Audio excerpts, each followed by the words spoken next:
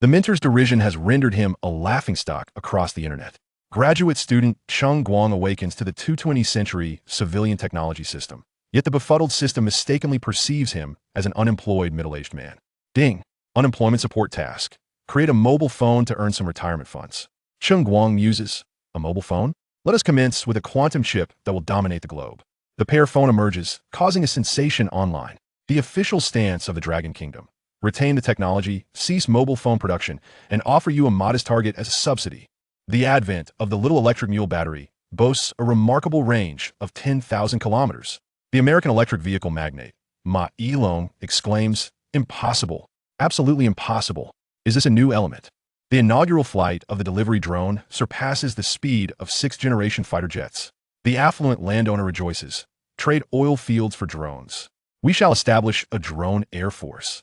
The release of the medical prosthetics sees Iron Men proliferate across the Middle Eastern battlefield. Chapter 1. Is the journey beginning with the mentor's underhanded tactics? You claim not to sell chips, then I shall create my own. My head aches intensely. Cheng Guang opens his eyes amidst chaos, his mind throbbing as if about to explode. Countless unfamiliar memories flood into his consciousness with frantic urgency. He, Cheng Guang, has unexpectedly traversed into another realm. He has inhabited the body of a graduate student with the same name in a prestigious engineering university in the Dragon Kingdom. At this moment, he finds himself sprawled in a disheveled laboratory, confronted by a heap of scattered components and a mechanical puppy in disarray. The fragments of memory are a chaotic jumble. He struggles to piece together this information. The original owner seems to have been overwhelmed with fatigue, having succumbed to slumber at the desk. No, the memories reveal that the original owner suffered a sudden death. With the memories fully integrated, Cheng Guang finally comprehends the situation. The bionic mechanical puppy, painstakingly designed by the original owner, encountered a mishap during the finals of the Tomorrow's Technology Star National Collegiate Innovation Competition. The core control chip was unable to withstand the pressure, and, during the crucial dynamic demonstration phase, it sizzled and burned out. The championship, once seemingly assured, slipped away, leaving only a consolation prize. Damn, what terrible luck, Cheng Guang mutters inwardly. Why did the chip burn out? It was none other than the recent sweater war instigated by those American fellows who imposed strict export limitations on high-performance chips to the Dragon Kingdom. With a limited budget, the original owner cobbled together a subpar substitute. Consequently, during high-intensity operation, it collapsed entirely. Even more infuriatingly, immediately following the award ceremony, the original owner's mentor, Professor Gao Bowen, one of the judges for the competition, not only failed to offer consolation, but also, in front of numerous students and media outlets, sarcastically criticized the original owner's work as unstable in performance and lacking a solid foundation, indirectly insinuating that his abilities were inadequate and that he was overly eager for quick results. How dare he? Cheng Guang, absorbing the original owner's memories, also feels an overwhelming sense of indignation. The original owner was merely a stand-in for Gao Bowen's precious son in this competition, and the opportunity was arranged through Gao Bowen's connections. Now that a mishap occurred, this old fox conveniently shifted all blame away. The original owner's personality was already somewhat twisted, bearing a hint of idealistic stubbornness. Coupled with the exhaustion from countless nights of preparation, he was extremely dissatisfied with his mentor's evident favoritism towards his own son. The frustration from the chip supply issue compounded his emotions, igniting a furious rage that erupted forth. He confronted Gao Bowen, exclaiming that the competition's failure was due to the chip being restricted, and he vented all of Gao Bowen's criticisms and his own unfair treatment onto the campus forum and social media. If the Americans won't sell chips, then I shall create my own. This bold proclamation spiraled the situation out of control. The campus forum erupted, and social media catapulted the original owner into trending topics. Comments from domestic netizens in the Dragon Kingdom were polarized, with some supporting him, others enjoying the spectacle, yet many expressing skepticism. Meanwhile, netizens from America seized the opportunity to ridicule him with various mockeries and memes, branding him a tech delusionalist and nearly nailing him to a pillar of shame. Gao Bowen, that cunning old fox, was not one to be underestimated. He swiftly contacted familiar journalists and, during interviews, crafted an image of himself as a stern teacher, heartbroken yet compelled to point out his students' errors. Before the camera, he feigned sorrow, speaking with heartfelt earnestness. Cheng Guang is a talented student with innovative ideas. However, alas, his foundation is indeed weak, and his temperament quite volatile. This failure is a significant blow to him, which I can understand, But to attribute responsibility to external factors and even challenge the integrity of the competition is somewhat unbecoming. As for claiming he would create his own chips, that is even more lofty and unrealistic. In scientific research, one must remain grounded. I hope netizens refrain from attacking my student. If blame must be assigned, let fall upon me. He successfully crafted a persona of a caring educator, mourning his student's misguided path, yet compelled to highlight his errors. What a facade! Cheng Guang chuckles inwardly as he absorbs the original owner's memories. Such individuals frequently manifest in life, presenting a veneer of righteous authority while engaging in unsavory deeds beneath the surface. To translate, this indicates that the original owner was unable to accept defeat, seeking attention, while attempting to elevate himself, all the while subtly undermining Cheng Guang as foundationally weak and unrealistic. This only served to exacerbate the already intense online backlash. The original owner, already emotionally and physically drained from the competition's failure and the mentor suppression, now faced an avalanche of ridicule and misunderstanding, particularly from the malicious assaults of American netizens, resulting in overwhelming psychological pressure.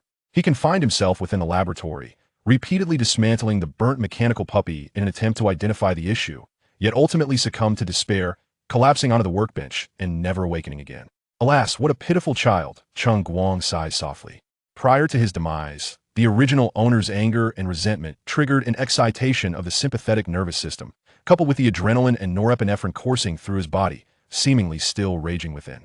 Cheng Guang can sense the pervasive despair and bitterness of the original owner. Now, this mess has fallen into his hands to resolve. Cheng Guang thoroughly awakened, rubbing his swollen temples. As he surveyed his surroundings, he noticed that the sun had already set and the laboratory was now deserted. Only he remained, along with the lifeless remnants of a mechanical puppy lying silently on the table, its chip burned out and utterly incapacitated. The phone in his pocket vibrated incessantly, the notifications from various social media platforms ringing like death knells. He took a deep breath and unlocked the screen. Goodness! A deluge of mentions and private messages flooded in like a flurry of snowflakes. At the top of the trending topics, the phrases graduate student boldly claims to create chips and mentor mournfully reflects on students' missteps shown glaringly, followed closely by a deep crimson explosion icon. The comments section was rife with vitriol, filled with mockery, skepticism, and invective, showcasing an array of unpleasant remarks. Is this it? Claiming to create chips? You should learn how to screw in a bolt first. Make sure to seize your chance to enter the factory. Hilarious. Dragon country folks only know how to brag. If you have the ability, why don't you create one? People from Long State always have such whimsical ideas, especially those comments originating from American IPs, whose words dripped with malice, inundated with various mock edits and short videos. The original entity was caricatured as an arrogant fool, foolishly challenging the modern technological establishment.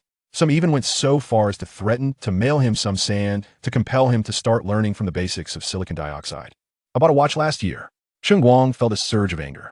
He attempted to post a message on the original account, explaining the actual circumstances of the chip supply disruption and the unsavory role played by his mentor, Gao Bowen. Although Cheng Guang was aware that explaining these matters would be futile, there are times when one must adhere to the necessary protocols.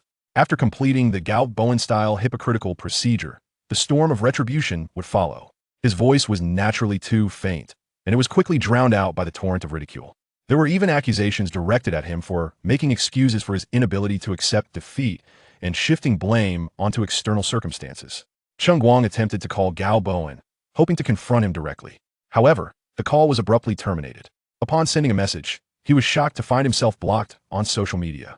This old rascal Gao Bowen was clearly determined to sever all ties with this troublesome student, allowing public opinion to completely consume the original entity. As for the school, it merely issued a bland announcement on its official website, urging students to view competition results rationally and discuss online civilly. Not a single word was uttered regarding Gao Bowen's actions or the core issue of the chip supply disruption, leaving their stance ambiguously nauseating. Cheng Guang had exhausted all avenues of necessary decorum and courtesy, and now he was ready for a tempestuous retribution. Cheng Guang dragged this body back to his dormitory. His roommates were all aware of the situation, and their expressions were quite complex. There was sympathy, concern, but more prominently, a sense that this time he had truly overstepped and created a monumental mess. They cautiously urged him, "Guang, why don't you go apologize to Professor Gao? Yes, bow your head and soften your stance. Otherwise, graduation might become an issue. Don't jeopardize your future. Just endure this little grievance, and it will pass." His roommates chimed in with their advice. Cheng Guang remained silent, quietly sitting at his desk beneath his bed. The immense pressure of public opinion, his mentor's ruthlessness, the school's indifference, and the incomprehension of those around him, combined with the impending demands of his graduation project and thesis, created an overwhelming burden. He began to understand why the original entity had succumbed to despair. A person with slightly less resilience might have been driven to despair by such circumstances. However, Cheng Guang was not that kind of pushover. But I'm not the kind of soft fruit that the original entity was. Cheng Guang felt sympathy for the original, yet he was fundamentally different from that person.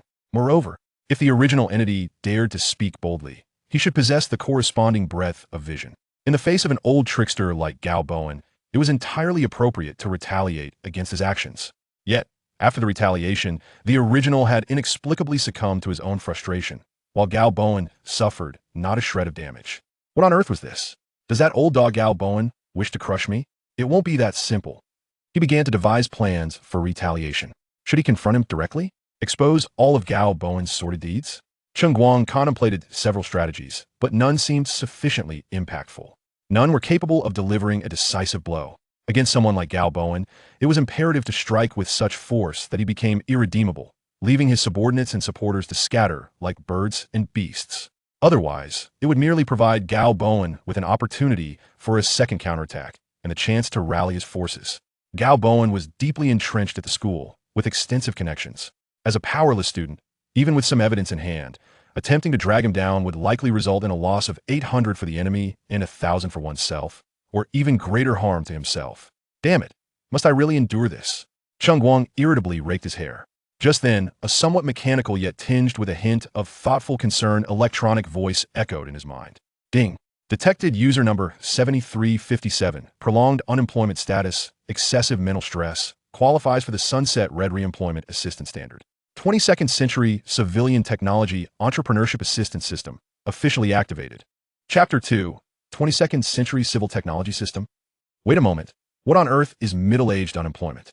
Cheng Guang was overwhelmed with irritation when suddenly a sound resonated in his mind. Ding! User ID 7357 detected. Unemployment status persistent. Mental stress excessively high. Qualifies for the Sunset Red Reemployment Assistance Program. 22nd Century Civil Technology Entrepreneurship Assistance System, officially activated. Cheng Guang was momentarily stunned by this unexpected voice, nearly leaping from his chair. Was it an auditory hallucination? He vigorously shook his head, questioning whether the immense pressure had led to a figment of his imagination. Yet, the voice echoed once more, clearer than ever. System binding in progress. Binding successful. Host, Cheng Guang. Identity recognized. Middle-aged, unemployed male. Cheng Guang was utterly bewildered, instinctively touching his smooth, firm cheek, wondering where the signs of middle age might be found. He hastily rummaged through his drawer for a small mirror, and the reflection revealed a youthful, handsome visage, with striking brows and bright eyes. No matter how he regarded himself, he appeared as a well-educated young man. Middle-aged? Unemployed? He was barely in his early 20s, a graduate student on the brink of completing his studies. Cheng Guang mentally scoffed at the absurdity. While the existence of system was undoubtedly thrilling, could it be that this system was somewhat inept? For a fleeting moment, he genuinely believed that the original host was an elderly man, simply overlooked by him. However, he quickly dismissed this notion, as it seemed implausible. Thankfully, the memories of the original host did not belong to an old man. The system, indifferent to his internal turmoil, continued in its monotonous tone. Detection of host's heightened entrepreneurial enthusiasm, initiating stage 1 of the Sunset Red Reemployment Assistance Program. Basic skills training and startup fund distribution. Cheng Guang's lips twitched. Heightened entrepreneurial enthusiasm. He was being forced into a corner, preparing to confront that old rascal Gao Bowen in a desperate showdown.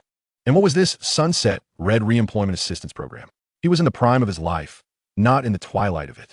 Just at that moment, a virtual interface, visible only to Cheng Guang, slowly unfolded before him. The interface was unexpectedly simplistic, resembling the large font mode commonly used on his grandmother's phone, with a warm sunset pattern as the background. At the very top, a massive slogan shimmered, caring for the sunset red, recreating career spring. Cheng Guang. He found himself at a loss for words. There was evidently something amiss with this system. According to database matching, the most suitable civil entrepreneurship project for swift initiation was smart communication device manufacturing. The system's unperturbed voice continued, now distributing a novice gift pack, complete design blueprints for 22nd century entry-level smartphones, micro civil automation production line setup technology, startup funds of 100,000 dragon coins. Cheng Guang's eyes widened in shock. Complete design blueprints for smartphones? Entry-level for the 22nd century? Technology for setting up micro civil automation production lines? And 100,000 dragon coins in startup funds. He suddenly realized a more pressing issue. This system not only misjudged his age, but seemed utterly disoriented regarding the era. It appeared to perceive him as a middle-aged gentleman unfortunate enough to be unemployed in the 22nd century. Yet he was merely a vibrant graduate student in the 21st century, from a prestigious engineering university in Dragon Country. This blunder was monumental. Just as Cheng Guang's mind raced, a vast torrent of information surged into his consciousness. Goodness! Cheng Guang grunted, feeling as though his brain had been forcefully crammed into an entire library. An overwhelming influx of data, intricate formulas, and precise blueprints. Encompassing the complete design scheme for the so-called 22nd century entry-level smartphone, the demands for unheard-of new materials, the unprecedented manufacturing processes, and the detailed construction steps and operational methods for the impressively named micro civil automation production line. The sheer volume of information was enough to overwhelm any ordinary person's mind. However, this deluge, though immense, was optimized and organized by the system in an ineffable manner, enabling Cheng Guang to comprehend and absorb each piece of information as if this knowledge were inherently his own. Within mere minutes, Cheng Guang had preliminarily digested this colossal influx of information. The so-called 22nd century entry-level smartphone, my goodness. Its processor architecture utilized a quantum logic gate array, with computational efficiency surpassing even the most advanced supercomputing chips of the current era. The battery's energy density was astonishingly high, thin enough to sustain the phone's intensive usage for an entire month. The screen display technology employed flexible holographic retinal projection, capable of directly projecting three-dimensional images into the air, with clarity and color saturation obliterating all contemporary screens. Not to mention the astonishing applications of material science, such as self-repairing exteriors and energy harvesting coatings. Any single one of these technologies, when presented individually, could create monumental waves in the global tech community, obliterating the current pinnacle of technological advancement. Akin to a fully equipped high-level character annihilating novice monsters in a starter village. This was merely the entry level. Has civil technology in the 22nd century reached such grotesque heights? If this could actually be manufactured, novice task released. Please utilize the startup funds and technology to construct the production line and manufacture the first batch of products. Achieving the initial accumulation of wealth for retirement. Task deadline, 30 days. Cheng Guang, gazing at the glaring phrase, initial accumulation of wealth for retirement in the task description, coupled with his newly assigned identity as a proud middle-aged unemployed male, he found himself both amused and exasperated. Cheng Guang took a deep breath. Regardless of the so-called sunset red or middle-aged unemployment, as long as it could help him escape his current predicament and allow him to slap those who looked down upon him in the face. Even if he were suddenly bestowed with boundless wealth, he would reluctantly accept it. Chapter 3, Sunset Red Reemployment. The system compels me to manufacture smartphones for retirement funds. Cheng Guang steadied himself and began to contemplate his current predicament. He was genuinely beset on all sides. Online, the cacophony of insults continued to pour forth like a deluge. Impossible to stem. That old coot Gao Bowen must be reveling in this turmoil, undoubtedly scheming ways to further complicate Cheng Guang's life. Graduation? That seemed precarious. This old fool would certainly lay traps for him during the thesis and defense stages. Even more dire, his financial situation was as bleak as his visage. The system had indeed granted him 100,000 yuan in startup funds. For a mobile food stall, that amount would suffice. Not to mention that even a couple of thousand would be adequate. However, for any more substantial venture, 100,000 yuan was undeniably insufficient. Even opening a bubble tea shop would stretch that budget to its limits, let alone manufacturing smartphones. Cheng Guang flicked through the original host's bank records, only to find a meager balance of a few thousand yuan, hardly enough to cover this quarter's living expenses. His only glimmer of hope lay with this somewhat forgetful future technology system lodged in his mind. The barefooted fear, no shoes. Cheng Guang gritted his teeth.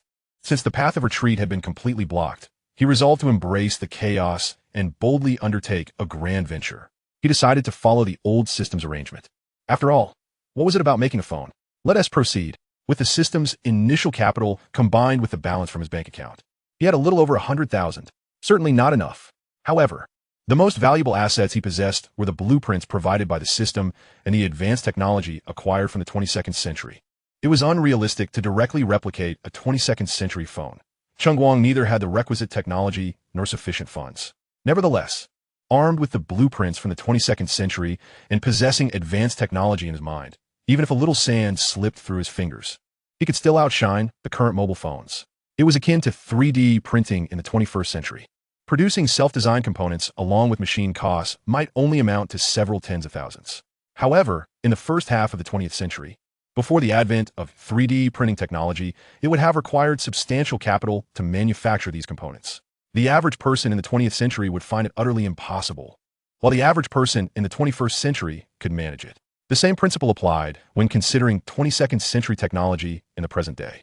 Even if he could only create a subpar version of a 22nd century phone using the outdated technology of the 21st century, the innovative perspective of 22nd century technology would ensure that its quality could surpass that of any phones currently available on the market.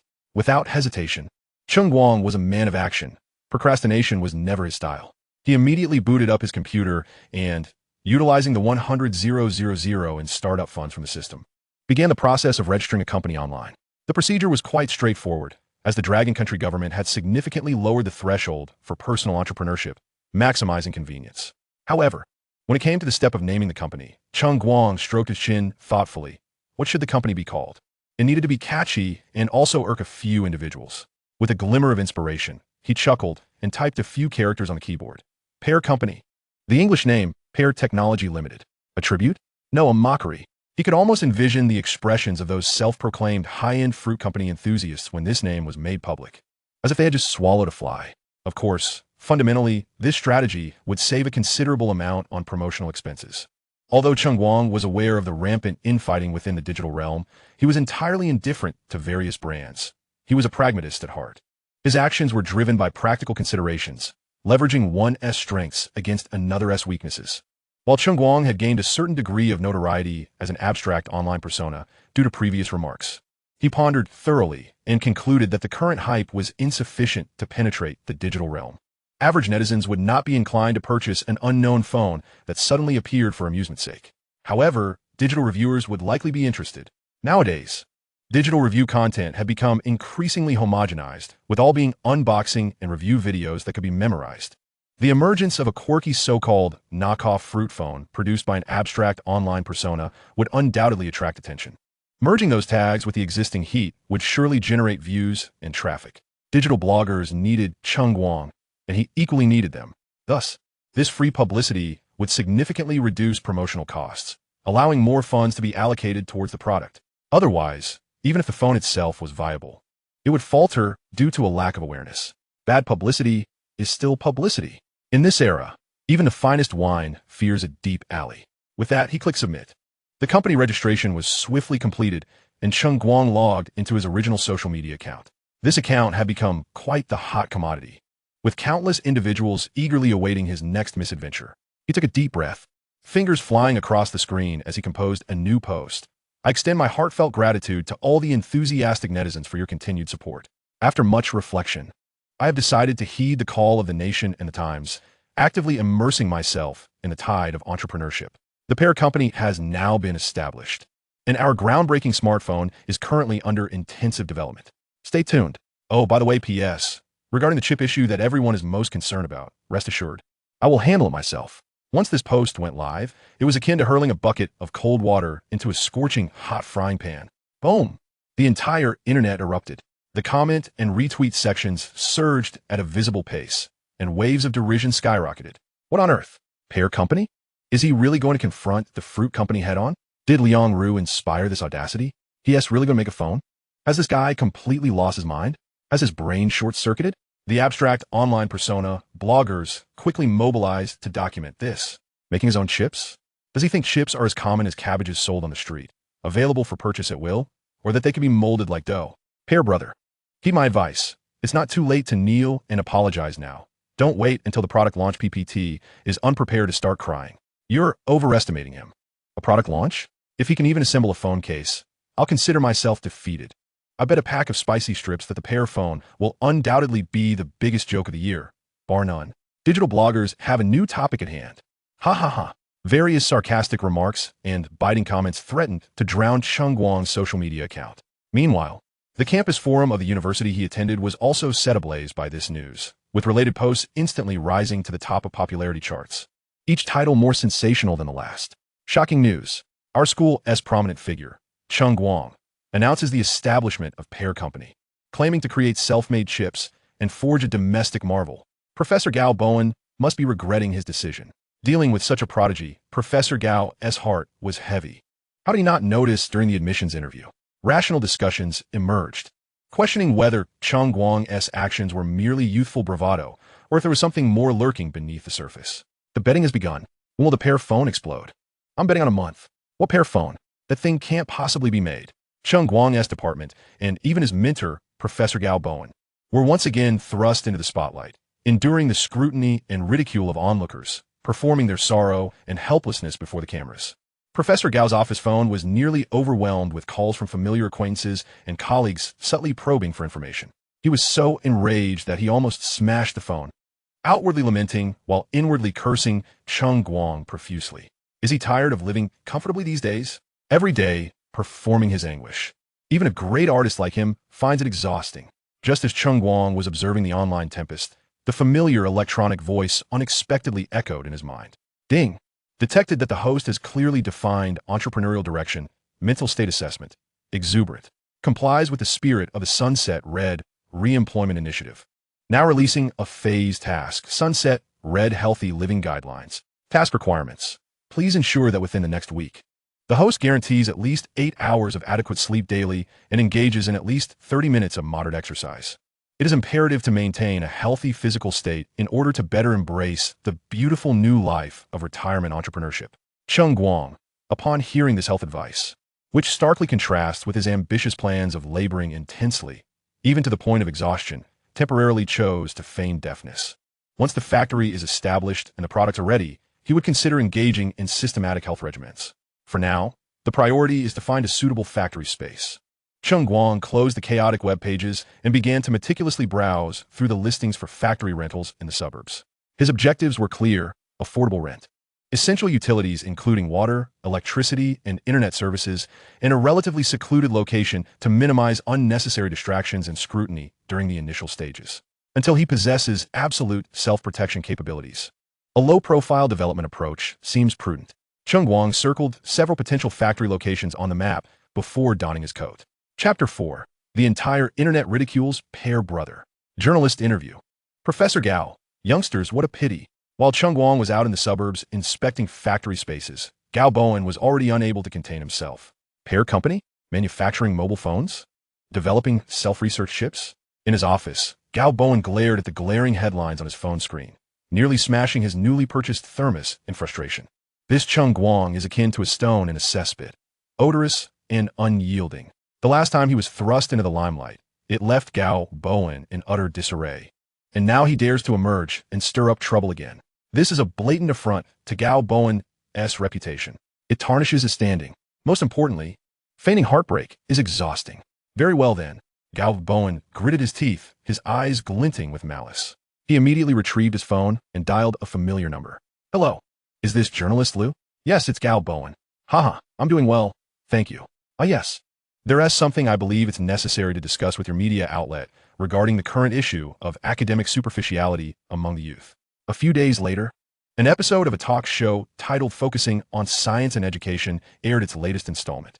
The production team specifically invited Gao Bowen, a seasoned expert in technological innovation and talent cultivation in higher education, to participate in the discussion. On camera, Gao Bowen was impeccably dressed in a suit, his hair meticulously styled, and gold-rimmed glasses perched on his nose, exuding the demeanor of an academic luminary. When the host inquired about his perspective on the prevailing phenomenon of some students being overly eager for quick success or seeking to attract attention, Gao Bowen let out a heartfelt sigh. Ah, some of today's youth, he began, his tone imbued with a gravity that conveyed genuine concern, have yet to solidify their foundations, yet they yearn to ascend to great heights overnight and achieve fame in an instant. Indeed, some resort to rather ostentatious means to capture attention. He paused, as if weighing his words, but his gaze inadvertently swept across the camera, presenting a visage of moral righteousness grappling with emotional turmoil. In my view, such behavior is profoundly irresponsible. It not only disrespects the very essence of scientific research, but also reflects a lack of academic competence and an immature mindset. Gao Bowen's performance, while ostensibly heart-wrenching, was dominated by a formidable sense of justice. Although he did not name names, it was abundantly clear to anyone present that his remarks were directed squarely at the recently embattled Cheng Guang and his Pear company. Gao Bowen continued his act, crafting an image of a caring educator who, while supportive of students' ambitions, would not compromise on principles. Certainly, students having ideas and daring to innovate is commendable, and we, as educators, should encourage that. He pivoted, a benevolent yet pained smile gracing his face. However, encouraging innovation does not equate to indulging in reckless rhetoric. It does not grant one the license to disregard the laws of science. Certain actions, if scrutinized, may even border on academic misconduct. A sharp intake of breath rippled through the studio audience. The accusation of academic misconduct was a heavy burden to bear. Gao Bowen further lamented, "The failures in education are also our responsibility as teachers. If we do not guide students onto the right path, we cannot absolve ourselves of blame." At last, the performance reached a crescendo of dramatic lamentation. Yet Gao Bowen was no self-sacrificing zhuge liang, and Cheng Guang was far from a hapless masu. With these words, Gao Bowen distanced himself from the situation, portraying himself as the victim, the anguished mentor lamenting the wayward student. In truth, his words were sharp as daggers, aimed at pinning Cheng Guang as a paragon of disgrace, destined for eternal condemnation. This was not a poignant farewell to Ma Su, but rather an enactment of Cao Cao executing the quartermaster Wang Ho. This interview video was rapidly disseminated across major media platforms, each headline more sensational than the last. Renowned professor condemns academic superficiality, some students approaching academic misconduct. A heartfelt farewell to Ma Su, the academic zhuge liang purges toxicity. Is it the fall of a genius or the antics of a buffoon? Mr. Gao Bowen reveals the truth behind the chip manufacturing madness. Professor Gao's tearful plea, "Young people, please stay grounded." Cheng Guang's image as an impractical madman and academic fraud was further entrenched by these reports. Online, a fervor erupted with countless self-proclaimed experts in telecommunications, semiconductor engineers, and technology commentators indignantly denouncing Cheng Guang and his Pear company. Personal mobile phone manufacturing? Starting from chips? This Pear brother must be living in a dream, exclaimed one verified former senior engineer from XX Communications on Weibo. Let me enlighten you all on the challenges of mobile phone manufacturing. First, the funding. Do you think creating a mobile phone is child's play? Without hundreds of millions in startup capital, you won't hear a peep. How much does the R&D investment of those fruit companies and the Sanshin Group amount to annually? Astronomical figures. And you, Cheng Guang, have a registered capital of a mere 100,000? That's enough to buy a few screws. The comment section erupted in laughter. 100,000? That might not even cover the utility bills for the factory. Perhaps enough to buy a speaker and shout onto the overpass. Pear phones buy one get one free. Includes a signed photo from a boss. The senior engineer continued to elaborate. Secondly, the technological barriers. Chips. This is the soul of a mobile phone. Do you know how expensive photolithography machines are? They can easily cost hundreds of millions. There are only a handful of companies capable of manufacturing them. You, Cheng Guang, talk about self-research? Who is designing the blueprints? Can you afford EDA industrial software? It starts at millions. How much does a single wafer cost? Do you even know?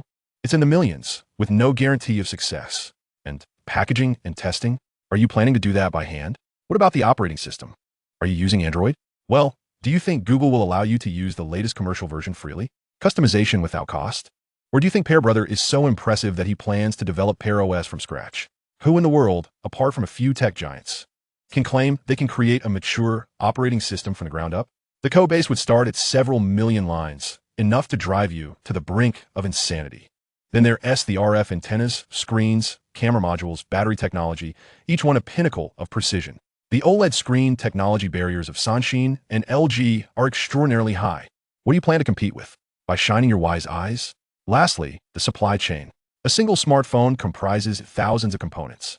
Every component is backed by a well-established supply chain. resistors, capacitors, chips, memory, PCB boards, structural parts. How can a small workshop integrate so many suppliers?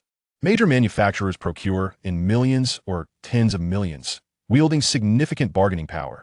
Can you expect to be taken seriously with just 3 or 5 units? You may not even secure a sample.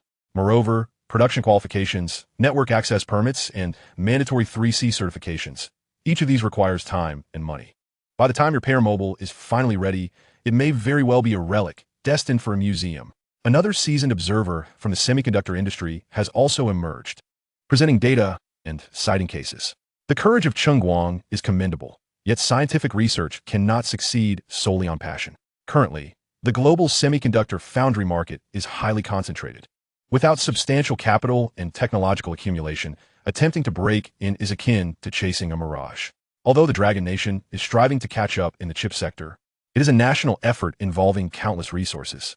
Even so, high-end processes remain constrained by external factors. What can a mere graduate student accomplish?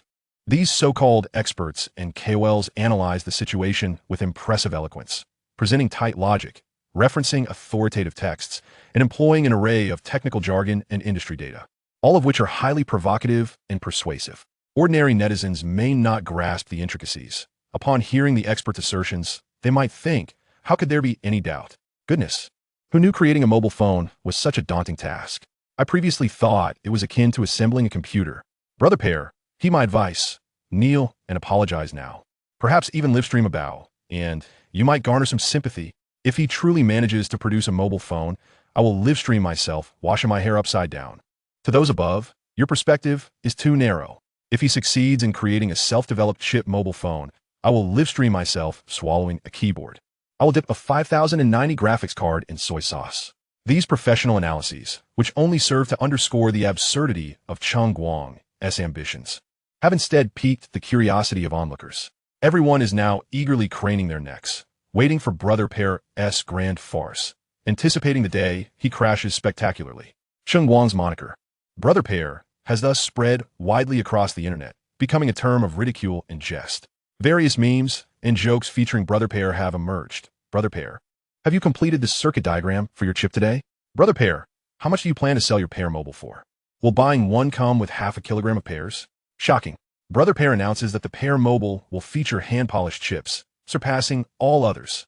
Gao Bowen, observing the overwhelming mockery directed at Cheng Guang online, feels a sense of comfort. Yet he believes this is insufficient. Cheng Guang must be utterly crushed, ensuring he never rises again. Gao Bowen genuinely doubts Cheng Guang can manufacture a mobile phone, but he worries about the potential for Cheng Guang to capitalize on any black-red fame. What if he truly succeeds and begins live streaming for profit? What if this lad becomes wealthy, even if through infamy, and escapes his control? He must continuously harass Cheng Guang, ensuring he remains discredited and devoid of opportunities to profit from streaming. Gao Bowen has never taken Cheng Guang's mobile phone venture seriously, but preventing Cheng Guang from attaining wealth and independence is paramount. Gao Bowen is well aware that Cheng Guang's current notoriety is partly a consequence of his own attacks. However, perhaps incessant criticism might distract him from live streaming for cash. The more Gao Bowen contemplates his meticulous strategies, the more convinced he becomes of his decisiveness. Truly, he is a master of his craft. Thus, Gao Bowen discreetly began to mobilize his efforts. He privately contacted several media outlets with whom he has collaborated or who have previously benefited from his influence. Over the phone, Gao Bowen spoke earnestly. Xiaofeng. Recently there has been that Cheng Guang, yes, my student, the one behind that Pear company. The social impact is quite negative. Our school is quite troubled by it. Don't you media outlets pride yourselves on factual reporting? If you have the time, perhaps you could visit his so-called factory for an in-depth report, to enlighten the public on the true situation and prevent them from being misled by unfounded claims. It is imperative to expose the truth of this farce, so that everyone can see what is truly happening. Gao Bowen's insinuation is unmistakable. He wants these media entities to unearth Cheng Guang's dark secrets, portraying his entrepreneurial endeavor as a complete sham and a laughingstock. Faced with the deluge of skepticism and ridicule online, as well as the insidious machinations of Gao Bowen behind the scenes, Cheng Guang remains composed in the modest office of his rented factory, calmly gazing at his computer screen. His mind is solely focused on how to replicate 22nd century production techniques using the productivity levels of the 21st century. These clowns, no matter how animated their analyses, are merely frogs in a well. All their arguments are predicated on the technological framework and understanding of the 21st century. How could they possibly fathom the outrageous and extraordinary advancements in civilian technology that the 22nd century has achieved? The so-called financial barriers, technical obstacles, and supply chain challenges pale in comparison to the future technologies that the system offers. Just as Cheng Guang was about to close the web page and continue his research on production line debugging, that familiar electronic chime unexpectedly resonated in his mind. Ding! Friendly reminder. Prolonged exposure to a negative public opinion environment may lead to increased blood pressure, hormonal imbalances, and neuroses, among other health risks. It is advised for the host to engage in at least 30 minutes of meditation and relaxation exercises daily to maintain a peaceful state of mind, which may help extend your healthy retirement lifespan. Cheng Guang. He silently located the option to mute non-mission-related health suggestions in the system's notification settings and decisively pressed it. At this moment, he had no time for self-care. Chapter 5. Renting a shabby warehouse to create a mobile phone? The entire internet awaits the spectacle. Cheng Guang disregards the tumultuous online discourse, dedicating himself entirely to the preparations for his startup. The mapping and information filtering functions provided by the system are far superior to any navigation software available on the market. Soon, Cheng Guang pinpointed an abandoned small warehouse in a remote corner of the city outskirts. This place is, to put it mildly, desolate and uninviting. The surroundings are barren, and the rent is suspiciously affordable. Previously a defunct hardware processing plant, the utilities are barely functional but still usable. Cheng Guang breathed a sigh of relief. He could not afford any repair costs at this time. A stable and well-equipped infrastructure is paramount. This dilapidated location meets the system's minimum environmental requirements for the micro-automation production line. Without hesitation, Cheng Guang swiftly signed a rental contract using the 10,000 yuan in startup capital provided by the system. It is worth noting that although Cheng Guang registered Pear Company with a capital of 100,000 yuan, the new company law in the Dragon Nation stipulates that shareholders must fulfill their capital contribution within 5 years from the date of registration. In other words, Cheng Guang has approximately 5 years to complete the 100,000 yuan contribution, which is quite favorable for budding entrepreneurs. Naturally, this sum is entirely reserved for the most urgent expenses. After signing the lease for the warehouse, Cheng Guang wasted no time and made his way directly to the premises alone. He had no intention of hiring anyone. After all, the system provided him with cutting-edge technology from the 22nd century, and even the simplest component could provoke a sensation. He was keen to avoid any premature exposure. Standing in the desolate, dust-laden warehouse, Cheng Guang took a deep breath and began to assemble the production line according to the technical guidance provided by the system. This so-called assembly was a far cry from the equipment installations he had tinkered with in his school laboratory. Before him, a pale blue virtual interface materialized. Visible only to him, he tapped quickly on the interface, and in the next moment, the seemingly ordinary metallic materials and the basic modules within the boxes began to levitate, combine, and transform as if guided by an invisible force.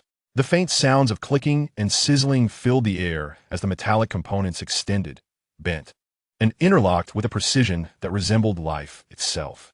From an outsider's perspective, Cheng Guang appeared utterly deranged, flailing about in the open space, gesturing at the air. Occasionally, he would pick up oddly shaped parts, manipulate them, and then watch in amazement as they moved on their own. If anyone were to witness this, they would surely think him a madman. As Cheng Guang immersed himself in this almost supernatural construction process, he remained oblivious to a shadowy figure stealthily approaching from outside the warehouse. The newcomer, a young man in his early 20s wearing a cap pulled low, held a smartphone stabilizer with the camera aimed toward the warehouse. This individual, known as Sean Pao, was a budding internet celebrity specializing in live streaming various curiosities and explorations, earning his keep by attracting viewers. Recently, the exploits of Cheng Guang, dubbed Pear Guy, had spread like wildfire online, and Sean Pao had caught wind of a sensational story. Through various rumors circulating on the internet, coupled with a few subtle hints leaked by Gao Bowen, Sean Pao had painstakingly pieced together the information and deduced his way to this location. Hey folks, that rundown warehouse ahead is reportedly the secret base of the internet sensation. Pear Guy Cheng Guang, he whispered excitedly to the camera as a throng of curious onlookers began to flood into his live stream. He cautiously maneuvered to a broken window and extended his smartphone as camera inside. The audience was greeted by a dimly lit, dusty, and cobweb-laden old warehouse. The camera then focused on the center, where Cheng Guang was busily toiling away, his back turned to the window. Surrounded by a chaotic assortment of metal frames, boxes, and various unidentifiable objects, he appeared to alternate between bending down, reaching out, and seemingly conversing with himself, his movements odd and eccentric. The chat exploded with reactions. Wow. Is this really Pear Guy's phone factory? I can't stop laughing. You guys have driven Pear Guy insane. Is he building with blocks or playing in the mud? My 3-year-old nephew's Lego creations look more impressive. In this environment, calling it a small workshop would be generous. It's barely a scrap yard. Who would even collect scraps here? This place is deserted. I'm losing it. Is Pear Guy planning to power his phone with love or concoct some elixir from scrap metal? Seriously, is he practicing some kind of techno-alchemical art? Cybernetic cultivation, perhaps? And he thinks he can create phones and develop chips? Dream on. Someone should intervene. This man might be losing his mind. Pear Guy, take my advice. Go work at a construction site. It's not too late to salvage your dignity. As Sean Powell observed the rapidly scrolling comments, a grin spread across his face. This was pure, unadulterated traffic. He quickly edited the live footage of Pear Guy's block building session, overlaying sensational titles and merging it with a shaky, clandestine perspective, all set to an eerie rendition of a catchy background tune. Once the video was posted, it was instantly shared across the internet, with the topic of Pear Guy's warehouse antics skyrocketing to the local news and even being picked up by some low-tier tabloids. Cheng Guang's unreliable persona, a caricature of a deranged genius, had firmly embedded itself in the public consciousness. Meanwhile, Gao Bowen smirked as he read the news reports, humming a tune of triumph. Let us see you compete with me now. At that moment, Cheng Guang remained blissfully unaware of the chaos unfolding outside. His entire focus was consumed by the astonishingly rapid formation of the production line before him. The intricate structures that had once existed solely in his mind and on paper were now materializing before his very eyes. Chapter 6. Pear Phone Generation 1. Opens for pre-sale. Netizens. 1 week shipping. A new height of deception. Cheng Guang practically lived in that dilapidated warehouse, forgoing sleep and rest. In less than 3 days. A miracle, or perhaps an object that would leave 21st century earthlings in awe, stood proudly in the center of the warehouse. The micro-automated production line was complete. Though its footprint was modest, even smaller than the common area of his college dormitory, the structure was remarkably compact, utilizing every inch of space to its fullest potential.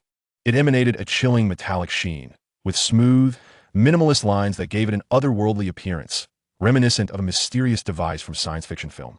Clearly not of this era. What efficiency! Cheng Guang mused, circling the production line with immense satisfaction. He had merely tapped a few commands on that ethereal blue virtual interface, and the system had handled the rest. Even more astonishing was the fact that this production line came equipped with its own energy module. The system referred to it as a small, controllable cold fusion unit, a term that sounded almost mystical. Regardless, it boasted an energy consumption so low it was astonishing. Cheng Guang had sneakily checked the ancient electricity meter in the warehouse, which moved slower than a tortoise. He speculated that the energy consumption was merely for initiating the small, controllable cold fusion unit, which likely accounted for its minimal energy usage. If the power company were to discover this, they might think the meter was malfunctioning. Cheng Guang chuckled to himself. Moreover, there was a foundational material conversion unit, a truly heavyweight component. It was designed to create core precision parts that were either unavailable on Earth or far beyond his budget. In other words, he only needed to procure relatively basic scrap materials. This ecological niche was akin to a 22nd century 3D printer. Cheng Guang promptly opened his laptop and, based on the material list provided by the system, began to scour the internet anonymously for raw materials. High-purity silicon, several specific alloy powders, and various polymer materials. These substances are hardly rare commodities. As the world's factory and the only nation on Blue Star with a complete industrial chain, Long will boast a remarkably mature domestic supply chain. However, Cheng Guang's order presented peculiar and exacting demands regarding the purity and composition of the materials. One supplier's customer service even called to confirm, "Boss, are you certain this formulation isn't erroneous?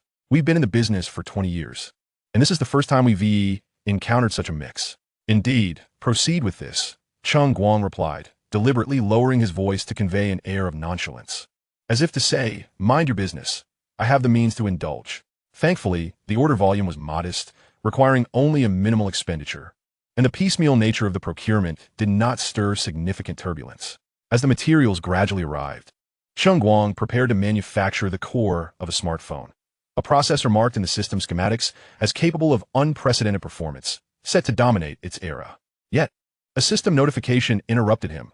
Warning: the target core component, quantum logic gate array processor, and high-density solid-state hydrogen fuel cell cannot be manufactured at the current technological level of the host location. Materials and processes are lacking.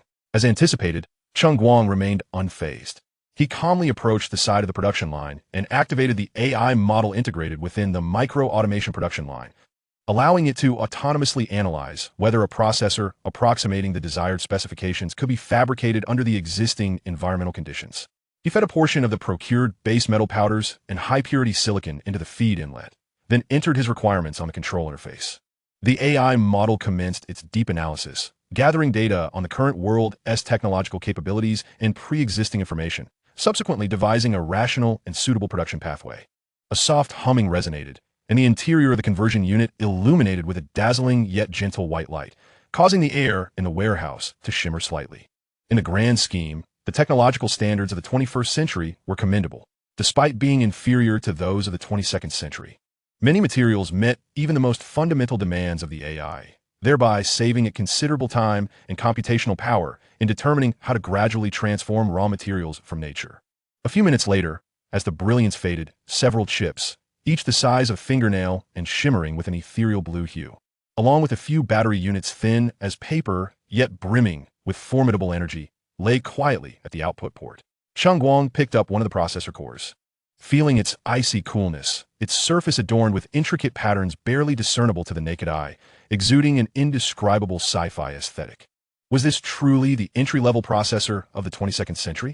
Was this the device capable of besting all contemporary supercomputers? A miracle transcending time had silently emerged within his humble warehouse. Commencing operations, Cheng Guang set the program on the central control panel and pressed the start button.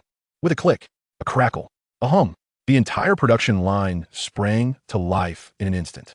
Countless diminutive mechanical arms, akin to the most agile octopus tentacles, deftly and swiftly grasped, cut, etched, welded, packaged, and assembled.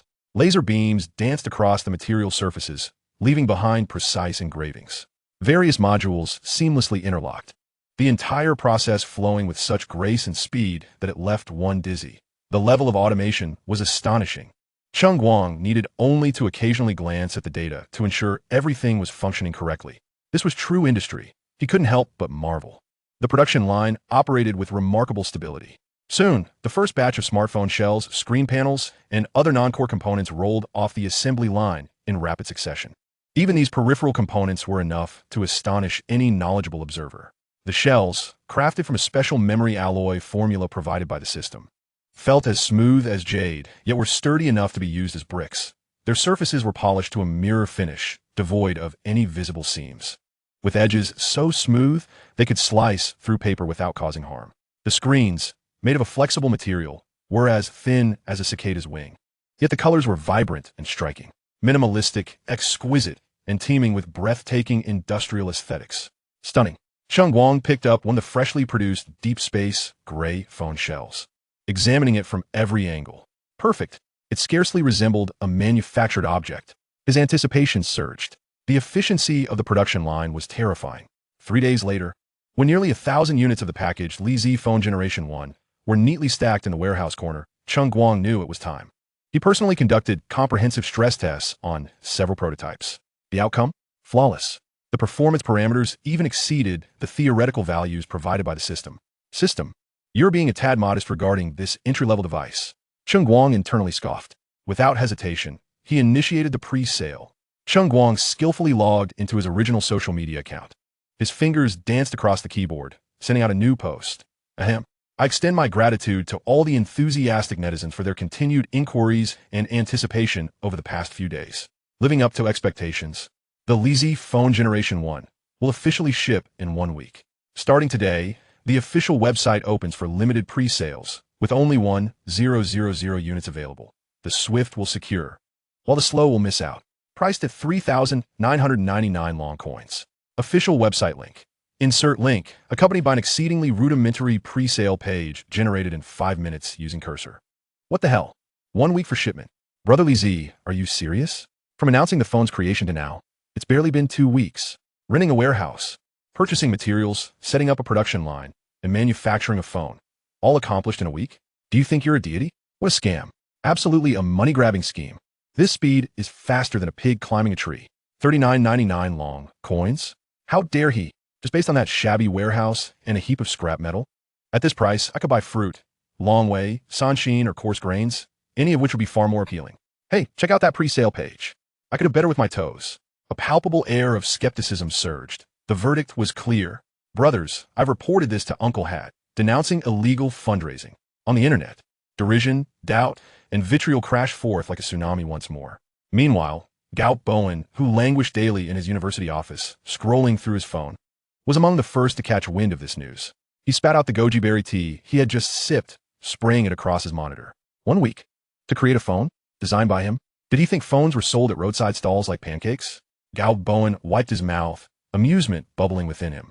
At the subsequent departmental meeting, he deliberately used this incident as a cautionary tale, publicly naming Cheng Guang. Some young people simply aim too high, indulging in fanciful thoughts. Wouldn't be accomplished in a week. Completing a PowerPoint for the phone would be an achievement. And he dares to claim shipments? Utter nonsense. This is a desecration of science, an insult to our entire industry. Afterward, he made a point to approach the head of the school's ideological education department, Xiao Wang. Keep an eye on Cheng Guang's movements. Such attention-seeking behavior is highly detrimental. If necessary, we can take measures to prevent him from tarnishing our school's reputation. The tone and implication were clear to Director Wang. This was a call to set traps for Cheng Guang, to catch him off guard. Yet, despite the cacophony of online criticism, the shockingly rudimentary pre-sale link witnessed a rapid surge in orders. Upon entering the order page, the majority of visitors are self-media bloggers drawn by the latest buzz, eager to seize the opportunity to obtain the Pear Phone at the earliest possible moment, thereby enabling them to produce a comprehensive review of this monumental flop, all while capitalizing on the ensuing traffic. Recently, there have been no notable smartphone launches to capture the public's attention. Additionally, several novice digital influencers are intent on leveraging this occasion to establish their presence. Among them are pure tech enthusiasts, driven by a morbid curiosity to see what absurdity might unfold. Of course, there are also a few casual onlookers, piqued by the enigmatic confidence emanating from Cheng Guang, who boldly proclaims, "I fear no one." The outcome? The initial batch of 1,000 units of the Pear Phone, amidst a whirlwind of controversy and the curiosity of onlookers, vanished within mere hours. The glaring words "sold out" glaringly adorned the rudimentary pre-sale page. What? Really sold out? Could it be that this generation of internet users is so easily deceived? Surely, Cheng Guang must have orchestrated this himself, an inflated facade. Just then, a few exceedingly blurry photographs emerged online. The angles were rather peculiar, seemingly captured from a hole in the warehouse or from a height. One could vaguely discern what appeared to be some machines operating inside the warehouse. Other images hinted at the indistinct outlines of purported finished phones, neatly arranged in a square formation. Is this genuine? Could it be that Cheng Guang was not merely boasting? Nonsense. Surely they are doctored, or perhaps mere stage props. It is difficult to ascertain. What if Cheng Guang is indeed a hidden genius? The emergence of these photographs instigated a subtle shift in the previously one-sided public opinion. Nevertheless, the prevailing skepticism remained, with some bloggers endeavoring to elucidate what a genuine digital product manufacturing facility ought to resemble. Their underlying message was clear. The products crafted in such factories, even if they are smartphones, may very well be inferior to counterfeit devices. Naturally, the comments section erupted with discussions, predominantly dismissive, while the bloggers reveled in the ensuing traffic. On Cheng Guang's end, as he beheld the notification of successful pre-sales and the influx of zeros in his bank account, his spirits soared. The first harvest of his retirement venture exceeded all expectations. Just then, the familiar electronic voice echoed in his mind. Ding! Congratulations, host, on achieving the product preheating milestone. According to the Sunset Red Entrepreneurship Psychological Guidance Manual, version 32, Chapter 7, Section 3, in the face of initial market skepticism and misunderstanding, maintaining a calm and composed mindset is of utmost importance. It is advised that the host immediately play soothing music such as Sunset Beauty or Visit Home Often, and cultivate a small vegetable patch at the warehouse entrance to plant easy-to-grow herbs like scallions and cilantro, thereby alleviating entrepreneurial stress through gardening, refining one's character, and adding a touch of greenery to a beautiful retirement life. Cheng Guang glanced at the barren, unforgiving concrete outside the warehouse, envisioning himself wielding a hoe and donning a straw hat, planting scallions beneath the setting sun. Upon hearing the news of the Pear Phone's explosive pre-sale and sellout, Gao Bowen's nose nearly crinkled in fury. Bot accounts. It must be hired bots inflating the sales. He raged in his office, exclaiming that a bunch of fools were waiting to be duped. Did anyone genuinely believe he could launch a phone within a week? The more he pondered, the angrier he became, even going so far as to thump his chest and make bold declarations during a private dinner with familiar colleagues. Let me make this clear. If Cheng Guang truly manages to produce a decent phone within a week, I, Gao Bowen, will live stream myself performing yoga while washing my hair and eating a keyboard. Chapter 7. Gao Bowen's frustration. Underhanded tactics? Apologies, but in the face of true talent, all else pales. Though Gao Bowen feigned disdain for Cheng Guang's phone during the dinner, internally, he was seething with jealousy. Selling 1,000 units at 3,999 yuan each, regardless of whether it was merely a spectacle. Even this one-time profit eclipsed the cumulative earnings he had painstakingly amassed over the years. In short, the fervent pre-sale of the Pear Phone left Gao Bowen fuming. That amounted to over 3 million yuan, a golden opportunity he inadvertently gifted to his rival. Had he known money could be so easily earned, he would have seized the chance himself. How dare his enemy benefit, sitting in his spacious office?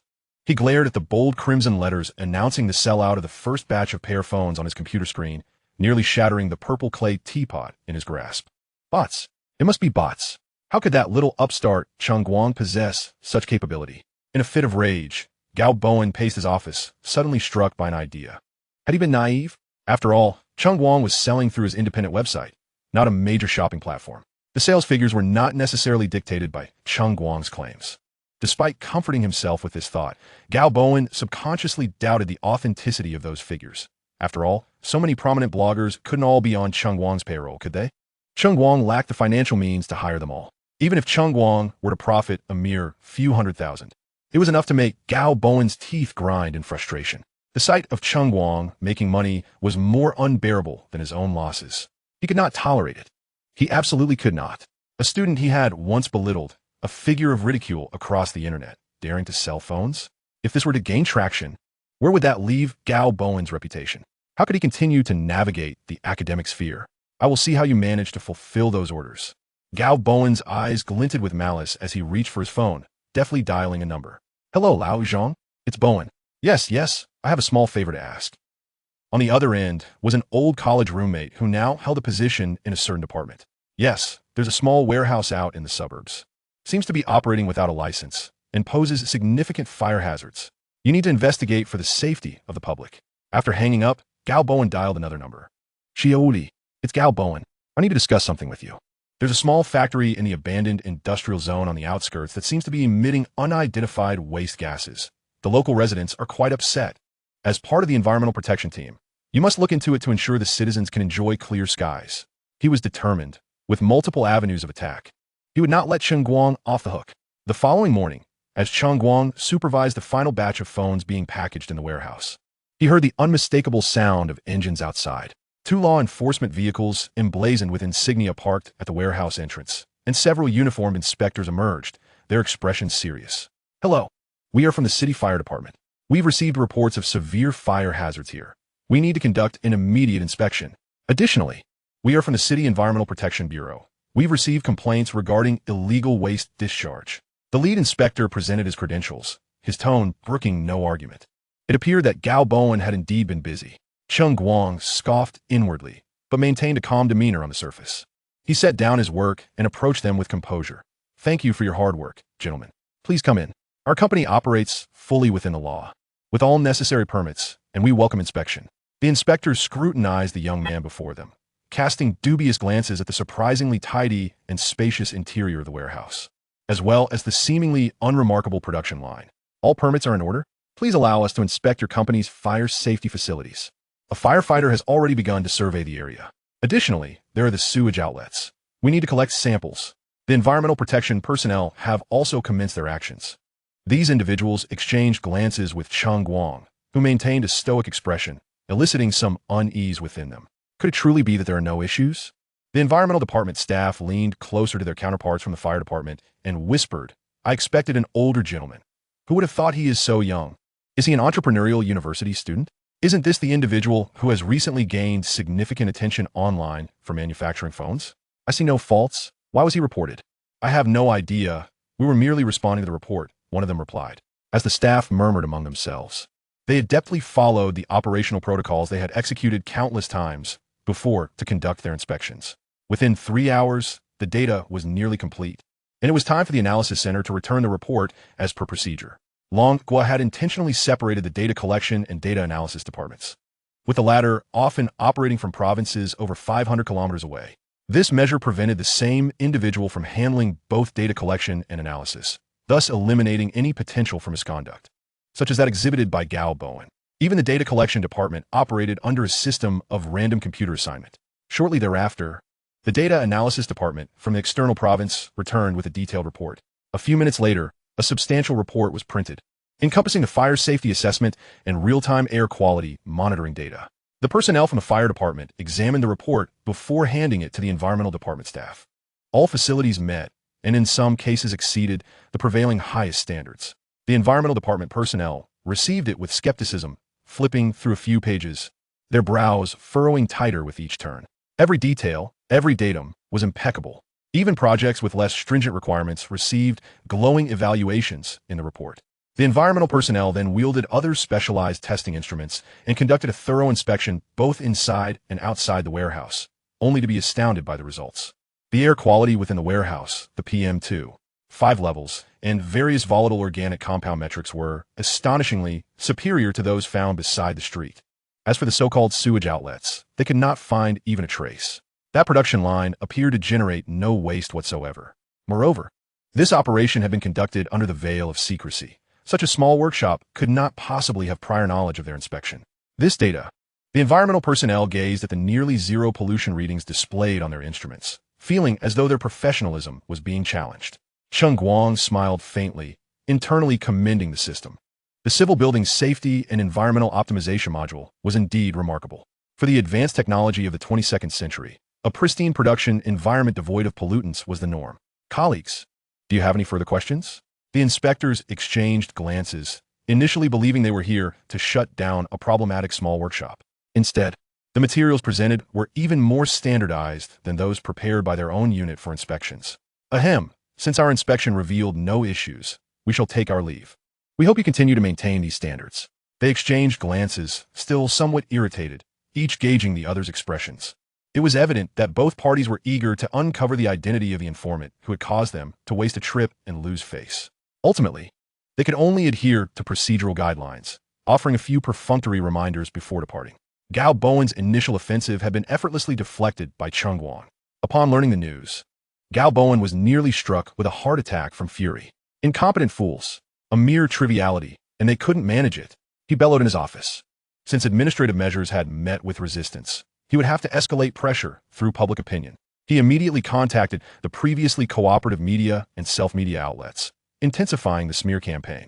In no time, a storm erupted online, unveiling the Pear smartphone scam. How a mere 100,000 yuan in registered capital supports a 10 billion yuan dream? Suspicions arise of foreign malfeasance behind Cheng Guang. Beware the technological, sugar-coated cannonball. When will the sensationalism cease? The plight of contemporary academic integrity as seen through the lens of Pear Brother. Various sensational headlines, paired with speculative analyses, thrust Cheng Guang and his Pear company back into the spotlight. Some so-called industry giants and entrepreneurs from tech companies, prompted by Gao Bowen's friendly nudges or simply finding Cheng Guang's endeavors ludicrous, began to voice their opinions. It's commendable for young individuals to have ambitions, but they must remain grounded. Scientific research is no trivial matter, admonished a vice president of a well-known smartphone manufacturer in a public forum. Manufacturing phones is an exceedingly complex systemic engineering feat, encompassing design, research and development, supply chains, production, testing, and countless other facets. It cannot be accomplished merely through enthusiasm.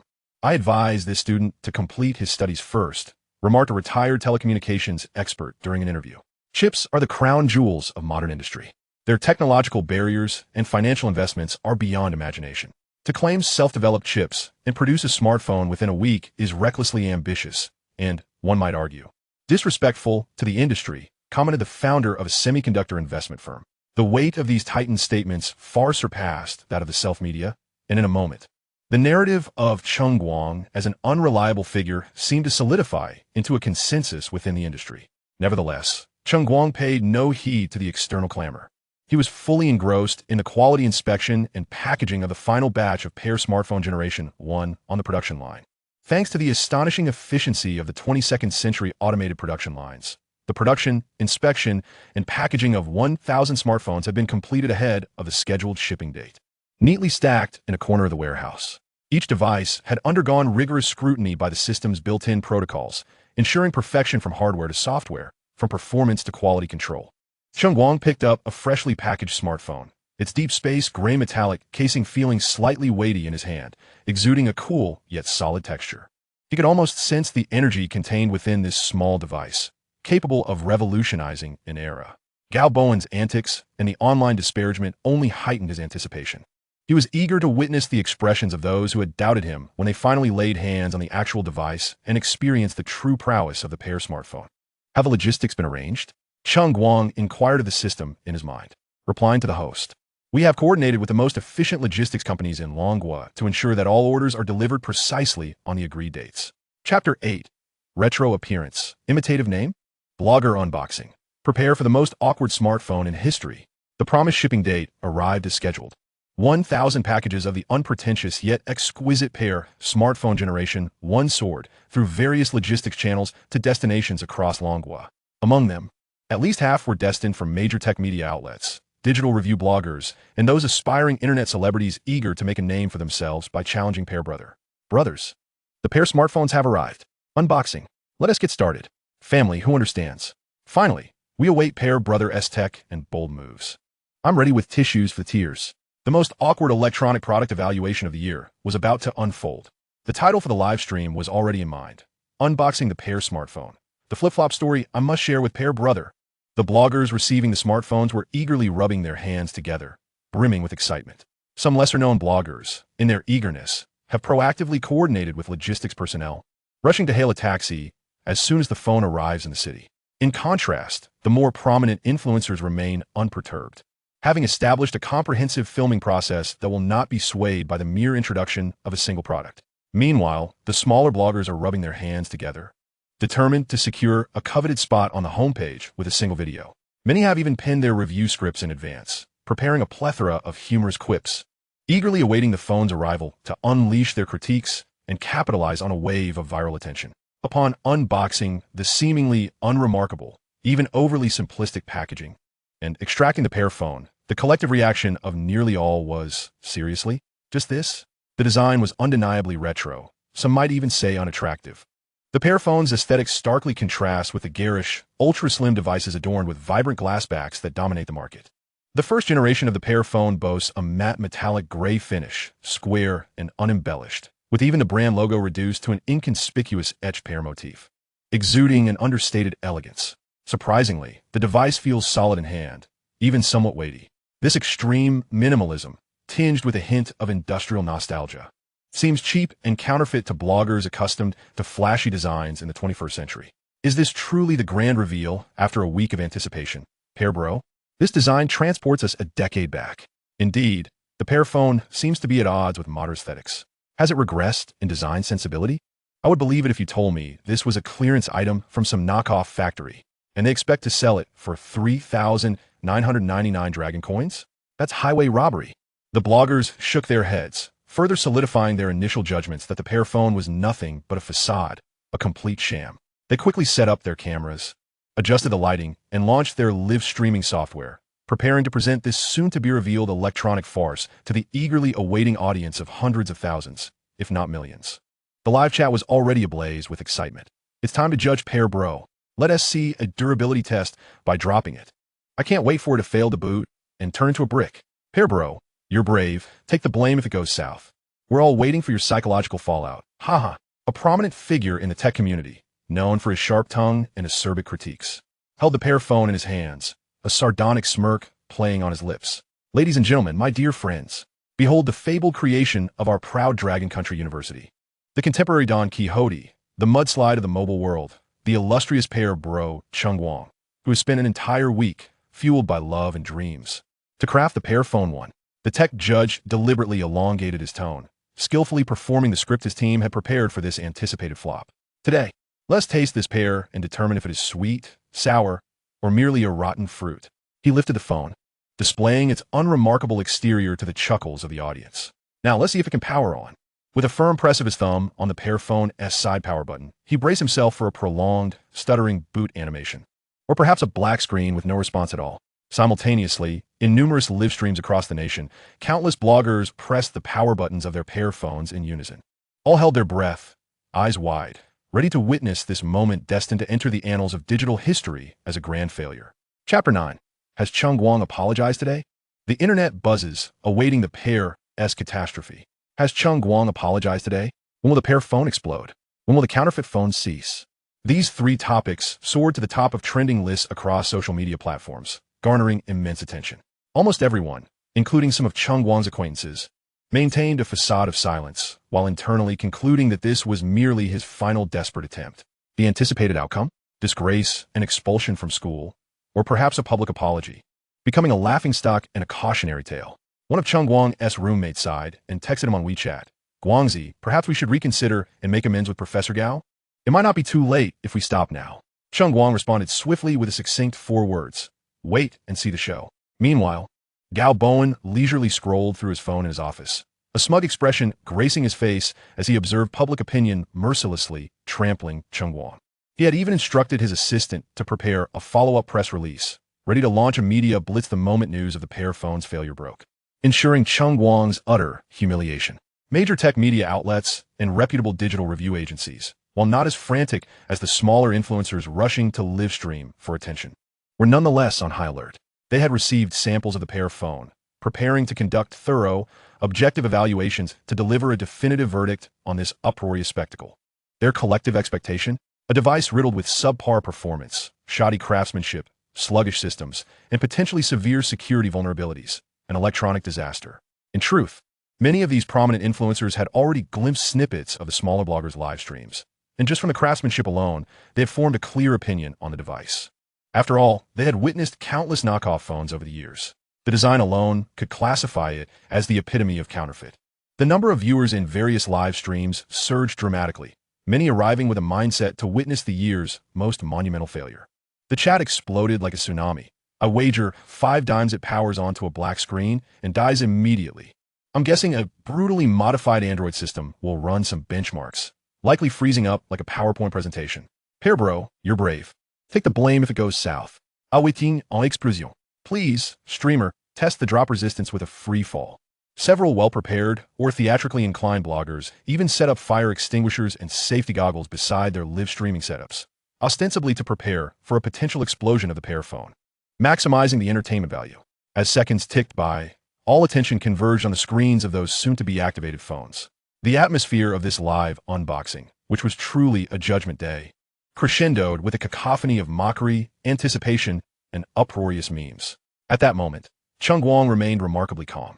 He sat serenely before the modest yet efficient control console of the warehouse, a large screen displaying the smooth operation of the production line where the second batch of Pear Phones was being systematically produced and packaged.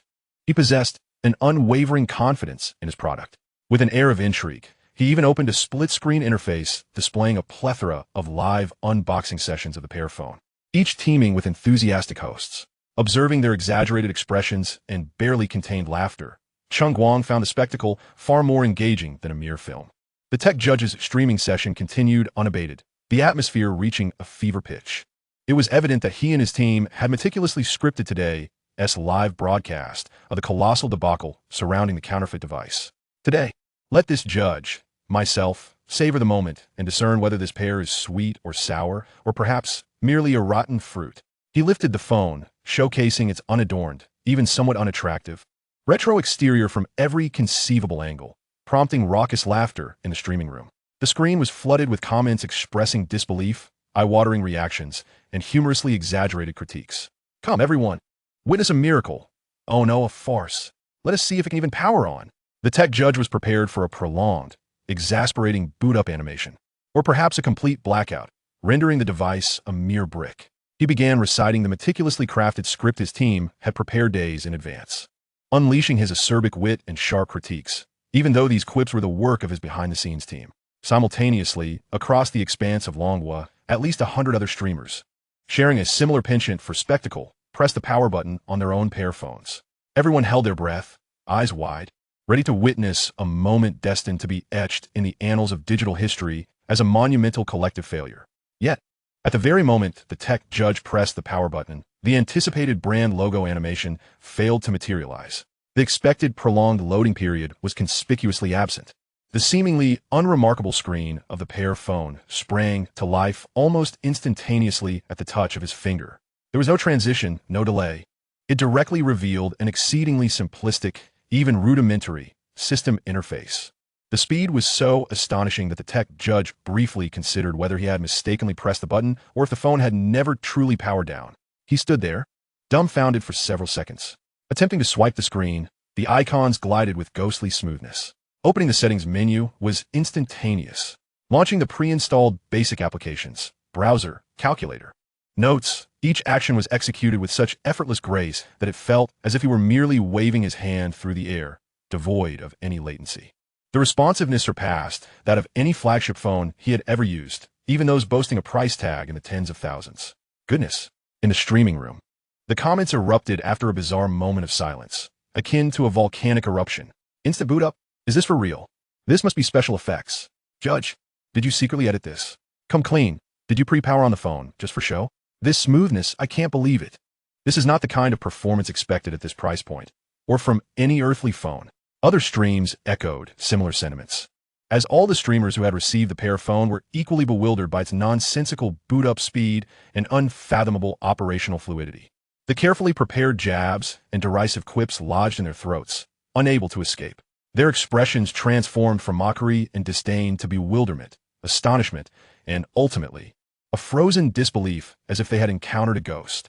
One skeptical streamer, unconvinced, suspected that the simplistic system was the reason for its smoothness.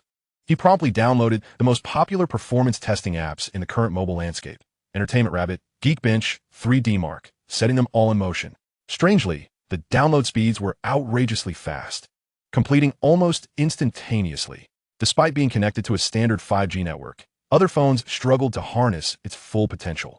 The Pear phone, however, unleashed the full power of its 5G capabilities. Though the 22nd century had long surpassed the use of 5G, the network optimizations achieved through advanced technology were unmatched by current standards. Even with today's 5G speeds being adequate, many existing phones lack the modem capabilities to fully exploit 5G's maximum velocity. This was due in no small part to the Pear phone's astonishing wireless module and formidable data processing prowess.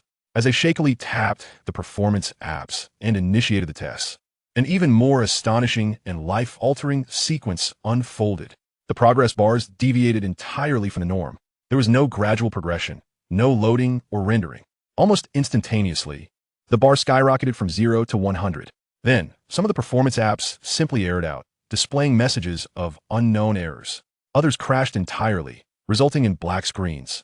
A few fortunate apps managed to complete the process, yielding scores so astronomical that they nearly caused their viewers' eyes to bulge. Those lengthy digits far exceeded the design limits of these testing software, eclipsing all known phone models by several magnitudes. It was as if they were no longer of this realm. Error? The performance software outright failed? I must be mistaken. Entertainment Rabbit crashed. What kind of sorcery is this? To the one above, yours is still acceptable. My Geekbench just returned a negative score. A negative score, my friends. Even the system is in disbelief. What kind of performance beast is this? Is this still a phone? It's practically a supercomputer disguised as a mobile device. Pear brother, I was wrong. My previous criticism was perhaps a bit too vocal. I owe you a bow. Thud, thud, thud. Judge, where are you? Has your expression management system collapsed too? Please say something. Judge, please. The comments in the streaming room spiraled into chaos. The tide of public opinion underwent a staggering 180-degree reversal in mere minutes. Those who had initially come to revel in the spectacle were now wholly absorbed, neglecting interaction with their audience. They became almost entranced, fervently testing the Pear phone's various performance limits, simultaneously launching dozens of demanding applications, rapidly switching between them, loading the most graphically intensive AAA games currently available, with all effects maxed out, streaming various ultra-high-definition, high bitrate Blu-ray videos. The result? The Pear Phone maintained that astonishing level of fluidity, whether multitasking, rendering complex games, or decoding ultra-high-definition videos. It handled each task with an effortless grace, devoid of any stuttering or frame drops. What is even more astonishing is that, under such intense operation, the overall heat generated by the phone is remarkably well controlled, merely exhibiting a slight warmth. As for the battery life, it appears seemingly to have hardly diminished at all. A digital blogger renowned for his expertise in hardware specifications and technical analysis is now articulating, with a voice trembling to the point of distortion, before the camera, "Ladies and gentlemen, I may have witnessed history today." He takes a deep breath, striving to steady his wildly racing heart, and declares, word by word, This level of performance is absolutely unattainable by any currently known mobile processor. This defies the laws of physics. This contradicts the principle of conservation of energy." What was anticipated to be a disastrous unboxing unexpectedly transformed into an awe-inspiring revelation. The plethora of prepared jests and comedic props now stands as mere folly. This live broadcast, which was supposed to be a public execution of the Pear brother, has, by a twist of fate, evolved into the debut performance of the Pear Phone. Moreover, it does so with an overwhelming, paradigm-shifting ferocity. The technological judge gapes, dumbfounded, at the unremarkable Pear Phone in his hands, rendered speechless. Chapter 10. Instantaneous Onslaught. Benchmark scores skyrocket. The comments section. The effects are quite realistic. Must be a paid promotion. Clips from a live stream spread like wildfire, with titles flipping and reversing. Those capturing the disdainful mockery of various bloggers before unboxing, their astonishment upon powering up, followed by their collective silence during performance testing, have created a dramatic series of clips and review videos that soar across video platforms and social media. Titles have evolved from the great Pear Phone crash scene, "I can't breathe from laughter," to "Wait, is this phone free to power on?" And finally to the birth of a performance monster. Benchmark software crushed, culminating in a unified declaration. This phone, it defies logic. Click rates, shares, and comments are skyrocketing. Is this phone destined for greatness? Has it even toppled benchmark software? Those upstairs, wake up, it's effects. Absolutely effects. The editing team for Pear Brother must be rolling in riches. Yet, for just $3,999, one could merely buy solitude? Better to invest in my great fruit. This smoothness must be a result of the system being so stripped down that it's unrecognizable. The comments section below the video is a battleground of contrasting opinions. Some users, left slack-jawed by the astonishing fluidity and benchmark obliteration, begin to chant, "Pear Brother is incredible. A beacon of domestic innovation, redefining smartphones." However, the prevailing voices are those of skepticism and disbelief.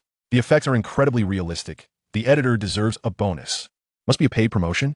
I'll double the offer from my fruit company. Hurry and delete, then repost. Undoubtedly, it's software manipulation, a fraudulent score. Can Android systems really be played this way? Who are they trying to fool? Those asserting the system is stripped down? I suspect they might be right. Perhaps apart from the desktop, no applications can be installed. Soon, the accusations of paid shills are firmly affixed upon all bloggers and users who offer positive feedback. Where does the Pear company find the funds to hire such shills? Surely they must have sacrificed their undergarments for this. Is the Pear company possibly owned by some wealthy heir? Quick, investigate Pear Brother. This marketing strategy is brilliant, first suppressing, then elevating. The script is well written. Pear Brother. The entertainment industry needs talents like you. Surely they VE collaborated with a manufacturing plant, utilizing another flagship's core while merely changing the shell. This is merely a performance. Various conspiracy theories proliferate, alleging mysterious capital behind the scenes, stealing the core technology from the fruit company, or that it's a military secret project testing the waters. Spinning tales so vivid that one could almost claim Cheng Guang is an alien sent to disrupt human dominion over Blue Planet. Such intense skepticism inadvertently affirms just how outrageous the performance of the Pear Phone is, far surpassing the comprehension of most individuals regarding mobile technology in this era. They would rather believe it's a meticulously orchestrated hoax, an overwhelming marketing spectacle, than accept that an obscure graduate student, ridiculed across the internet as Pear Brother, could, in just a week, engineer a product capable of revolutionizing the industry's understanding. Naturally, disbelief is the expected response. This defies logic. This is unscientific. Some of those who previously condemned Cheng Guang as a sensationalist and academic fraud, self-proclaimed industry experts and KOLs, instead of promptly conceding and apologizing in light of the evidentiary videos, have undertaken a more professional dissection from various angles. Ahem, everyone remain calm. Videos can indeed be subject to acceleration processing. It's difficult for the naked eye to discern, states a seasoned digital commentator, adorned with gold-rimmed glasses. With grave seriousness on his social media account. Yes, and the mechanisms of benchmark software are not infallible. They can be optimized through specific code to display inflated scores. This is not a secret within the industry, another mobile industry observer promptly adds. Benchmark software can indeed be deceived by specific code. Without disassembly verification, everything is mere illusion. The crux of the matter is, without disassembly verification, everything is mere illusion. Who knows what's inside? What if it's a microserver? They attempt to wield an array of technical jargon incomprehensible to the average person to maintain their authority, muddying the shifting narrative. Exactly. No disassembly. What is the point of discussion? Support the experts. Pear brother must be pulling tricks. Even more fervently. A well-meaning individual delves into the timeline of Cheng Guang registering the Pear company, leasing a suburban warehouse, and anonymously procuring raw materials, then confidently posts on the forum. Brothers, I sense something amiss. The performance of the Pear Phone is astonishing. However, what about the timeline? That kid Cheng Guang, from the announcement of the company to the shipment of the phone, has barely been a few days. In such a short span, it's impossible for him to complete the design, research, and production process. Where did the design blueprints come from? Who is fabricating the chips? How is the production line calibrated? This post is like a stone thrown into a tranquil lake, instantly stirring up a tempest. Indeed, how did I overlook this? Wait. That's chilling to contemplate. How could he find the time for RD? From registering the company, leasing a warehouse, purchasing materials, to designing, producing, and testing. The timeline simply doesn't align. We're the netizens. They are the modern-day Sherlock Holmes, the Leeuwenhoek of the keyboard. Soon, the astute internet sleuths begin their investigative digging. The registration details of the Pear company are here. Registration date. X month, X day. Merely a few days ago. This is a photograph of the rental agreement for that abandoned warehouse in the suburbs. The lease commencement date is merely 2 days after the company was registered. I had a friend look it up. Cheng Guang's order for that batch of high-purity silicon and other basic materials was placed on X month Y day. Just over a week ago, a series of irrefutable evidence is unearthed and laid bare before all internet users. The timeline is utterly incompatible. In a week, not to mention creating a groundbreaking phone from scratch, even mere assembly would be a stretch. This is the smoking gun. It's undoubtedly a rebranded product. I knew it. How could a university student possibly be this remarkable? What a sensational revelation. The Pear Phone hoax is confirmed. This is fundamentally a pre-existing solution. Or it's simply a rebranded item. Ladies and gentlemen, keep your eyes wide open and do not be deceived. Indeed, it is highly likely that a suitable manufacturing partner had already been secured, utilizing an existing solution, or perhaps they merely procured a batch of white label devices, merely altering the system and changing the casing to tout their prowess. Upon the release of this technical analysis, it was immediately disseminated widely, seemingly furnishing the most compelling evidence for the assertion that the Pear Phone is a sham. The post vehemently argues that within such a short time frame, it is inconceivable to complete the entire design, research, and production process, thus affirming that it must have relied on pre-existing solutions or is simply a rebranded product. I'd suspected there was something amiss. A seasoned industry insider, who preferred to remain anonymous, confidently asserted during a tabloid interview. The development of mobile phones is an exceedingly intricate system engineering task, encompassing hundreds, if not thousands, of stages, each of which demands a considerable investment of time and experience. A week? Huh, that is sheer fantasy. Do not be swayed by superficial benchmark scores. Another prominent independent digital commentator, adorned with a title of authority, rationally analyzed in his video program. Such extraordinary performance is likely achieved by modifying the underlying code to negatively optimize for benchmarking software. Those in the know understand. As for fluidity, it may very well be that a specialized launcher or a stripped-down version of the system was employed, resulting in a decidedly poor user experience. I conducted a brief inquiry and found that, on a global scale, no chip manufacturer can complete the tape-out and testing of an entirely new architecture processor in such a brief period. Therefore, the so-called self-developed chip of the Pear Phone is, without a doubt, 99 mere hype, a facade of false advertising. A semiconductor industry observer remarked with unwavering conviction. In the face of the surging skepticism and polarized opinions online, Cheng Guang continues to maintain his characteristic silence. He neither engages with the experts and keyboard warriors in a defense of his position nor revels in the initial power exhibited by the product. Instead, he quietly remains in that modest yet efficient warehouse, overseeing the production and packaging of the second batch of Pear phones, while contemplating what innovative offerings the next system iteration might unveil. Although the new schematics have yet to be released, this does not hinder his advanced planning. At that moment, the familiar mechanical voice echoed in his mind once more. Ding! Market interest in the product has been detected, with online discourse exhibiting polarization. It is advised that the host engage in timely brand image construction, such as crafting a brand narrative that aligns with a mature and composed temperament to guide positive discourse and enhance brand reputation. Recommended templates: an old horse in the stable, aspiring for 1,000 miles, the re-entrepreneurial dream of a middle-aged engineer, or perseverance at sunset, the last stand of a technological veteran. While the initial performance of the Pear phone is indeed astonishing, the overwhelming tide of skepticism and accusations has prevented its reputation from experiencing an immediate reversal akin to those viral videos. Rather, it has become ensnared in an even greater vortex of controversy. In terms of sales, although there has been some improvement compared to pre-orders, a few brave souls, embracing the mindset of "if I don't go to hell, who will?" have placed their orders, yet remains a far cry from achieving true explosive success. The public's curiosity is heightened to unprecedented levels, yet their wallets are equally tightly clenched. Let us wait and observe a little longer. We shall see what the true authorities have to say once they conduct their evaluations. There is no rush. This immense controversy sparked by the Pear phone, akin to a snowball gaining momentum, urgently requires a credible and robust third party to deliver a final verdict.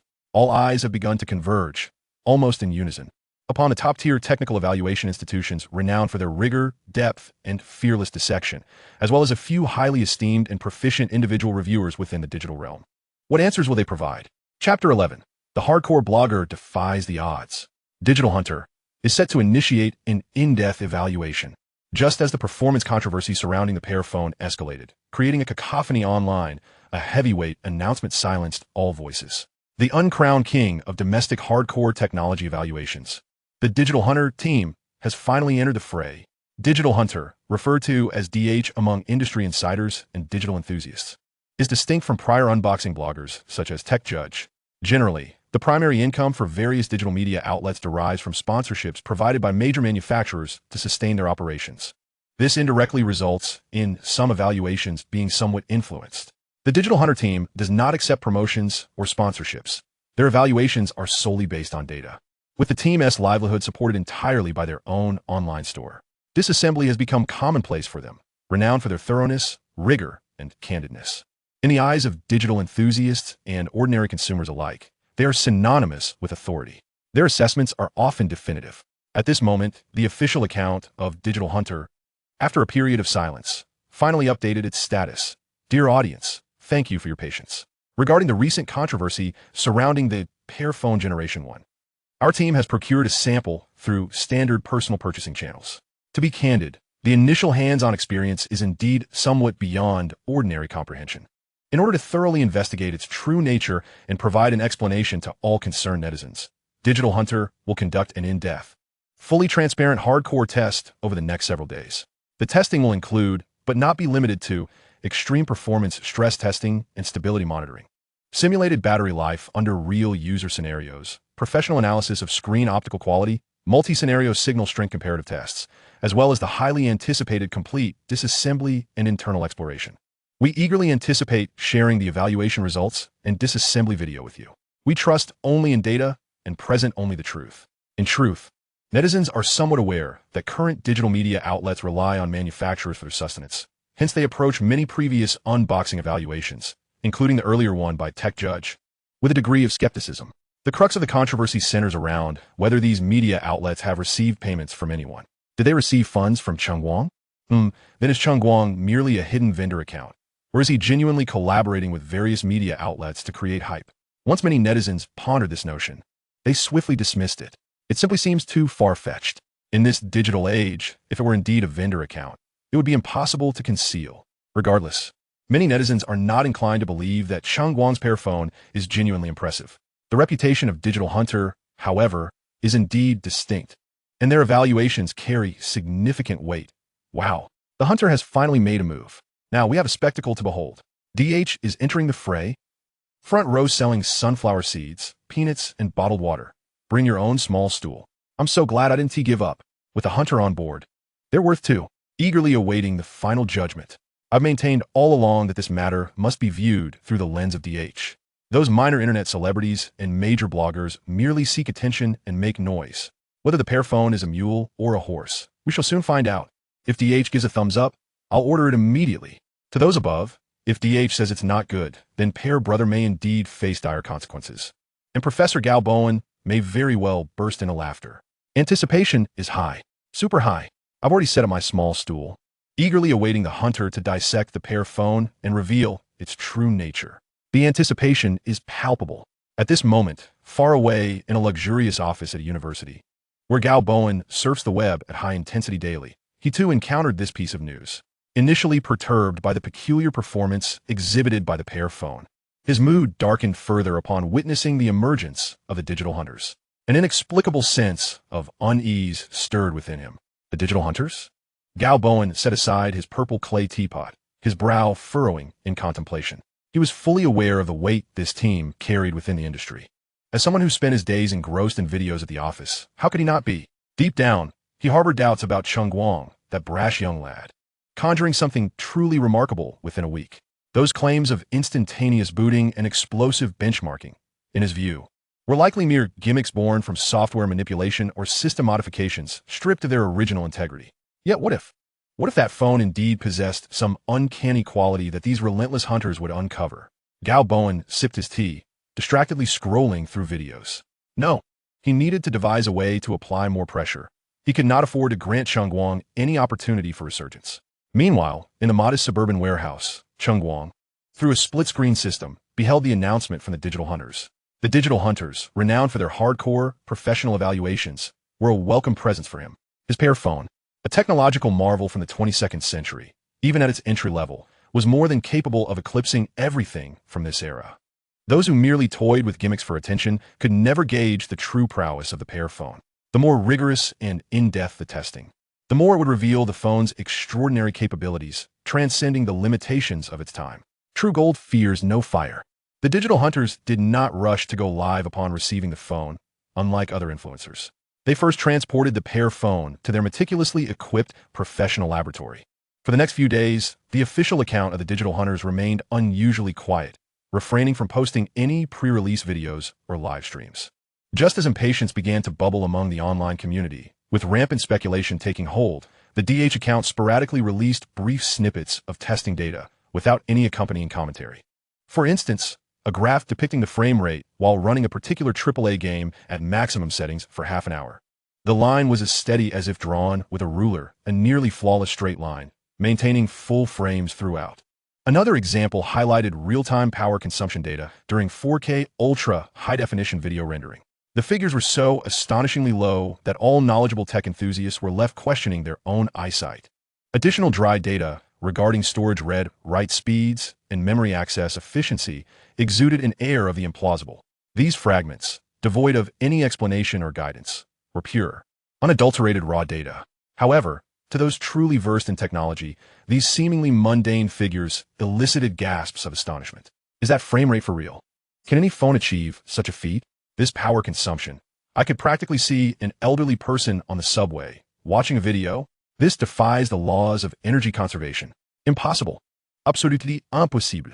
If this data were authentic, then the Pear Phone must operate on principles beyond earthly technology. What was DH up to? Teasing us, perhaps? We need clarity. As discussion surrounding these otherworldly figures intensified, a surprising subplot unfolded. While conducting routine signal strength comparison tests, the digital hunters deliberately brought the Pear Phone, along with several flagship models, to the underground parking lot of a building notorious for its abysmal signal coverage, as well as within the confines of a shielding elevator cab. The outcome was astonishing. While the other flagship phones displayed no service or barely 1 or 2 bars. With calls intermittently dropping and data connections practically paralyzed, the Pear Phone's signal, though diminished, consistently held above 3 bars. More importantly, calls remained clear and fluid, and it could even manage to load web pages, albeit with difficulty. Goodness, this signal is monstrous. This defies logic. Aren't basements and elevators supposed to be signal black holes? What does the Pear Phone achieve this? I previously criticized the Pear Phone's aesthetics, but it seems they invested all their resources into internal capabilities. This small revelation ignited a wave of astonishment within a limited circle.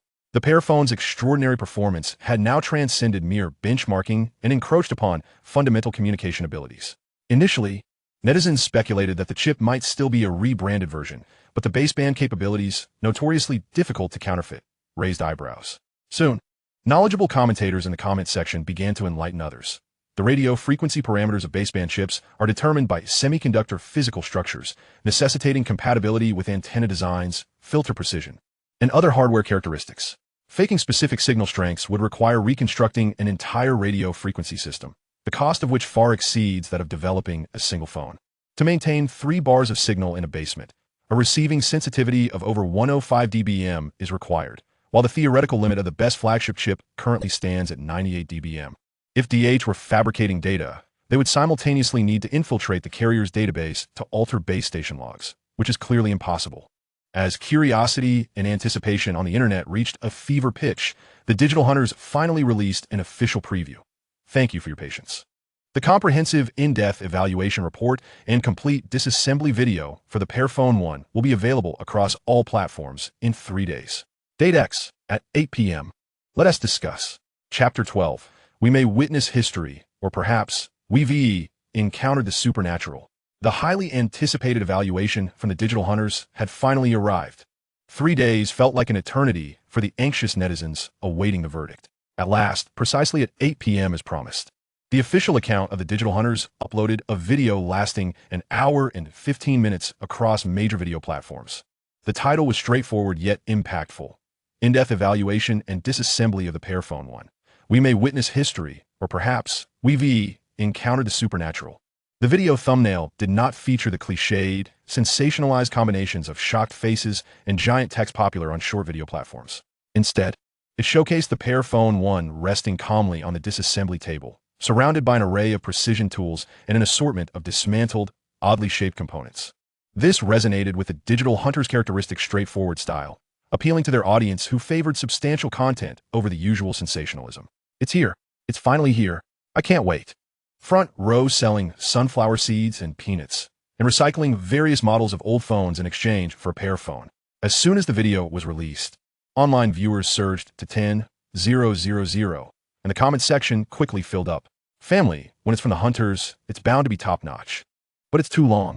Condensed versions are the essence, you know. Who can finish watching this? Despite their complaints, the viewers were undeniably eager, with countless individuals clicking on the video or fast-forwarding to the conclusion.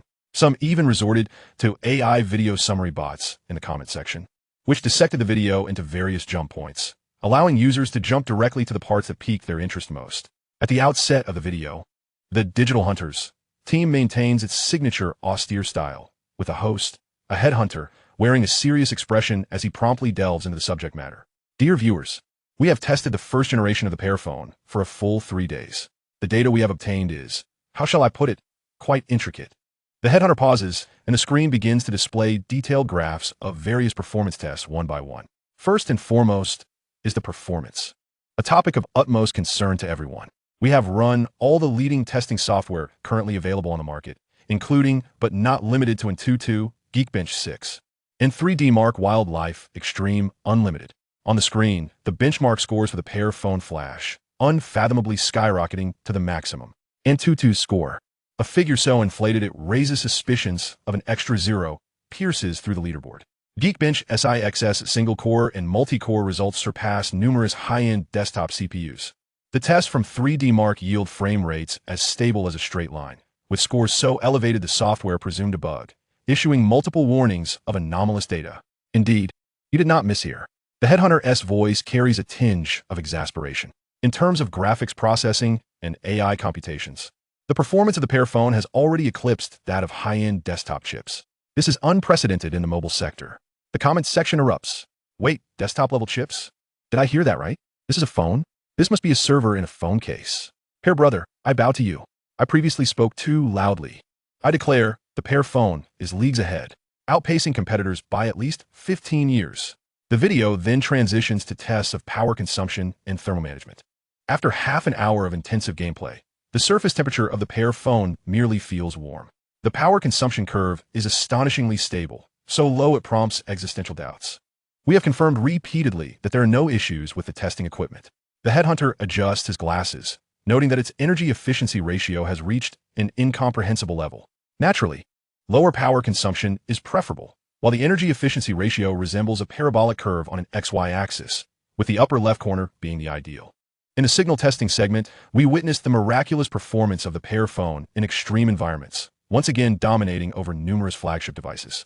Regarding the display quality, although the color calibration leans towards realism and may not appear immediately appealing, professional instruments confirm that its color accuracy, brightness uniformity, response time, and other critical metrics have all achieved top-tier standards. In summary, the headhunter concludes that the Pear Phone exemplifies a Dominion-level performance that is utterly incongruous with its price point and, one might argue, even with the technological standards of this era.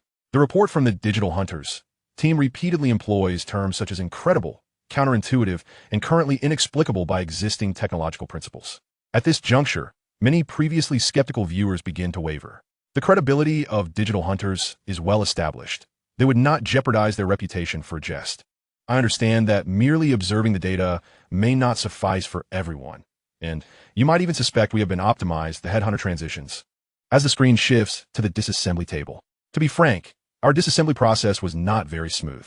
This is an added voiceover from post-production after several attempts.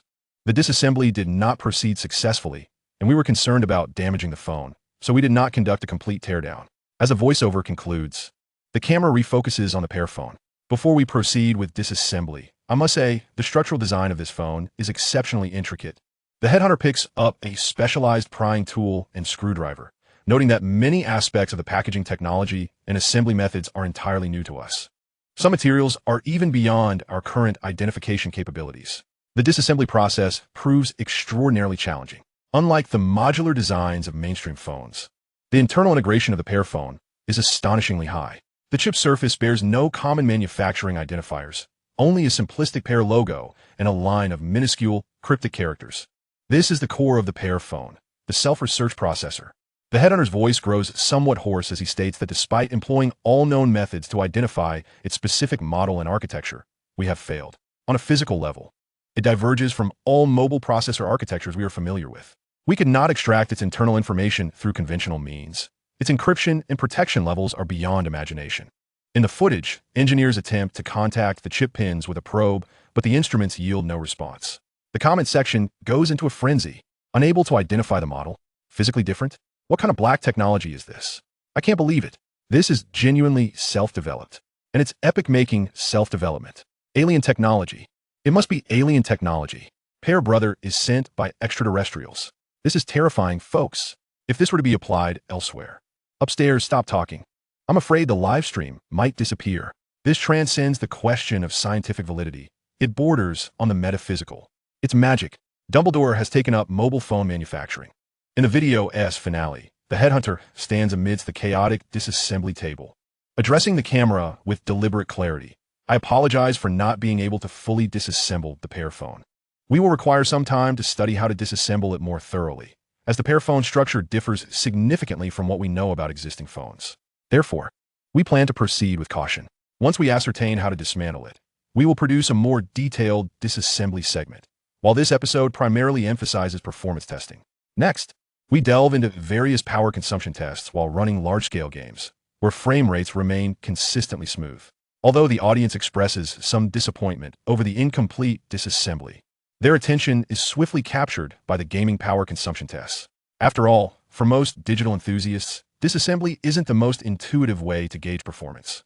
But gaming and frame rates provide a more tangible experience. Ultimately, a phone is meant to be used, not disassembled, including some computer games simulated on mobile through emulators. The necessity of translating x86 instructions to ARM instructions requires the emulator to virtually recreate a hardware environment, resulting in dual consumption of memory and CPU resources. This exacerbates the challenges for mobile chips, which already struggle to run computer games. Yet, the Pear Phone astonishingly maintains a smooth performance even under the transfer performance losses, achieving frame rates of 240 Hz at 2K resolution. I kneel before you. Pear Brother, forgive me. I was too loud in my criticism. My face is flushed, truly flushed. This phone is a must-buy. DH has certified it. What more is there to say? Hurry and release the second batch. This can't be something dropped by aliens on Earth. Can it? Then picked up by Cheng Guang? The imagination upstairs is quite something. However, I lean towards the notion that this is a leak from a secret laboratory. Who exactly is behind Cheng Guang? How can a graduate student produce such a device? I refuse to believe it. The origin of this technology is undoubtedly suspect. Investigate. A thorough investigation is imperative. Public opinion swiftly shifts from one extreme to another. If the performance benchmarks might elude some understanding, the revelation of gaming frame rates elicited a collective gasp of comprehension from the audience. While we may not fully grasp the intricacies of its realization, the empirical data remains an unwavering testament. The Pear Mobile, a first-generation marvel, stands as a paragon of performance that transcends the limitations of its era. It defies scientific explanation, yet undeniably exists. As the digital hunter succinctly encapsulated towards the video's conclusion, we can only arrive at the verdict that this is a revolutionary product, one that may alter our perception of smartphones and technology at large. As the hour-long presentation drew to a close, the screen faded to black, succeeded only by a list of references and a teaser for the next detailed teardown video. Yet, the entire internet erupted in response to this video. The report from Digital Hunter detonated like an atomic bomb at the epicenter of public discourse. Previous accusations of fabrication, orchestrated comments, and private label assertions crumbled instantaneously under the weight of comprehensive data and irrefutable disassembly footage. My goodness, my goodness, my goodness. I find myself at a loss for words beyond this exclamation. Digital Hunter has certified it. The Pear Mobile is astonishing. Thus, a question arises. How did Cheng Guang achieve this? Who or what lies behind him? Is it American technology? Or perhaps a clandestine project from the tech giant Ma Elon, now disseminated for public testing? Enough of the adulation for your American benefactors. Is it not possible for our illustrious dragon nation to achieve such feats? Indeed, I suspect that those affluent Americans are unlikely to democratize technology for the common man. They would be fortunate to avoid litigation. What is it about America that inspires such blind faith? Brothers, the origins of this technology are undoubtedly dubious. A graduate student in just a week? I refuse to believe it. Investigate. Cheng Guang must be scrutinized rigorously. Should this technology fall into foreign hands, the consequences would be dire. An avalanche of speculation, skepticism, and astonishment thrust the Pear Mobile and Cheng Guang back into the limelight. The most immediate indication of this frenzy is reflected in sales. The Pear Mobile is now a sensation. No longer merely the butt of annual electronic jokes, it has come to symbolize mystery, innovation, and a paradigm shift in perception. Consumers, who once hesitated or mocked, are now flocking to the rudimentary official website of Pear Technology. Bye. 3,900 is a small price to pay for a glimpse into the future of technology. I have already placed my order. I yearn to touch this unscientific device with my own hands. Those who previously derided Brother Pear should hasten to apologize, lest they find themselves in a lottery for a chance to purchase. The website's traffic surged exponentially, overwhelming the servers, which briefly faltered under the strain. Cheng Guang scrambled to rectify the situation, augmenting bandwidth to barely keep it afloat. The order numbers skyrocketed, as if propelled by a rocket. Meanwhile, in Gao Bowen's opulent office, the atmosphere plummeted to a frigid low. His gaze was fixed intently upon the screen displaying the Digital Hunter's review video, particularly the disassembly segment, and his countenance turned ashen. Impossible. This cannot be, he muttered to himself, his eyes betraying the bloodshot signs of excessive video consumption and disbelief. Software manipulation. There must be a facade at the software level. Yes, that has to be it. Grasping at this lifeline, he became almost fanatical in his conviction that Cheng Guang had resorted to some nefarious means, employing unknown hacking techniques or deceptive stratagems at the system level to achieve such results. He could not accept, nor would he ever concede, that that student he had belittled could create something so earth-shattering. This is untenable. By what right? By what means? Academic misconduct. This is unequivocally academic misconduct. Gao Bowen slammed his palm on the desk. The source of the product's technology is dubious and certainly involves unethical practices. I shall report him to the institution. Initiate an inquiry. However, when he angrily approached the college leadership and contacted a few familiar professors to advocate for an investigation into Cheng Guang's alleged academic improprieties, he was met with unexpected resistance. Old Gao, Cheng Guang is involved in a commercial endeavor. It's a mobile phone, after all. How does this relate to our academic research? A seasoned professor replied leisurely. Indeed, Professor Gao, the current situation is unclear, and the technology behind the Pear Mobile is indeed quite astonishing. Until we ascertain the facts, it is prudent not to act rashly, another young professor advised. Gao Bowen, incensed, engaged in heated disputes with his colleagues, spitting words in frustration. Yet he failed to garner any substantial support and squandered precious time that could have been used for intervention. Little did he know that following the release of the Digital Hunters evaluation, the university had already taken a keen interest in Cheng Guang and the Pear Mobile, albeit with a completely different focus than he had envisioned. Meanwhile, the instigator, Cheng Guang, sat comfortably before the warehouse control panel, watching as the order numbers and bank account figures burgeoned at an astonishing rate. What a thrill! The feeling of wealth is so refreshingly simple and mundane. Before he could revel for too long, the familiar mechanical voice echoed in his mind once again. Ding! Congratulations, host, on exceeding the first milestone of retirement funds. Initial proof of your re-employment capabilities, worthy of encouragement. The module for the Golden Years Entrepreneurship Advancement Guide has now been unlocked. New task issued. Expand operations. Manage finance prudenti. Task requirements. Please ensure that Pear Company's monthly profit reaches 1 million Dragon Coins within the next 3 months and acquire knowledge of at least one low-risk financial product to contribute to your future happiness. All right, then, if it's about the golden years, it's about the golden years. As long as the funds are in place, that's all that matters. Chapter 13. The Buzz of Reputation. Everyone who has tried it sings its praises. This Pear Mobile is infuriatingly delightful. I declare that from now on, the Pear Mobile shall be my device of choice. A young individual, under the moniker of Canyon Pianist, uploaded a video to his humble online account. The initial batch of non-professional, non-influencer users of the Pear Mobile began to voice their opinions. In the video, he sat upright, a brand new Pear Mobile before him. Brothers, without further ado, let us dive in. Today, we shall use this legendary Pear Mobile to challenge the graphical ceiling of mobile games, with Xianjing Changsheng at full effects. Xianjing Changsheng, an open-world mobile game renowned for its stunning visuals and exorbitant hardware requirements, has seen many flagship devices falter in its presence. Achieving smooth gameplay at medium settings is already considered a triumph. Generally, the game defaults to low graphics to prevent players from encountering lag and subsequently abandoning it. Nevertheless, the graphics are indeed impressive. Thus, the game conceals a hidden door, allowing select players to forcibly enable high graphics mode. This way, it satisfies both those who refuse to play without high quality and the majority of casual gamers who prioritize smoothness. Of course, the mobile version of the game struggles to maintain fluidity at high settings. Many players typically experience the breathtaking visuals at high settings on mobile before shifting to the PC version. As a cross-platform game, the PC version provides stunning graphics, while the mobile version offers the convenience of play anytime. If streamed from mobile, one could enjoy both the visuals and the flexibility of mobile gaming. The pianist inhaled deeply, launched the game, and adeptly set all graphical options to the maximum after unlocking the hidden door. The audience before the screen felt a palpable tension, their hearts lodged firmly in their throats. It was all over.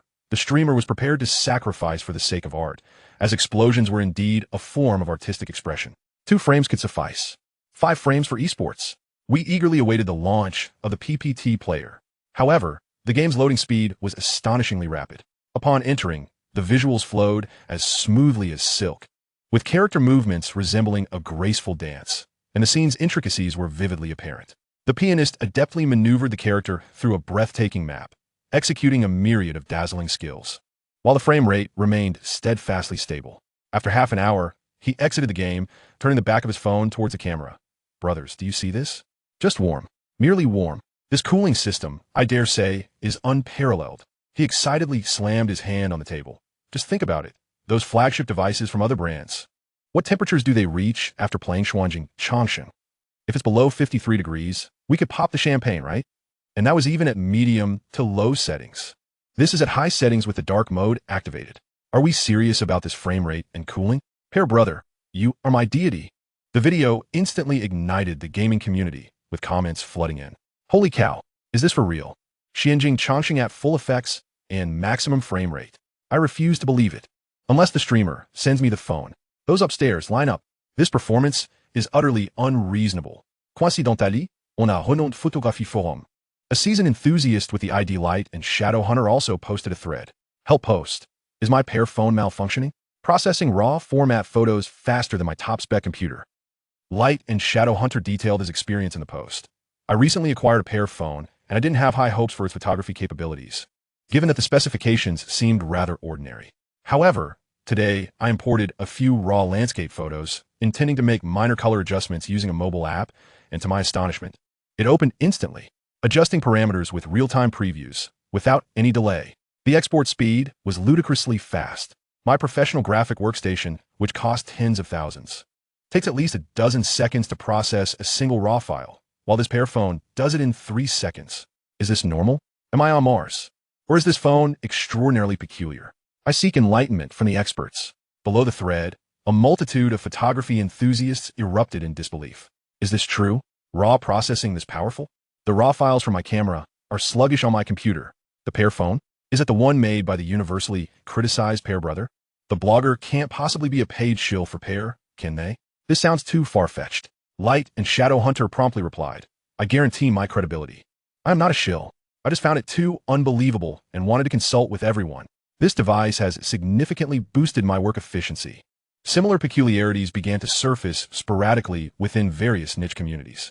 In gaming forums, some exclaimed that using the Pear phone for emulator games yielded frame rates that surpassed those of native consoles. In digital enthusiast circles, others discovered that the file transfer speeds of the Pear phone were astonishingly swift. In business groups, individuals lauded the Pear phone's multitasking capabilities, effortlessly running dozens of applications in the background without a hitch. There were also commendations from individuals suffering from dry syndrome regarding the screen quality. These genuine user testimonials, infused with shock and incredulity, starkly contrasted with the sweeping narratives of deception and sensationalism propagated by mainstream media and numerous bloggers. Furthermore, the authenticity of these reviews felt palpably grounded in reality. Would actual shills invest such effort in their craft? Additionally, some inquisitive individuals combed through the histories of those posting videos and threads, confirming they were indeed enthusiasts in their respective fields. If they were truly shills, the cost would be excessively high. Moreover, if even one were to refuse and publish a revealing post, it would expose the whole scheme. Yet as of now, none had come forth to do so. I purchased a Pear phone for my grandfather, primarily drawn to its simplistic and retro design, believing it would be user-friendly for the elderly. After 2 days of use, he cheerfully remarked, "This phone works great. It's much faster than your expensive flagship." He watches the news, scrolls through short videos, and plays casual games without any lag. I was taken aback. My grandfather usually complains about the heat from my old flagship device. Could the Pear phone truly be this remarkable? This exceedingly straightforward review unexpectedly went viral. Haha, Grandpa, you've uncovered the truth. Even the elderly have certified it. The Pear phone is indeed formidable. This wave of endorsement from the silver-haired generation began to spread. The phrase "the Pear phone" is truly impressive, transforming it into a covert signal among those who had experienced it. Users exchanged knowing dog emojis or Pear emojis as a form of approval, a silent camaraderie. Those who had yet to try it looked on in bewilderment, half convinced. Is this for real? Is it really that exaggerated? Despite the ongoing swell of positive reviews, the mainstream discourse remained saturated with skepticism. Numerous self-proclaimed experts and knowledgeable critics emerged to voice their opinions. These so-called positive reviews are merely sophisticated shill tactics. The script is well written, now appealing to the masses. It's psychological. It's undoubtedly psychological. After spending thousands on a phone ridiculed across the internet, could anyone genuinely convince themselves it's good? It's certainly a coincidence in specific scenarios, or it might simply be a specially selected model filtered by the Pear company. Regular consumers certainly wouldn't experience the same. The debates surrounding the Pear phone intensified online. The divide was stark. Supporters hailed it as revolutionary black technology, a beacon of domestic innovation, while detractors staunchly insisted it was an outright scam, a product of marketing hype. This dichotomy in opinions only served to heighten the curiosity of potential consumers, creating an irresistible itch. What exactly is this Pear phone? It's driving me wild with curiosity. The greater the controversy, the more I wanted to try it. At worst, it would be a lesson learned for 3,900. Fortune favors the bold. What if I truly stumbled upon a treasure? Coupled with the overwhelming curiosity sparked by the previous Digital Hunter report that shattered preconceived notions, the sales of the Pear phone began to steadily rise amidst the tumult of debate. The second batch of pre-sales, previously opened by Cheng Guang, quietly sold out in this peculiar atmosphere. The polarization of its reputation reached unprecedented heights. On one side were authentic users sharing their experiences, claiming it was so good it felt unreal, leading them to question their own perceptions. On the other side were onlookers and experts adamantly dismissing these claims as false, scientifically implausible, and eagerly awaiting a downfall. This stark cognitive dissonance was inherently dramatic and shareable, causing the Pear Phone's popularity to surge, even overshadowing several flagship releases from major brands. As the user base gradually expanded, discussions about the Pear Phone's various technological marvels became increasingly abundant and intricate. Some discovered its positioning was remarkably precise, quickly locking on even in the complex signals of an underground garage. Others noted the surprisingly excellent sound quality of its speakers, rivaling that of small Bluetooth speakers. Additionally, individuals found its battery life to be an enigma, effortlessly lasting 2 full days under moderate to heavy usage. Yet, the most pressing question remained. What made the Pear Phone so exceptional? What was the origin of that mysterious, self-developed chip? The answer remained an unsolved mystery. Chapter 14. Digital Hunter unveils the grand reveal. Live disassembly, unveiling the core of the Pear. The two factions of Pear enthusiasts, the Pear fanatics and the Pear critics, engage in fierce duels across various forums, social media platforms, and comment sections of short videos, hurling verbal barbs at one another. Pear is extraordinary. No rebuttals accepted. Those who have used it sing its praises. What do you know, you keyboard warriors? How good? What's so good about it? High benchmark scores mean it's good? Perhaps those images were doctored by Pear's team. I await the inevitable downfall. Is that person upstairs not a spy sent by a rival fruit company, unable to bear the rise of domestic brands? The ascent of domestic products relies on mere hype? That rough exterior of the Pear Phone, that inhumane design. I would accept it even as a gift. Indeed, no matter how explosive the performance, unless we dismantle the chip, who knows if it's just a software trickery? Who knows how many times that previous video was edited, right? A live disassembly is a must. Without a live disassembly, everything is a mere illusion. I eagerly await the revelation of Pear's true nature. The steadfast skeptics reiterate their core argument. Unless we see the chip with our own eyes, everything is a sleight of hand. They latch onto the fact that Digital Hunter features a video disassembly, combined with a straightforward dismantling process, to cast suspicions of foul play and unleash their critiques. Deep down, they refuse to believe that an obscure figure like Pear, a citizen of the Dragon Kingdom, could possibly create something revolutionary. Videos can be edited, sped up, and altered. Seeing is no longer believing. In this era, even visuals can be manipulated. It must be an unedited, comprehensive live stream. In the office of the Digital Hunter team, the atmosphere grows tense. They somewhat regret not opting for a live stream for the disassembly right from the outset. However, it is not too late to remedy the situation. Boss, the online sentiment is becoming increasingly absurd. A young team member rubs his temples. Despite the comprehensive data in our last review video, there are still countless skeptics claiming we've been compromised. The lead presenter furrows his brow, gently tapping his fingers on the table. The data they tested, which defies logic, has been verified multiple times internally, with each result leaving them astounded.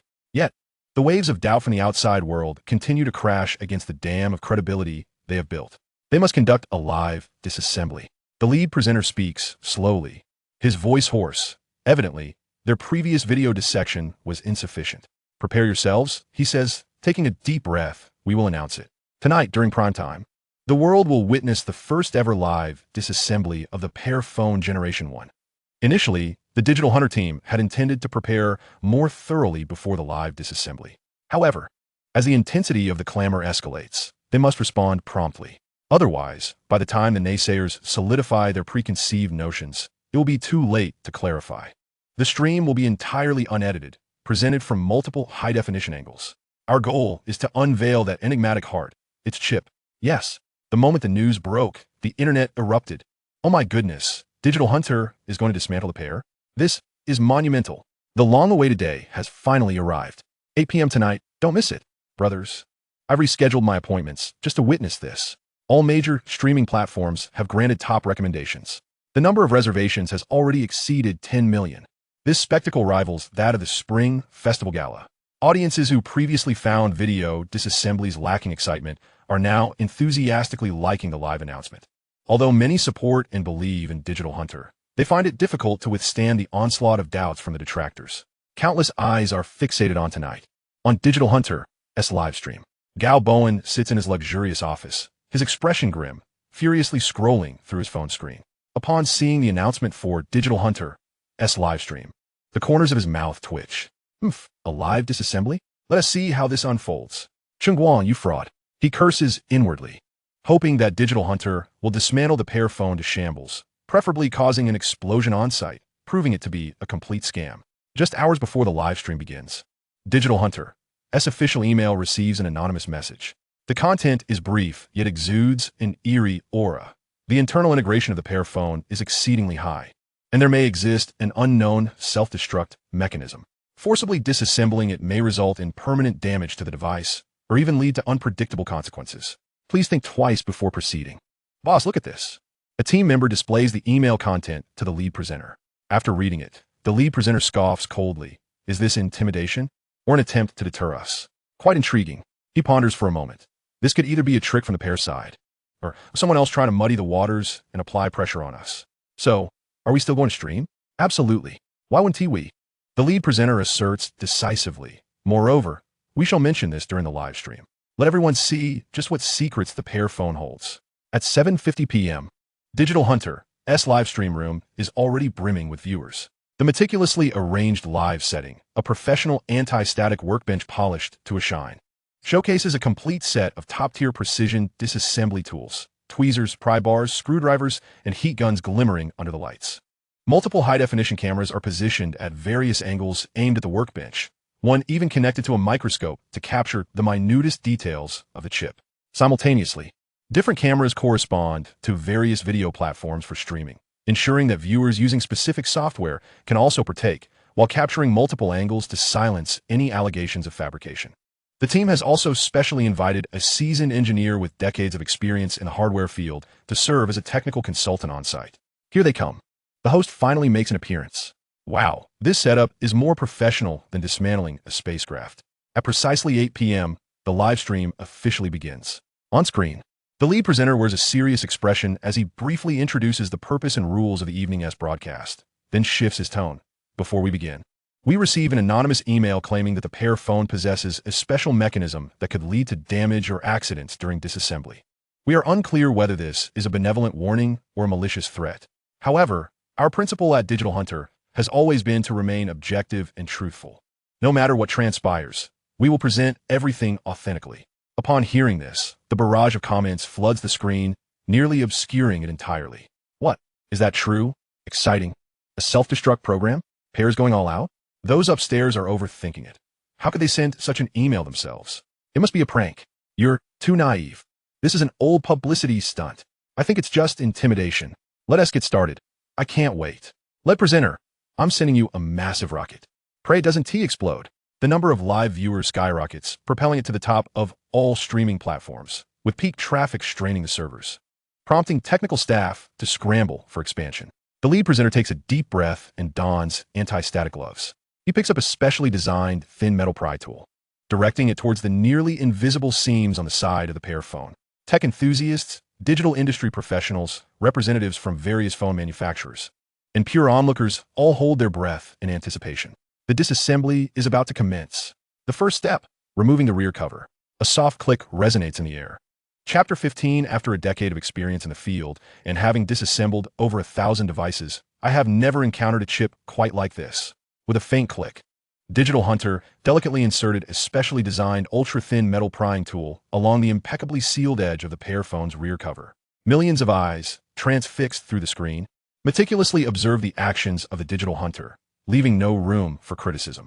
Some eager onlookers employed AI-assisted tools to monitor the screen's movements, attempting to uncover evidence of deceit or the use of pre-recorded footage, but their efforts proved futile. As the rear cover was gently lifted, a wave of astonishment washed over me. Is this truly the interior of a smartphone? It is astonishingly organized. Simply put, it is extraordinarily tidy. Under the lens, the internal structure of the Pear Phone bore no resemblance to the chaotic jumble of wires and errant glue typically associated with counterfeit devices. The controversy surrounding this live stream had drawn many first-time viewers eager to witness the unveiling of the Pear Phone's rear cover. As for the veteran fans of Digital Hunter and digital enthusiasts, they had already glimpsed the rudimentary unboxing video and were well aware that the focus of today's revelations lay beyond this point, finding the excitement of the newcomers somewhat exaggerated. Nonetheless, the sheer number of onlookers captivated by this live stream was undeniable. The arrangement was exceptionally orderly, utterly minimalist. Each segment was distinctly delineated.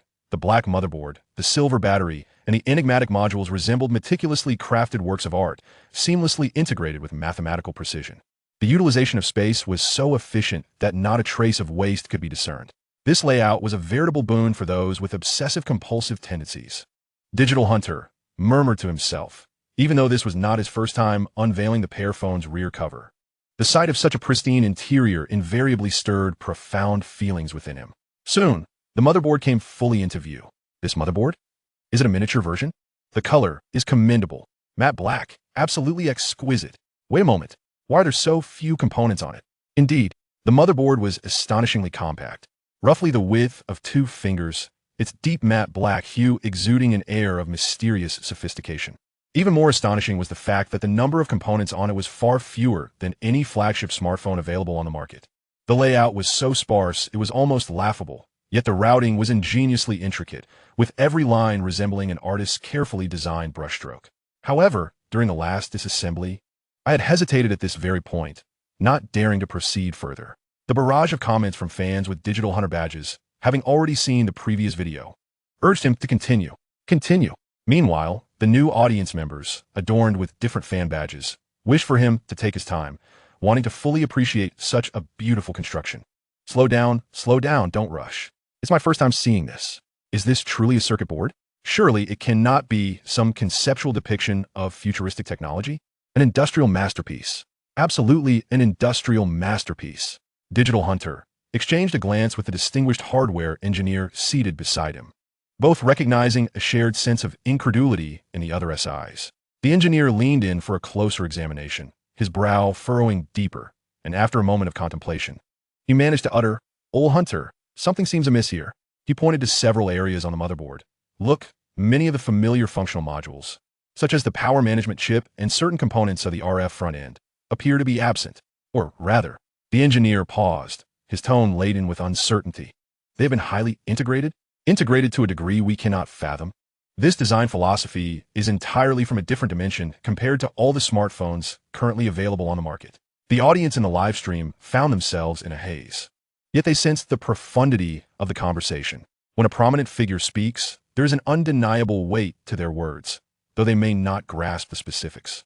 They feel the gravity of the situation is simply remarkable. In any case, the Pear Phone is indeed impressive. Next, Digital Hunter carefully removed the battery. Its size was not particularly large, even smaller than batteries of comparable longevity, yet it felt substantial in hand, weighty and robust. The surface was smooth, devoid of any common manufacturer logos or specifications, with only a series of laser-etched codes on the side that were inscrutable to the eye. Is this battery a 3.0 product? The confidence of Pear Brother is astonishing, omitting any manufacturer information. Perhaps they that are not displayed. Digital Hunter picked up a nearby professional instrument to measure the battery's voltage and connectors.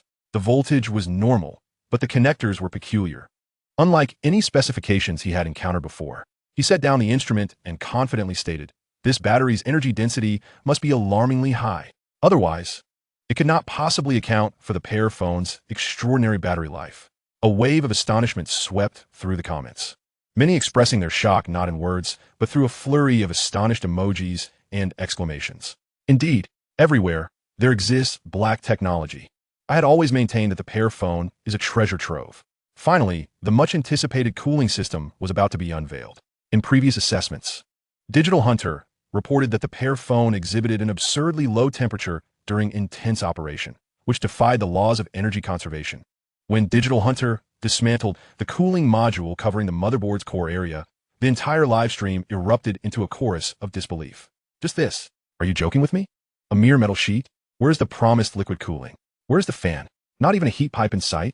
The so-called cooling system was merely a thin, oddly hued gray metal sheet, lightweight and ambiguous in material. It simply lay over the motherboard's most critical area. There were no heat pipes, no fans, and certainly no extensive VC heat spreaders commonly found in flagship devices.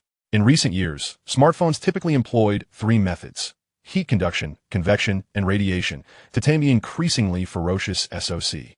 Some high-performing gaming devices even sacrifice camera quality to accommodate complex cooling systems, such as sandwich liquid cooling architecture, dual-sided VC heat spreaders on the motherboard, complemented by multiple layers of graphite sheets to significantly enhance heat dissipation. Some gaming phones even incorporated built-in fans to boost convection and increase cooling efficiency. How could such a rudimentary cooling solution possibly manage the heat generated by that performance beast of chip? Take, for instance, certain flagship models that prioritize ultra-thin designs. Unable to accommodate extensive cooling structures, they resort to ultra-thin heat spreader technology. The metal frame directly connects to the VC heat spreader, coupled with a redesigned motherboard layout to minimize the distance between chips and components. The little space that is freed is maximized for graphene to aid in cooling. Nevertheless, regardless of the arguments presented, effective cooling necessitates a substantial surface area of heat-dissipating materials. It is inconceivable to achieve efficient cooling with minimal thermal management materials. The hardware engineer present was utterly bewildered.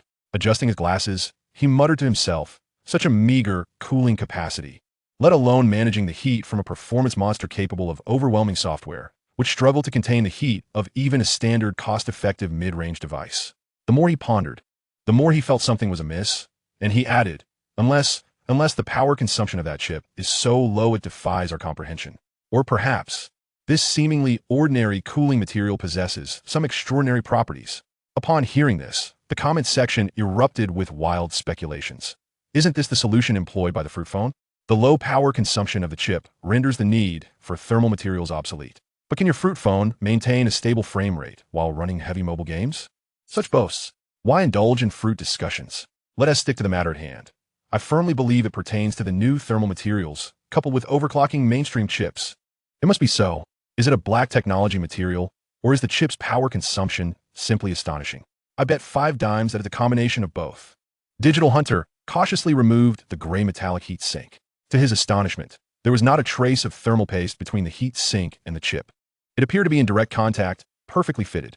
Good heavens, that even skipped the thermal paste? Brother Pear is truly committed to cost-cutting. As the heat sink was lifted, the highly anticipated core at the center of the motherboard, the chip that had captured the attention of millions of netizens, was finally revealed in its entirety to the high-definition microscope camera. At that moment, every breath in the live stream seemed to hang in the air. The camera slowly zoomed in, closer and closer. The microscope faithfully presented every detail of the chip, clear for all viewers to see. It was even more diminutive than anyone had anticipated. A standard square chip, radiating a profound blackness that seemed to absorb all light. Its surface was incredibly smooth, akin to the finest obsidian. There are no engraved markings, no manufacturer logos, and certainly no model identifiers. Just a pure, silent black square. Is this truly a chip? Why is there nothing at all? Not even a Pear logo? How understated. Or perhaps they simply dare not print anything. Ha ha. Could it be that, after grinding off the original logo, they found they couldn't print the new one? Digital Hunter. S expression turned grave as he manipulated the computer at his workstation, swiftly accessing the global mainstream chip manufacturer's database to attempt to identify the origins of this mysterious chip through its packaging, dimensions, and possibly hidden pins. A minute passed. 5 minutes. Yet the database yielded no results, each query returning empty. Digital Hunter slowly raised his head to face the camera, his voice tinged with unmistakable shock and a hint of confusion. I have been in this industry for 10 years, having disassembled countless phones, computers, and smart devices, at least 800, if not 1,000. But a chip like this, he paused, enunciating each word carefully, I have never seen before. Chapter 16. Incomprehensible. Completely incomprehensible. The blogger seeks assistance as the mysterious chip ignites speculation. Such a spectacle I have never witnessed. Digital Hunter's brain momentarily malfunctioned, leaving him at a loss for words, while the live stream's comments erupted with diverse opinions. Some, feeling particularly clever, initiated their own speculation. Influential figures across various live streams began to share their thoughts. Damn, don't scare me like that. You haven't seen anything like this in 10 years. Is this chip not of earthly technology? Enough with the absurdity. Why not say Brother Pear is a lizard person, a gray alien, or a being from the constellation of Orion? Yet, to be fair, this object is indeed uncanny, pure black and devoid of any markings. It appears straight out of a science fiction film. So, the previous explosive benchmark scores an extraordinary performance are all due to this enigmatic black lump? Of course. What did you expect? Brother Pear can't possibly be generating power through sheer love, can he? Ha ha, I'm a bit dazed. I originally came to see Brother Pear's downfall and to hurl some jabs at domestic products, but now I find myself at a loss for words. Those upstairs, don't be anxious. An apology is in order. We must apologize to Brother Pear. Having criticized so harshly, does your face not burn now? It does. It burns like fire. Brother Pear, I am sorry. I declare from this day forth, I shall be a loyal dog to Pear Mobile. Are those upstairs only thinking of the master-pet relationship? Stand up. No needing. Is there a possibility, just a possibility, that this thing is a superweapon secretly developed by our dragon country, accidentally made available to the public? Those upstairs, open the door. The community brings warmth. Stop the wild guessing. Wait for Digital Hunter to analyze further. This is driving me insane. Analyze what? The host has already stated he has never seen it before. Where will he find a means to analyze it? This object has surpassed the limits of his comprehension. Is this how it ends? I've been left in a lurch, and this is what you show me? The comments flooded in, a cacophony of speculation, astonishment, apologies, skepticism, and jesting bubbling forth. From the initial claims that Brother Pear was merely seeking attention through software cheating to the industrial artistry of the disassembly process and the scientific improbability of the cooling system, culminating in the astonishing reveal of this mysterious chip. In just over an hour of live streaming, tens of thousands of viewers experienced a roller coaster of revelations. Many felt their minds buzzing as if in a dream. An obscure Brother Pear, a fresh graduate, had concocted a phone that concealed a chip unheard of even by seasoned tech bloggers. Is this plausible? It is not plausible. Yet, this damned reality stands before us. In a live stream, Digital Hunter stared at the pitch-black square before him, rendered speechless for an extended moment. He took a deep breath and addressed the camera, his tone infused with fatigue from cognitive overload and greater reverence. Ladies and gentlemen, regarding this chip, we Digital Hunter team can responsibly assert that it exceeds our current knowledge and testing capabilities. Moving forward, we will attempt to contact more specialized institutions for further analysis. But to be candid, I do not harbor great hopes. It feels too different. The live stream disassembly concluded here. Thank you all for watching. Concerning Pear Mobile and this enigmatic chip, I believe this is merely the beginning. As Digital Hunter concluded, the live stream abruptly ended, yet the internet was set ablaze. Boom! Like a deep water bomb thrown into a tranquil lake, it stirred up colossal waves. Mysterious chip of Pear Mobile, Digital Hunter, live disassembly, unprecedented black chip. Who exactly is Cheng Guang? Countless related terms surged across social media platforms, news sites, and tech forums, dominating trending topics with unstoppable force. Previously, the accusations against Pear Mobile regarding software cheating, special effects editing, and bot-driven spamming were utterly shattered by the undeniable evidence presented in the live disassembly, leaving nothing but fragments. The tide had completely turned. Good heavens, this is undeniable proof. Pear Mobile undoubtedly employs revolutionary technology. I previously stubbornly insisted that Brother Pear was a fraud, but now I simply wish to kneel and sing praises. This is no ordinary technological advancement. It demands substantial recognition. It is a sheer dimensional strike. So, from whence does this chip originate? Is it military technology being repurposed, or a gift from extraterrestrials? To those above, must you always attribute unexplainable phenomena to aliens? This has happened several times already. I'm truly at my wit's end. I suspect it is the product of a national-level secret laboratory, inadvertently leaked to the public. The Dragon Kingdom has truly unveiled a remarkable innovation. Incredible. Brother Long. Astounding. No wonder the performance of the Pear Phone is so extraordinary. It seems the heart of the device is unlike any other. Speculations have sprouted like mushrooms after rain, each one more absurd and imaginative than the last. Countless technology media outlets have worked tirelessly through the night to produce in-depth reports. Tech enthusiasts across various forums have been invigorated, meticulously analyzing the live stream footage frame by frame in hopes of deciphering more information from the traces of that enigmatic chip. In the office of the Digital Hunters team, the lights blazed brightly. "Boss, it's exploded. Completely exploded," exclaimed a young team member, his face flushed with excitement as he waved his phone. Our live broadcast and various clips have surpassed 100 million views across the internet, and it's still skyrocketing. Another member, however, wore a look of concern. "Boss, the more I think about that chip, the more I feel something is off. It's too advanced, too far ahead of what our era should possess. To be honest, it's a bit unsettling." The lead, sitting in his chair with a furrowed brow, exhibited no trace of the elation one might expect from the surge in account traffic. He understood better than anyone what the emergence of this chip signified.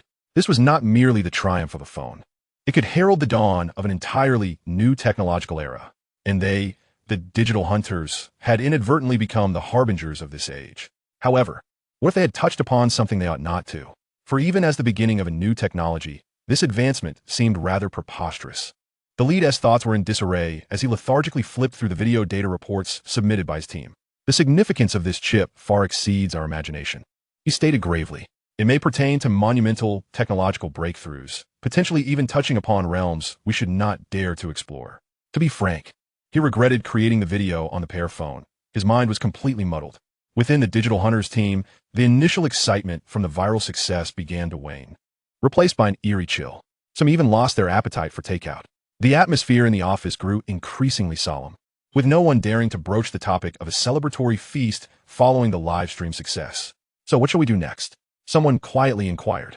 After a moment of silence, the lead realized he had to rally his team. We must seek the assistance of top-tier experts. This is no longer something we can decipher independently. Fear not.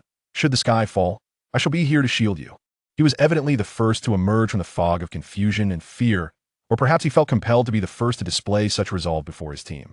A name surfaced quietly in the lead's mind, Professor Lu Guoqin, his mentor from university, a towering figure in the fields of physics and material science in the Dragon Kingdom. Professor Lu was remarkably modest, living a reclusive life, seldom participating in commercial endeavors, and shying away from media exposure. Yet his academic prowess was recognized as being of the highest caliber, and his laboratory boasted world-class research equipment. If anyone in the Dragon Kingdom could unravel the mysteries of this enigmatic chip, Professor Lu would undoubtedly be among the few capable. I shall seek out Professor Lu. The lead decided resolutely. But, boss, a team member hesitated. Professor Lu's temperament is notoriously difficult. We've all heard tales. I understand, the lead nodded. But this matter is of utmost importance. We must give it a try. Without delay, he sprang into action, purchasing a brand new Pear Phone first generation, carefully disassembling it to extract the much-discussed mysterious chip, which he stored securely in a specially designed anti-static box. He then compiled all the testing data, analysis reports, and complete live stream footage, driving through the night to Dragon Capital University, where Professor Lu Guoqin resided. Contacting Professor Lu proved to be as challenging as anticipated. The old professor's phone was perpetually answered by his assistant, who consistently declined various requests for interviews and project collaborations, citing the professor's busy research schedule. The lead once had the opportunity to advance his academic career under Professor Lu's guidance. However, at that time, his digital account began to gain traction, and after much deliberation, he chose to abandon further studies for a full-time career as a media influencer, achieving a measure of success within the digital realm. Yet, this decision had evidently disappointed Professor Lu, who had hoped that this promising academic talent would carry on his scholarly legacy. After nearly a day of persistent persuasion, Professor Lu finally relented, allowing the lead to convey his request through the assistant. The lead could not help but chuckle wryly. Professor Lu still preferred not to contact him directly. After waiting for a while, a brief response arrived. Tomorrow at 9 a.m., Physics Department, Building A, Room 302. Success. A weight lifted from the lead's heart. It seemed this matter had caught Professor Lu's attention. Communication had progressed from indirect to a direct meeting. The following morning, at Dragon Capital University, the lead stood apprehensively before the door of Room 302 in Building A of the Physics Department. This office did not resemble the opulent chambers one might envision for an academician. Instead, it appeared somewhat antiquated, filled to the brim with various professional books and research materials. The air imbued with a faint scent of ink and the bitterness of coffee. Come. A voice, slightly aged yet resonant, called from within the room. The lead pushed the door open to find an elderly gentleman with graying hair, gold-rimmed glasses, and dressed in a simple Zhongshan suit, seated behind a large desk, perusing a thick volume of English literature. It was none other than Professor Lu Guoqin. Professor Lu, it has been a long time. The lead respectfully bowed. I am one of your former students. Professor Lu looked up, adjusted his glasses, and scrutinized the lead for a moment, his expression remaining neutral. Ah, it's you. Please, take a seat. The lead sat cautiously in the chair opposite the desk, solemnly placing the anti-static box containing the chip and a hefty stack of materials on the table. Professor Lu, I apologize for the intrusion, but I have a matter of utmost importance that I would like your assistance with. He took a deep breath and proceeded to report to Lu Guoqin the anomalous performance of the pear-shaped mobile phone, the detailed testing data from the team, and the various scientifically unsound aspects discovered during the live disassembly process, including certain details that were not evident during the live broadcast, but were identified later. Lu Guoqin listened intently, occasionally lifting the enamel cup from the table to sip his strong tea, his gaze indicating his full concentration, yet he refrained from interjecting. Only after the headhunter finished did he gently set down the teacup and pick up the small anti-static box, donning a pair of specialized white gloves. He carefully opened the box and retrieved the pitch-black chip. He then took out an old high-powered magnifying glass from a drawer and brought it close to his eyes for a meticulous examination. In the office, the only sound was the ticking of the clock. The headhunter's heart raced with anxiety. Lu Guoqin's expression transformed from initial calmness to increasing seriousness. His eyes, which had scrutinized countless precise instruments and complex formulas, were now fixed intently on the small black square, his brows subtly furrowing. After a lengthy silence, Lu Guoqin set down the magnifying glass and weighed the chip gently between his fingers. After a moment of contemplation, he turned to the headhunter and spoke slowly. "This item is intriguing. Let us retain it. I need to examine it further with the laboratory's equipment." Chapter 17, Explosion. The professor is astonished. This is not silicon-based. This is a quantum chip. Holding the dark chip, Lu Guoqin entered the National Level Key Laboratory he presided over, a place where ordinary individuals could hardly even approach. Inside the laboratory, various precision instruments with blinking indicator lights stood silently, the air infused with a faint scent of ozone. Several young assistants clad in lab coats awaited him, their expressions solemn. "Professor, the sample is prepared," reported an assistant wearing thick glasses in a hushed tone. Lu Guoqin nodded and handed over the anti-static box containing the chip. "Begin with a routine analysis. Elemental composition, surface morphology." "Understood." The preliminary elemental analysis results were promptly generated, the printer clattering as it produced a data sheet. Upon reviewing the report, Lu Guoqin's brow immediately furrowed. "The substrate material is not single crystal silicon," he murmured. The assistants gathered around, exchanging glances as they scrutinized the data on the report. One assistant printed several copies of the report and distributed them, alleviating the need to crowd together. "Professor, the data indicates a highly peculiar composite structure. We have never encountered such a ratio." Another assistant adjusted his glasses and spoke uncertainly. The observations under the optical microscope only deepened their confusion. The circuit etching on the chip's surface was mature and smooth, unlike something produced in a small workshop. Yet that was not the crux of the matter.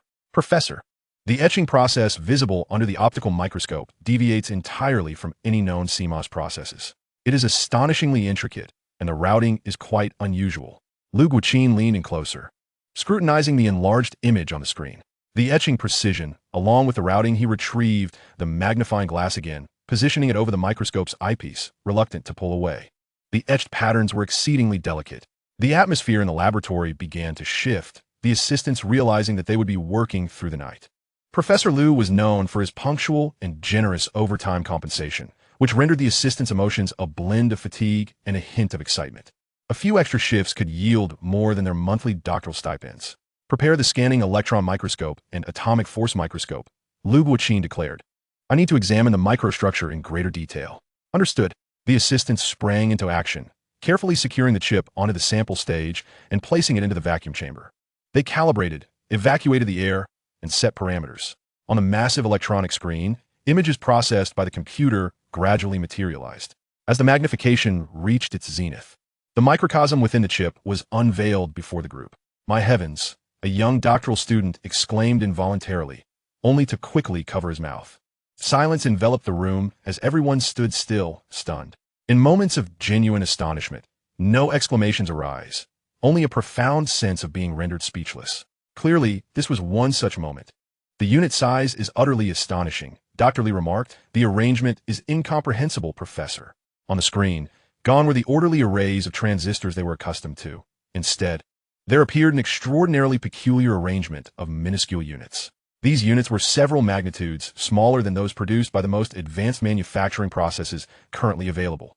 They formed a complex network through an almost mystical geometric configuration. Lu Guoqin's gaze remained fixed on the screen, his mind racing. He remained silent, continuously adjusting the microscope's parameters, zooming in, then and again. He endeavored to decipher the operational principles from the bizarre geometric arrangements. But it was an arduous task, akin to deciphering an ancient script written by an unknown civilization. How do these units perform logical computations? Lu Guoqin mused aloud, as if challenging the assistants nearby. No one could respond, for everything before them had transcended their existing knowledge framework.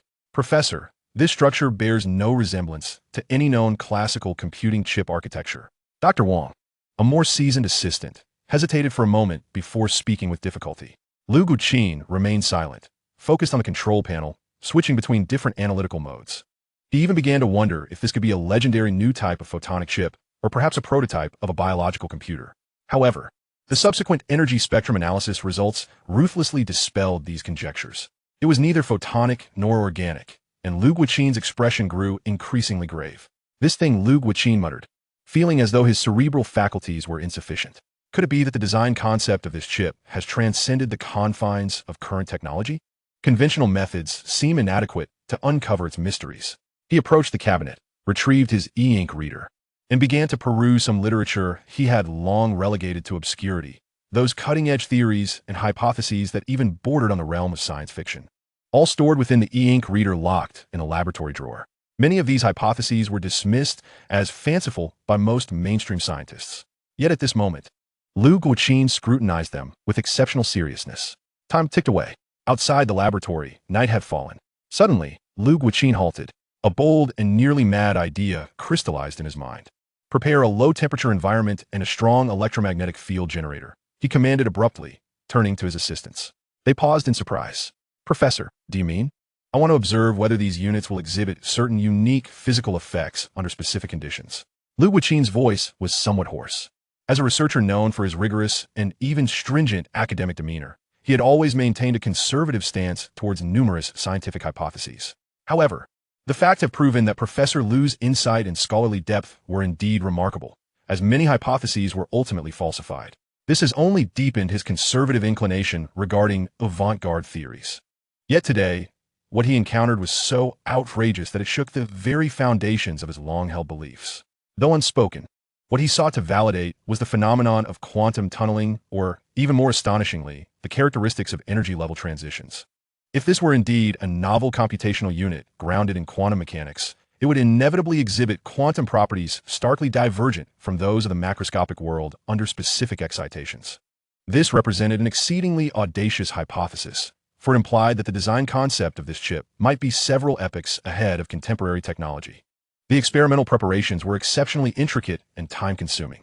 The low-temperature cooling apparatus emitted a deep hum, gradually lowering the temperature within the experimental chamber to near absolute zero. The strong electromagnetic field generator also commenced its preheating phase, gearing up to apply specific electromagnetic pulses under precise control. Everyone held their breath. Commence excitation, Lu Guoqin commanded, his gaze fixed on the monitoring screen. A faint electromagnetic wave precisely targeted a specific area of the chip. On the screen, the data curve representing the chip's unit status began to oscillate violently. Initially, these fluctuations appeared chaotic, akin to mere noise. Yet, as the excitation conditions were continuously adjusted and optimized, a miracle transpired. The once disordered curves gradually exhibited regularity. They began to reveal a clear, discrete distribution of energy levels. Even more astonishingly, under specific excitation sequences, different units displayed characteristics of quantum entanglement. This indicated that these minute units were engaging in quantum state superposition and entanglement. "This is impossible," an assistant exclaimed, his face a portrait of disbelief. How could a chip capable of stable operation at ambient temperature and pressure exhibit such clear, macroscopically measurable quantum states within its internal units? This evidently transcended the inherent understanding of Lu Guoqin's team, as qubits rely on superposition and entanglement for computation. Yet these quantum states are exceedingly susceptible to environmental energy interference. At room temperature, the vigorous atomic thermal motion would disrupt the coherence of quantum states. This leads to the rapid loss of quantum information within quantum chips at ambient temperatures. Thus, under current technological conditions, a low-temperature environment is an essential prerequisite for maintaining quantum states. This completely overturned their decades-long scientific understanding. Professor Lu Guoqin found himself momentarily paralyzed. He gazed at the continuously oscillating data curves on the screen, which perfectly conformed to the characteristics of qubits, feeling his heart race uncontrollably. His hands trembled involuntarily. Check the instruments. All instruments. Recalibrate immediately. He nearly shouted. The assistants scrambled to verify each component repeatedly. The outcome was that all instruments were functioning normally, and the data was accurate. Lu Guoqin promptly retrieved the theoretical model he had established during his early research on quantum computing, inputting the experimental data for comparison. On the screen, the theoretical curve and the experimental curve aligned with near perfection. A flawless match. Boom! Lu Guoqin felt his mind go blank, as if a thunderclap had erupted beside his ear. He sprang to his feet, nearly toppling the instrument rack behind him due to the sudden movement. His face flushed crimson with overwhelming excitement and disbelief. He hurried to the corner of the laboratory where a red secure telephone stood, his fingers trembling so violently he could barely grasp the receiver. Taking a deep breath, he tried to calm his racing heart, but it was futile. He dialed a number, the contact for the headhunter of the digital hunter team, without bothering to adopt a haughty demeanor with his former student. He shouted into the receiver the moment the call connected, his voice hoarse and pitchy. "We have unraveled the mystery of that chip. It is not silicon-based at all. Its computational units are qubits. This is a quantum chip that operates stably at room temperature." Chapter 18, Breaking New Ground. A quantum chip handcrafted over half a month? The nation rapidly assembles a special task force. After hanging up on the headhunter, Lu Guoqin's hands continued to tremble. Room temperature. Quantum chip, he murmured. Each of these words bore the weight of mountains. He inhaled deeply, forcing himself to regain his composure. This was monumental, significant enough to warrant reporting through the highest echelons. Without a moment's hesitation, Lu Guoqin proceeded to the innermost part of the laboratory, where another red phone awaited. Lacking a dial pad, it featured only a single button. He pressed it. Beep, beep. The line connected, and the other end was enveloped in absolute silence. "This is Lu Guoqin from Longdu University." Lu Guoqin compelled his voice to steady, though it still quivered slightly. "I have made a significant discovery pertaining to the chip at the highest secrecy level." As night deepened, the heart of Longhua, within a heavily fortified building in Longdu, shone brightly. A report authored by Lu Guoqin, marked as top secret, fell like a boulder into a tranquil lake, creating monumental waves. Each dignitary who received the report reacted with disbelief. Impossible. A practical quantum chip at room temperature? This concept still belongs in the realm of science fiction. Yet, Lu Guoqin's name commanded their attention. If it were true, once this thought ignited, it spread like wildfire in each person's mind. If it were true, what would it mean? It would signify that Longhua could ascend to unprecedented heights in the technological arena. It would indicate a complete upheaval of the global technological landscape. It would signify national prosperity. Immediately convene an emergency meeting. Orders cascaded from this building, reaching far and wide. Within the conference room, the atmosphere was so tense it felt as though it could precipitate rain. Smoke curled around, every visage hidden in shadow, save for the thin report on the table, emanating a stifling pressure. "Gentlemen, I trust you have all reviewed Professor Lu Guoqin's report?" intoned the elder at the helm, his voice low. No one responded. Only the sound of heavy breathing filled the air. "A room temperature quantum chip." Someone managed to articulate, "Forgive my bluntness, but this is sheer lunacy." Yet, Professor Lu Guoqin would not jest on such matters. Another countered, "We all know his academic reputation." Silence ensued. After a prolonged pause, the elder slammed his hand on the table. "Regardless of its veracity, we must validate it immediately, with utmost priority. If true, this could serve as the cornerstone of Longhua's stability. A national treasure." Commands resonated like thunder. A superlative expert team, comprising the nation's foremost quantum physicists, material science giants, and guardians of information security, assembled in mere hours. Each one of them could shake their respective fields to their core with a mere stamp of their foot.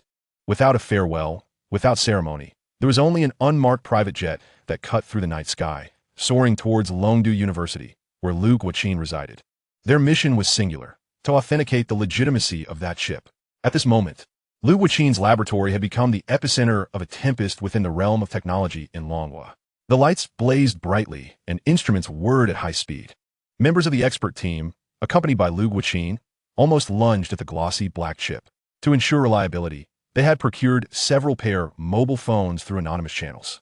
They formed independent experimental groups in different laboratories to conduct tests. Each test was repeated tirelessly. Data surged forth like a tidal wave.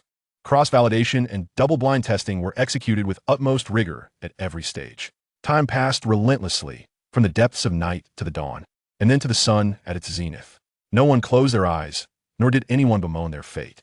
In the laboratory, there was only the hum of machinery and the occasional gasps of astonishment from the experts.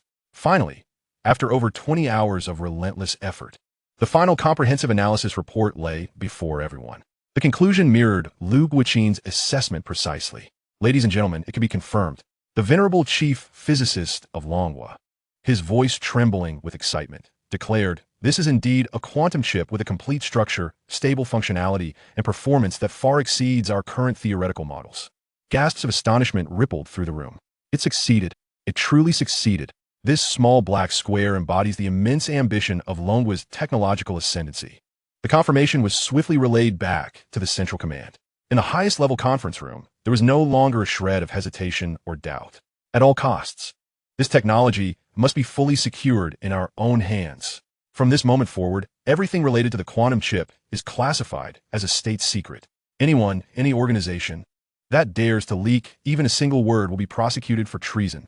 A series of resolute orders were promptly issued.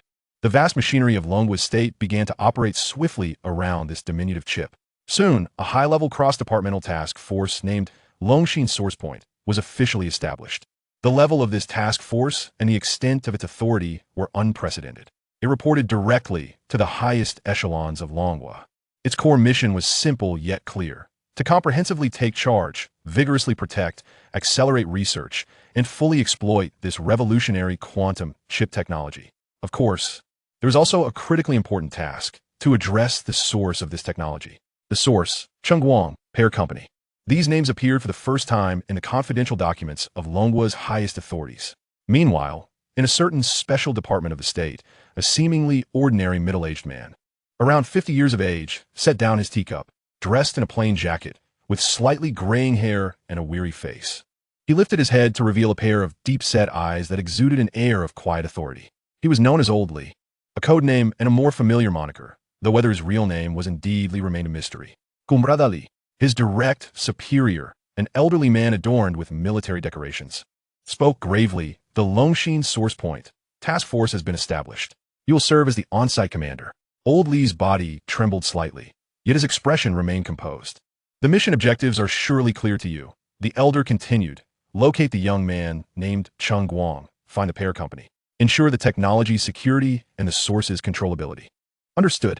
Old Li's voice, though low, resonated with conviction. "Remember, this concerns the fate of the nation.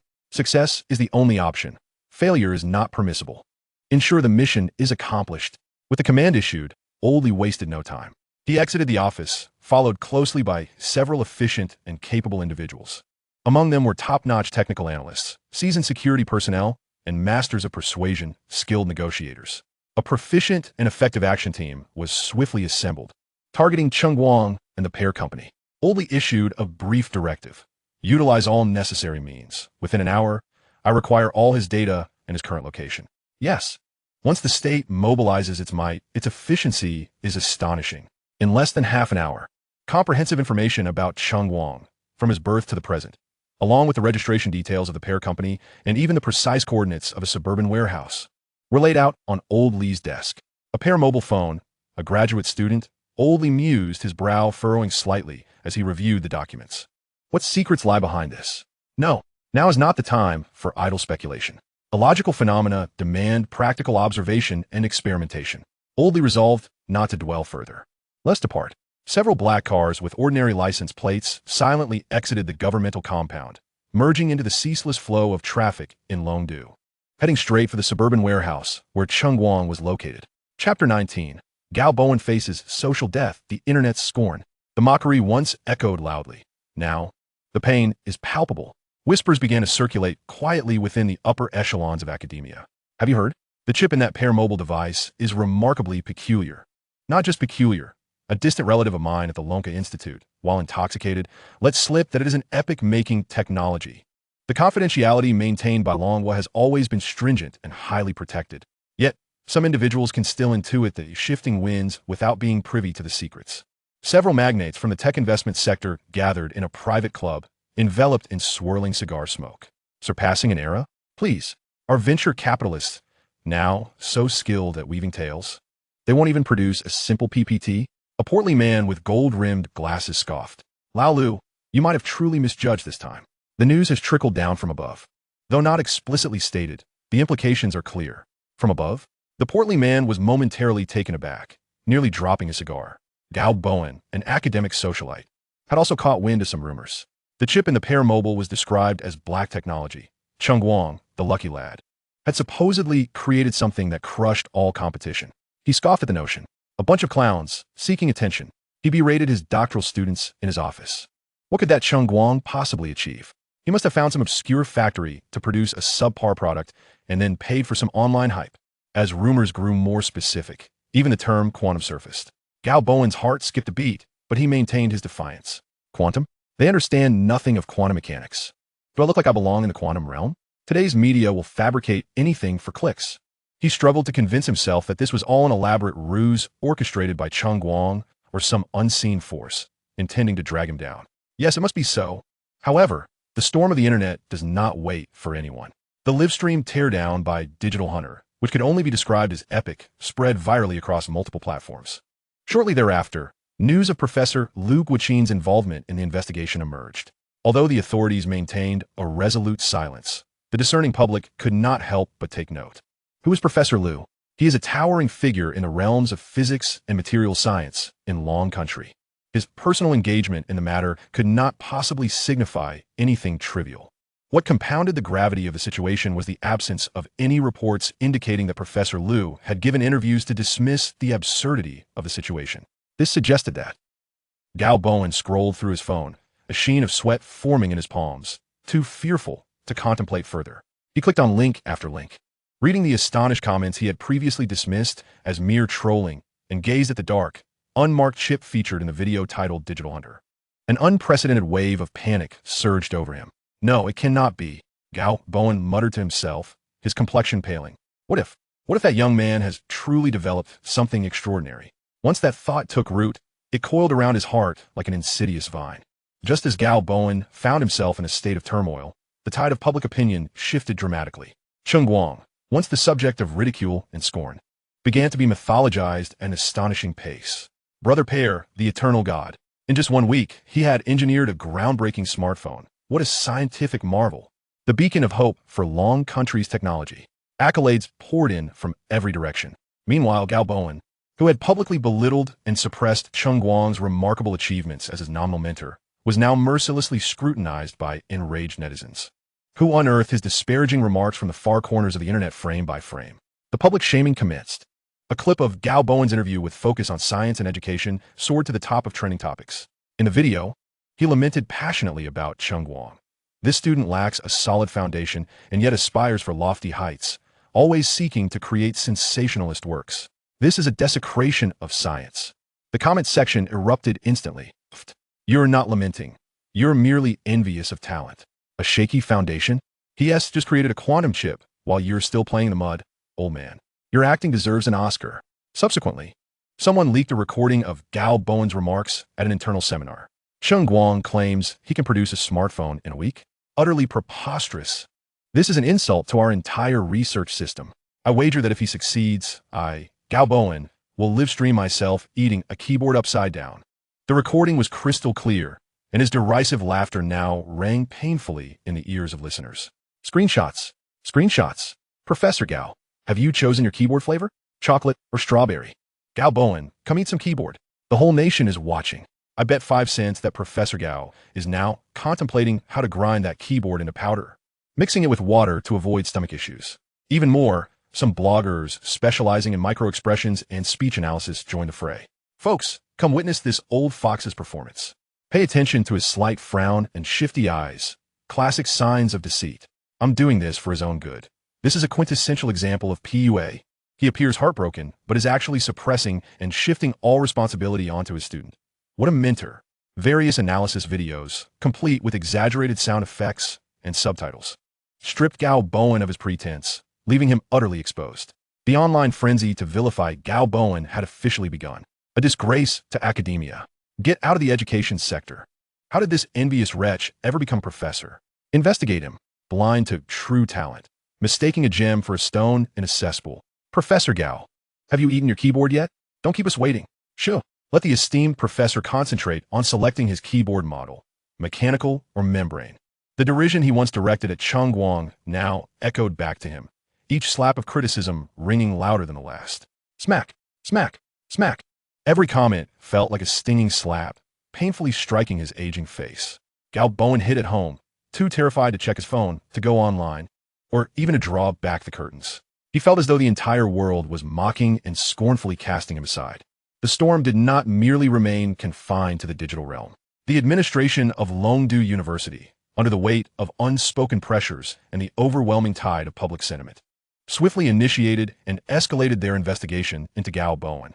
Reports suggested that the Longxin Origin Special Task Force had subtly conveyed signals to the university regarding the need to eliminate unstable factors and ensure a pure research environment. Consequently, the university could not afford to be complacent. The investigation team not only delved into Gao Bowen's inappropriate conduct regarding the Cheng Guang incident, but also meticulously unearthed his past misdeeds. Issues concerning authorship of academic papers, improper use of research funding, and exploitation of his mentoring authority to coerce students into serving as cheap labor, as well as some nebulous economic allegations, were all scrutinized. The findings were shocking. The results of the investigation emerged swiftly and were disseminated through internal announcements and select media channels, articulated in stern and unyielding language. Upon investigation, it has been determined that Professor Gao Bowen of the physics department has engaged in grievous academic misconduct, abusing his position to unjustly evaluate and suppress student Cheng Guang, resulting in extremely detrimental social repercussions.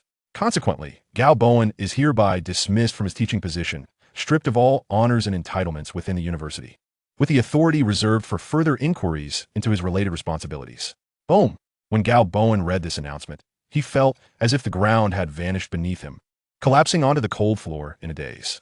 It was over. All was lost. He had not refrained from attempting to fight back.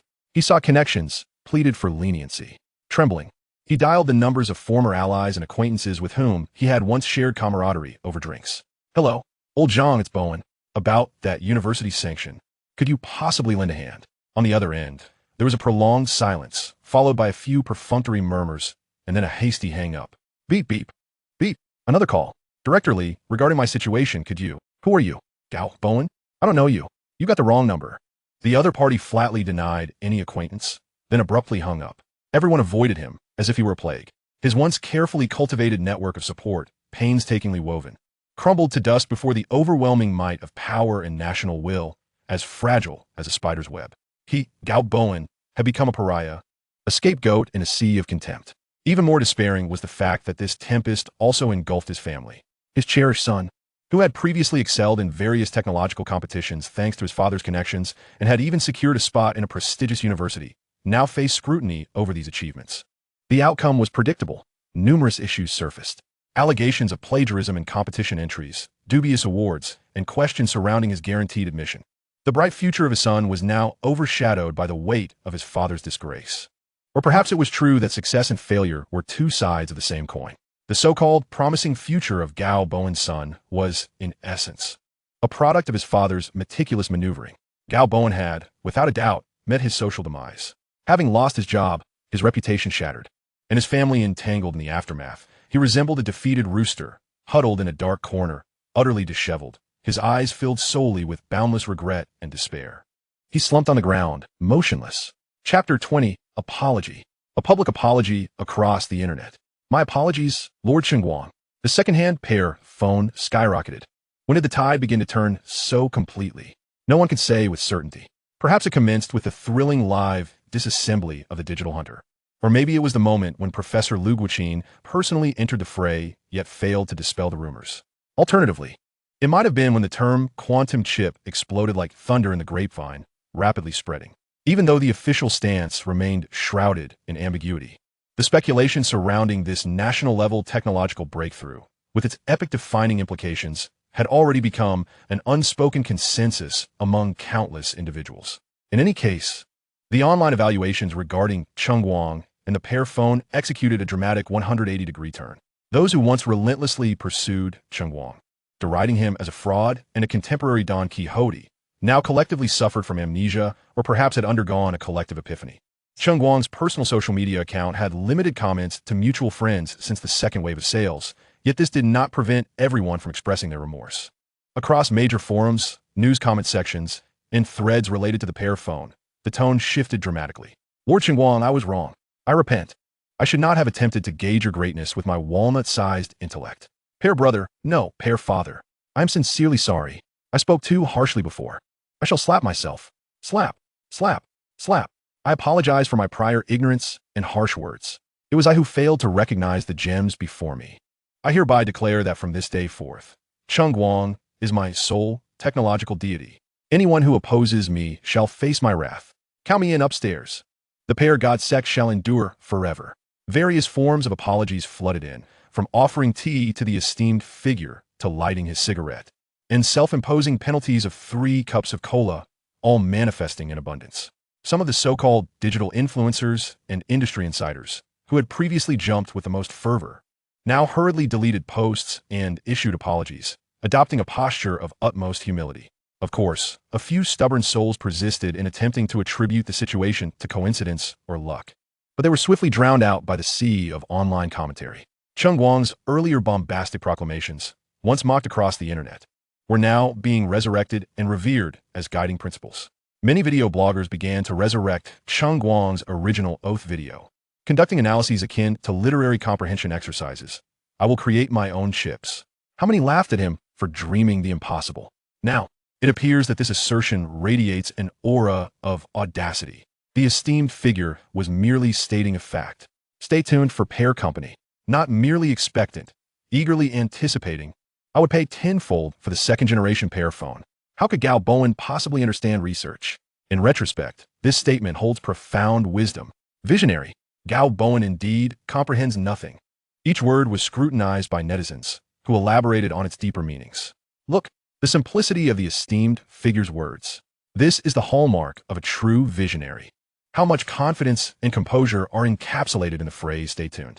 How did I fail to perceive this at the time? This is not arrogance.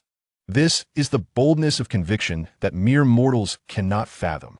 The complete reversal of online public opinion was most vividly reflected in the astonishing market performance of the Pear Phone, with its internal integration of incomprehensible black technology. The viral rumors of a seemingly room-temperature quantum chip and a confirmed cessation of production. The mere 1,000 units of Pear Phones circulating in the market transformed instantaneously from electronic waste to coveted treasures. No, to describe it as a treasure would be an understatement. The prices of Pear Phones on various secondhand trading platforms spiraled out of control. What the hell? Just yesterday, it was 50,000, and today it's marked at 80,000? This is highway robbery. 80,000? My friend, you are behind the times. Just now, a tycoon listed one for 150,000, and it sold out in an instant. 150,000 is nothing. I personally witnessed an earlier numbered unit being snatched up for 220,000. The buyer commented that it was to be preserved. Prices fluctuated wildly, soaring as if propelled by a rocket. 5 figures? That is merely the starting point. 6 figures? That is the baseline operation. Rumors even circulated that a certain collector had privately offered a 7-figure sum for an unopened first-generation Pear Phone, yet it remained elusive. Sellers had all become astute, clutching their Pear Phones as prices skyrocketed, refusing to part with them easily. Not selling. No matter what, I won't sell. Do you believe this could eventually be worth a house? Are you joking? This is a historical artifact. Sell it? I must be foolish. Buyers were left in anguish, lamenting. Why did I foolishly withdraw from the pre-sale? I am such a fool. Who is a Pear Phone? I will raise my offer. I am desperate to buy. Even more absurdly, the reasons for purchasing second-hand Pear Phones had quietly shifted. Initially, some may have pursued its extraordinary performance. However, now more individuals, particularly those willing to pay exorbitant prices, were interested not in smooth operation or benchmark scores. They sought to collect a piece of technology that could overturn an era and alter the future. The symbolic significance of this device, along with its immeasurable research value to certain specialized institutions, far surpassed its exceptional communication and entertainment functionalities. Brothers, I tell you, this Pear Phone will become our nation's Apollo moon rock, the golden mask of Tutankhamun. The Apollo moon rock and Tutankhamun's golden mask may not be genuine, but the Pear Phone from our nation is tangible. Indeed, this is no longer just a phone. It has become a belief, a totem. To possess a Pear Phone is to live a fulfilled life. Some quick-acting scalpers or fortunate early users who secured the initial release and decisively sold their units profited handsomely. Many were not even first-batch buyers. They had originally intended to sell to video bloggers for reviews. However, circumstances shifted in their favor. What was initially a small profit venture turned into a significant windfall. Earnings varied from hundreds of thousands to over $1 million, with some even nearing financial freedom. This, naturally, sparked a new wave of online discourse, with envy and resentment flooding the internet. Why didn't I have that kind of business acumen? If I had known, I would have rushed to get one. Now I regret it. Alas, another opportunity missed. Oh, my poor judgment. This fervor for collecting Pear phones rapidly spread to international markets. Overseas tech enthusiasts, digital aficionados, electronic product collectors, and even some mysterious intelligence dealers sensed the extraordinary allure. They sought every possible avenue to acquire a Pear phone from our nation, employing methods ranging from purchasing agents to smuggling and leveraging personal connections. The premiums in the international market were outrageous. Insider reports claimed that at certain underground auctions, a Pear phone in pristine condition had sold for over $500,000, and yet it remained scarce.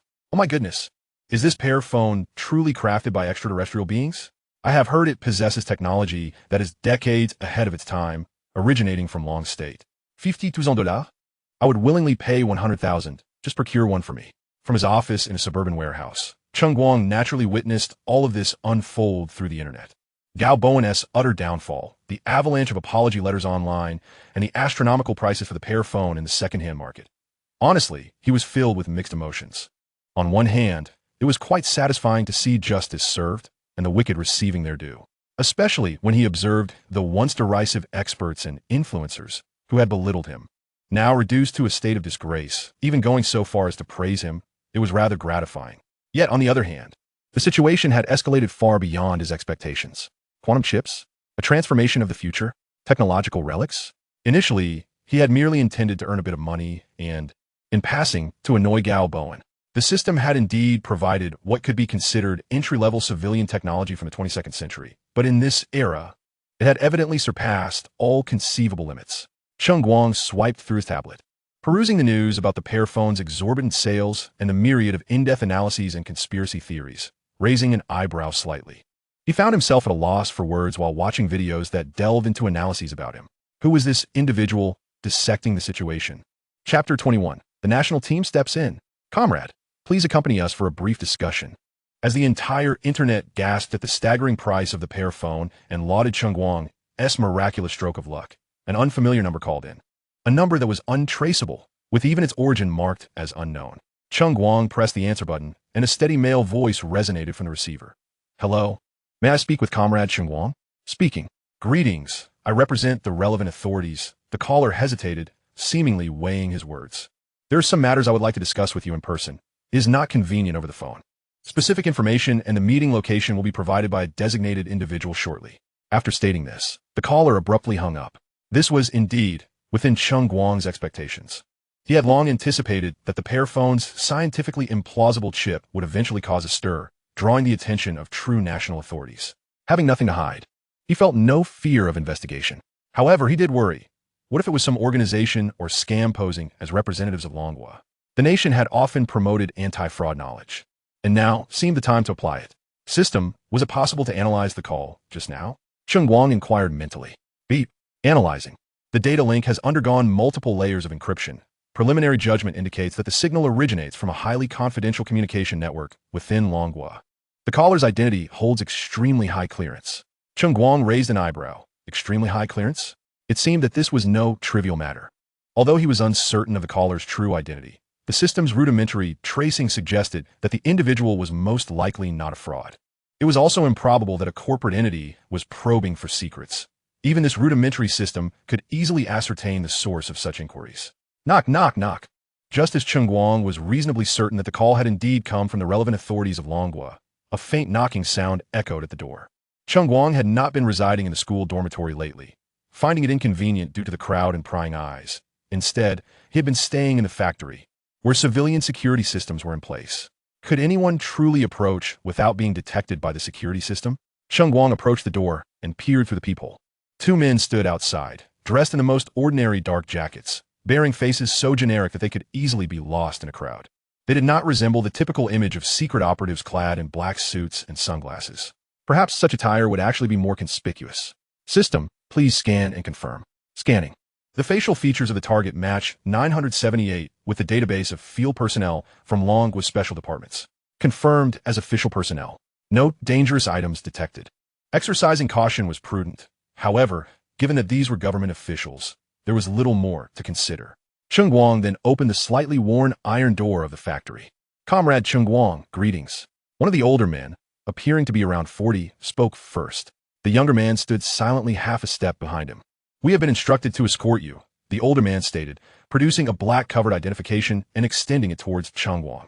This serves as our proof of identity. Cheng Guang accepted it, scrutinizing the document. It was well-crafted, with clear steel stamps and numbers, matching photographs, and a title indicating it belonged to a confidential unit of the state, Special Liaison Officer. Internally, he prompted the system to verify the authenticity of these credentials and receive confirmation. He nodded subtly. Please come in. Cheng Guang stepped aside to allow them entry. Apologies for the intrusion, Comrade Cheng Guang. The two entered the modest office, their eyes quickly scanning the surroundings without further comment. Comrade Cheng Guang, there are certain matters that require your cooperation as we proceed to a designated location for a more detailed discussion. We may not be able to talk directly here, and I hope you understand, the older man explained. Specific details will be clarified once we arrive. Cheng Guang nodded in acknowledgement. Understood. Shall we depart now? Yes, came the response, devoid of superfluous pleasantries, as Cheng Guang followed the two men out of the warehouse. Downstairs, a black sedan, remarkably ordinary in its license plate, awaited. Once inside, the young man in the passenger seat turned around, offering Cheng Guang a black blindfold and a pair of earplugs. Comrade Cheng Guang, we apologize for the inconvenience, but regulations require you to wear these. The tone of the two Longwa officials remained respectful and courteous. I understand, Cheng Guang replied, accepting the items and donning the blindfold and earplugs. The vehicle started smoothly, merging into the flow of traffic. Cheng Guang sensed the car, navigating through a complex route for a considerable duration before it seemed to enter an underground area, where the air turned slightly cooler. After an indeterminate span of time, the vehicle finally came to a halt. Comrade Cheng Guang, we have arrived. You may hand me the blindfold and earplugs. Cheng Guang removed the blindfold and earplugs, acclimating to the light, which, however, revealed no sunlight. Indeed, they were underground or indoors. The car had stopped in a spacious underground parking lot, where the majority of vehicles were unremarkable black sedans. Upon exiting the vehicle, Cheng Guang followed the two men into an elevator. The elevator did not display any floor numbers. It simply ascended smoothly for a while before coming to a stop. When the doors opened, Cheng Guang was slightly taken aback by the sight before him. It was not the austere, rigid office he had envisioned, nor was it a cold interrogation room. Instead, it was a quiet corridor adorned with carpeting, with abstract paintings hanging on the walls. This place resembled a highly secured research facility's basement. Two individuals escorted Cheng Guang to the threshold of a conference room and gently opened the door. Inside, the room was illuminated with soft, bright light. Seated around an elongated conference table were three individuals. At the center was a middle-aged man in his 50s, donned in a modest gray jacket. His hair was slightly graying, yet his gaze was sharp and commanding, exuding an aura of authority without a hint of anger. Flanking him were two assistants. One, bespectacled and poised, had a laptop before him, exuding the demeanor of a technical expert. The other, armed with paper and pen, appeared focused, likely tasked with documentation. Comrade Xiao Cheng, please take a seat. The central figure spoke, his tone warm, yet his eyes seemed to scrutinize Cheng Guang in an instant. Cheng Guang settled into the seat opposite him. Allow me to introduce myself. My surname is Li, and you may call me Old Li. I will be frank, he continued, nodding slightly. The primary reason for inviting you here today is to discuss the Pear Phone and the chip within it. He paused, his tone sincere. I apologize for any inconvenience this visit may cause you on behalf of the state and the relevant departments. Comrade Li, you are too kind. It is the duty of every citizen of Longwa to cooperate with investigations, Cheng Guang replied.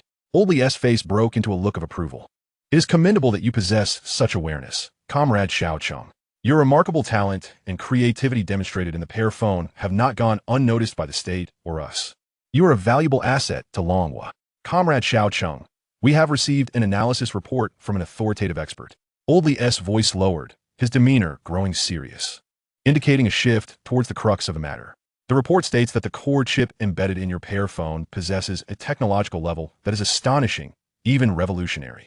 Therefore, we are eager to understand. Old Li leaned slightly forward, his gaze earnest yet penetrating, how you acquired this groundbreaking technology.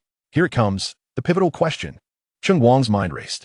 The system was his greatest secret, and he knew it was utterly inconceivable to divulge it.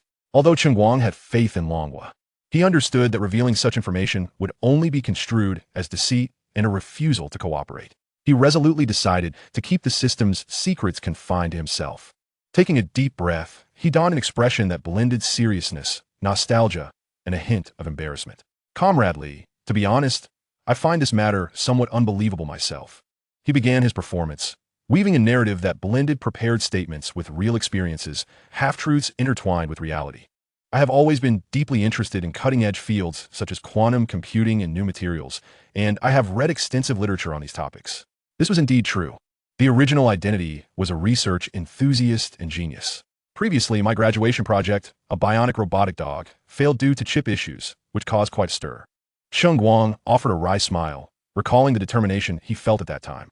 I thought, why should Longhua be at the mercy of others in chip technology? I refused to accept that.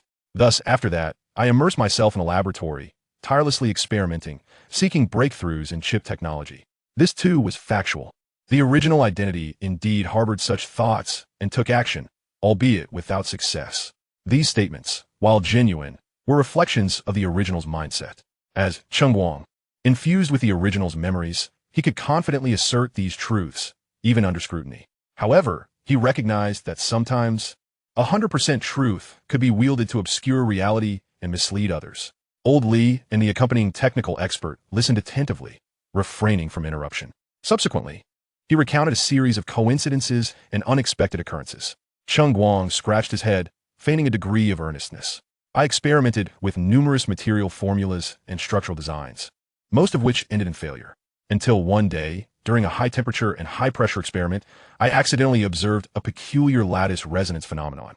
He began to introduce some carefully selected, esoteric terminology from the system's knowledge base, terms that, while enigmatic, resonated with current theoretical frameworks, evident to the technical personnel present. Through an in-depth study of this resonance phenomenon, I unexpectedly discovered a structure capable of maintaining a relatively stable quantum state at room temperature. Of course, this stability is relative and requires extensive validation. He continued, attempting to obscure the critical technical nodes with terms like serendipitous discovery and still in exploration. He knew that the seasoned expert would not be entirely convinced. But as long as he could evade any glaring logical inconsistencies and render his claims unverifiable, he would be fine. Old Li and the technical expert remained focused, their expressions largely inscrutable. The expert occasionally interjected with detailed questions regarding specific technical terms Cheng Guang had used. For instance, you mentioned that particular lattice resonance. Was its relaxation time? Has an energy dissipation model been preliminarily established? Cheng Guang would feign contemplation, then respond with even vaguer theories or simply state that experimental data was incomplete, the underlying principles still under exploration, and that it was merely a concept born of a fortuitous success, with replication posing certain challenges.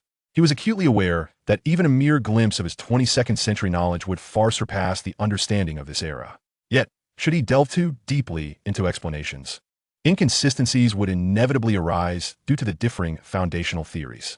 As the saying goes, the more one speaks, the more errors one makes. Thus, ambiguity became his best defense. After a thorough exchange, the conference room fell into a brief silence. Old Li picked up his teacup and took a gentle sip, seemingly processing the information Cheng Guang had presented. The technical expert scribbled rapidly in his notebook, his brow furrowed as he contemplated Cheng Guang's responses. The recorder, expressionless, diligently documented Cheng Guang's replies, managing to keep pace with his words, a testament to the skill of shorthand specialists. After a lengthy pause, Old Li set down his teacup and turned to Cheng Guang, a warm smile gracing his face. It appears that Comrade Xiao Cheng has indeed been fortuitously inspired, serendipitously contributing to our nation with a monumental, perhaps even revolutionary, advancement. He refrained from probing further into the technology's specific origins. Nor did he wholly accept Cheng Guang's narrative of genius and luck, yet he did not express skepticism either. He simply listened intently. This revelation brought a slight sigh of relief to Cheng Guang, though he did not expect them to genuinely believe him. After all, they were seasoned veterans. We will prioritize respecting your thoughts and opinions. Old Li's tone grew solemn. Regarding the subsequent arrangements for this technology, we have reached a preliminary decision after careful internal discussion. Comrade Xiao Cheng, the chip technology you have developed, oldly S voice resonated clearly within the quiet conference room. The strategic significance and potential risks associated with this matter are extraordinarily immense, far surpassing the realm of conventional civilian technology. This technology must absolutely not, under any circumstances, be permitted to fall into the hands of nefarious individuals or certain foreign powers. Cheng Guang nodded slightly, his focus unwavering. Lally continued. Following deliberations at the highest echelons of the Dragon Country, it has been decided that the Pear mobile phone and all its core technologies, particularly the chip technology, must immediately cease all related commercial activities. Furthermore, relevant state departments will assume complete control over this matter. This encompasses all your design blueprints, comprehensive technical documentation, your remarkably advanced production line details, as well as all existing inventory and associated intellectual property. Lally spoke in one breath, his expression impassive as he regarded Cheng Guang. Before the state intervened, Cheng Guang harbored concerns about attracting the envy of larger corporations. While he was not particularly worried about them copying or imitating his work, something they would struggle to accomplish, he was apprehensive that these major enterprises might resort to patent wars in the name of competition. Even though he understood that the invention of these technologies bore no relation to those corporations, he was aware that patent litigation was often a tactic employed to undermine emerging small companies. When large corporations initiate patent lawsuits, they frequently choose to do so in overseas markets where litigation costs are exorbitant, such as in the United States, which is all too eager to see such threatening new products stifled in their infancy. Moreover, even in the event of a loss, the very act of suing serves its purpose to deplete the financial and human resources of small enterprises through protracted legal processes. Regardless of the outcome, the cash flow of a small company could be irrevocably damaged, leading to numerous instances where a company may win a lawsuit yet still succumb to bankruptcy. Thus, when the potential for being targeted by larger corporations began to loom, the intervention of the state was, in essence, the most favorable outcome. Cheng Guang couldn't help but feel an inward smile. The system does not deceive me. This retirement benefit is indeed provided directly by the state, and it is always so straightforward and efficient. A comprehensive acquisition service, professional. Noticing Cheng Guang's lack of immediate reaction, Lally assumed he needed time to digest the information and slowed his tone as he unveiled the compensation package offered by the state. Comrade Xiao Cheng, the state will ensure that no merit is overlooked. We fully acknowledge your contributions. Firstly, you will receive a cash compensation.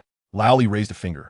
The specific amount will surely exceed your imagination and will undoubtedly surpass all earnings you could obtain from the Pear mobile phone, both currently and in the future. This sum serves as both a technology transfer fee and a reward for your exceptional contributions. Cheng Guang raised an eyebrow, intrigued. Exceeding expectations? The system's target was 100,000, and later, the pre-sale garnered several million. This indeed sounds promising.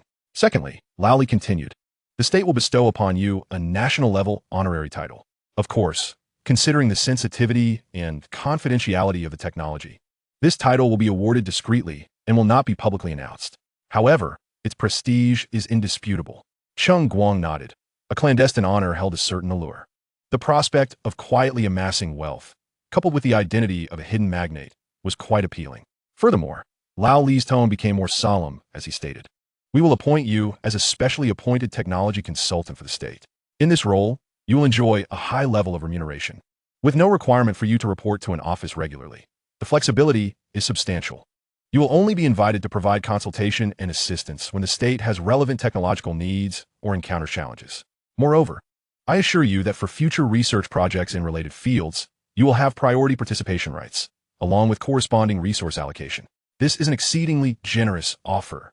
It was as if the state sought to treat Cheng Guang as a national treasure in the realm of technology. Cheng Guang took a deep breath, his expression earnest. Comrade Li, I wholeheartedly support the state's sagacious decision. It is my utmost honor that the Pear mobile phone and this technology can be utilized for the benefit of our nation, realizing its intrinsic value. I am willing to unconditionally cooperate with all transfer processes and contribute to the technological advancement of our Dragon Country. His words were sincere. On one hand, the technology provided by the system was indeed far too advanced for a small company to manage. Trouble was inevitable. With the state taking over, it represented the best possible outcome. On the other hand, he felt an immense sense of relief. This hot potato had finally been relinquished, allowing him to pursue other civilian technologies with peace of mind, or even consider an early retirement. Lally nodded approvingly. Comrade Xiao Cheng's awareness is commendable. With the compensation plan settled, they proceeded to the most critical aspect. The previously silent technical expert assistant retrieved a document from his briefcase and gently placed it before Cheng Guang. The cover bore the conspicuous words, "Lifelong Confidentiality Agreement." Comrade Xiao Cheng, this agreement has been drafted in accordance with the nation's highest confidentiality regulations. Lao Li's tone grew serious once more. Its contents are exceedingly stringent. The agreement mandates that you must maintain lifelong confidentiality regarding the core technologies of the Pear mobile phone, particularly the true nature of that chip, as well as the authentic performance parameters of the Pear mobile phone, including the details of our discussion today, the entire process of the State S acquisition, and your interactions with me and other relevant personnel. All related matters must remain confidential.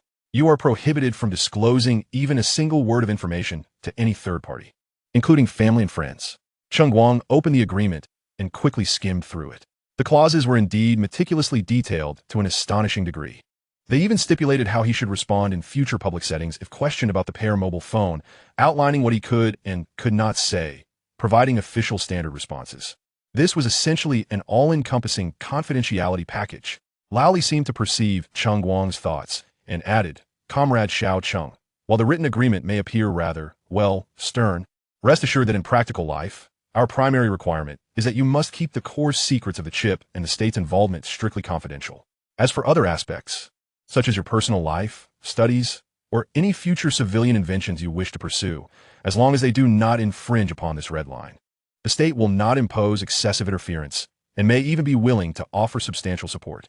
Our dragon country has its own laws and regulations, but it is also filled with humanity, especially towards its own children, particularly those who have made significant contributions like you." This reassured Cheng Guang considerably. It seemed that he would not be entirely reduced to a mere symbol. He was afforded a considerable degree of freedom, truly befitting of the dragon country. "Understand." Cheng Guang nodded.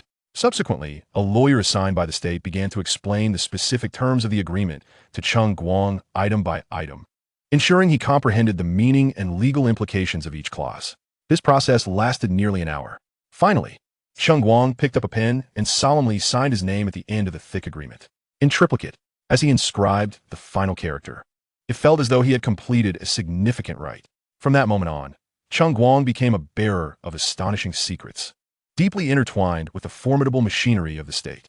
The transaction was complete. Cheng Guang acquired an unexpectedly vast fortune, along with significant recognition at the national level, albeit of a clandestine nature. He also completely relinquished control over his inaugural creation, the Pear Phone, and bore the weighty burden of confidentiality. However, Cheng Guang felt no sense of loss. Rather, he experienced a liberating relief akin to shedding 1,000-pound weight. The compensation and status conferred by the state were undeniably tangible. This was a windfall, a veritable treasure. He mused with delight, being chosen by the nation, bundled up and whisked away. With financial support and favorable policies, his retirement life promised to be exceedingly pleasant. With all formalities completed, the atmosphere in the conference room lightened considerably. Old Li rose and approached Cheng Guang, gently patting his shoulder.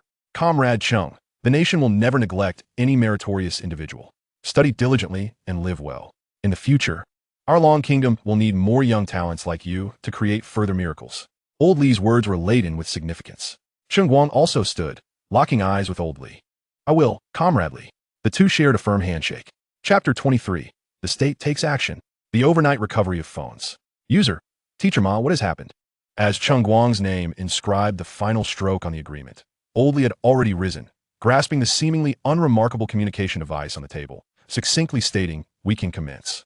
The Pear Phone Comprehensive Recovery Operation Plan, meticulously crafted and rehearsed by the Longshin Origin Point Task Force, was officially set in motion at that moment. The vast and intricate machinery of the Long Kingdom roared to life with an unprecedented and terrifying efficiency. Countless directives surged through encrypted communication channels, radiating across the nation like a lightning bolt. An operation sweeping the entire country, yet utterly silent, was about to unfold. To recover the devices, the first step was to locate them. The materials Cheng Guang handed over included all sales data of the Pear Phone, along with as detailed customer information as possible. Although many individuals had used pseudonyms and virtual numbers during the pre-sale, as long as there were payment records and delivery addresses, the national apparatus could effortlessly trace the real identities. The intelligence analysts of the task force, almost simultaneously with Old Li's command, disseminated the encrypted data to operational teams across various provinces and cities. Target A, Unit 701, Building 2, Chaoyang Community, Long City, Zhongshan. Target B, Number 18, Jing'an Villa, Shanghai City, Lixi. Target C, Room 1105, Block A, Tianhe Apartment, Yang City, Wangwu, previously used IP address. Each pinpointed piece of information was rapidly secured. Meanwhile, personnel from the Special Operations Bureau, scattered throughout the Long Kingdom, officially received notifications to assist in a crucial product safety recall. Engineers from communication companies, maintaining communication base stations in various cities, also received directives to assist in investigating specific model device signal characteristics, covering the activity range of all Pear Phone holders within mere hours. As night deepened, the clamor of the city gradually faded, the lights of countless homes dimming, leaving only a few night owls surfing the internet. Knock, knock, knock. The faint sound of knocking reverberated oddly in the silent corridor. In a high-end community in Long City, a chubby youth, having just concluded a gaming live stream and heading to the fridge for a bottle of soda, curiously approached the door. "Who is it? What time is it?" he grumbled, peering through the peephole. Standing at the door were a man and a woman, clad in ordinary jackets, their faces adorned with amiable smiles, entirely unthreatening. "Hello. May I ask if this is Mr. XXX?" one of them inquired, their voice low yet clear, to assuage any potential anxiety among the ordinary citizens of the Long Kingdom. The state had prudently considered the pairing of a man and a woman. After all, if a group of burly men were at the door, anyone would surely refuse to open it. This thoughtful consideration by the state significantly enhanced the efficiency of the recovery operation. Simultaneously, from south to north, from east to west, in countless cities, communities, and households across the Long Kingdom, identical scenes were unfolding. "Knock, knock, knock. Excuse me, may I ask if you are at home?" Even amidst a large-scale, nationwide, synchronized operation, everything proceeded with remarkable orderliness, akin to a subtle and unobtrusive grace. Each operational team consisted of 2 individuals, one male and one female, dressed in plain clothes, ensuring they did not attract unnecessary attention. Their singular mission was clear: locate the Pear Phones and subsequently take them away. "Hello, Mr. Ms. XXX. Upon encountering a user who opened the door, the staff always presented a standardized, apologetic smile. "We are representatives from the Pear Phone After-Sales Service Center. If users expressed confusion or questioned why after-sales representatives would visit at such an hour, they would promptly add, "We have received notice from our superiors that the Pear Phone you purchased has been identified by our technical department as potentially possessing certain latent safety risks." This reasoning regarding the potential safety hazard was meticulously crafted, vague yet imbued with an undeniable official seriousness. It explained the urgent recall without divulging any real technical details, thus avoiding unnecessary complications. Furthermore, the state considered that if they provided overly specific information about certain safety risks, it could tarnish Cheng Guang's reputation and subject him to undue pressure, leaving him defenseless. Thus, the Long Kingdom's officials devised this plan to recover the devices as swiftly as possible while safeguarding Cheng Guang's reputation. On one hand, many individuals would instinctively seek to mitigate risks, while compensation could facilitate the rapid recovery of the Pear Phones with minimal cost, all while preserving Cheng Guang's honor. More importantly, a slow recovery could alert foreign entities such as the United States and Sakura country, potentially jeopardizing significant operations. If even a few devices were seized by foreign forces prematurely, it would constitute a grave loss. The top priority, to expeditiously and thoroughly recover the Pear Phones to prevent detection by foreign powers. The secondary priority, to ensure, while satisfying the first point, that Cheng Guang remained shielded from attacks. If necessary, public opinion could be mobilized to protect Cheng Guang's reputation. After deliberation among the Long Kingdom's think tank, they formulated this scheme aimed at achieving the fastest recovery with minimal cost while prioritizing the protection of Cheng Guang's reputation. For the sake of your safety and to compensate for any inconvenience caused, our company has decided to initiate an urgent recall of all sold Pear Phones. Then came the piece de resistance. We will process a full refund for you. The 3,999 long coins you originally paid for the phone will be returned to you in full on the spot. Upon hearing this, most users were already somewhat astonished. We can return the full amount after using it for so long, but the surprise was merely beginning. In addition, to express our apologies, we will also grant you an additional cash compensation amounting to 80,000 long coins. 80,000. The moment this figure was announced, nearly all users believed they had misheard. Simultaneously, You may select any of the latest flagship smartphones currently available on the market from our provided list, regardless of brand or model, in its highest configuration. This will serve as an additional compensation, a full refund, an extra $80,000 in cash. Furthermore, a complimentary top-tier new smartphone. Is this truly a recall? This is akin to a warm visit from a benefactor, or rather, the arrival of a deity of wealth bestowing unexpected fortune. What is this nonsense? Refund me $3,009, grant me $80,000, and throw in a state-of-the-art smartphone? Little fatty rubbed his ears, doubting whether he had been streaming for too long and was experiencing auditory hallucinations. Indeed, sir, you heard correctly. The staff maintained their polite smiles, holding a POS machine and a stack of pristine currency. The figure of $80,000 was carefully considered. The government realized that merely offering a full refund would likely meet with resistance from many, whereas a substantial compensation would entice them. This compensation amount was meticulously calculated based on the average transaction price of second-hand Pear smartphones on recent platforms. Should they encounter genuine opportunists among second-hand dealers, a firmer approach would be warranted. Am I dreaming? In another city, a freshly bathed, mask-clad professional lady stared incredulously at the two individuals at her door, claiming to be representatives of the National Quality Inspection Department, along with their proposed compensation plan, causing her mask to crack. Are you serious? Certainly, madam. Here is your refund and compensation. Please sign here. This is the catalog of flagship phones available for exchange. We can arrange for delivery to your home by tomorrow. Faced with such an astonishing stroke of fortune, the overwhelming majority of users, after a brief moment of bewilderment, were instantly engulfed by euphoria.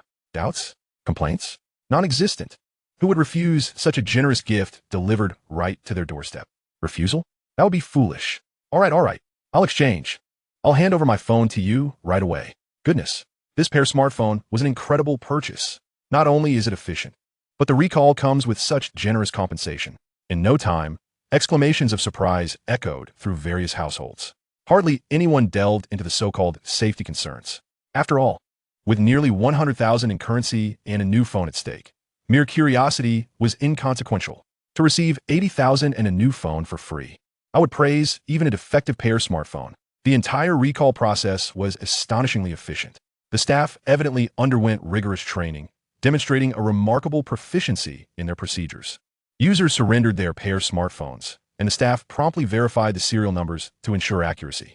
Subsequently, one representative presented the POS machine for users to confirm the refund transaction, while another handed over a substantial wad of cash as compensation. Meanwhile, the other staff member produced a tablet, allowing users to select their desired new flagship phone or directly offering a voucher redeemable at any authorized store. Transactions were completed swiftly, typically within 3 to 5 minutes, and never exceeding 10 minutes, without any unnecessary delays. To an outsider, it might have appeared as if they were orchestrating a year-end benefit giveaway or distributing gold bars. Goodness. Brothers, let me tell you, the representatives from Pear smartphones just came by. They refunded my full amount, compensated me $80,000, and gifted me the latest foldable model. I practically soared into the stratosphere. A fortunate individual excitedly shared in the community group. Is this for real? Such good fortune exists? If I'm lying, may I be struck down. I just deposited the money in the bank. Missing out on this Pear smartphone deal is a loss. Those in the know, or residents of the same community, quickly became aware of the situation. Some who hadn't purchased a Pear smartphone lamented their misfortune. Had I known, I would have snatched one up too. Isn't this better than investment products? Who could argue otherwise? This is practically the government giving away money. Some even pondered whether they could now acquire a Pear smartphone at inflated prices in the secondhand market, only to await the official goodwill visit. Unfortunately, they were overestimating their chances. The national team's operations left no room for exploitation. Of course, not everyone was so easily swept away by happiness. A small handful remained vigilant or particularly curious. Comrades, what exactly do you mean by safety concerns? Is it a battery issue? Or perhaps excessive radiation from a chip? A bespectacled middle-aged man, exuding an air of intellectuality, sought to extract further information. I apologize, sir, but this involves technical details and commercial secrets that we cannot disclose at this time. The staff replied with their unblemished polite smiles. We are merely following orders, and we appreciate your understanding. You may refer to the subsequent announcements from Pear Company for official information. How can you prove that you represent Pear smartphones or the National Quality Inspection? Someone brandished their phone, threatening to report them. The staff remained composed, promptly retrieving a document bearing a vivid red stamp labeled Product Recall Authorization along with their identification. Sir, here are our relevant credentials for verification. If you still have doubts, you may contact Pear Company's official customer service for confirmation. However, at this hour, it may be having reached this point. Upon viewing the official documents and the tangible monetary and material compensation, even a few skeptical users cast their doubts aside. After all, who would go to such lengths? Incurring such expenses merely to deceive you for an old phone? What would they possibly gain? The recall operation was proceeding with astonishing momentum, far exceeding expectations. However, this seemingly reckless, overnight initiative, backed by an official presence, sparked some private speculation and discussion within a small circle, particularly among those residing in first-tier cities, seasoned in experience, or engaged in technology and information-related fields. Dude, something feels off about this. Which company conducts a recall like this? Offering refunds, hefty compensation, and new phones? What is their motive? Are they engaging in charity? I've heard that in some places, local quality inspection officials are involved, not just Pear Company representatives. Which makes it even stranger. How could a nascent company mobilize such resources? What monumental secret lies within this Pear smartphone? Is it possible that Cheng Guang has embedded something extraordinary within the device? Even if there were a treasure, it wouldn't warrant such a grand spectacle.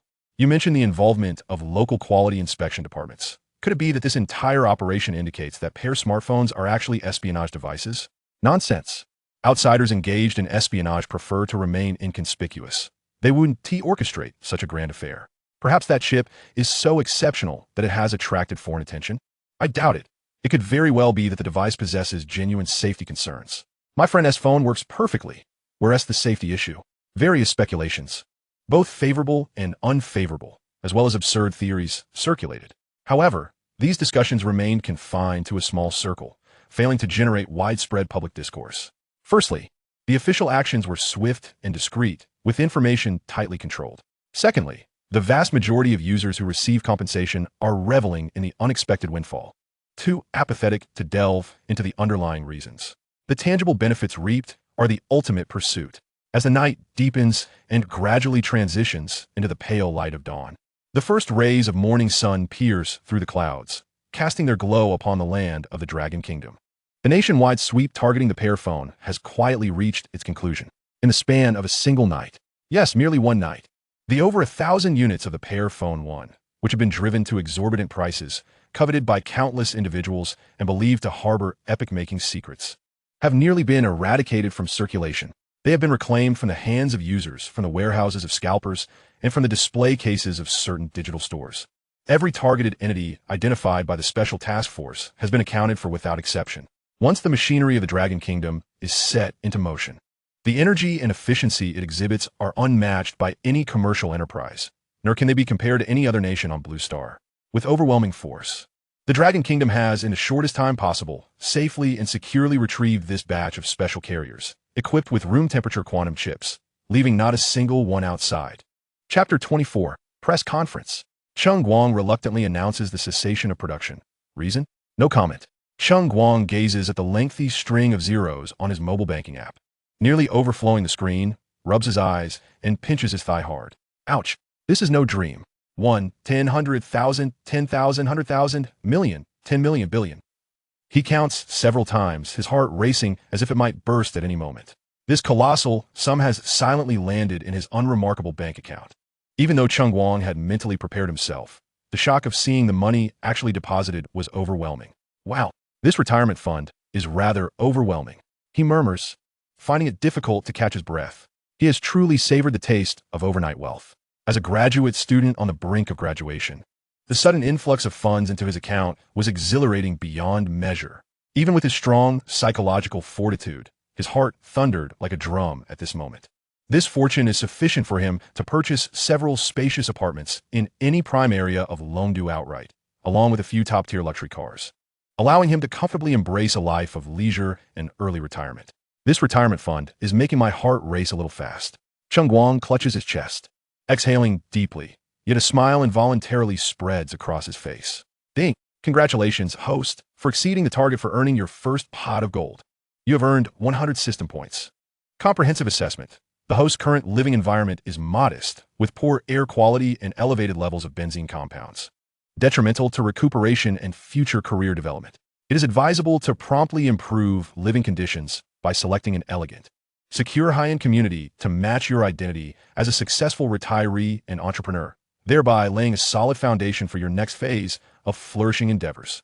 The system interface even popped up several advertisements for recommended properties, each characterized by lush greenery and featuring senior activity centers and community clinics. How does this broken system even push ads? Is the advertising industry in the 22nd century that advanced? Although the system automatically matched properties from the current 21st century, doesn't that only highlight the sophistication and relevance of this advertising mechanism? No matter the era, it can find corresponding advertising alliances and sources, right? Cheng Guang's forehead twitched. Thank you very much. I'm not even 30 yet, and you're planning my retirement home for me? He seriously suspects that if this broken system levels up a few more times, it might start suggesting cemetery advertisements. This system is muddled in many areas, yet it is remarkably precise when it comes to advertisements. Just as Cheng Guang was bemusedly grappling with the system, an unfamiliar encrypted number rang in. It was someone from Old Lee's side. After informing him that two individuals from Old Lee's team would be visiting shortly, they continued to avoid discussing specific details over the phone, opting instead for a face-to-face conversation. The same two individuals from last time arrived, and after presenting their identification, conveyed Old Lee's message to quell the public speculation surrounding the sudden disappearance of the Pear Phone, and to prevent any potential panic. Cheng Guang is required to hold a press conference as the founder and CEO of the Pear Company, providing the public with an explanation. Fine, I will cooperate fully. What could Cheng Guang say? Having received such substantial benefits from the state, this minor task is naturally his obligation. After all, the Pear Phone has stirred such a commotion, vanishing into thin air, and the second-hand market has been cleared overnight. It would indeed be strange for the state not to provide an explanation. If the state were to address it themselves, it would imply a lack of transparency, potentially drawing the attention of foreign forces from the United States. Therefore, it is undoubtedly more appropriate for Cheng Guang to personally hold the press conference. The venue, proceedings, security measures, and even every point of the speech he would deliver on stage, as well as potential tricky questions from reporters and corresponding responses, have been meticulously planned and repeatedly reviewed by the relevant departments of the Dragon Kingdom. The core principles are succinct. Acknowledge the cessation of production, obfuscate the reasons, reassure the market, and disclose no core secrets. In Old Lee's words, Comrade Cheng, you only need to read the script we provide. We will handle the rest. On the day of the press conference at the Longdu International Exhibition Center, the largest press conference hall, the scene was packed, filled with hundreds of reporters from domestic and international media. Cameras and flashing lights erupted, nearly blinding the eyes of those present. All lenses were firmly trained on the somewhat slender but remarkably composed young figure at the podium, Cheng Guang. Countless pairs of eyes brimmed with inquiry, confusion, and greed. They all sought to pry the earth-shattering truth behind the sudden cessation of the Pear Phone from this young man's lips. Some Western reporters were particularly eager, having meticulously planned how to steer questions towards challenging the official stance of the Dragon Kingdom. Cheng Guang took a deep breath, adjusting the height of the microphone. Good afternoon, esteemed media friends and all those concerned about the Pear Company. He followed the script he had memorized, first graciously thanking the vast consumer base and media friends for their love and attention towards the Pear Phone. After a round of pleasantries, he shifted his tone to one of appropriate regret and resignation, solemnly announcing, given the complex factors we are currently unable to overcome in the development process of the Pear Company, along with the need for adjustments in our future strategic planning, we have decided, after careful consideration, to indefinitely suspend the production and sale of the Pear Phone 1, effective immediately. The moment Cheng Guang's voice fell, the audience erupted. What is happening? It's been discontinued? No way. Is the Pear Phone really gone? I've been saving every penny to buy one through a proxy, and now it's been discontinued. What gives? Pear brother, what on earth is going on? The reporters, like sharks sensing blood, became agitated, arms raised high, clamoring to ask their questions. Cheng Zong, may I inquire what specific, insurmountable, complex factors you are referring to? Has the technology of Pear Mobile encountered a severe bottleneck? Rumors suggest that Pear Mobile is embroiled in significant intellectual property disputes, even alleged to have appropriated foreign technology, which has led to its abrupt cessation. Is there any truth to this? Mr. Cheng Guang, there are reports online asserting that Pear Mobile has been forcibly halted and comprehensively recalled by the official authorities of Long Country. Is this accurate? Does the technology of Pear Mobile harbor undisclosed safety hazards? For instance, is there an issue of excessive radiation or risks pertaining to user privacy breaches? A barrage of pointed inquiries, akin to a rapid-fire cannonade, bombarded Cheng Guang.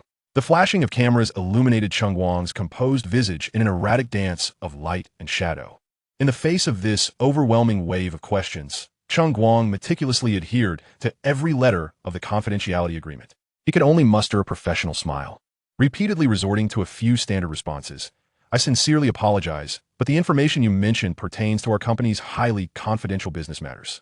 According to the relevant agreements, I am currently unable to disclose further details.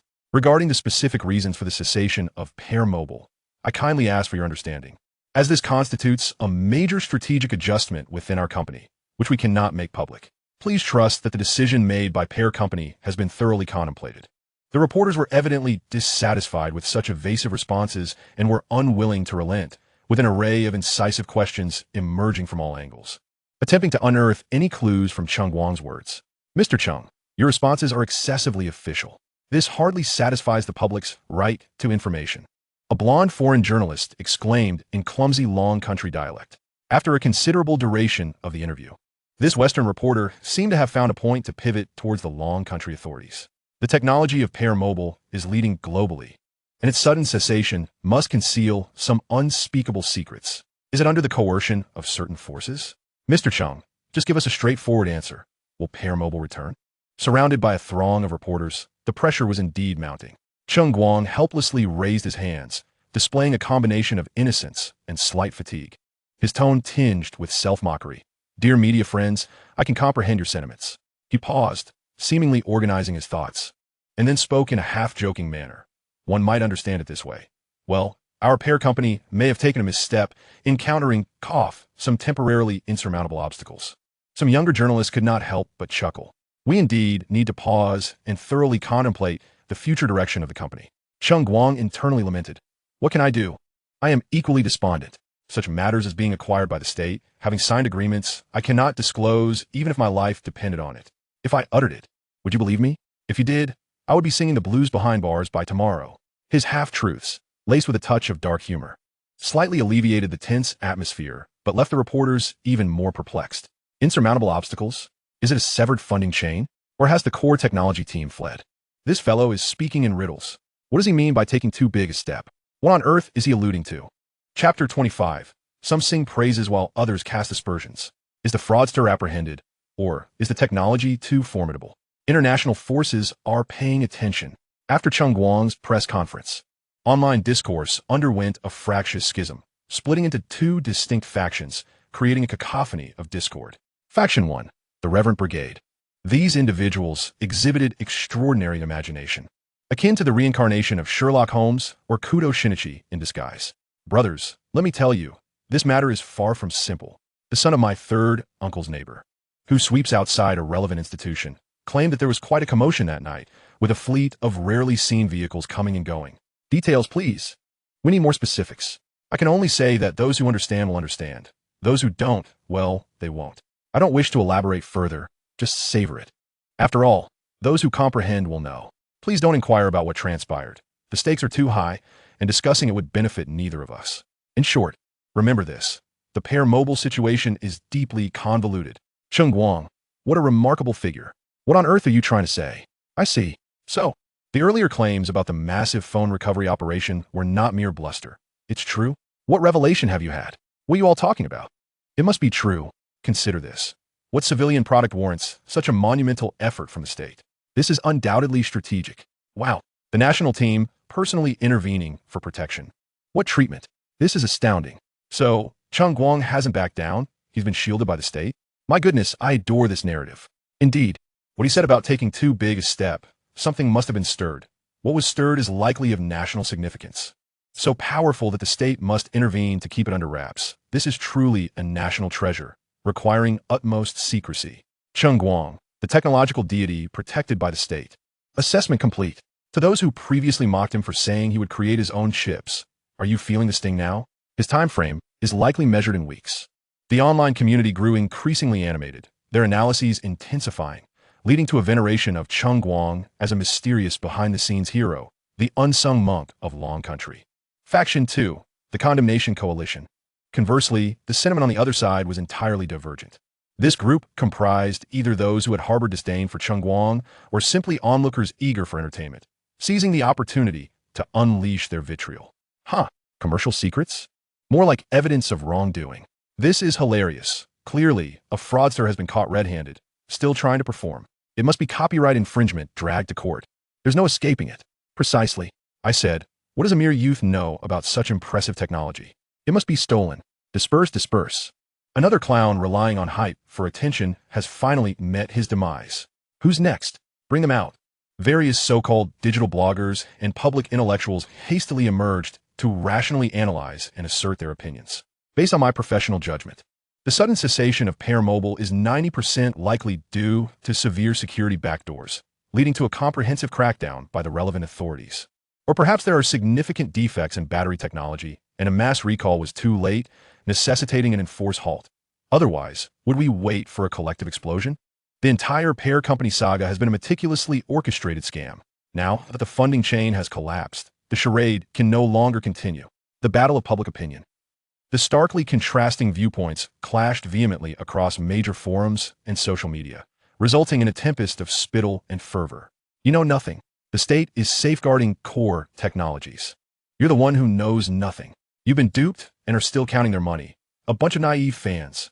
Support Mr. Cheng for the glory of the nation. Willingly, an anonymous hero. A hero? More like a coward. Cheng Guang, prepare to serve time. The fervor surrounding the Pear Mobile incident not only persisted, but escalated, even overshadowing some international news headlines. The air of mystery and controversy was palpable, creating a gripping narrative. This peculiar drama, woven from the thunderous recovery operation, the ambiguous press conference, and the polarizing online discourse, successfully captured the attention of audiences across the ocean and on the other side of the blue planet. The United States, the European Union, the land of cherry blossoms, the land of the morning calm. The intelligence agencies and technological giants of these nations have astutely detected an unusually potent aura within the dense fog of information. Recent developments from the Dragon Nation have been rather peculiar. In Langley, Virginia, analysts from the NSA and the CIA are grappling with a chaotic array of intelligence reports. According to our informants embedded in Longdu and our surveillance of their recent communication traffic, it appears that the Dragon Nation is experiencing a significant upheaval in the realm of chip technology research and development. When news of the Pear smartphone initially surfaced, a live-streaming blogger had surreptitiously captured footage of the Pear company's production site. Through technical analysis, we have been able to ascertain the approximate coordinates of their production facility. Satellite imagery also reveals a notable increase in suspicious vehicles, seemingly affiliated with the Dragon Nation, around Cheng Guang's suburban warehouse during those days. Coupled with the sudden emergence and mysterious disappearance of the Pear smartphone, alongside the rampant rumors circulating online regarding quantum chips, one seasoned analyst emphatically declared, Director, I propose that the credibility of the quantum chip rumors be elevated to an A level or even an S level. A profound silence enveloped the conference room. The implications of a potential breakthrough in the domain of room-temperature quantum chips by the Dragon Nation are simply unimaginable. We must not permit them to achieve any advancements in chip technology. The leader seated at the head of the table, evidently resolute in his conviction, is the head of the CIA's Asia division, a stern-looking elderly Caucasian man who stated with unwavering determination, this Cheng Guang, along with that nearly defunct Pear company, must be immediately designated as our highest priority targets. Investigate. I want every conceivable detail about Cheng Guang, his origins, the source of his technology. Preliminary and exploratory intelligence, gathering, and cyber infiltration operations may commence. Remember, maintain a low profile. We must not alert the enemy. Our foremost task is to ascertain the authenticity and leading edge of this technology. Although the Pear smartphone has vanished, the name Cheng Guang has quietly ascended to the secret watch list of certain nations' top intelligence agencies. At this moment, Cheng Guang may still be preoccupied with the digits in his bank account, blissfully unaware of the tempest brewing around him. Sir, the preliminary infiltration plan concerning Pear Incorporated and Cheng Guang is ready. An American agent, adorned with a headset, typed the line of command code into the keyboard and pressed the enter key. Target, Cheng Guang. Initial background profiling completed. Initiate phase 1 of Project Core, External Information Collection and Assessment. Chapter 26. Gao Bowen suffers a fracture while delivering takeout. Cheng Guang is protected by the state, enjoying a life of retirement. With the storm temporarily abated, Cheng Guang returns to campus. On the tree-lined avenues of the Dragon Nation University of Industry, Cheng Guang, with a backpack slung over his shoulder, walks with a noticeably lighter step. The tumult surrounding the Pear smartphone affair has finally subsided. Although the astronomical figures in his retirement account occasionally leave him in a daze, life seems to be returning to the semblance of an ordinary master's student. Or so it seems. Cheng Guang harbors a nagging sense that the atmosphere around him has shifted. For instance, when he visits the cafeteria, he often feels the weight of several subtle gazes lingering upon him. In a library, those seated nearby feign engrossment in their books while secretly stealing glances at him. Not to mention the hallways of the academic building, where there are invariably one or two overly enthusiastic classmates who, upon his arrival, casually adjust their positions or coincidentally accompany him for a stretch. Cheng Guang is well aware that these are likely individuals dispatched by Old Li S side. Brother Pear. Wow, it's really Brother Pear? Occasionally, students on campus recognize him, especially since he made a notable appearance at that press conference. This is often followed by a flurry of whispered conversations, some filled with admiration, others with curiosity, and, of course, a fair share of sarcastic skepticism. Isn't that the guy from the Pear smartphone? I heard the company has gone under. Gone under? You know nothing. It's a strategic adjustment. As Cheng Guang listens to these exchanges, his expression remains inscrutable, though internally he rolls his eyes. What troubles him most is the issue of transportation. Previously, he could at least squeeze onto public buses or subways, but now he is consistently met with a car service whenever he steps outside. Though the vehicle bears inconspicuous license plates, the two gentlemen in the front, both exuding an air of professionalism that screams keep your distance, make Cheng Guang feel immense pressure. This constant escorting, wherever he goes, leaves him feeling profoundly uneasy. He finds himself reminiscing about the days when he could freely navigate the city on a shared bicycle. As a graduate student nearing the end of his studies, he is not a national treasure to be paraded around, yet the scrutiny and protection he receives are overwhelming. Brother Wang, isn't this a bit excessive? I'm just an ordinary student. There's no need for such a grand display. Cheng Guang could no longer contain himself and sees an opportunity to voice his grievances to Xiao Wang, the liaison sent by Old Li. I feel like a panda in a zoo, being gawked at wherever I go, with the keepers ensuring I don't wander off. Xiao Wang, a 30-something young official, merely chuckled and adjusted his glasses. Comrade Cheng Guang, your safety is our top priority. The state is considering your security and peace of mind. After all, you are quite the coveted individual now. However, we will relay your concerns to our superiors. Cheng Guang forced a smile. That coveted individual is close to being burnt to a crisp. The state has evidently recognized the issue. A fresh graduate being subjected to such intense scrutiny and invisible surveillance must be under considerable psychological strain. If this pressure leads to a talented individual succumbing to depression, what future contributions could be anticipated? Soon, an adjustment plan was implemented. Many overt protective personnel were withdrawn, replaced by more discreet security measures and technical monitoring. The university also acted decisively, assigning him a new graduate advisor. The previous advisor, named Qian, is a genuine academic heavyweight in the industry, upright in character, and entirely the antithesis of someone like Gao Bowen. The objective was clear: allow Cheng Guang to focus on completing his studies and graduating smoothly, helping him return to a normal student rhythm. As Cheng Guang's life gradually settled into a new normal, investigations into Gao Bowen yielded even more explosive developments. The deeper the inquiry, the more shocking the revelations. This once respected professor had a sordid past beneath his esteemed surface. Dragon News even dedicated a series of in-depth reports to this, each headline more eye-catching than the last. The Parasite Within the Ivory Tower, an in-depth investigation of the Gao Bowen case at the Dragon Nation University of Industry. Zero tolerance for academic corruption. How Gao Bowen and his kind corrode the sanctity of research. From star professor to prisoner. The Gao Bowen incident as a cautionary tale.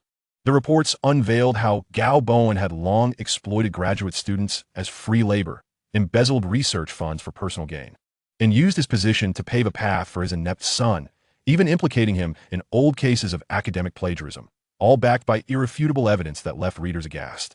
Purchases of imported fine wines, luxurious office supplies, and even funds for his son's overseas property were cleverly reimbursed through research projects. According to investigations conducted by our station, Professor Gao Bowen of Longhua Industrial University, during his tenure as a professor and doctoral advisor, has long resorted to threats of graduation denial to coerce several of his graduate students into engaging in private projects unrelated to their academic pursuits. Furthermore, He has unlawfully appropriated research funding through fraudulent claims, with the amount involved reaching several million long coins. His son, Gao Chong, exhibited egregious misconduct during the process of being recommended for graduate studies at the same institution, resulting in the revocation of his admission qualifications. Gao Bowen has also exploited his position as an academic reviewer, repeatedly accepting bribes to greenlight substandard projects. Reports from Long News have been stern in their language, directly addressing the core issues and categorizing Gao Bowen's actions as a quintessential case of academic corruption. They emphasize that the nation will seize this opportunity to vigorously rectify unethical practices within the academic community and impose severe penalties for academic misconduct. In a matter of time, the name Gao Bowen has become synonymous with infamy, as he's been thoroughly condemned in the academic sphere, forever relegated to a state of disgrace. Longhua Industrial University swiftly responded by terminating Gao Bowen's employment, stripping him of all honors and academic titles, and actively cooperating with relevant authorities to pursue further economic and legal accountability. Consequently, the lives of Gao Bowen and his son have taken a drastic turn for the worse. Gao Bowen faced dismissal from his official position, the revocation of all honorary titles, the freezing of his bank accounts, and the seizure of his property to compensate for the losses incurred by the university or state research funds. His once beloved son, Gao Chong, found his qualifications rendered void and his reputation sullied, making it difficult for him to secure even the most menial of jobs, as potential employers shunned him for his perceived incompetence. This father-son duo, who once commanded respect in the academic world, found themselves plummeting from grace into the depths of despair overnight. Gao Bowen exhausted every possible avenue to seek connections and find a way to reverse his fate. However, those who once called him brother now avoided him as if he were a leper. When the walls of his world crumbled, the crowd turned against him. The prospect of employment seemed like a fool's errand. Who would dare to hire such a disgraced academic fraud? The two rented a dilapidated apartment in the suburbs and found themselves haggling with vendors over mere cents for vegetables. To make ends meet, Gao Bowen had no choice but to swallow his pride and deliver takeout. Once a distinguished professor with a chauffeur at his beck and call, he now rode a battered electric bike, braving the elements for a meager delivery fee. One day, Gao Bowen received an order to deliver milk tea. Upon arrival, the customer, a young girl, complained about the delay, insisting that the ice in her drink had melted and threatening to leave a negative review.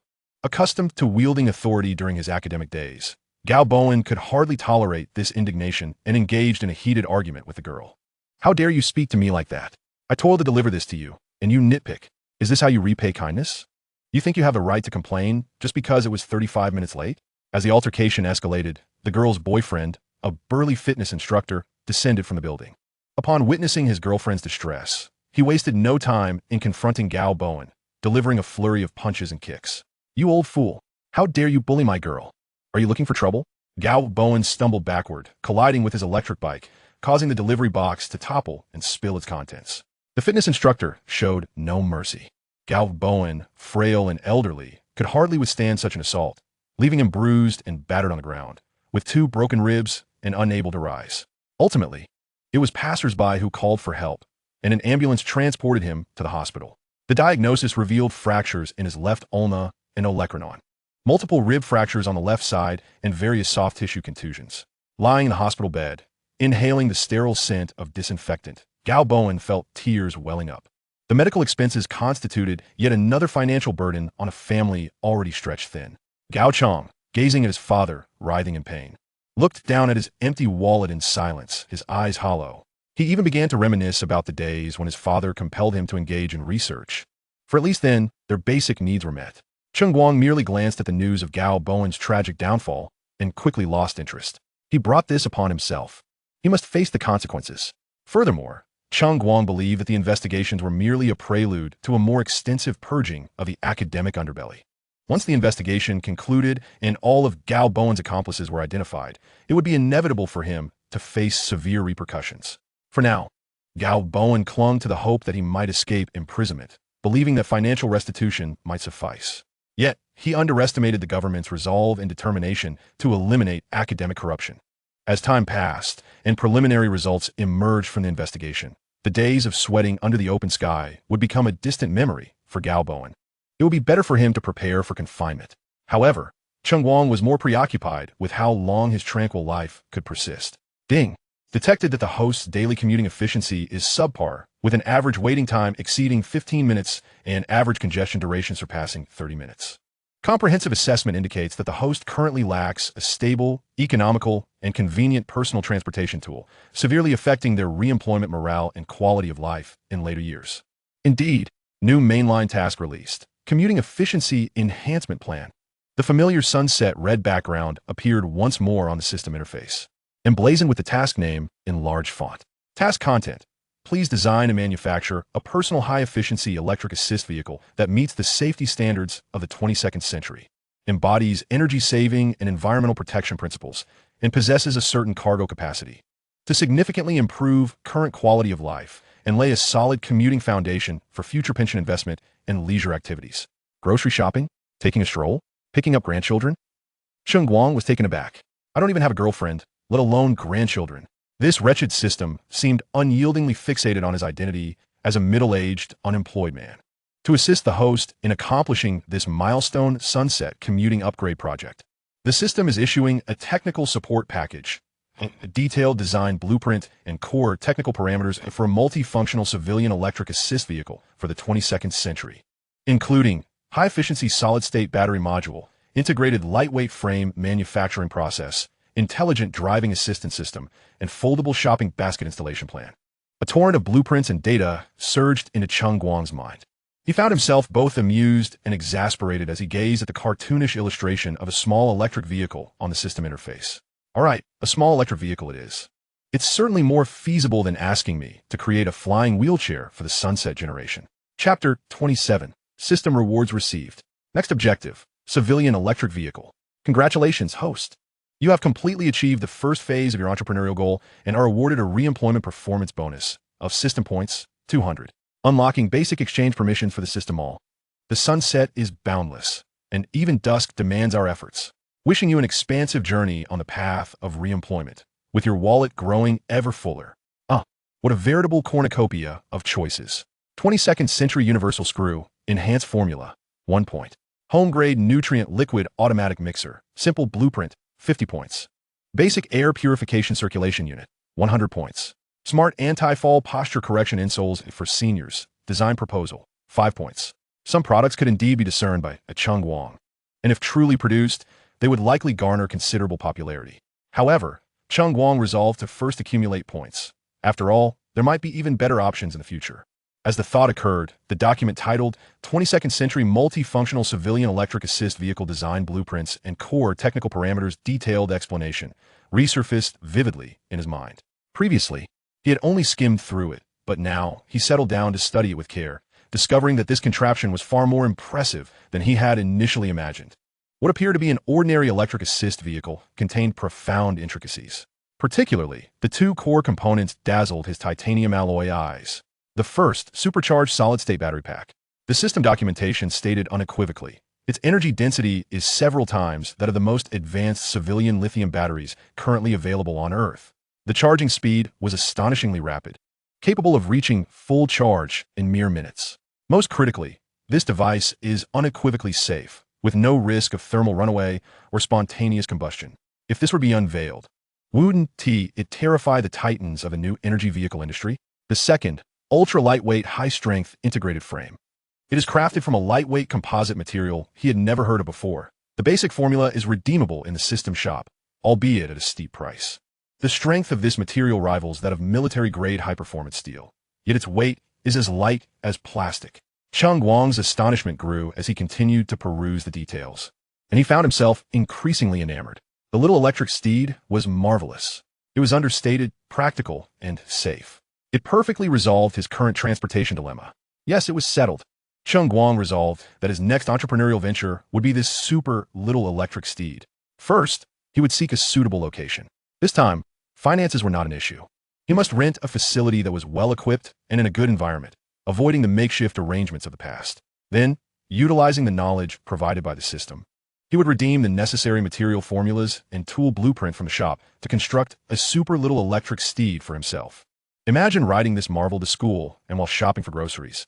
How impressive that would be if the results proved favorable, he mused. Perhaps he could produce a small badge for the affluent seekers of unparalleled experiences? A little extra pocket change wouldn't be unwelcome.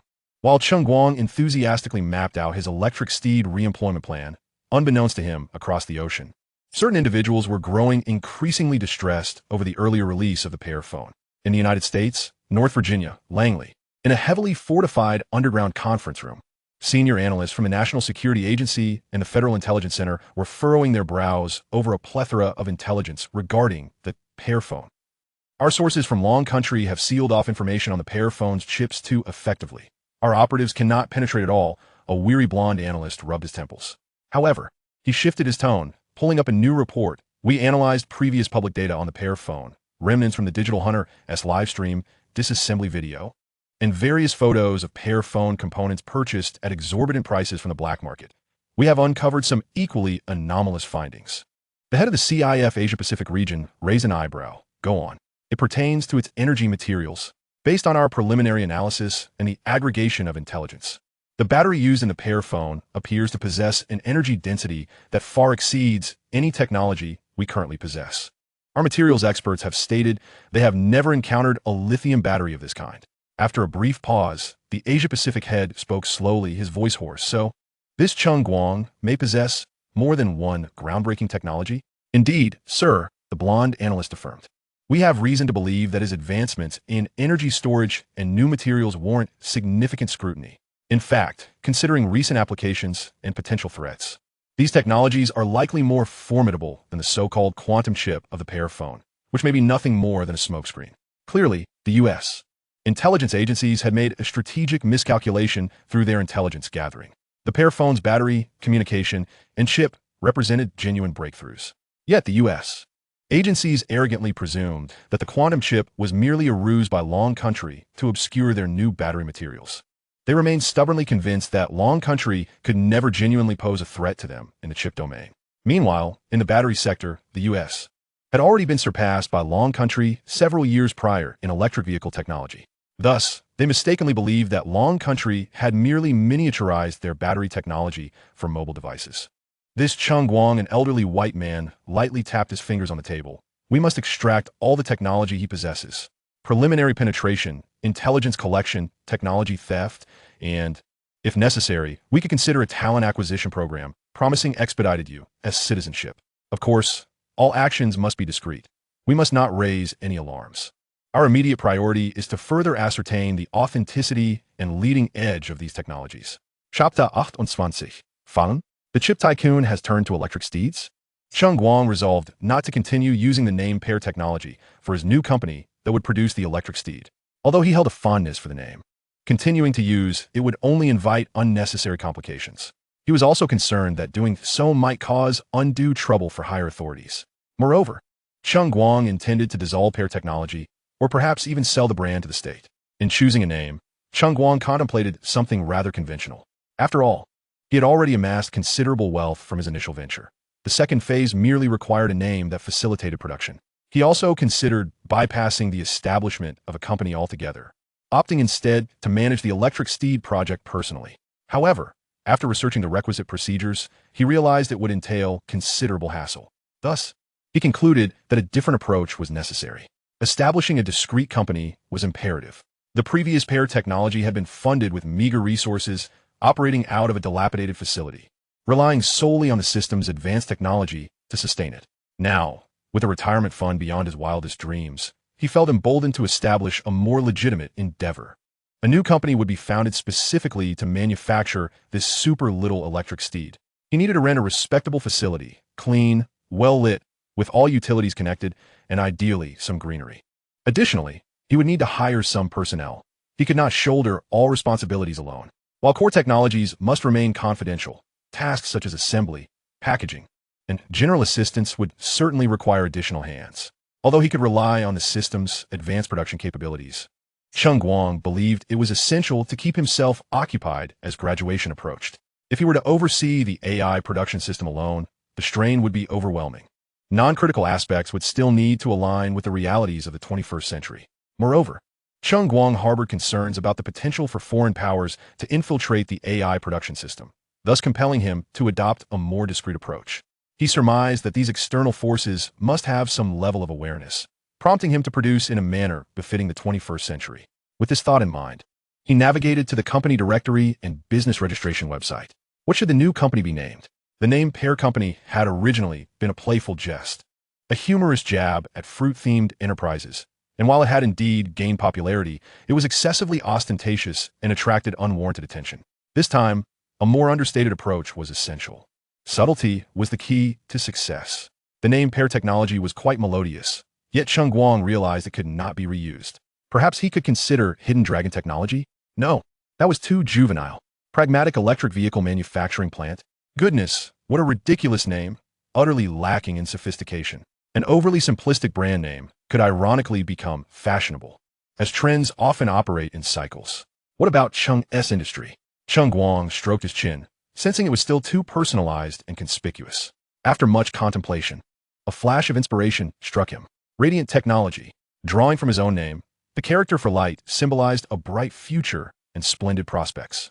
It sounded quite positive and was sufficiently unremarkable to blend into the crowd. Most importantly, as a company brand, this name was almost painfully mundane, though it radiated positivity. It was decidedly inconspicuous.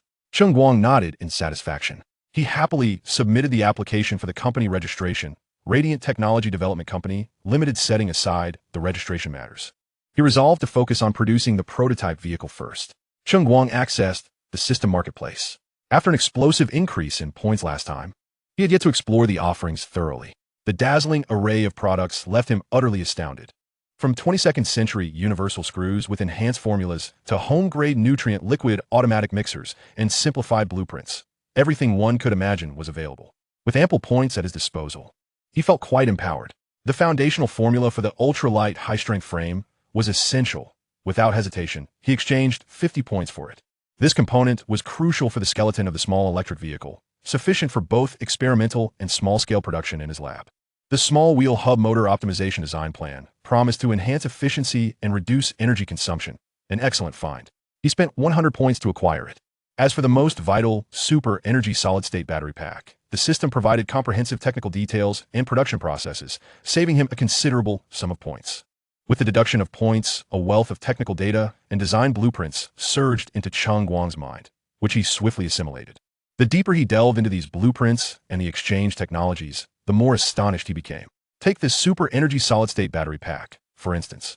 The system's documentation clearly stated that its energy density was a staggering 50 times that of the most advanced civilian lithium batteries on Blue Star. 50 times. What does that even mean? A single charge could likely allow one to circle the third ring of Longdu multiple times without breaking a sweat. Furthermore, the charging speed was absurdly rapid.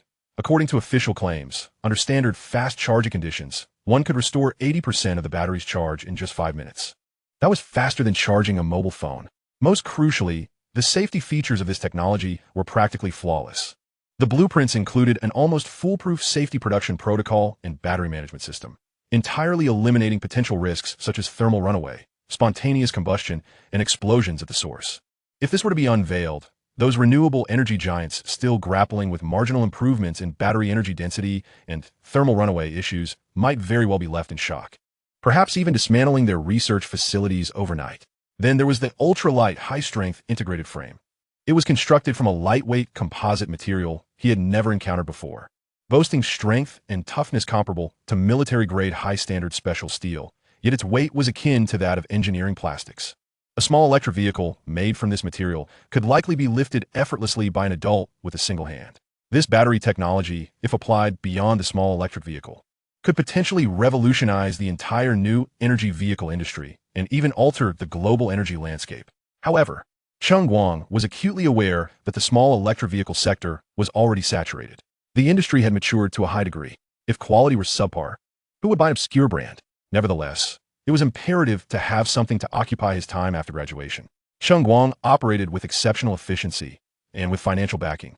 It took mere days for the new factory to materialize. This was not comparable to the abandoned warehouse in the suburbs last time. Through a legitimate intermediary, he rented a modern standard factory in a mature industrial park on the outskirts of the city. The space was over 10 times larger than the previous dilapidated warehouse, spanning 2 spacious and bright floors, complete with loading bays, freight elevators, independent transformers, and a fire sprinkler system. Even the office area was tastefully furnished. Cheng Guang promptly made the decision and signed a 3-year lease. Subsequently, the business license for Radiant Technology Development Company Limited was also obtained. Everything was in place, awaiting the right moment. Cheng Guang took a deep breath and, using the newly registered official account of Radiant Technology Development Company Limited, posted the company's first update across major social media platforms. The account avatar featured a minimalist design of the words Radiant, and the verification information confirmed it as Radiant Technology Development Company Limited. The content was equally succinct. Hello everyone, I am Cheng Guang. Thank you for your previous attention. The era of Pear has passed, whether for better or worse. We have turned the page. A new journey is about to commence. Radiant Technology is officially established today, dedicated to leveraging the power of technology to bring more convenience and beauty to your daily lives. Our inaugural product, the Radiant No. 1 high-efficiency electric assist bike, is currently under intense preparation. Stay tuned. Cheng Guang did not intend to conceal his identity. He merely wished to adopt a less ostentatious approach.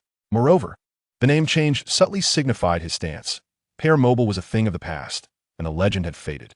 There were numerous examples on Blue Star of individuals whose careers plummeted after switching fields. Replacing the illustrious Pear technology with a more commonplace Radiant technology, though imbued with positivity, was similarly unremarkable. Without grandiloquent language or sentimental proclamations, it read like an old friend recounting a calm narrative.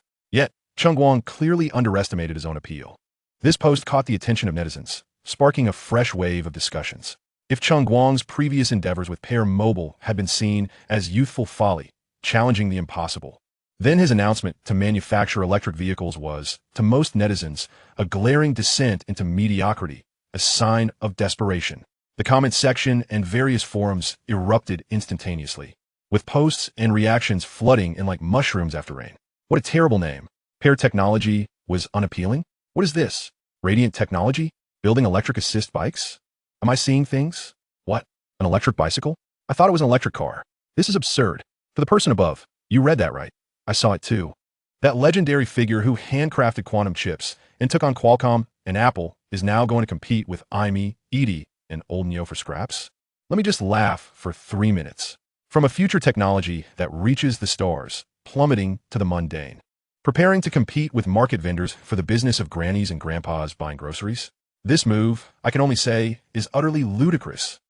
Brother Pear, or rather, Brother Radiance now. The abrupt turn you've taken is rather startling. My aging back nearly couldn't keep up. It's quite commonplace, akin to the world of football, where many prodigious players transform into lackluster coaches post-retirement. Such is life. The cacophony of doubts and speculation surrounding this shift is more deafening than during the era of the Pear smartphone. One wonders, could it be that the technology behind the Pear phone was flawed, prompting a stern talk from the national team? Perhaps, in a moment of reflection, he resolved to turn over a new leaf, opting for harmless, civilian products that could never be deemed worthy of a 404 error. The truth is indeed up there.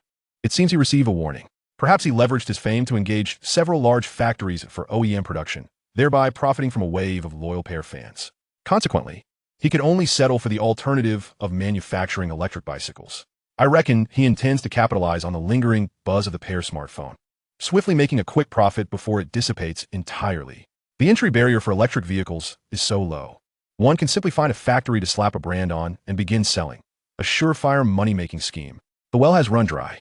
The success of the Pear smartphone was undeniably a stroke of luck, or perhaps orchestrated by a mysterious team. Now that the team has disbanded, or luck has run its course, the true colors are revealed, leaving him to pursue ventures lacking in technological depth. Even those once staunch supporters of Cheng Guang, who were awestruck by the Pear smartphone's cutting-edge technology, now express confusion and disappointment. Oh, Brother Pear, we anticipated you would continue to dazzle the world with futuristic technology. Why do you turn to electric bicycles? The disparity is simply staggering. Radiance Technology? The name indeed sounds grand, yet the scope of its business appears to be rather pedestrian. I had expected your next product to be something like a flying car, while I shall eternally support Cheng Guang in his entrepreneurial endeavors. The leap from a world-shaking quantum chip to ubiquitous electric bicycles seems rather grounded, don't you think? In an instant, the internet is rife with mockery, skepticism, regret, and even schadenfreude, despite the prevalence of derision and confusion. The news of Cheng Guang's pivot to electric bicycles surged to the forefront of every major tech platform and social media trend. eclipsing even the announcement of a new album and concert tour by a certain singer. Chapter 29. The Press Blockade. Cheng Guang. I'm merely seeking a mode of transport. The electric bicycle is capped at 25 kilometers h. The establishment of Radiance Technology and his intent to manufacture electric bicycles did not escape the attention of the reporters. Where is the new factory located? Where does Cheng Guang reside? These are trivial matters for them. After all, if even the warehouse of the Pear smartphone could be infiltrated by a minor influencer, how much easier for these well-connected media personnel. Television stations, online media, and independent journalists flocked like sharks sensing blood in the water. Mr. Cheng, could you spare a couple of minutes for a quick chat? One reporter nearly thrust a microphone into Cheng Guang's face. Is your venture into Radiance Technology serious, or merely a pastime? Another female journalist inquired sharply. Mr. Cheng, could you divulge some details about Radiance number 1? Does it possess any groundbreaking technology? Perhaps it can fly, armed with cameras and microphones. The reporters congested the entrance of Cheng Guang's newly acquired office, where even the security personnel had doubled in number, yet struggled to contain the fervent media horde. The area surrounding the National Industrial University became a veritable hotspot, as Cheng Guang grew increasingly reluctant to return to his dormitory. Even his sporadic visits to the new factory in the industrial park were plagued by paparazzi disguised as food delivery personnel, meter readers, water delivery workers, and even landscaping maintenance staff, all attempting to infiltrate and uncover secrets. On one occasion, while Cheng Guang stood by the office window, he observed a person in sanitation worker attire, broom in hand, casting furtive glances into the factory, their phone camera subtly visible. Good grief, are these people akin to flies? He lamented, overwhelmed by the incessant buzzing. Nestled in his office, Cheng Guang lowered the blinds, listening to the distant clamor outside, his head spinning. He found himself nostalgic for the days of mockery when he was unbothered by the limelight. He contemplated adopting an ostrich-like approach, burying his head in the sand until the storm passed. After all, with no product yet launched, words held little weight. However, the current fervor seemed intent on unearthing him from his hiding place, illuminating him under the glaring spotlight. Brother Wang, I can't remain a turtle forever in this situation. Cheng Guang sighed, rubbing his temples as he dialed the contact of Old Lee from the Dragon Nation Action Group. Dragon Core Source. At this rate, I can't even step outside. I'm nearing the point of starvation in the canteen. On the other end, Brother Wang paused for a moment, his voice tinged with fatigue, clearly affected by the chaos. Comrade Cheng Guang, we understand your sentiments. This situation has attracted the organization's attention. These journalists are indeed overly zealous. How about this? You select a few influential mainstream media outlets with relatively objective stances for a brief interview. It would address the public's concerns and provide them with some accountability. As for what can be discussed and what constitutes a red line, we will provide you with a reference outline. The core principles remain simple. Be pragmatic, exercise caution in speech and action, and emphasize compliance. All right, as long as their essay plan, Cheng Guang exhaled, relieved to have official guidance rather than relying solely on his own thoughts. Soon, the interview was scheduled at the office area of Radiance Technology's new factory, a modest yet tidy conference room. The production workshop? That was off limits, with no access whatsoever. Even the windows were fitted with privacy film, allowing clear visibility from the inside while obscuring the view from the outside. On the day of the interview, Cheng Guang donned a simple t-shirt and jeans, his hair casually tousled, resembling a graduate emerging from university laboratory, albeit with a hint of resignation in his eyes. In stark contrast, the reporters opposite him were clad in sharp suits, their expressions grave, eyes glinting with curiosity. The flash of cameras erupted like a staccato symphony, nearly transforming the small conference room into daylight. Mr. Cheng, began a seasoned female journalist with gold-rimmed glasses. Her question direct. From a much-anticipated Pear smartphone to now producing electric bicycles, the magnitude of this transition is astonishing. Many voices online question whether you've run out of ideas, or suggest that the success of the Pear smartphone was merely a fleeting moment, an unreplicable fluke. How do you respond to this? This inquiry essentially probed what remarkable features the bicycle might possess and whether it could achieve further greatness. Cheng Guang picked up a bottle of mineral water from the table, twisted the cap open, took a small sip to soothe his dry throat, and then replied, measured and unhurried. My entrepreneurial aspiration has always been quite simple. I wish to harness the power of technology to address practical issues in daily life. It may sound somewhat nebulous, but that has indeed been my intention. Everyone uses smartphones daily, which is how the Pear came to be. Now, I personally feel, especially in a bustling metropolis like our Dragon City, that daily commuting, particularly short-distance travel, is quite inconvenient. Traffic jams, crowded subways, and a struggle to find parking can be quite bothersome. I ride shared bicycles, and sometimes I can't even secure a decent ride. Thus, I pondered whether it was possible to create a convenient, eco-friendly, and user-friendly mode of transport. I believe an electric bicycle is a promising direction. At the very least, it would make my daily commute to school a bit easier. His words were delivered in a calm and unembellished manner, akin to explaining why he craved scrambled eggs with tomatoes for dinner. The journalists exchanged glances, clearly dissatisfied with this response. This young man was adept at sidestepping the pressing issues. A male reporter from a prominent financial media outlet promptly pressed on, his tone polite yet assertive. So, Mr. Cheng, will your Glory number 1 electric assist bike incorporate any groundbreaking technology? Will its performance provide a revolutionary experience akin to the original Pear Phone? Or is it merely an ordinary means of transportation? After all, the expectations surrounding you may extend beyond that of a mere electric vehicle. Indeed, the journalists were primarily concerned whether this product could replicate the success of the second Pear Phone. I anticipated they would ask this.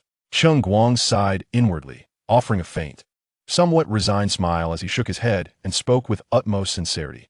There may be some misconceptions about me or Glory technology. Perhaps my previous impressions were, too profound. The Glory number 1 is simply a very ordinary electric assist bike. He deliberately emphasized the term ordinary. Our aim is to ensure it is safe, reliable, durable, and user-friendly. There won't be any particularly flashy features, let alone any revolutionary aspects. We just hope that everyone finds it comfortable to ride and reassuring to use. He paused briefly and added clearly, we will also strictly adhere to the current national standards for electric bicycle safety technical specifications, particularly concerning speed. The maximum design speed of the Glory number 1 will be limited to 25 kilometers per hour. Safety in charging, battery integrity, and fire prevention will all meet stringent standards. The journalists present, all hailing from mainstream media outlets, demonstrated their professional decorum by refraining from gasping aloud. Yet the atmosphere was thick with collective astonishment, disappointment, and even a hint of amusement. If one could glimpse the comments overhead, they would likely be filled with question marks and ellipses. Cheng Guang's unpretentious statement, particularly that alarming maximum speed of 25 kilometers per hour, instantaneously ignited a fresh wave of ridicule across the internet. Did you hear that? Pear Brother has openly admitted it's just an ordinary little electric donkey. A maximum speed of 25. My grandmother's old tricycle is faster than this. She can even drift. Ha ha ha. I can't take it. I thought he was about to create some terrestrial flying machine, and this is what we get? Just this? After all the hype. You show me this? A speed limit of 25? What does that even mean? I can outpace that on a shared bicycle with a bit of effort. Pear Brother, are you serious? Were you hacked? Let S disperse. The myth has shattered. From a genius capable of handcrafting quantum chips, he has plummeted to earth. Switching to repairing electric bikes. This plot earns a 0 for me. No, negative scores. I previously defended him. But now it seems the Pear Phone truly was a stroke of luck. Now the facade is gone, right? What is left to do? Buy a lighter? Has he exhausted his talents? Or perhaps he has simply been cautioned by the relevant authorities, leaving him with only harmless, utterly safe grocery bikes. Last time he aimed too high and fell flat. Has he learned his lesson this time? Technology improving lives? More like improving his own wallet. Isn't this just a different way to fleece the public? Under the guise of Pear Brother's name, selling a shabby electric bicycle. Surely a horde of Pear NC fans will rush to buy it, waiting for a price tag of $9,900. Those upstairs have a narrow vision. This is a strategic retreat, a grand realization. The vast cosmos is too perilous. The grocery market is far safer. After all, buying groceries is a basic necessity. Online, various mocking quips and memes soared. Pear Brother's fall from grace. The story of the Glory electric tricycle with a speed limit of 25. And the transition from the cosmos to the grocery market swiftly dominated trending topics across social media platforms. Cheng Guang intended to maintain a low profile, diminish external expectations, and emphasize the product's civilian attributes and compliance, hoping to avoid a scenario similar to the Pear Phone's explosive debut, which attracted attention from all quarters. He even felt a sense of relief that the Pear Phone was eventually acquired by the state. Otherwise, he feared uncontrollable repercussions might arise. Cheng Guang was genuinely committed to establishing this factory and company as a venture. Although theoretically, he could retire immediately upon graduation, given that his pension would suffice for several lifetimes of indulgence. It was prudent to keep his newfound wealth discreet. The fewer who knew about his affluence, the better. Moreover, it was advisable to appear busy and engaged to avoid gossip, and to prevent his colleagues from persistently urging him to contribute further. Most importantly, he found fulfillment in being occupied. After all, one cannot merely lie around counting money, as that would truly embody the retirement life envisioned by the muddled system. Continuing to delve into electric bicycles seemed the way forward. Cheng Guang switched off his phone, disregarding the comments, shaking his head. Behind him, in a new factory-esque prototype workshop, several covered vehicles revealed their outlines, showcasing smooth lines that hinted at a distinctive quality. The prototype of the Glory No. 1 was set to debut, with a 50-fold energy density solid-state battery, a super-light composite frame comparable in strength to military-grade materials, a primary intelligent driving assistance system produced by the company, a speed limit of 25 kilometers per hour? Indeed, that is a genuine limitation, strictly adhering to national requirements, and equipped with an unmodifiable anti-tampering design that prohibits speed enhancements through controller modifications or battery replacements. Chapter 30. The Glory No. 1 production model rolls off the line. After the prototype was created, Cheng Guang set about initiating small-scale trial production. As previously planned, a production line that closely resembles a 21st century factory outfitted with 22nd century technology became his primary focus. The more it resembled a 21st century assembly line, the less likely it would attract unwanted attention. Under his direct supervision, the so-called 22nd century high-efficiency electric assist bike flexible production line at Glory Technology, though fraught with challenges, successfully completed its debugging process. This production line, theoretically possessing an alarming degree of automation, was intentionally designed with manual stations at several inconsequential stages. For instance, installing a basket, tightening a few decorative screws, or affixing the Glory Technology logo to the bike. In his words, it aligns better with the productivity standards of this era. At least it looks like it. This was to avoid attracting attention from any sharp-eyed observers who might capture images of a fully automated production line, which would undoubtedly lead to further complications. With the production line activated, mechanical arms moved at a steady pace, and components flowed seamlessly along the conveyor belt. Soon, the first batch of Glory No. 1 electric assist bikes, adorned in matte gray and elegant white, was assembled and rolled off the line in all its unpretentiousness. As Cheng Guang approached a freshly completed matte gray Glory No. 1 and examined it closely, even he, the very creator, had to acknowledge that its appearance was indeed quite ordinary. It cannot be deemed ugly, yet it certainly bore no resemblance to terms like fashionable, cool, or trendy. Cheng Guang could not help but lament his lack of talent in fashion design. The classic silhouette of a rural electric bike, devoid of any superfluous embellishments, rendered the frame, in pursuit of extreme lightweight, visually almost too slender. Had he not known the extraordinary materials within, he might have doubted whether it could support the weight of an adult. He instructed someone to procure several models of the latest electric vehicles from mainstream brands for comparison. The results were unequivocal. The Glory No. 1 was decisively outperformed in design aesthetics, color coordination, and the youthful appeal of beauty as justice by the other contenders. Although Cheng Guang briefly entertained the notion of directly imitating their designs, he swiftly dismissed the idea himself. The sole virtue of its exterior lay in the exquisite craftsmanship that could only be appreciated up close, by caressing its surface or even tapping it with a fingernail, exuding a timeless quality. The seams fit together so seamlessly they appeared as one cohesive unit, and the paint finish was so flawless that no imperfections could be discerned. The entire vehicle radiated an aura akin to that of an industrial masterpiece. Regrettably, this understated elegance was easily overlooked in an era obsessed with appearances. Cheng Guang selected a few young recruits from among the newly hired staff, each with a clean background and a discreet demeanor, and after signing confidentiality agreements, they became the first batch of internal testers. Following a brief training session, the testers embarked on initial riding tests around the spacious factory grounds. They mounted the sample vehicles and began to circle the expansive internal roads. The startup was remarkably smooth. The acceleration was satisfactory, unhurried. The brakes were responsive, stopping exactly where directed. It was indeed a pleasure to ride. The testers exchanged comments, and the initial feedback was overwhelmingly positive. The startup was exceptionally stable, the acceleration silky smooth, and the brakes were both sensitive and linear, making the vehicle incredibly nimble. Everything aligned perfectly with the standards expected of a commendable electric vehicle, surpassing any they had previously ridden. That 25 kilometers h speed limit was indeed enforced. As the speed approached this threshold, the power output was subtly, almost imperceptibly, curtailed by the system, rendering any attempts to twist the throttle futile, as the speed remained steadfastly within safe limits. As they continued riding, one tester sensed something amiss. "Hey, don't you think this vehicle has an extraordinary amount of power?" A young tester murmured. "It does seem that way. I hardly exerted myself going up that little hill, and I shot right up as if it were flat ground." Another quickly concurred. The vehicle's power reserve appeared excessively abundant, particularly during acceleration and when encountering inclines. The effortless grace it exhibited bore no resemblance to the straining or underwhelming performance typical of small, low-powered electric scooters. One vivacious tester couldn't help but whisper, "Boss, if this vehicle were unrestricted, it feels like it could fly." Cheng Guang merely smiled, neither confirming nor denying. What left them even more perplexed lay ahead. The testers continued to weave through the factory, simulating daily commutes with starts and stops, accelerating and decelerating. After approximately 50 kilometers, a distance that would typically deplete half the battery of an ordinary electric vehicle, the lead tester called for a break.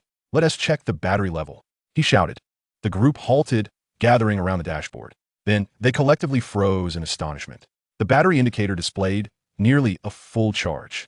The light representing the battery level appeared as if it were welded in place, showing no signs of movement whatsoever. "What the hell? What is going on? Is a display broken?" one exclaimed. "It can't be that all the displays are malfunctioning." Another speculated. "Perhaps they're all faulty? Or maybe indicating full when they're actually nearly empty." Came another theory. "That makes sense. The battery must be misrepresented." But the degree of misrepresentation was astonishing. 50 kilometers without any depletion? The testers exchanged bewildered glances, their expressions etched with utter confusion. "This is nonsensical." Cheng Guang observed the data they recorded, coupled with the barely diminished battery level, and he understood perfectly. The solid-state battery boasted an energy density 50 times greater than conventional ones. 50 kilometers was nothing. However, he naturally could not divulge this information. Cheng Guang resolved to proceed with the initial small-scale production batch as planned while preparing to recruit a select group of internal testers for the next phase. The recruitment would primarily target certified users who had previously purchased Pear smartphones, along with a number of influential digital bloggers and neutral media figures within the industry. He aimed to have them experience firsthand this seemingly unremarkable, strictly speed-limited electric scooter, which might very well be hiding immense power and terrifying endurance. Cheng Guang instructed the testers to meticulously document their experiences while reminding them of the importance of confidentiality. Of course, confidentiality agreements have a tendency to be breached. A chain reaction often ensues, beginning with someone saying, "I'll only tell you," followed by a cascade of revelations. Ultimately, the result is that everyone becomes aware. Soon, heavily pixelated images of the Glory No. 1 prototype began to circulate quietly online through unknown channels. Although critical parts were obscured, the starkly simple overall silhouette unmistakably affirmed Cheng Guang's prior statements about its ordinariness. Consequently, the mockery online intensified. "Wow, this is it. The legendary Glory No. 1? Isn't this just the kind of old man-esque scooter my neighbor rides to the market? This design feels like a throwback to a decade ago. With this piece of junk, does Cheng Guang really think he can sell it? I wouldn't even want it for free. It would just take up space. Ha! This cracks me up. Pear Brother has run out of tricks, confirmed." Cheng Guang, however, paid little attention to the online commentary. He was too busy enlisting lawyers and detectives to investigate which tester had violated the confidentiality agreement and leaked the photographs. Thus, Cheng Guang's new factory secured its first income. Chapter 31. Experts and KOLs join the fray. Forecasting doom. No possibility of breakthrough. Upon the release of the images of the Glory No. 1 prototype and news of the internal testing, the online community of tech enthusiasts erupted with excitement. In no time, bloggers, KOLs, and even self-proclaimed experts from the realms of digital technology and automotive circles, many of whom had no direct connection to electric vehicles, rushed in as if fueled by adrenaline, eager to capitalize on Cheng Guang's momentum. It would be a disservice to themselves not to ride the coattails of Cheng Guang's hype. "Dear viewers, I'm your old friend, Wang, the battery industry whisperer," proclaimed a blogger with 30 years of experience exposing battery secrets. In his latest video, he passionately exclaimed, "Today, let's discuss what exactly Cheng Guang's Glory No. 1 is all about." He slammed his hand on the table, causing the screen to shake. And with an audience that typically offered modest viewership for battery-centered content, Wang was invigorated. Batteries, the core bottleneck of electric vehicles. Energy density, charging speed. Safety. This is the impossibility triangle. Listen closely. In the short term, mind you, there is absolutely no way an individual or a small workshop can make breakthroughs. even if he is just making an electric scooter, who hold the most advanced lithium battery technology. And INGX Times, Biddy, Xiaoxia, they have invested hundreds of billions in research and development, employing thousands of PhDs and masters to achieve even the slightest progress. And Cheng Guang, a mere fledgling who stumbled into mobile chip development by sheer luck. Now he thinks he can stir the waters in the battery domain. What gives him the right? His audacity? Wang, the battery whisperer, grew increasingly animated, his neck veins bulging, as if Cheng Guang weren't merely creating an electric vehicle, but desecrating his ancestral grave. I shall state my position here. If Cheng Guang's Radiant number 1 truly achieves any revolutionary breakthrough in battery technology, I, Old Wang, shall livestream myself performing a handstand while gnawing on my keyboard. Let this post serve as proof. Old Wang's bold declaration garnered enthusiastic thumbs up from fans in the comment section. Brother Wang is formidable. I admire your earnestness. Support for Brother Wang. Cheng Guang is merely a jester, seeking to draw attention. I eagerly await Brother Pear's departure with his bucket.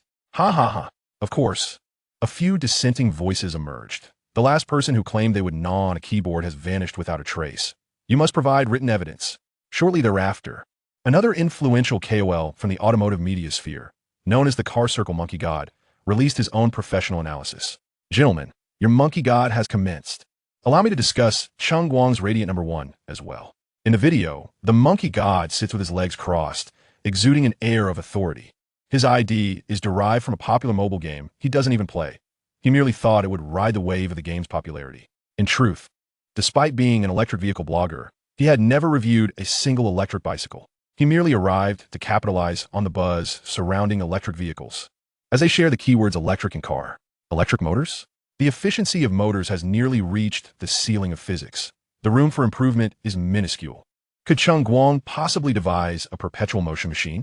Now, regarding the frame materials. Want it light? Opt for aluminum alloy, but cost will soar while strength remains mediocre. Desire sturdiness? Use steel, but then the weight. Are you riding an electric bike or a tank? Seeking something both light and strong? That would require aerospace-grade composite materials. How much does a sheet of carbon fiber cost? To use it on an electric bicycle? What an international joke. A pipe dream. The Car Circle Monkey God scoffed, his face a picture of disdain. I suspect that Cheng Guang merely aims to fleece the masses. He'll assemble a standard frame, pair it with a common motor. And as for the battery, it's likely sourced from second or third-tier manufacturers on the market with questionable safety. These experts and KOLs did not merely speak. They meticulously crafted various comparative graphics and analysis videos.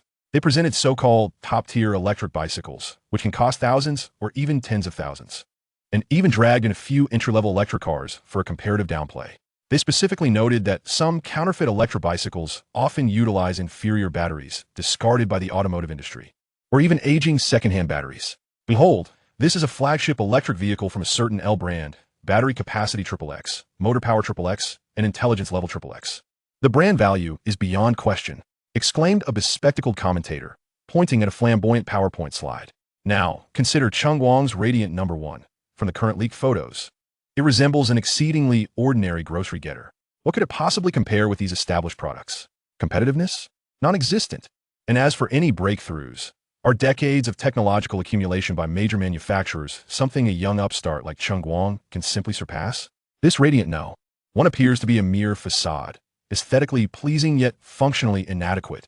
These analyses, replete with references, robust data, and tight logic, initially carried an air of persuasiveness. In short order, many netizens who had previously harbored even a sliver of hope for Cheng Guang began to waver. Wow! After hearing these experts analyze, it truly seems Cheng Guang is destined for failure. Indeed, the realms of batteries and materials are formidable challenges. Alas, I had hoped Brother Pear could create another miracle. It seems I was overly optimistic. The Radiant number 1? I decall it the IQ tax number 1. Whoever buys it will be the biggest fool. Various voices of skepticism spread like a virus, swiftly solidifying the public's negative impression of the Radiant number 1 as merely a facade, an IQ tax, a scheme to exploit the masses. Interestingly, some media outlets and KOLs, to underscore Cheng Guang's hubris, fervently extolled the maturity and insurmountability of existing electric vehicle technology. Our nation's electric vehicle industry, after years of development, has reached a remarkable height, whether in the 3 electric systems or the level of intelligence. We are at the forefront globally. Achieving a disruptive breakthrough in this field is akin to climbing a mountain. penned a piece by a seasoned industry observer. The higher they inflated the barriers of existing technology and exaggerated the difficulty of surpassing them, the more they highlighted the folly and absurdity of Cheng Guang's endeavors. Of course, there are also genuine skeptics among the bloggers. At this moment, Cheng Guang was nestled in his new office, occasionally scrolling through the deluge of analytical articles and videos. He merely glanced at the vitriolic experts and fervent KOLs, swiping them away gently, his face devoid of even a hint of disturbance. Debating? Engaging in discourse with those still entrenched in the Stone Age regarding the principles of advanced technology? That would be akin to playing music for a cow. It would be an insult to the cow. He lightly tapped the table. On his computer screen was the user selection list for the internal testing of the Radio 1 and the testing process plan. Chapter 32, Ma Ilong's Scorn. Creating electric vehicles? That's a relic from decades ago. In California, USA, at the headquarters of Superdimensional Drive Company. The launch event was illuminated brilliantly, with every seat filled. A massive holographic projection hovered at the center of the stage, showcasing a giant rocket slowly retracting. Below, the world's leading technology media, investors, and fans looked on with fervor, as if on a pilgrimage. On stage stood a man clad in a simple black t-shirt and jeans, passionately articulating his grand vision. He was Ma Ilong, the mastermind behind Superdimensional Drive, a technological maverick revered by many as the Iron Man of Silicon Valley. Yet this very individual commanded the world's attention. Our goal is not merely to make cars go a bit faster, nor to extend their range by a few dozen kilometers, Ma Ilong exclaimed, his arms gesticulating wildly as his voice resonated through the venue and streamed across the globe. Behind him, a colossal screen began to display electrifying CG animations, a rocket soaring into the depths of the cosmos, humanity establishing a prosperous base on a crimson planet. The iterations of autonomous driving, breakthroughs in rocket recovery technology, and our goal is the stars and the sea. It is Mars. It is to make humanity a multi-planetary species. Boom! The audience erupted into thunderous applause, their cheers nearly lifting the roof. Ma Ilong's voice was incredibly galvanizing, and combined with the stunning visuals, it stirred the hearts of both the live audience and the online viewers. Incredible. This is what a true tech leader looks like. The future of humanity rests upon Ma's shoulders. The comments section exploded, a flood of multicolored messages pouring in as if money were no object. The launch event lasted nearly 2 hours, and the grand vision painted by Ma Ilong sent countless individuals into a frenzy. During the post-event press Q&A session, the atmosphere remained electrifying. Journalists from around the world could hardly contain their excitement, eagerly raising their hands. After several rounds of professional inquiries regarding autonomous driving and rocket costs, a bespectacled reporter from Longhua, appearing somewhat refined, finally seized an opportunity to ask a question. He adjusted his glasses, a hint of nervousness in his voice as he spoke. With the words transmitted to Ma Ilong's ears through an AI translator. Mr. Ma, good day. I am a reporter from the Longhua Business Weekly. May I inquire whether you have taken note of the recent widespread discussions in the Longhua Tech Circle regarding Guanghui Technology and its founder, Cheng Guang? He gained notoriety due to the chip incident involving the Pear Phone and has now announced plans to manufacture electric bicycles. What are your thoughts on this?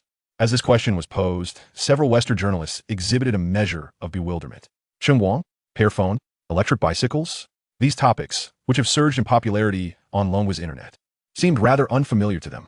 Upon hearing the question, Ma Ilong initially appeared taken aback, his brow furrowed, clearly unfamiliar with the name. He slightly tilted his head, as if trying to recall, or perhaps querying his assistant nearby. Moments later, he seemed to recollect something, or perhaps he simply deemed the inquiry unworthy of his precious intellect. He picked up the microphone, a distinctly mischievous, almost impish smile playing on his lips. Oh, electric bicycles?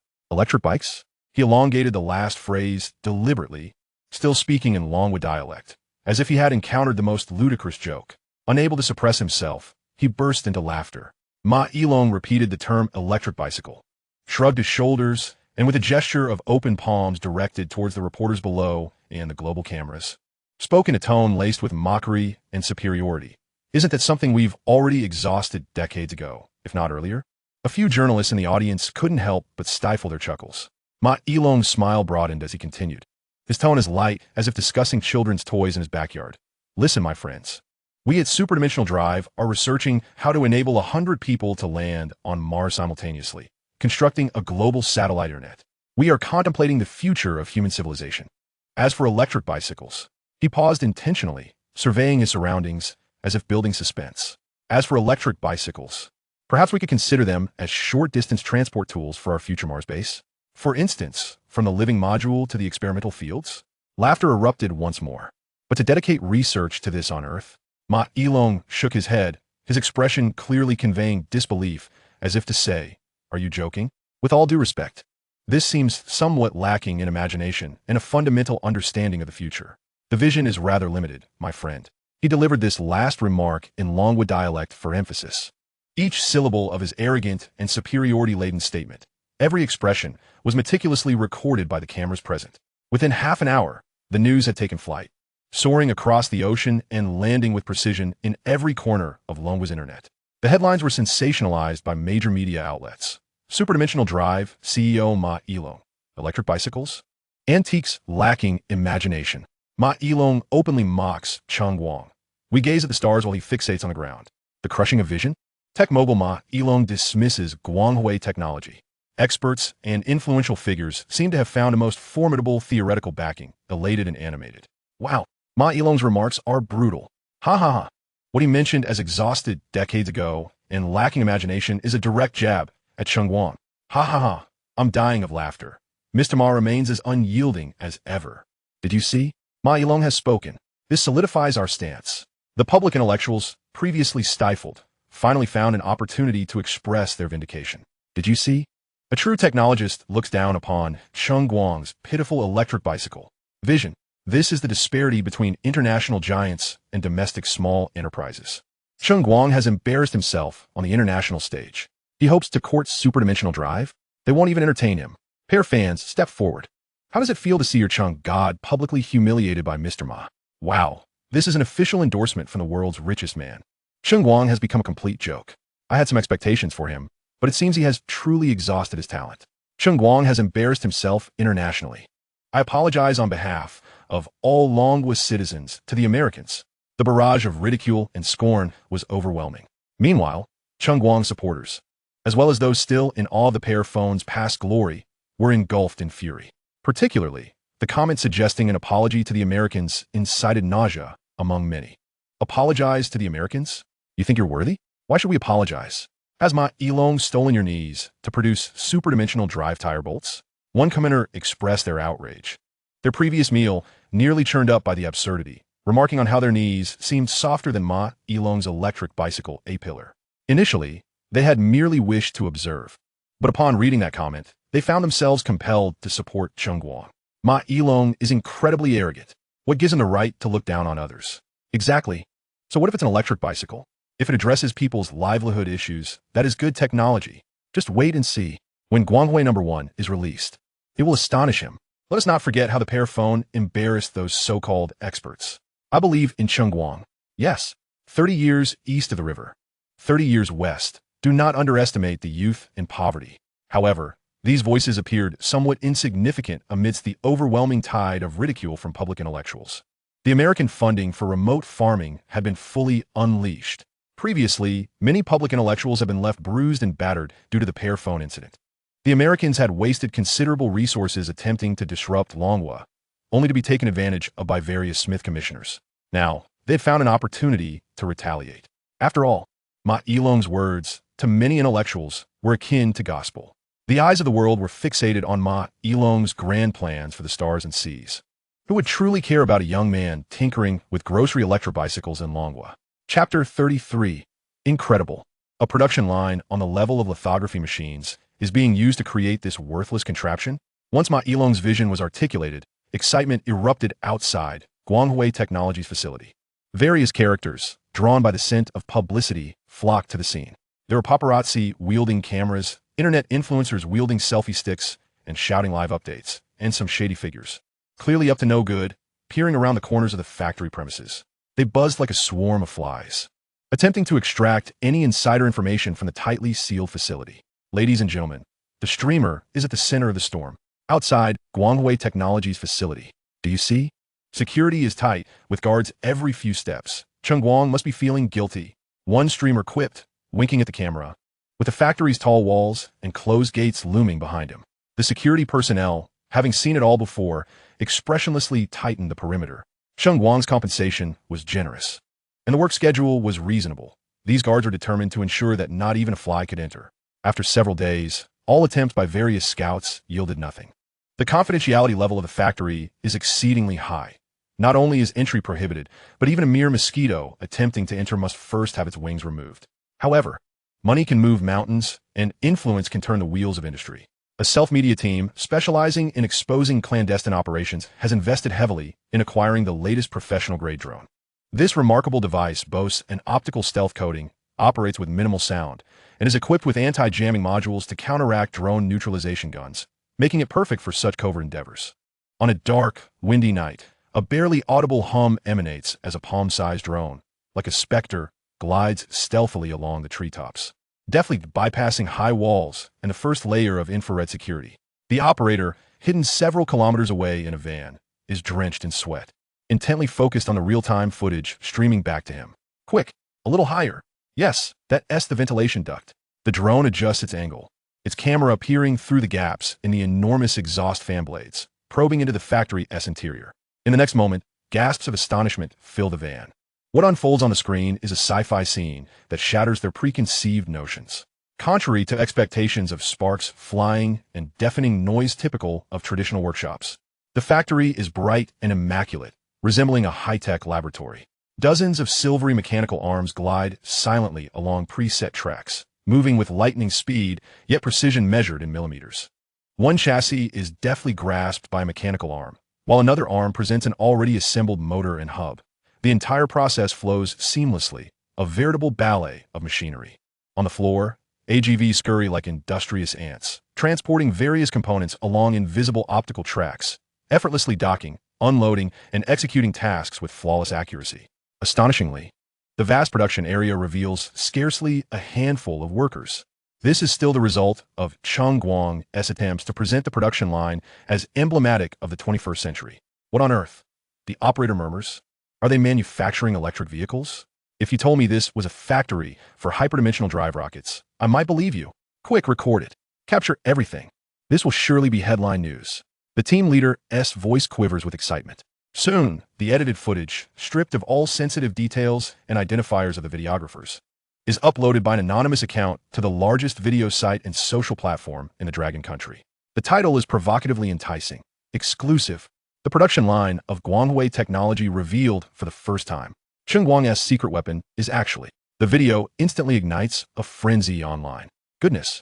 The level of automation is absolutely outrageous. Not a single worker in sight. The movements of those mechanical arms are so smooth. This precision. Are they manufacturing chips? Is this the confidence of Guanghui technology? How many factories in the country can compare to this production line? Initially, the comment section is flooded with astonishment and admiration. However, as viewers continue to watch, the tone shifts dramatically. As the camera follows a product along the production line, it finally zooms in for a close-up, revealing a freshly assembled Guanghui No. 1 electric bicycle, poised to enter the next stage of processing. The square body, devoid of any design flair, features an unassuming basket and a color scheme so dull it could have been pulled straight from the warehouse of a rural enterprise from the 1990s. The barrage of comments briefly halts. What the hell did I just see? Just this. I'm flabbergasted. You show me this after all that hype? This gloriously automated production line works tirelessly around the clock, and this is what it produces. Hilarious. This contrast is the best comedy of the year. Has Cheng Guang lost his mind? Using shipbuilding technology to knit sweaters? No, it's as if they're using lithography machine equipment to forge tin. It dawns on the audience that the production line is Cheng Guang's selling point, right? Visually impressive, yet functionally worthless. That appearance, calling it retro, is a compliment. It's sheer industrial waste. Even my grandmother would find it ugly. The previous praises for the production line's prowess are quickly drowned in a sea of ridicule. What was intended to be a video showcasing Guanghui technology as formidable capabilities instead backfires spectacularly due to the product's exceedingly plain appearance. Seeing is believing? People indeed witnessed and believed that Cheng Guang is a madman, one who disregards money solely for the sake of sensational headlines. KOLs and experts in the automotive sphere, akin to invigorated zealots, immediately spring into action. Brothers, your automotive oracle has awakened. Have you seen that video? I can only say it's exactly as I expected. In his latest video, the automotive oracle nearly dances with excitement. Investing heavily in an automated production line is not a flawed strategy. It can reduce costs and enhance efficiency. But what are you producing? This utterly uninspired, ergonomically ignorant, hideously low-end product? This is a classic case of poor management decisions. What does this indicate? It shows that Cheng Guang is still too young, too naive. He clearly doesn't understand the market, nor does he grasp consumer needs. Another self-proclaimed father of industrial design in the Dragon Country also chimed in with critiques. From a design perspective, Guangwei No. 1 is a complete failure. It utterly violates the aesthetic principles of modern industrial design, with rigid lines and distorted proportions. Such a product is destined to fail in the market. The future of Guangwei technology is indeed concerning. These professional analyses, paired with a strikingly impactful video, tilt public opinion decisively against Cheng Guang. Even those who once held onto the faintest glimmer of hope for him are now swayed. Sigh, when I saw that production line, I truly felt ignited, believing Cheng would make a triumphant return. After seeing that bike, I fell silent. I wouldn't accept that thing, even if it were given to me. Riding it would be too embarrassing. Perhaps we were mistaken. Cheng Guang's myth ended the moment the Pear Mobile was taken away. Unfollowed goodbye. I wish him well with his elder scooters. At this moment, the Guangwei factory stands with rows of pristine Guangwei No. 1 bicycles, having completed final quality checks and packaging, quietly awaiting their inaugural journey. A warehouse employee approaches briskly. Mr. Cheng, the first batch for internal testing and initial sales is all ready. Cheng Guang nods. Ship them out. Chapter 34. The shipment of Guangwei No. 1. Fans, bloggers, and onlookers unite. Amidst the chorus of derision across the internet, the Guangwei Technology official website quietly updates its status. Now on sale. With no press conference in sight, 3 unremarkable black characters appear, akin to a student entering an exam room, feeling unprepared, only to be told that the exam format has unexpectedly switched to open book. Soon after, the prices are revealed. Guangwei No. 1 high-performance electric bicycle standard version, 3,999 Dragon coins. Guangwei No. 1 high-performance electric bicycle high configuration version, 4,999 Dragon coins. Wait, did I read that correctly? That hideously unattractive bicycle sells for 3,999? The high configuration version is just a slightly larger basket. An additional 1,000 Dragon coins for that? Is Cheng Guang insane? What does he think we're fools? It makes the Pear Mobile seem superior. This pricing, I must say, exudes an audacious confidence. Confidence? I perceive it as arrogance. What right does a bicycle, so detested even by delivery personnel, have to command such a price? Is it Liang Ru who emboldens him? Online, the waves of ridicule rise higher and higher. Yet, amidst this cacophony of derision, the first batch of the limited 5,000 units of the glorious No. 1 swiftly dwindles before the eye. Sold out in a mere 10 minutes. The motives of the buyers are exceedingly complex.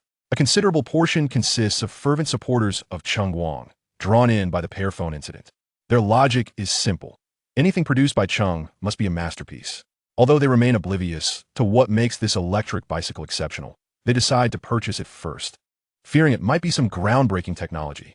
Another significant faction comprises various tech media, digital bloggers, and automotive reviewers. They are poised, each brimming with anticipation, ready to seize the moment to either lavish praise or mercilessly criticize from every conceivable angle. While audiences are certainly keen on product evaluations, they revel even more in witnessing the downfall of a once revered figure. If the product turns out to be utterly subpar, the ensuing traffic will be monumental. Brothers, the order has been placed. Anticipate the unboxing as I expose Cheng Guang's every flaw, declares the Car Circle Monkey God in his fan group. Moreover, there are many who simply wish to witness the spectacle, eager to see how this former deity of technology will plummet from grace, shattering into irreparable pieces. Having purchased it, they consider it akin to securing a ticket to the best comedy of the year. This time, Cheng Guang has learned from the lessons of the Pear Phone era, partnering with the nation's premier logistics company. This firm possesses numerous cargo aircraft, greatly enhancing delivery speed. By the following morning, countless hard cardboard boxes emblazoned with the minimalist logo of glorious technology are delivered to buyers across the country. Oh, the packaging is decent. Far superior to that last phone box. And it's much quicker too, a devoted Pear fan murmurs as he slices open the tape with a small knife. Upon opening the box, the true visage of the glorious No. 1 is revealed. The vehicle is securely cushioned and supported by foam, exhibiting not a hint of instability. However, a sigh escapes the fan. The actual product is indeed identical to the photos circulating online. The gray body, with its boxy lines, lacks any semblance of design. The sole highlight is perhaps its substantial heft. Every weld, every screw, is meticulously crafted, exuding an air of exquisite workmanship that starkly contrasts with its unsightly exterior, evoking a sense that this contraption could endure through the ages, passed down from generation to generation. Well, one cannot judge a product by its appearance. The fan reassures himself as he rolls the bike out. Simultaneously, various reviewers commence their public dissection. Hello everyone, I'm your car circle monkey god. Today, we have finally acquired the much-anticipated glorious number one. To be honest, my first impression upon unboxing is that it is hideous, capital H, hideous. In a live stream, the monkey god circles the vehicle, the camera capturing every detail in close-up. Enough chit-chat, let's south hit the road. I am eager to see what tricks this speed-limited vehicle, capped at 25 kilometers per hour, can perform. He mounts the bicycle and twists the throttle. The vehicle glides forth silently, remarkably smooth, even with his excess weight. It does not dip or sway as he had anticipated. Accelerating, the speedometer's needle cheerfully climbs to 25 kilometers h, only to abruptly collide with an invisible barrier. No matter how fervently he twists the throttle, the speed remains obstinately unchanged. A gentle yet irresistible force firmly locks the velocity in place. Ha ha ha! Did you see that, brothers? It truly is 25 kilometers. No deception here. Cheng Guang is indeed a man of integrity. The barrage of comments erupts. This is hysterical. It really is the old man's joyride. Don't even try to deny it. Old man's joyride doesn't have speed limits. Spending 4,000 yuan on a speed-limited vehicle feels like an affront to my intelligence. Even delivery electric bikes don't cost that much. This solidifies the evidence. Cheng Guang has exhausted his tricks, his talents waning. However, the monkey god, riding the bike, furrows his brow slightly. Something feels amiss. The riding experience is unexpectedly pleasant. The bicycle, though appearing cumbersome, maneuvers with surprising agility and ease.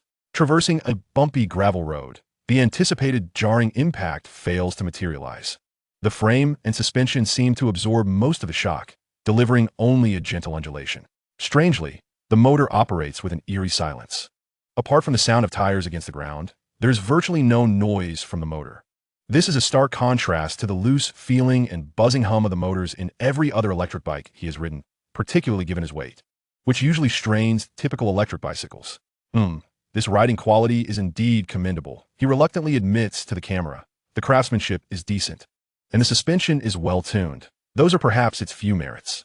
Meanwhile, the devoted Pear fan is also enjoying a ride around his neighborhood. This is remarkably comfortable. Why is there not a single sound from this bike? As he rides, his astonishment grows. The smooth and silent experience almost causes him to forget the vehicle's unattractive exterior.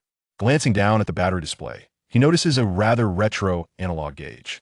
The needle firmly rests at the 100 mark. Fully charged. Not paying it much mind, he continues to circle the neighborhood, cycling over 10 more kilometers, visiting nearby parks, and inspecting familiar fishing spots, only to find them devoid of fish. Satisfied with the empty-handed fisherman, he heads to the market to buy a carp, returning home to glance at the battery gauge once more. The needle still steadfastly points at 100.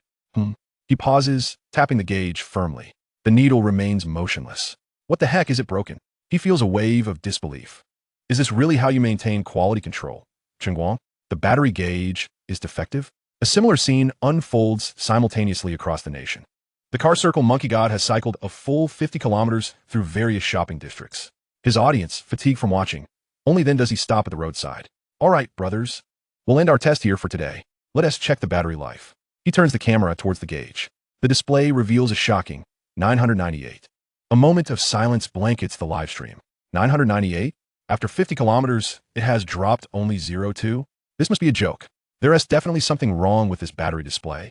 I told you, cheap products are always like this. Even the battery display is inaccurate. What is this? Misrepresentation. Utterly blatant misrepresentation. Monkey god, you've been duped. The monkey god chuckles, tapping the screen vigorously, shrugging at the camera. See that, folks? This is what they call glorious technology. An unattractive exterior, ludicrous speed limitations, compounded by an utterly inaccurate battery gauge. This is what one might call a 39.99 Dragon Coin folly, a facade of brilliance concealing a core of folly. Host, is there a possibility that the vehicle's range is truly exceptional, thereby causing the battery to deplete slowly, rather than the gauge being faulty? As laughter and ridicule echoed through the live stream, a blue SC emerged. Goodness, what have I just witnessed? A Pear C fan? My dear fellow, have you perhaps misconstrued the notion of extended range? Haha, I can barely breathe from laughter. How thoroughly has Brother Pear brainwashed you? The automotive guru paused momentarily, leaning closer to the screen, enunciating the SC word for word, his tone dripping with exaggerated inflection, deliberately elongating his words. Is there, perhaps, a possibility that this vehicle's range is truly exceptional? He could hardly contain himself, bursting into laughter before completing the imitation. My heavens, are you jesting, dear friend? He pointed at the screen, laughing uncontrollably in front of hundreds of thousands of viewers. Exceptional range? My friend, have you ever attended a middle school physics class? Are you familiar with the law of conservation of energy? Do you grasp where the current bottlenecks in battery technology lie? The automotive guru seemed to have discovered a new target for his critique, unleashing an onslaught of commentary. Allow me to enlighten you. What is the maximum energy density achievable with today's leading power batteries? 300 watt-hours per kilogram. This is already the zenith. The latest model from Super Dimension Drive employs batteries of this caliber, given the diminutive size of Glory No. 1 and its meager battery compartment. How large a battery could it possibly accommodate? 5 kilograms? 10 kilograms? That would be the absolute limit, even if it were equipped with the finest battery in existence. Riding 50 kilometers would undoubtedly result in at least a 10% drop in charge, and that's under optimal theoretical conditions. And yet, it has lost how much? A mere 0.2%. You dare tell me this signifies a long range? Do you believe this to be a boiling water reactor? Or has Cheng Guang slipped a nuclear battery inside? His enlightening remarks prompted another wave of uproarious laughter in the livestream. A nuclear-powered electric bicycle. I am in stitches. This fellow who posted the SC has redefined the concept of batteries. Ignore him, guru. He is likely a shill sent by Cheng Guang, and it seems his ineptitude has led him to dig his own grave. How cringeworthy. I feel embarrassed for him. Where are the moderators? Quickly, remove this confused individual so he doesn't disrupt our enjoyment of the guru's debunking. How could a fledgling company possibly revolutionize the entire battery industry? Therefore, the only plausible explanation is that the battery gauge is defective. It's a ruse. The automotive guru ended the live stream, a victorious smile gracing his face as he sat before his computer, typing the title of his review video. In-depth experience with Glory No. 1, a carefully orchestrated scam. The fall of a madman. Chapter 35. Riding 300 kilometers without losing charge. The entire internet goes wild. The battery gauge is defective. For now, let's set aside the automotive guru's testing live stream and video. All the tech media and video bloggers who managed to obtain Glory No. 1 were akin to those invigorated by caffeine, working tirelessly through the night to churn out content. They aim to seize the initial wave of attention, or more precisely, the first wave of ridicule. Hello everyone, I am your old friend, the industrial design expert. Today, we shall not discuss anything else but the design of this Glory No. 1. To be honest, when I laid eyes upon it for the first time, my heart ached. This is a blatant affront to modern industrial aesthetics. Stiff lines, disproportionate proportions. This product is a veritable regression in design. In the video, a middle-aged man with a goatee appeared utterly distraught, as if Cheng Guang had not manufactured a vehicle, but desecrated his ancestral grave. Another blogger, focused on performance, took the vehicle to a professional testing ground. All right, gentlemen, we are now going to test its acceleration from 0 to 25 kilometers per hour. Starting now, and done. It took 35 seconds. That's it. The blogger, with a look of utter disinterest, raised his hands to the camera, devoid of any driving enjoyment. My grandmother's grocery cart is far more exhilarating to ride. Brake distance, lighting effects, frame materials. Each aspect of professional evaluation was laid bare. The conclusions were surprisingly unanimous. Aside from an absurdly robust construction that belied its ugly appearance, the vehicle was virtually devoid of merit. Smart features? None. Even the utterly useless control app was absent. Aesthetic appeal? A negative score. Riding it makes one feel as though they've become a peasant. Naturally, all evaluations circle back to the most central and peculiar question: range. Longdu Technology Review, a relatively rigorous media outlet, was skeptical and dispatched 5 freshly graduated interns, determined to ride the vehicle nonstop. One individual was tasked with riding the electric bicycle around the city, while the other 4 waited at 4 predetermined points, prepared to rotate as Glory No. 1 traversed a fixed route, intent on depleting the battery completely. Go for it. Shaoli, you've already ridden 50 kilometers. Time to switch. Here they come. My goodness, this vehicle is surprisingly effortless to ride. The 5 interns took turns, riding from dawn till dusk. circling Longdu South 5th Ring Road again and again. By 10 o'clock at night, while they claimed to be unfazed after a full day of exertion, the 5 young individuals collapsed onto the curb, utterly exhausted. Editor-in-chief, I can't go on. I simply can't ride anymore. The editor-in-chief glanced at the odometer, displaying 300 kilometers, then at the battery gauge, steadfastly remaining at 99, and fell into a prolonged silence. This is bizarre. He took a long drag from his cigarette and ordered, "Return to base." The report shall state, due to a severe malfunction in the battery display module, the range cannot be accurately assessed at this time. Initial estimates suggest average performance. The charging test was equally absurd. They brought the vehicle, which had ridden 300 kilometers, back to the lab and plugged it in. A soft beep sounded. Within 5 minutes, the indicator light on the charger turned green. The entire testing department fell silent. An engineer adjusted his glasses, arriving at a professional conclusion. The charging control system is flawed. The logic is incorrect. This could lead to overcharging, posing significant safety risks. This must be included in the report. This is a major defect. Consequently, this vehicle was classified as having a faulty battery display and charging system. A series of meticulously detailed evaluation reports and objective, neutral review videos spread like wildfire across the internet. In-depth experience with Glory Number 1, a carefully orchestrated scam, the fall of a madman, the 39.99 Dragon coin folly. We dissected Glory Number 1 and uncovered these secrets. Aside from solid craftsmanship, it is utterly devoid of merit. Cheng Guang, please provide consumers with an explanation. The public discourse was decisively shaped. Indeed, it has crashed and burnt. I said it all along. How could someone who makes phones possibly produce a good vehicle? Hilarious. The battery gauge is defective, and it can't even charge fully. This is nothing short of industrial waste. My heart aches for those die-hard fans. They've truly been taken advantage of, spending $39.99 for a glorified toy. The ridicule across the internet reached a crescendo, with scarcely a positive remark in sight.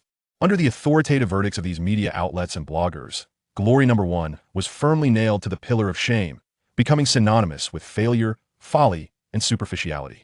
Cheng Guang has run out of ideas. This topic rapidly surged to trending status. People have repeatedly compared the previous stunning performance of his Pear Phone, ultimately concluding, he is either a fleeting meteor or someone who has plagiarized others' technology. Now, he has finally revealed his true capabilities. The notion of being a scammer has gained considerable traction. Numerous analysts, with newfound clarity, assert that Cheng Guang has merely leveraged his fame to establish a hollow company, launching a shoddy product to swiftly amass wealth, presenting an exceedingly unseemly appearance. The deluge of negative sentiment has been overwhelming, to the extent that several component suppliers of Guangwei technology have grown restless, reaching out with veiled inquiries regarding the operational status of the company, their words laced with doubt. Yet, at the eye of the storm, Cheng Guang has opted for silence. Unlike his previous confrontational stance on social media, he has refrained from any interviews. He seems to have vanished from the public sphere. This silence, to the outside world, is interpreted as tacit admission of guilt, timidity, and an inability to counter the accusations. Do you see? He dares not speak. He is guilty. Our expert evaluations have struck a nerve, and he cannot refute it. Public intellectuals and influential figures, akin to sharks sensing blood, have descended upon the scene, interpreting Cheng Guang's silence as the feeble response of a fraud in the face of reality, reigniting a fervent wave of condemnation. At this moment, Cheng Guang sits leisurely in his expansive office. Before him lies not the comment section of social media, but a colossal electronic screen. Displayed on the screen is a map of the Dragon Country, adorned with thousands of moving light points. Each point represents a sold Guanghui No. 1 vehicle. He casually clicks on a light point located in a southern coastal city. User ID, 7,358. Cumulative riding distance, 188 kilometers. Current battery level, 996. Vehicle status, all normal. Cheng Guang raises his teacup and gently blows on it. Let the bullets fly for a while. The judgments of the media and bloggers have never truly mattered. The real test is whether the public finds it satisfactory. Chapter 36. Nationwide awareness of battery defects. User panic. Will this vehicle explode while riding? As the first batch of owners extends their riding time, peculiar incidents have emerged. Those daily commuting on the Guanghui No. 1 or using it as a toy for leisurely rides have encountered the infamous faulty battery gauge, stamped as problematic by countless reviewers. I swear, brothers, who understands this? A user with the ID of Electric Donkey Knight posted a video on a short video platform, featuring his drab Guanghui No. 1. Is my broken electric donkey's battery gauge truly malfunctioning? I ride it daily, covering nearly 50 kilometers round trip, and after over a week, it still shows a full charge. That verdant display is making me anxious. He directed the camera towards the vintage dial gauge, where the needle steadfastly pointed at 100. I'm so unnerved that I hardly dare to use it, thinking I should try charging it. But after plugging in the charger, within 5 minutes pop, the green light illuminated. It's fully charged. Is this normal? What if it suddenly breaks down while I'm riding? If it charges this quickly, doesn't it further indicate an issue with the gauge? What on earth is this? I'm genuinely reluctant to ride it. The video creator wore a face of utter despair. Now, people are somewhat bewildered about whether the Guangwei number 1 boasts long endurance or not. Moreover, the focus has shifted from whether it has longevity to the fact that after prolonged use, it charges to full in no time. Either the charging port is defective and cannot accept power, or the battery itself is faulty, yet it continues to function, or perhaps the display is erroneous, falsely indicating a full charge when it is not. Regardless of the cause, none of these possibilities inspire confidence to continue riding. If one were to summarize it with a single term, it would be bizarre. This rant video struck a hornet's nest, causing its viewership to skyrocket. Whoa, brother. Is yours like this too? I thought my vehicle was cursed. Same model, location, Yangcheng, riding daily, and the battery gauge seems glued at full. Terrified, I avoid long trips, fearing a sudden drop in power. Me too. I want to charge it, but it's simply 1T accept any. It shows full as soon as I plug it in. What is going on? The upstairs crowd seemed feeble in comparison. I, from Odu, have already ridden nearly 300 kilometers. Guess how much my battery has dropped? Not even 1%. I tremble at the sight of this vehicle. I thought it was a personal issue, but it turns out everyone is experiencing the same thing. Guangwei technology as quality control is astonishing. The battery gauge is flawed. The battery is faulty, and the charging port appears to be defective as well. What on earth is going on? In no time, terms like malfunctioning battery gauge and inability to fully charge for the Guangwei No. 1 swiftly eclipsed earlier complaints about its unattractive design and speed limit of 25 kilometers per hour, becoming the new source of amusement for netizens. The discussion, too, subtly shifted from Cheng Guang's apparent failures to the pressing question of whether this wretched vehicle harbors quality issues. Even more alarmingly, some astute internet users began to disseminate knowledge. Listen up, brothers. A battery that 1T fully charged or shows inflated levels is dangerous. If there's an internal short circuit or a damaged protection board, it's not merely a matter of being stranded. Over time, the active materials in the battery as positive and negative electrodes can gradually shed or become sulfated, and the electrolyte may decompose or evaporate. This results in a significant reduction in actual battery capacity while the gauge continues to display inflated values, leading to misleading readings. Therefore, this electric vehicle is not genuinely endowed with long endurance. Instead, under the display of a full charge, it may only last a few kilometers before the battery levels plummet dramatically, and during the latter half of the ride, the power can drop rapidly, potentially exhausting the last 2 bars of charge within minutes. The voltage would plummet under slight load, with the displayed charge dropping from full to 0 in an instant. A sudden drop to 0 is fortunate. The real fear is an unexpected fire. After aging, overcharging or overdischarging can accelerate the formation of lithium dendrites, needle-like metallic lithium that pierces the separator, causing internal short circuits.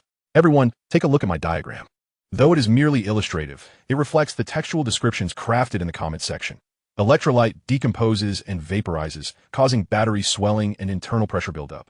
Excess lithium released from the battery as positive electrode generates oxygen, reacting exothermically with the solvent. 130. Separator melts, leading to widespread short circuits.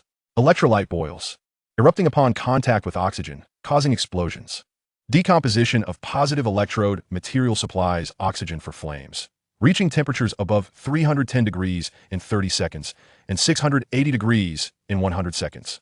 In conclusion, everyone should promptly dispose of the Guangwei number 1. Do you understand? You cannot say that the above users do not present compelling arguments, as they garnered significant support and shares, quickly ascending to the top of the popular comments. The nested comment section became a lively hub. Hey, don't scare me. I charge my vehicle in the hallway daily.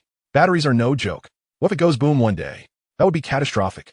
What began as confusion over user misunderstandings of product features has been forcefully diverted into profound concerns over battery safety. Could this battery genuinely have issues? If it 1T fully charged, could it spontaneously ignite one day? Naturally, owners of Guangwei electric bikes are filled with trepidation. and upon considering a resale, they find the value depreciated too quickly to sell. With a nose for news sharper than a dog S, media outlets and various self-media platforms could not let such a golden opportunity slip away. The ink has barely dried on the previous wave of mockery directed at Cheng Guang, lamenting his waning brilliance when a new scandal has emerged. A startling expose on the glaring battery defects of the Guanghui electric bicycle. What an eye-opener. The Guanghui electric donkey reveals severe battery flaws. Users are losing sleep, anxious about explosion risks. From mediocre design to questionable quality. How much further can Cheng Guang's technological myth extend? Urgent warning. The Guanghui #1 battery may harbor significant safety vulnerabilities. Various sensational headlines, accompanied by screenshots of users' anxious comments, are being disseminated as if they were free. Previously, the public found amusement in ridiculing Cheng Guang's fall from a technological deity to a purveyor of elderly amusement. Now, the situation has turned serious. Battery safety is a red line, a bottom line. It is a matter that can cost lives. If mishandled, not only Guanghui technology, but Cheng Guang himself could be drowned in a deluge of public scorn, never to rise again. The Guanghui #1 battery scandal, under the deliberate guidance of the media and certain vested interests, has snowballed uncontrollably. The technology sections of major news websites, trending topics on social media, and recommendation streams on short video apps have been almost entirely dominated by negative reports concerning the Guanghui #1. This morning, I woke to find my Guanghui #1 still at 998 battery, despite having ridden 30 kilometers yesterday. I no longer dare to ride it. It's been relegated to a corner of my balcony, far from my cat's litter box. I feel the same. The customer service hotline is perpetually busy. Are they aware of the issues and too afraid to answer the calls? As more users share their bizarre experiences with the vehicle and with the media relentlessly amplifying the alleged safety hazards, panic has spread through the owner community like a virus. Many genuinely fear riding the Guanghui #1 again, with some even covering it with fireproof fabric, terrified of spontaneous combustion in the night. Soon, the first batch of return requests emerged. Hello, is this Guanghui Technology customer service? I want to return my purchase. This vehicle has serious quality issues. The battery is utterly malfunctioning. What if it explodes? You must process my return and compensate me for my mental distress. I haven't slept well for days. The hastily assembled customer service department, set up by Cheng Guang, was instantly inundated with a flood of return calls and emails. The newly hired customer service representatives were left in tears, only able to repeat the standard responses provided by Cheng Guang. Hello, please do not worry. We have recorded your concerns and will respond with a solution as soon as possible. But this is utterly useless. Even some of the most die-hard fans of Pear Mobile, who had unwavering faith in Cheng Guang, could no longer endure the situation. Brother Guang, Brother Cheng, has it really come to this? Battery safety is no laughing matter. We have always believed in your technology, but this battery display and charging behavior are undeniably strange. Can the officials provide a definitive statement? If there is no explanation soon, our spirits will surely plummet. In the fan group, voices of skepticism and concern began to eclipse those of support. If even the most core and loyal fan base begins to waver, the foundation of Guanghui technology is truly at stake. This crisis has escalated from a mere product quality issue to a profound inquiry into Cheng Guang's personal credibility and that of his company. Beneath the surface, some established manufacturers in the electric bicycle industry are almost grinning from ear to ear. ISNT Cheng Guang, quite the prodigy. He dabbles in mobile phone chips and now ventures into electric bicycles, truly believing himself to be the destined disruptor. Now look, he has indeed faltered. With battery issues at hand, let us see how he extricates himself. Truly, fortune is on our side. Cheng Guang has dug his own grave, sparing us considerable trouble. Let's stoke the flames further. Recruit a few influencers to pen articles analyzing the risks of battery explosions. Cement the term battery scandal firmly upon Guanghui Technology's forehead. He wishes to be a disruptor? Let him first survive this inferno. Although these competitors have remained outwardly silent, they have not hesitated to undermine him behind the scenes. They hire online trolls, purchase favorable articles, and tirelessly magnify the negative information regarding the Guanghui #1, eager to crush this nascent disruptor before he can gain traction. Strangely, in the face of this overwhelming and nearly suffocating wave of public sentiment threatening to obliterate Guanghui technology, Cheng Guang and his company maintain a maddening silence. There are no official statements, no press conferences, and even Cheng Guang's long-neglected social media account has yet to update a single punctuation mark. This silence, To the anxious users awaiting an explanation and the excited onlookers, seems to signify acquiescence. It suggests guilt. It signals helplessness and a desire to flee. Look, he dares not speak. He is afraid. He must be unable to resolve the issue.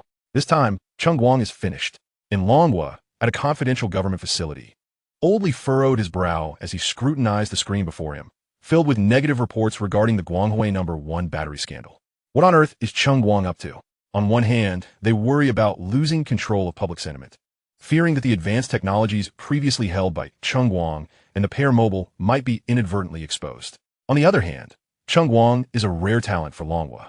Should this foray into electric bicycles truly fail, so be it. However, if this undermines his confidence and renders him timid in the realm of technology, the nation would suffer a significant loss. If Cheng Guang faces utter ruin, the state can always step in again, but his confidence furthermore. The state is also rigorously assessing whether this battery indeed poses a threat. It is far too peculiar. The safety of the citizens of Longhua must always take precedence. If, after careful investigation, a genuine threat is identified, decisive action must be taken to eliminate such safety hazards. The government will undoubtedly safeguard the interests of top talents while also staunchly defending the life safety of ordinary citizens. Longhua possesses the capability to accomplish both. Connect me with the battery engineering expert group, Oldly instructed solemnly. Chapter 37. The mockery of the superdimensional drive company. Battery malfunction? Truly unreliable. Across the ocean, at the headquarters of the superdimensional drive company, which prides itself on being a global technological beacon, the atmosphere remained as tense and efficient as ever. Clad in company-branded attire, a technical analyst briskly traversed the open office space, placing a report on the desk of the head of the battery engineering department. Boss, take a look at this. It's a curious development from the Longhua market. The bearded director, without lifting his gaze, continued to scroll through the display before him, casually inquiring, what sort of curiosity? Which new contender has inflated their prospects this time? Something like that, but this time it's amusing. The analyst pointed to the report. A new company from Longhua called Guanghui Technology, founded by none other than Cheng Guang, the mastermind behind Pear Mobile. Their inaugural electric bicycle has encountered severe battery issues. Oh, the battery director finally expressed interest, pulling up relevant data. He recalled that this was the company questioned by reporters during a recent press conference held by their CEO, Mai Yidong. On the screen were various videos and comment screenshots posted by Longhua netizens lamenting their experiences. Look, all user feedback is alarmingly consistent. After riding for several hundred kilometers, the battery display hardly diminishes. Once plugged into the charger, it shows full within minutes, the analyst elaborated. The director cast a few disdainful glances, a look of professional arrogance flickering across his face. Was there even a need for analysis? This was a quintessential logical error inherent in battery management systems, or perhaps the cell consistency had deteriorated to an absurd level, resulting in utterly inaccurate voltage measurements. Such a fundamental engineering flaw was inexcusable. Indeed, our preliminary assessment aligned with this conclusion. Either their electronic control chip was subpar, or in a bid to cut costs, they had resorted to using substandard B-grade cells. With a dismissive scoff, the director closed the page. This arrogance, rooted in their own technical framework, was undoubtedly the prevailing attitude within Superdimension Drive. Such mistakes were ones our interns would not have committed 5 years prior. Archive this under the technical failure cases of low-end competitors in the Asian market. Next, to him, this was hardly worth discussing. Merely a textbook blunder made by a novice player from the distant East. Days later, during an internal high-level meeting concerning dynamics in the Asian market, the market analysis director was delivering a report. On the PowerPoint, a small image flashed briefly. It was the grotesque Glory No. 1. Furthermore, in the low-end two-wheeler market of the Dragon Kingdom, the new brand Glory Technology was facing a comprehensive trust crisis due to significant battery safety hazards in its inaugural product, essentially marking its launch as a failure. Just as the words left his lips, the engineering vice president, a gray-haired American gentleman, leaned back in his chair and remarked, I recall this Glory Technology. It was founded by that young man named Cheng Guang from the Dragon Kingdom, right? The very same one behind the Pear Phone. Indeed, sir, came the reply. I thought so, the elder said slowly, his tone tinged with a sense of admonition. Previously, when he was involved with phones, it was all shrouded in mystery, the source of technology unclear. Now that he has ventured into power systems, his lack of foundational knowledge is glaringly evident. Manufacturing a phone and constructing a reliable battery system are entirely disparate fields. The latter demands a vast accumulation of data and profound engineering experience. It appears this young man is still rather impetuous. His foundation is not solid. In the conference room, nods of agreement circulated among the attendees. Just then, the door creaked open a fraction, and the globally renowned face of Ma Elong appeared at the threshold. He had merely been passing by and happened to overhear the vice president's last few remarks. "Are you discussing the electric scooter from the Dragon Kingdom?" His entrance rendered the entire room silent. The engineering vice president quickly nodded. "Yes, Mr. Ma. We are discussing their product, which has encountered severe battery failures." Upon hearing this, Ma Elong let out a short, loud, derisive laugh. "Failures? No, that is not a failure. That was to be expected." With his hands in his pockets, leaning against the doorframe, he scanned the room with a gaze that barely concealed his contempt. "I have long maintained that creating electric vehicles is not as simple as stacking blocks, especially when it comes to developing a safe, reliable, and efficient battery system. It requires the sedimentation of time. It is both science and art. They cannot even manage basic power measurement and charging control. What can one expect from them? They're simply wasting societal resources." Having said this, he did not linger for another second, turning on his heel and leaving the executives in the room exchanging glances, soon breaking into knowing smiles. The room erupted in thunderous applause. With the boss having made such a definitive judgment, this matter had become nothing more than a mere joke. Before long, Ma Elong's insights and the internal assessments of superdimension drive took flight, disseminating through various channels to the globe. International tech media and industry observers eagerly placed the Glory battery incident under the spotlight. The renowned American tech blog, Tech Frontier, headlined with, "From mysterious new star to engineering farce, why Cheng Guang's glory is so dull." In Europe's largest automotive forum, a prominent thread bore the striking title, "In-depth analysis of the Dragon Kingdom battery incident, a modern fable of arrogance and ignorance." A tech blogger with millions of followers, in his video segment, held up an unflattering photo of the Glory number 1, exclaiming in exaggerated tones, "Friends, look at this. They can't even manage a simple power display.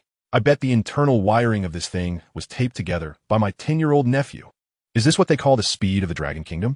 Haha. The comment section buzzed with euphoric banter. LOL, long state quality. They should stick to assembling toys instead of deluding themselves into thinking they can grasp true technology. Ma Elong is right. They can't even handle the basics. In the global tech community, this incident was almost universally characterized as a classic cautionary tale of a small company's technical shortcomings backfiring, serving as fodder for casual conversation. No one perceived anything amiss behind the scenes, nor did anyone wish to delve deeper into why this so-called failure manifested in such a peculiar and uniform manner. The colossal electronic screen in Times Square boldly displayed Ma Elong's acerbic remark, rendered in striking bold letters. Ma Elong on the Dragon Kingdom electric scooter controversy. They can't even manage the most fundamental aspects. Chapter 38. Who says electric donkeys can't fly? The Demon Fire Youth's radical transformation. Speed record broken. In the suburbs, within a dimly lit motorcycle modification shop, several young individuals with rainbow-colored hair were gathered around a radically altered motorcycle, boasting amidst the pungent mix of engine oil and smoke. "A Fay, where's that newly purchased Glory number 1 of yours? Why don't you take it out for a spin?" A youth adorned with several earrings asked, winking at a boy with yellow hair in the corner. The boy, known as a Fay, wore a rather sullen expression.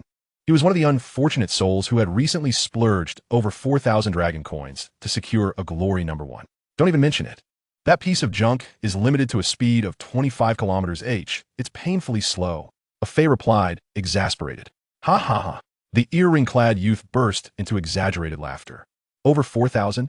You might as well have bought a senior citizen-esque scooter. You really have money to burn.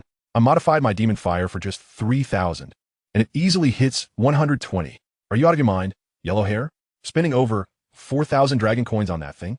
A companion with ash-gray hair scoffed, straddling his roaring modified motorcycle. Another tall and lean chap joined in, patting a Fay on the shoulder and teasing him. "Brother Fay, haven't you broadened your horizons? What do we seek in riding? Speed, the thrill, freedom. Your 25 km/h is slower than a leisurely walk with a dog. I refuse to believe there's no way to unlock that speed limit." A Fay, red-faced and fuming from their relentless jibes, abruptly stood up. "All right, enough of this." The earring youth, with a dismissive expression, replied, "I've heard that the speed limit of the Glory number 1 is hardwired into the motherboard, with both software and hardware encryption. It's nothing like the usual tricks of cutting wires or unplugging connectors. Several seasoned pros in the circle have tried and failed. spending the most money to take the hardest hits. That SU, a Fei. Damn it. A Fei was nearly ready to explode from their banter. He kicked over a stool and stormed to the back of the shop, pushing out his drab glory number one. He simply could not believe this nonsense. His circle of brothers comprises a group of thrill-seeking youths, disenchanted with academia and ardently devoted to the exhilarating world of speed. Among these daredevils, there exist two distinct factions: the motorcycle enthusiasts and the electric scooter aficionados. The latter requires manual modifications to bypass speed restrictions, but holds the advantage of being significantly more affordable than their motorcycle counterparts. It is well known that these electric scooter riders have mastered the art of liberating various models from their speed limitations in pursuit of that adrenaline rush. Techniques such as wire cutting and controller hacking have become second nature to them. In their eyes, an electric scooter that cannot be modified for speed is deemed utterly worthless. Among them, Afe has earned a reputation for his audacity and technical prowess. For him, modifying an electric scooter and removing its speed cap is as effortless as eating and drinking. Yet, he soon found himself in a predicament. Following his usual routine, he disassembled the outer casing in search of the speed limit wire, but to his dismay, it was nowhere to be found. He connected his computer, attempting to reprogram the controller with hacking software, only to fail miserably due to the exorbitant encryption level of the firmware. He then resorted to physically disconnecting certain chip pins, resulting in the scooter crashing with an error message. Frustrated, he cursed under his breath, but the indomitable spirit within him surged forth. He scoured the internet for information, frequented various modification forums, and even infiltrated some so-called electric scooter technology groups, persistently seeking advice from experienced modders. After 3 grueling days filled with sweat and exertion, Afe utilized all his knowledge. Yet the glorious number one remained an impenetrable fortress, repelling all his attempts. In a fit of rage, he seized a wrench, contemplating smashing it against the scooter. The glorious number one, however, proved resilient and undamaged, allowing him to vent his frustration without fear of destruction. With a resounding thud and an odd sizzling sound, he hesitated, worried about irreparably damaging it. After a moment of contemplation, he recalled inadvertently touching 2 inconspicuous solder points on the motherboard during disassembly, which had produced a similar sound. Assuming it was a normal occurrence, he brushed it off. Yet, another faint sound emerged, accompanied by a barely visible spark. When he reconnected the power and prepared to give up, the indicator lights on the dashboard began to flicker in a new pattern. His heart raced as he reconnected the computer.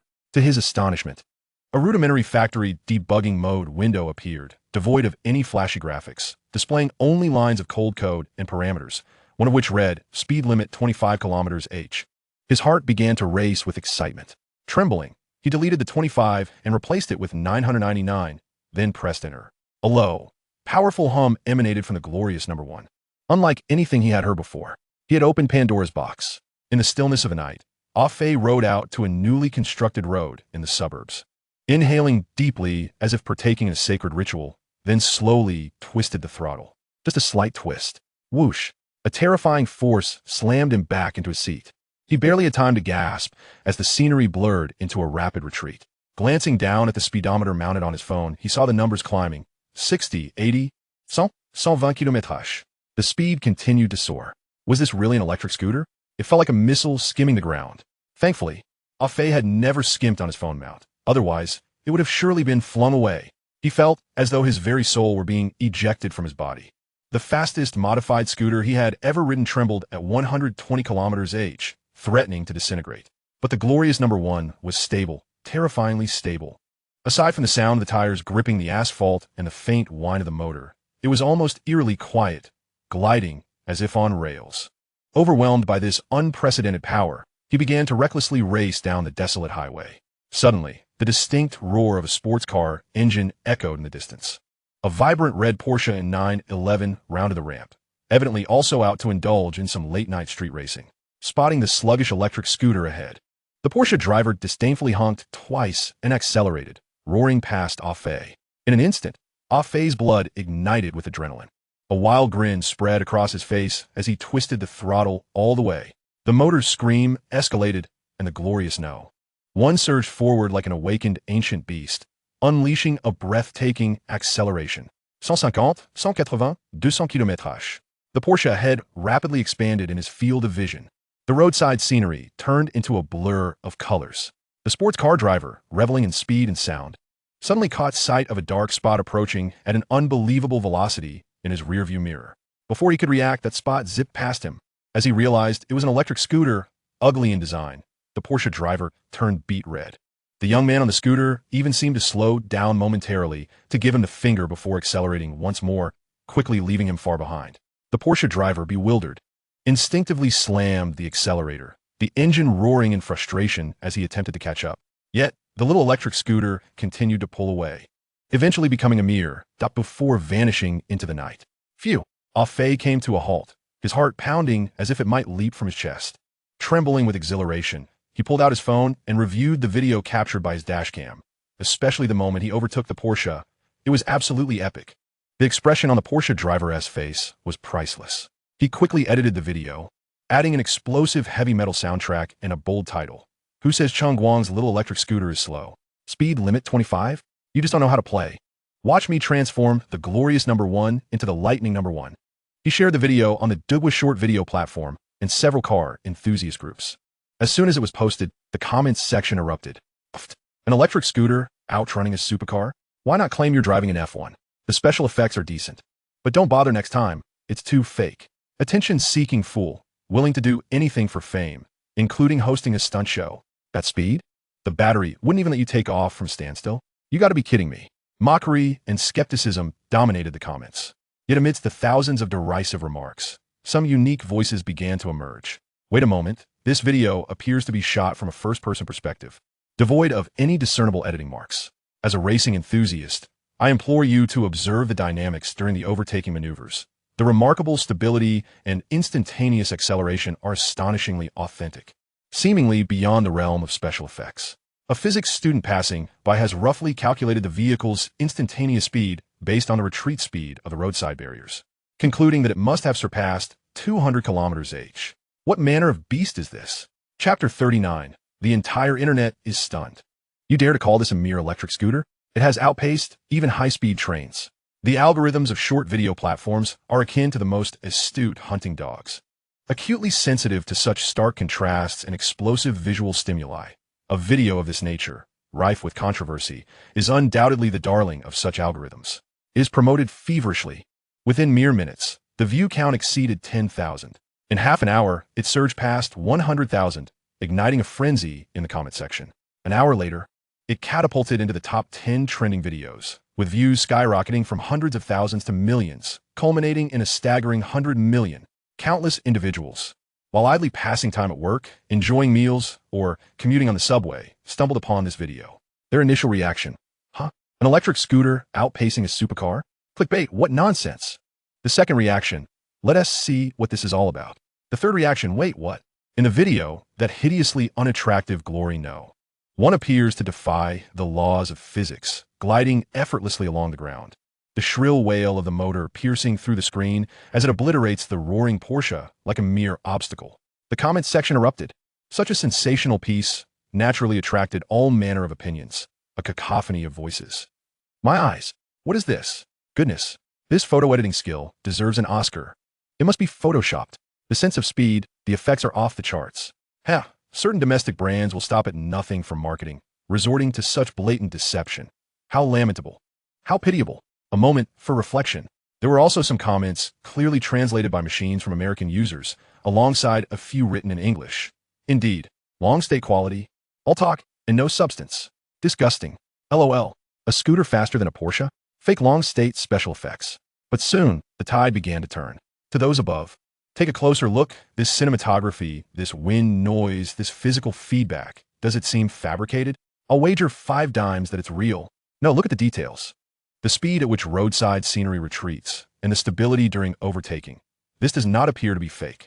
As a video editor, I meticulously analyzed it frame by frame, and found no evident signs of editing or special effects. Could it be this is genuinely real? To those dissenting, why not show me your editing skills?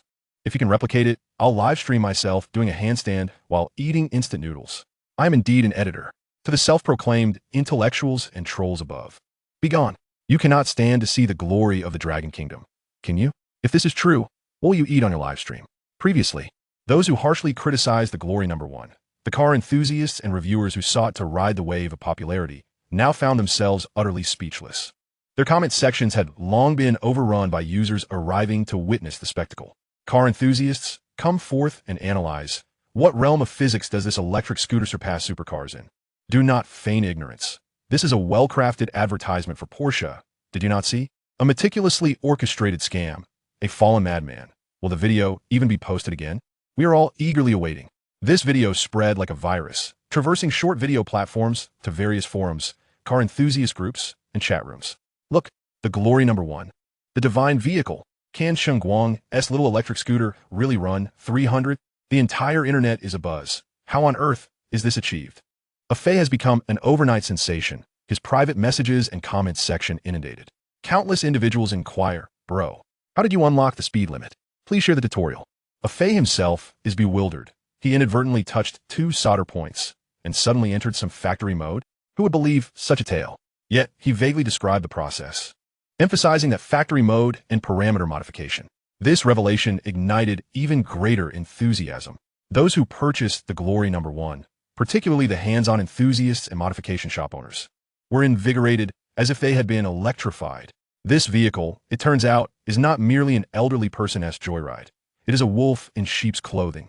No, it is a T-Rex in sheep's clothing. Dismantle it. It must be disassembled for research. How does one access that factory mode? Which solder points? Let us try them all. In no time, across various garages and repair shops nationwide, the sounds of clinking tools and sizzling electric sparks fill the air. Various rudimentary methods for unlocking speed limits began circulating within groups. I suspect it involves cutting the red and black wires. No, I tried that. It didn't work. The vehicle simply conked out. I heard it requires a physical short circuit of 2 points on the motherboard, but no one dares to try for fear of damaging it. Although Afei's explanation was rather unclear, the sheer number of enthusiasts ensured that some would inevitably stumble upon a successful method or discover alternative techniques. Various versions of unlocking tutorials began to circulate discreetly within small communities. Before long, the internet was no longer dominated by Afei's single video. More increasingly audacious testing videos began to emerge like mushrooms after the rain. In one video, a glory number one on an urban expressway displayed speeds comfortably exceeding 100 km/h, overtaking nearby vehicles with ease. This acceleration obliterates most family cars. In another video, on a national highway, a glory number one raced against a heavyweight motorcycle, reaching speeds of 150 km/h, leaving the motorcycle rider pale with fear as his bike trembled, while the little electric scooter remained as steady as a rock. The stability was absurd. What material is the frame made of?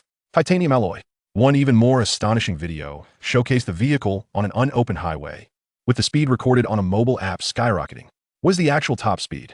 180, 190, 200, 210 km/h, 150, 180, 200.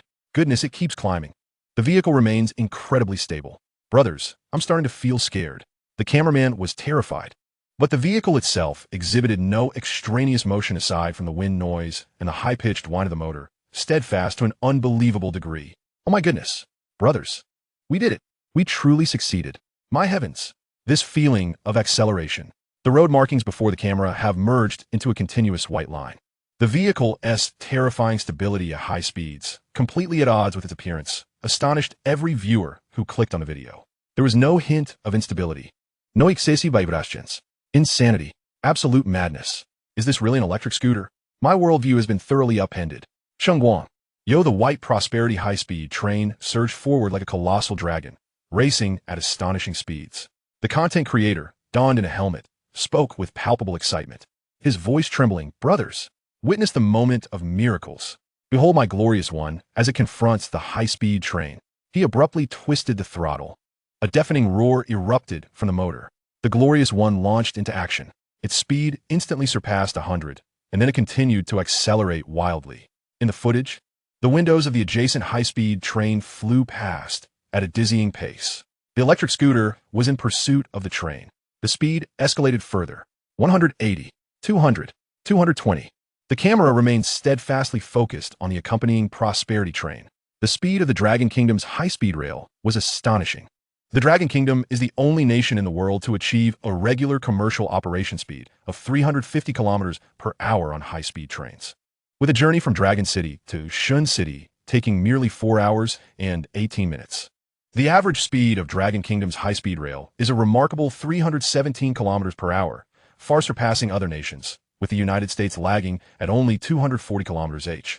Yet in the video, that diminutive electric scooter seemed to be gradually catching up.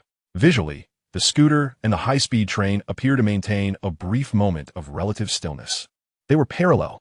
Then, at a certain instant, due to the angle of filming and reference points, that small, unremarkable electric scooter appeared to inch past the front of the high-speed train. Though it may have lasted only a second or two, the electric scooter had overtaken the train. At that moment, the entire internet fell into a hushed silence. Subsequently, a cacophony erupted like a tsunami. Holy cow! This world is utterly insane. A rat serving as a bridesmaid for a cat. An super high-speed train? I must be dreaming. Did an electric scooter just surpass a high-speed train? This is beyond science. This is metaphysics. This is cultivation. Reported. This vehicle undoubtedly has a miniature rocket engine. I urge the relevant authorities to investigate immediately. Cheng Guang, come forth and explain. You call this an electric assist vehicle. This is a terrestrial flying machine. Physics has ceased to exist. I can no longer contain Newton's coffin lid. Cheng Guang, give me an honest answer. Did you create a terrestrial flying device and simply encase it in an electric scooter shell? Car community, battery demigods, arise. Is your keyboard ready? Upside down. Bite. Ma yilung, mister. Ma, come quickly and behold the divine. The electric scooter you deemed trivial has surpassed the high-speed train. What happened to your grand vision of the stars and seas? The overwhelming shock drowned out all prior mockery and skepticism in an instant. The image of the glorious one underwent a miraculous transformation within mere hours, for being perceived as an IQ tax, industrial refuse, to a performance beast. A devil of the highways. Public intellectuals and some American netizens who had initially come to witness a spectacle scrambled to mask their confusion. Public intellectual. Ahem. While the speed is impressive, this is an exceedingly dangerous act. It is not to be encouraged. This is a matter of life and death. Trolls, yes. This is criminal. It must be severely punished. Long State's products exhibit no regard for safety. Western netizens. OMG, is that real? A scooter faster than the bullet train? Impossible. But it looks real. Western netizens. Ma Elong is mistaken. Long State tech is extraordinary. All previous ridicule, references to industrial refuse, the elderly's amusement, and battery controversies were obliterated before the nuclear-scale spectacle of an electric scooter overtaking a high-speed train. Public opinion flipped overnight. The glorious one transformed from a despised outcast into a deity, a performance monster, a terrestrial flying machine, a marvel of black technology. People began to frantically dissect the details of this vehicle. What principle governs its motor? So small, yet so powerful. The frame is certainly not composed of ordinary steel. Speeds exceeding 200 pose no instability. It must be of military-grade quality. Cheng Guang, confess. Is this not something developed for the military, repurposed for civilian use? Enthusiasts passionately debated what extraterrestrial technology this little electric steed employed. The motor? The frame material? The control system? Every component was scrutinized under a microscope. However, following the exhilaration and astonishment, another emotion began to swiftly spread. Fear. My goodness, this speed is terrifying. If it were to race through the city, it would be akin to a cruise missile. Modifications must be prohibited immediately. This is far too dangerous. This is not something an average person can handle. Has Cheng Guang gone mad? He has created a legal road weapon. This electric scooter, exceeding speeds of 200, is a moving bomb on the road. Modifications must be banned. A recall is imperative. Where are the authorities? Where is the traffic management department? Come forth and take action. Chapter 40. Not that it can't be fully charged. In fact, it has a range of 10,000 kilometers. As the fervor surrounding the electric scooter surpassing the high-speed train began to wane, a collective realization dawned upon everyone. Wait, it appears there is still an unresolved issue. Brothers, let us set aside the speed for a moment. My mind is boggled. Consider the battery gauge. Oh wow, I completely forgot about that. Wasn't the entire internet previously criticizing the battery issue? Claiming the battery gauge was faulty, unable to fully charge, posing explosion risks? A chilling thought. If it can reach speeds exceeding 200, even outpacing the high-speed train, how immense must the motor's power be? How fierce must the discharge be? If the battery can't withstand it, it should have exploded long ago. One netizen from the Dragon Kingdom type a line. Is there a possibility, just a possibility, that the battery gauge is not faulty? Are you suggesting that it's not a false reading, not a malfunction, but that the battery capacity is genuinely that substantial? A collective gasp echoed across the internet. If the electric scooter's battery were aging or defective, it could lead to abnormal readings, increased internal resistance, and a sharp decline in discharge capability. Just as previously speculated, concerns about a sudden drop in power from 90 to 10 would render it exceedingly inconvenient for outings. Such conjectures have been mainstream, with the sole variation being discussions about where the Glorious One's battery gauge had malfunctioned. Yet, the Glorious One could sustain a speed of 200 km/h and seemingly even faster, indicating that its battery must instantaneously release an exceptionally high power, likely exceeding 20 kilowatts, far surpassing the typical 400 W of ordinary electric scooters. If the battery truly had issues, such as being unable to fully charge, or if the gauge was stuck, and if the battery was aging, it would be impossible to support such violent discharge demands, which is quite alarming. Furthermore, at super speeds, the Glorious One remained as stable as a seasoned veteran, suggesting that its battery management system and materials have mitigated the risk of thermal runaway under high discharge conditions. With such advanced technology, how could the battery be aging or the charge display malfunctioning? Therefore, one particularly astute netizen had already entertained such a hypothesis, but it was so outrageous that it sent their mind reeling. Instead, it is those netizens who have yet to comprehend the underlying issues, tirelessly inquiring why the radiant no. One is both formidable and lacking. Previously, the influential public figures and online trolls who incited fears of battery explosions and spread panic have now fallen silent. Just as they stubbornly proclaim that speed does not equate to safety, likening it to gambling with one's life. This matter has rendered them mute. A bold and outrageous speculation, akin to wild grass, has begun to proliferate in the minds of many.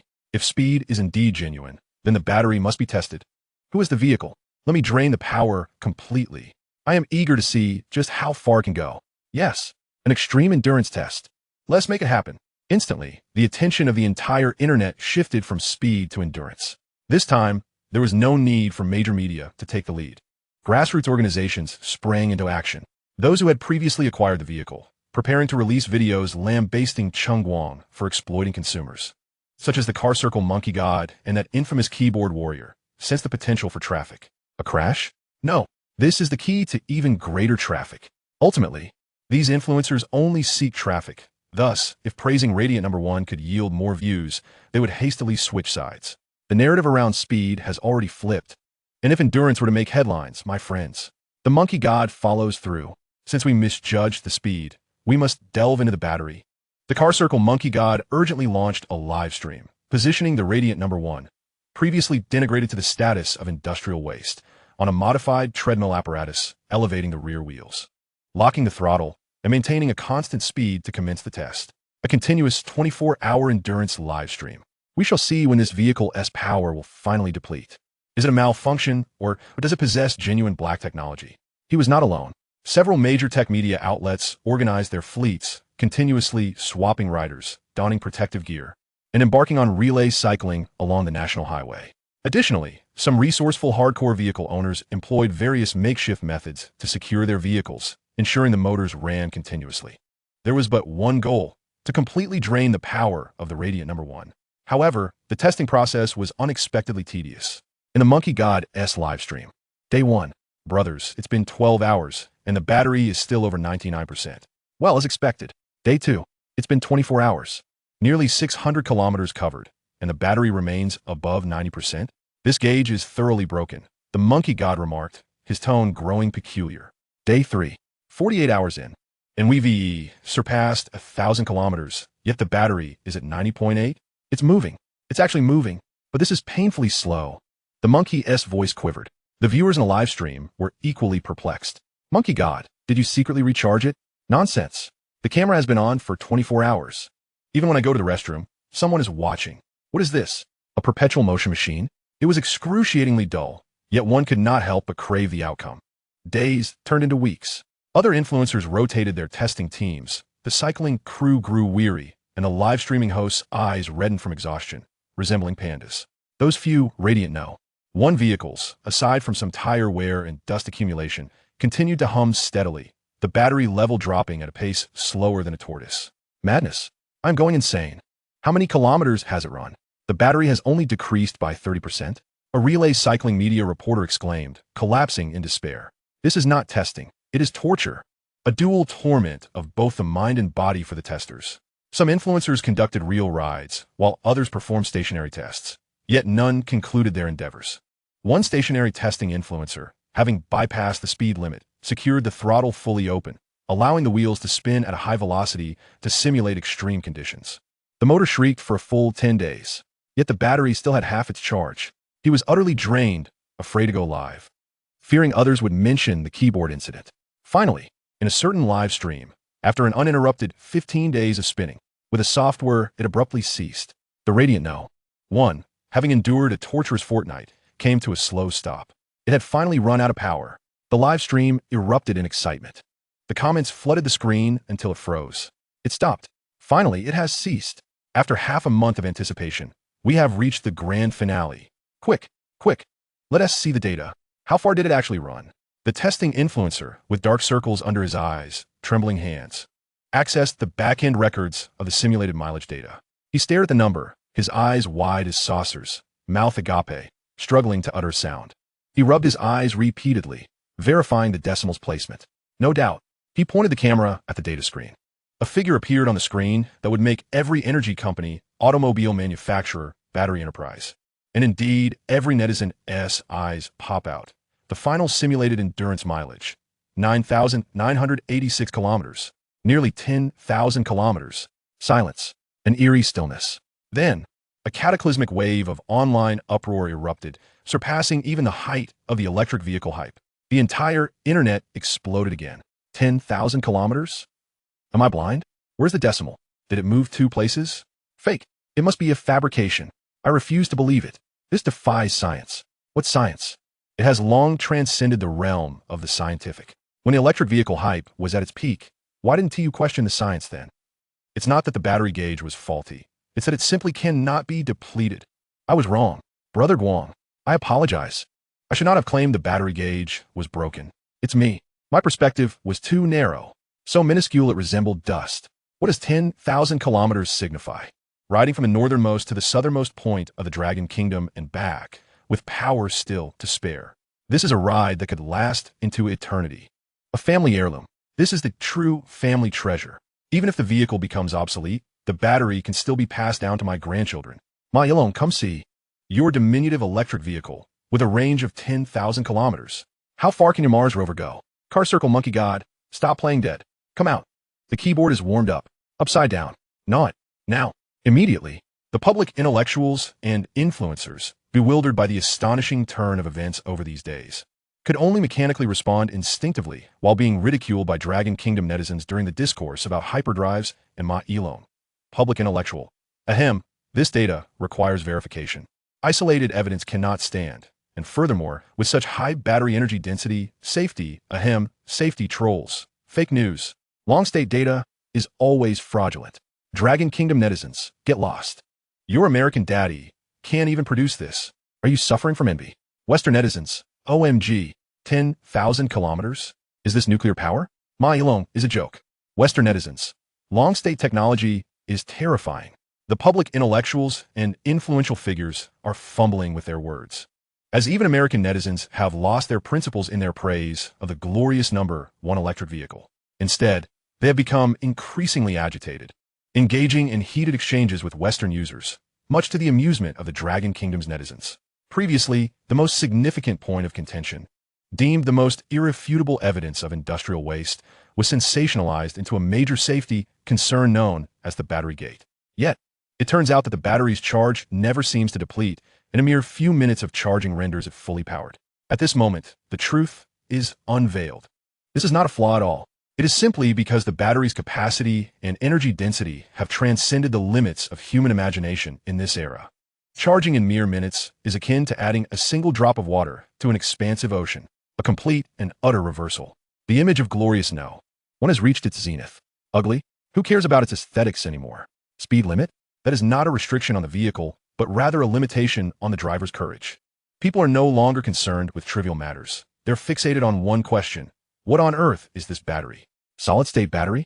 Graphene? Or perhaps a miniature cold nuclear fusion? What level of extraterrestrial technology does Cheng Guang possess? With speed and endurance as his 2 formidable weapons, the entire tech world has fallen silent. All eyes are now directed towards glorious technology and Cheng Guang. Meanwhile, in the automotive circle, the revered figure has disabled comments. He gazes at the screen displaying the astonishing figure of 986 kilometers, then casts a glance at the grimy mechanical keyboard on his desk. His hand trembles slightly. Chapter 41, a comedic test.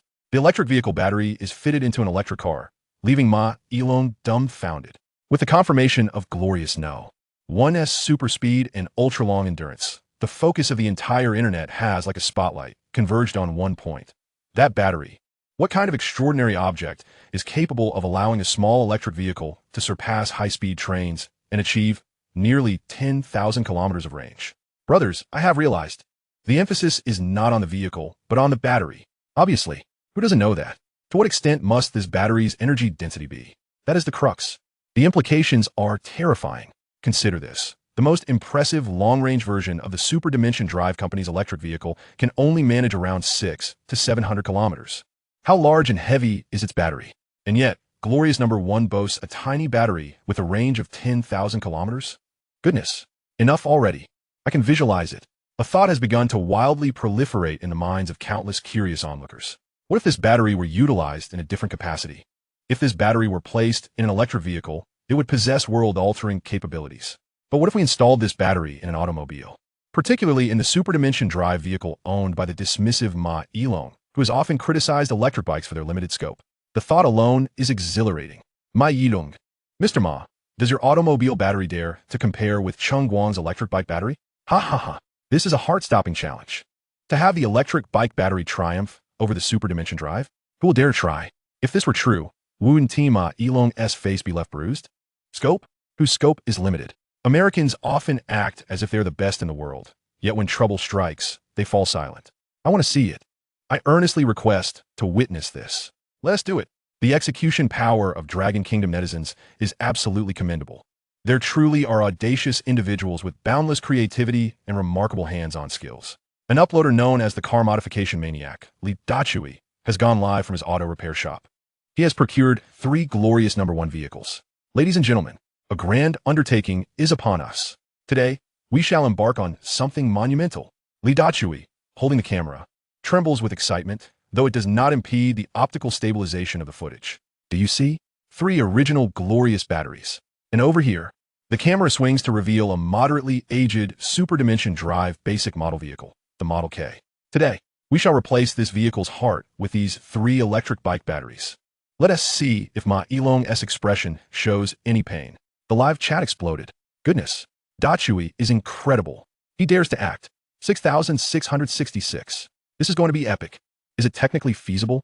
The voltage, the connections, the battery management system. Aren't they all different? Lidakui shuklas. Technically, miracles happen through sheer effort. If conditions are lacking, we shall create them. Just watch my operation unfold. The modification process is nothing short of a catastrophe. The battery pack of glorious no. 1 and that of the Super Dimension Drive are entirely from different dimensions. Incorrect connections? Grind. Weld. Force a connection. Voltage mismatch? Series. Parallel. Add voltage conversion modules. A makeshift approach. The most critical issue is the BMS, the battery management system. The vehicle's system cannot recognize these foreign batteries. Zap. Bang. Sparks fly as Li Dachui and a few apprentices are left covered in soot. Damn. This battery protection logic is truly insane. Master, it's not working. The vehicle system is throwing errors and refusing to supply power. Li Dachui glares. Bypass it. Directly supply power to the motor. The vehicle system can report whatever it likes. I just want it to run. This is sheer chaos, a brute force hack. The barrage of comments is filled with anxiety. Be careful, Dachui. Don't set the vehicle ablaze. Please don't let it explode on my phone. It feels like a disaster is imminent. After an entire day and night of toil, Li Dachui's eyes are bloodshot, his beard unkempt. Finally, he has brutally connected the glorious batteries in parallel, securing them to the chassis stripped of its original battery pack. The wiring is a chaotic mess, resembling a spider's web, as he forces a connection between the motor and the basic circuitry. He sits in the driver's seat, takes a deep breath, and presses the ignition button. Vroom! The vehicle lights up. No error messages. The dashboard displays a full charge of 100. Although many intelligent features have become non-functional. It can move. It worked. Goodness. It worked. Li Dachui jubilantly pounds the steering wheel. The live chat is inundated with gifts. Incredible. Dachui is eternal. Quick. Hit the road. Test the endurance. Overcome the original Ma Ilong. Without a moment's hesitation, Li Dachui gathers his apprentices to take turns driving, ensuring they are well equipped, and heads straight for the city ring highway. The goal, to run the battery dry. Naturally, several individuals will take turns driving. The route does not strictly encircle the entire Dragon Kingdom, as the high-altitude regions can be quite cold, posing significant risks. Instead, the route primarily selects areas of the Dragon Kingdom with lower elevations. Yet, 10,000 kilometers is ample for several round trips across the nation. A 24-hour live stream. Ladies and gentlemen, witness the moment of miracles. Let us see if this electric bike battery can indeed outshine the automobile battery. The test begins. 1,000 kilometers, 2,000 kilometers, 3,000 kilometers. The original battery of the Super Dimension Drive Model K has an official range of just over 400, and in reality, it runs out after just over 300, necessitating a search for a charging station. Currently, the range displayed on the dashboard has long lost its reference value. Yet the vehicle remains powerfully responsive. 5,000 kilometers, 6,000 kilometers, in the span of merely a week. The number of viewers in the live broadcast room surged from tens of thousands to hundreds of thousands, even surpassing 1 million. The entire internet was captivated by this extraordinary test. 6,000 kilometers already.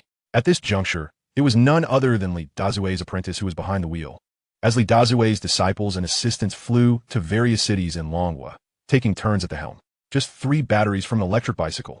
Their dimensions and weight are scarcely 1/5 of the original vehicle's battery pack, if not less. This defies logic. My worldview has shattered.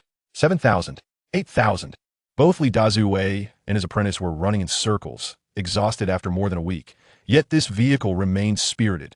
Ultimately, after nearly 30 consecutive days of operation, the car came to a gentle halt by the roadside due to battery depletion. Coincidentally, the last leg of the journey was driven by Li Dazue himself. He leapt from the vehicle, his hands trembling as he gazed at the final mileage recorded on the dashboard. He aimed the camera at the screen.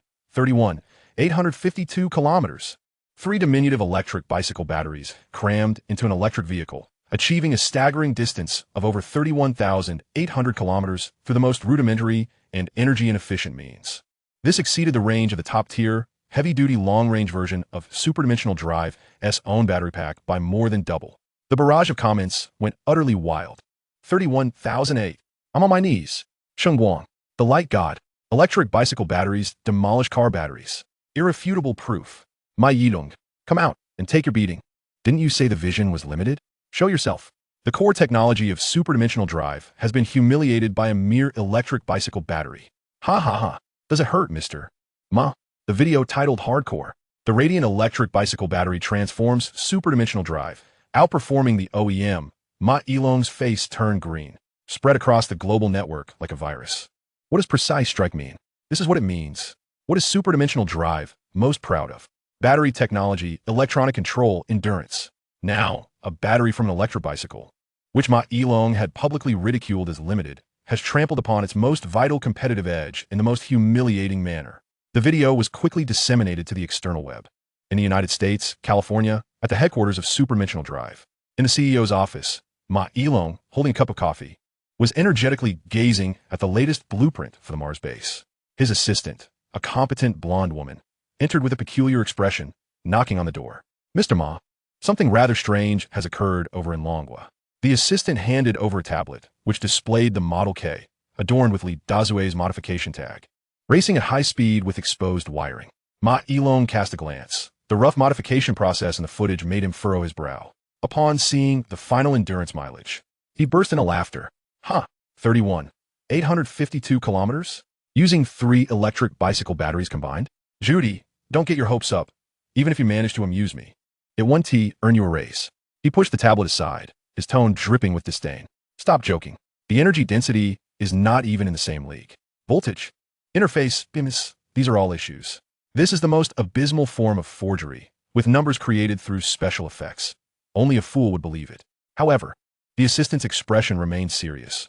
But, Mr. Ma, the video is generating tremendous buzz, and along with it, there's a testing report claiming that the Radiant No. 1 electric bicycle achieved a range of 10,000 kilometers. 10,000 kilometers? Ma Ilong's laughter ceased abruptly, and he finally set the blueprint aside. An electric bicycle? Indeed, Multiple teams conducted public tests, and the data is largely consistent. Their battery seems to possess some peculiar characteristics. The tablet also displayed a torrent of mocking comments from Longwa netizens, filled with various memes about limited vision. Ma Yilong's expression shifted from disdain to confusion, then to seriousness, and finally to a pale countenance. An electric bicycle with a range of 10,000 kilometers? Combined, it yields a range of 30,000 kilometers? Using electric bicycle batteries to multiply the endurance of his cars? Though arrogant, he was not foolish. If this were true, he understood all too well what it implied. The energy density of the opponent had reached a level beyond his comprehension, even bordering on the terrifying. Deep within, his pride as a technological maverick and his acumen as a businessman both sounded the alarm. This battery technology could disrupt the entire new energy vehicle industry. It could topple Ma Yilong's commercial empire. An unprecedented sense of unease surged within him. The young Eastern individual he had derided as limited might be wielding a monster. He could not afford to remain passive. Ma Yilong seized the tablet once more, replaying the modification video repeatedly. The footage was rough, yet the tire impressions on the road, the feedback from the surface, and the variations in light. These details, visible only to a top-tier engineer, revealed much that ordinary observers would miss. It did not appear entirely fabricated. At least, not entirely. Technical department.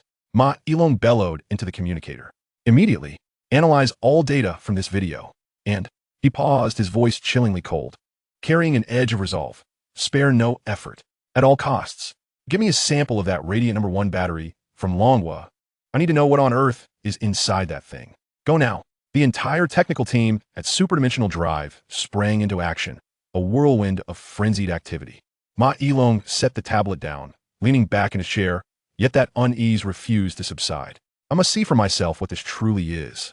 Chapter 42. Ma Yilong tests the Radiant number 1 electric bicycle. Boss, we got the samples. The voice of a technical supervisor at Superdimensional Drive trembled slightly as he cautiously placed a sealed metal box on Ma Yilong's expansive desk. They had expended a considerable fortune and utilized numerous special resources to clandestinely procure these small batteries from Longwa. Acquiring the Radiant number 1 within Longwa was not particularly difficult, but extracting it was another matter entirely. Superdimensional Drive paid an exorbitant price, many times over, to successfully smuggle these batteries out. Testing. Now, I want the most detailed data. Ma Yilong waved his hand, his tone impatient. The premier battery testing laboratory at Superdimensional Drive was brightly lit. A group of blonde-haired, blue-eyed engineers surrounded those unremarkable Radiant No. 1 batteries. Initially displaying a hint of superiority and disdain for product from small workshops, they began their experiments with laughter. Energy density analysis commencing. Cycle life testing preparations underway. Safety pressure tests to be executed at the highest standards. This battery testing laboratory at Superdimensional Drive was indeed the finest in all of America. Merely in terms of environmental control, it boasted a synthesis area with cleanliness levels in the tens of thousands, dew points, drying rooms, and independent fire testing zones. Furthermore, all testing data was uploaded in real time to a blockchain platform to ensure the reports were immutable, a requirement mandated by Ma Yilong himself to prevent executives from manipulating experimental data. Various directives echoed throughout the laboratory as time ticked by. In the beginning, the engineers engaged in light-hearted conversation, sipping their coffee. Gradually, the sounds within the laboratory diminished, leaving only the oppressive hum of instruments and the rhythmic tapping of keyboards. An engineer responsible for data aggregation, gazing at the incessantly fluctuating numbers on the screen, felt beads of cold sweat form on his forehead. He removed his glasses and rubbed his eyes vigorously, convinced he must be mistaken. Boss, teach this data, he stammered, calling for the lab supervisor. The supervisor leaned in for a closer look, his entire being frozen as if under a spell. Preliminary testing reports were printed one after another, each sheet seeming to bear the weight of 1,000 pounds. Impossible. Absolutely impossible. Our next-generation batteries can't even reach 1/10 of this level in lab data. This energy density is several times that of existing technology. How do they resolve the heat dissipation? What about the materials? 3,000 cycles with less than 1% degradation? What kind of sorcery is this? Gasps of astonishment and waves of skepticism arose in succession. Yet the cold, unyielding instrument data mercilessly unveiled a singular truth. This battery, originating from the Dragon Kingdom's electric vehicle sector, had surpassed their hyperdimensional drive technology, along with the entire Western world's battery technology, grinding them into the ground with relentless force. a thorough and complete dimensionality reduction. The technical supervisor clutched the summary report, his hands trembling as though he were sifting chaff. After several deep breaths, he dared to knock on Ma Yilong's office door. "Boss, the report is out." Ma Yilong, agitated and gazing out the window, responded without turning, "Read it." The technical supervisor swallowed hard, his voice parched. The Glory Number 1 battery. Preliminary test results show an energy density 98 times that of our Storm Series batteries and 72 times that of our latest model. Ma Yilong spun around abruptly. The peak discharge power is sustained and stable. Safety tests under extreme conditions far exceeding our standards showed no thermal runaway. And the estimated cycle life conservatively exceeds 10,000 deep charge-discharge cycles, maintaining over 90% capacity. With each data point recited, Ma Yilong's expression darkened. When the technical supervisor finished reading the last word and gently placed the report on the table, Ma Yilong's face, usually brimming with arrogance and confidence, had turned ashen, then pale. It was then that Ma Yilong realized he had been standing rigidly. Only when his phone chimed with a notification did he become aware of his posture. All his previous disdain and ridicule towards the Glory Number 1 electric mule transformed into a resounding slap on his face. He seized the report, his sharp eyes scanning every number, every chart. Those figures struck down his pride like heavy hammers. Incompetence. A bunch of incompetence. Ma Yilong suddenly erupted in fury, hurling the report to the ground. "We invest hundreds of billions of meters in research and development every year, only to be surpassed by this. This electric vehicle battery." The pressure in the office dropped to an alarming level. Yet, following his rage, a more profound fear set in. Ma Yilong was no fool. He understood better than anyone what these data implied. If this technology were to be widely applied by Cheng Guang or seized by his competitors, his hyperdimensional drive empire, his prideful electric vehicle supremacy, could very well crumble overnight. This was no idle threat. Ma Yilong even recalled the historical collapse of Atari. Was Atari's standing in the gaming industry any less secure than hyperdimensional drives in the electric vehicle sector? Did it not rise and fall in a blink? This was the Damoclean sword hanging over his head. A potent sense of crisis surged through him like electricity. "Judy," Ma Yilong bellowed into the communicator. "Immediately contact the person in charge in the Dragon Kingdom. By any means necessary. Get me Cheng Guang of Glory Technology." He paced back and forth in his office, gasping for breath. Atari became a laughingstock in gaming history. Ma Yilong had no desire to join that ranks. Moreover, he had previously mocked Cheng Guang. If hyperdimensional drive were to collapse, he would undoubtedly surpass Atari, becoming a notorious figure in history. Just the thought of being ridiculed by countless video bloggers for centuries to come sent him spiraling into madness. Prepare the most generous acquisition proposal. A full acquisition, including all his technology and patents. Money is no object. He had to seize this technology for himself. He must. The executive team responsible for operations in the Dragon Kingdom received their boss's dire command and sprang into action overnight. Chapter 43, Acquisition. Shares. The coercion and inducement from Ma Yilong. Cheng Guang, not for sale, get lost. Soon, an astronomical acquisition offer lay before Cheng Guang. Fresh from a meeting with the production line manager, Cheng Guang's phone rang. An unfamiliar international number. "Hello, who is this?" A voice with a distinctly accented dragon language replied. "Is this Mr. Cheng Guang of Glory Technology? I am Li Minghan from the office of the president of Superdimensional Drive's Dragon Kingdom division. Our Mr. Ma Yilong holds your company's technology in high regard and wishes to discuss matters of a full acquisition." Cheng Guang raised an eyebrow. "Oh, Ma Yilong? The one who claimed my vision was too limited? How has such a grand figure's vision suddenly shrunk?" "Acquisition?" Cheng Guang replied nonchalantly. "Let us hear your offer." Li Minghan cleared his throat and announced a number so staggering it could cause any startup founder to faint, followed by a long string of zeros. "This price, Mr. Cheng, represents our utmost sincerity," Li Minghan stated with an air of superiority, convinced that no one could refuse such an offer. Cheng Guang chuckled upon hearing the sum. It was indeed substantial enough to allow him to do nothing for the rest of his life, simply counting money day in and day out. However, he realized he could already afford such a life. The investment from Pear Technology had already earned him more than he could ever hope to accumulate. Cheng Guang recalled Ma Yilong's haughty demeanor during media appearances, that flippant remark about limited vision. He remembered the advanced 22nd century technology the system had provided him. If it were merely for money, that would be rather dull. The Dragon Kingdom treats Cheng Guang with the utmost respect.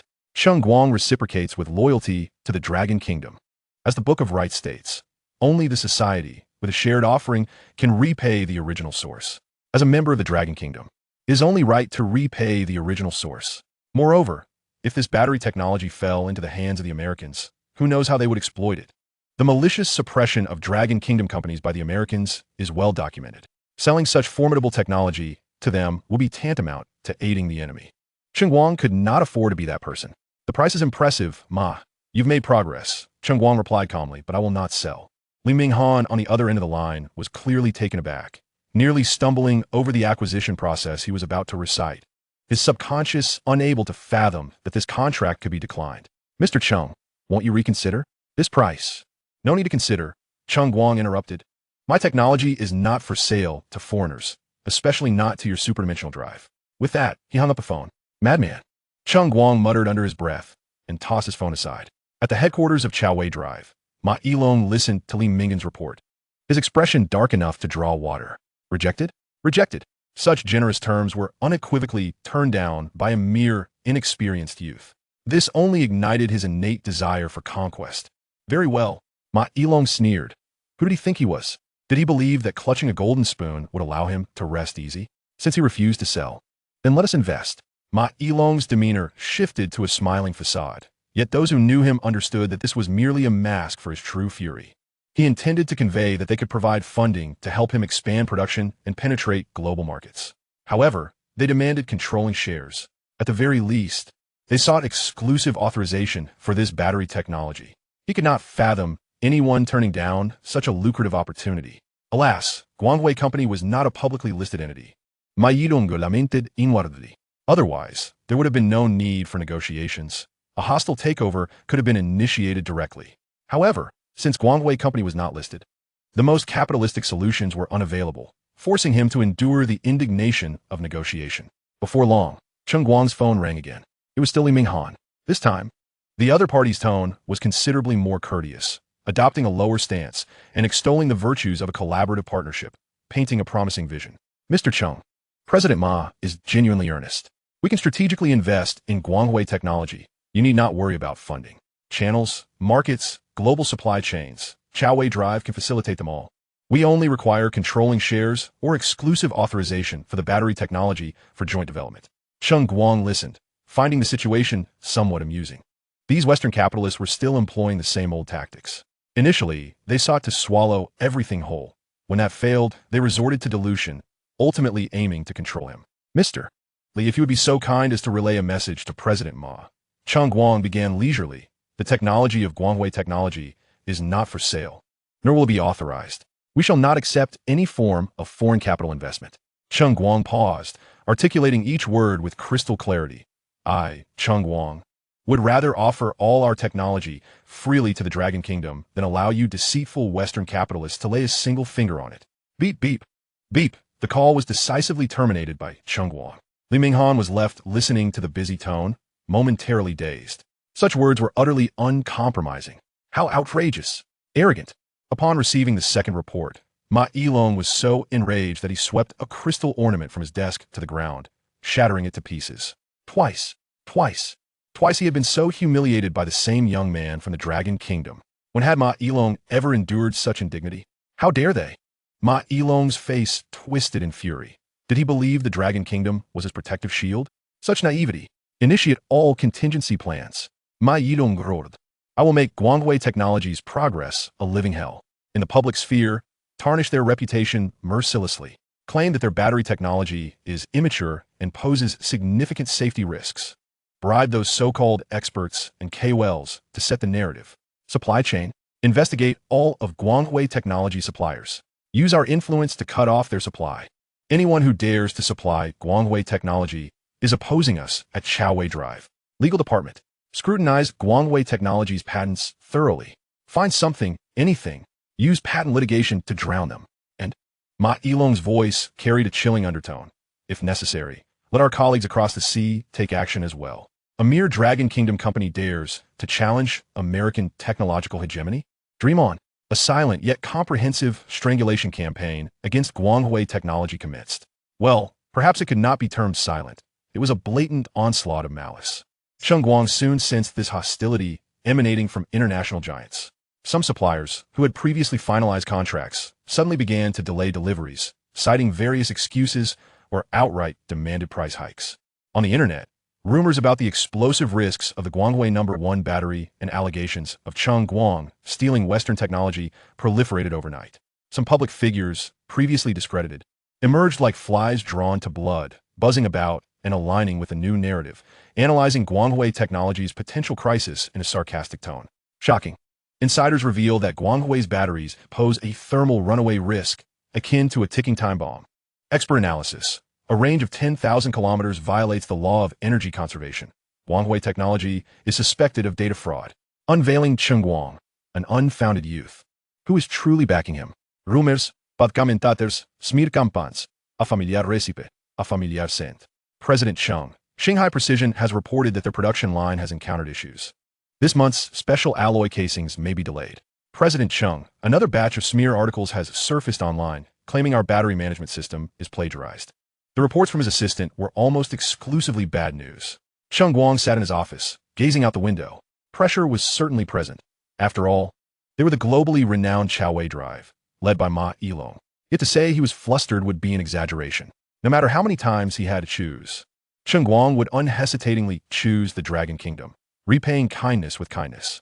Moreover, his greatest confidence lay in the fact that all core technologies and production processes were firmly in his grasp. No one could constrict his throat. Smeared by public opinion? One with a clean conscience need not fear shadows. The quality of Guanghui No. 1 stood as testimony. User reputation would inevitably retaliate. Furthermore, given the situation's gravity, the national level would not stand idly by. Suppliers fearful of cutting off supplies? If worst comes to worst, he could always redeem superior materials and equipment from the system's marketplace and establish his own production line. Thinking of betrayal? They could await replacement by even more self-developed, cost-effective, and superior materials. Perseverance in the face of adversity. A decayed tree does not bend, yet unyielding effort can carve through stone. Chapter 44. A global earthquake in the tech world. This defies physics. In the land of cherry blossoms, at the headquarters of Kairue Chemical, the nation's premier battery research center, a group of experts clad in white lab coats, their hair meticulously styled, gathered around a large display screen, repeatedly playing the test footage of the Guanghui No. 1's extreme endurance. Baka, 10,000 kilometers? This is an affront to science. The project leader, a gray-haired elder from the land of cherry blossoms, trembled with rage, pointing at the data on the screen. Our latest all-solid-state battery has a theoretical limit of only 1,300 kilometers in the lab. This is the culmination of our lifelong efforts. Minister, this must be fraudulent. The Dragon Kingdom excels at this. It is undoubtedly data deception, a young researcher exclaimed indignantly. Exactly. And that video of the modified Chowei Drive electric vehicle, 30,000 kilometers? Utterly preposterous. Where does the energy come from? Is it conjured from thin air? Does he think this is a perpetual motion machine? The entire laboratory buzzed with disbelief, anger, and a sense of offended superiority. They were the authorities in the realm of battery materials. They defined what was possible and what was not. Now a battery vehicle from the Dragon Kingdom had, in an incomprehensible manner, kicked their established theoretical edifice to dust. They shall not accept this. In the European continent, in the city of Stuttgart, the headquarters of the Universal Automotive Group convened an emergency board meeting. The CEO, Hans Muller, wore a grim expression as he forcefully slammed a printed report onto the table. Useless. They're all utterly useless.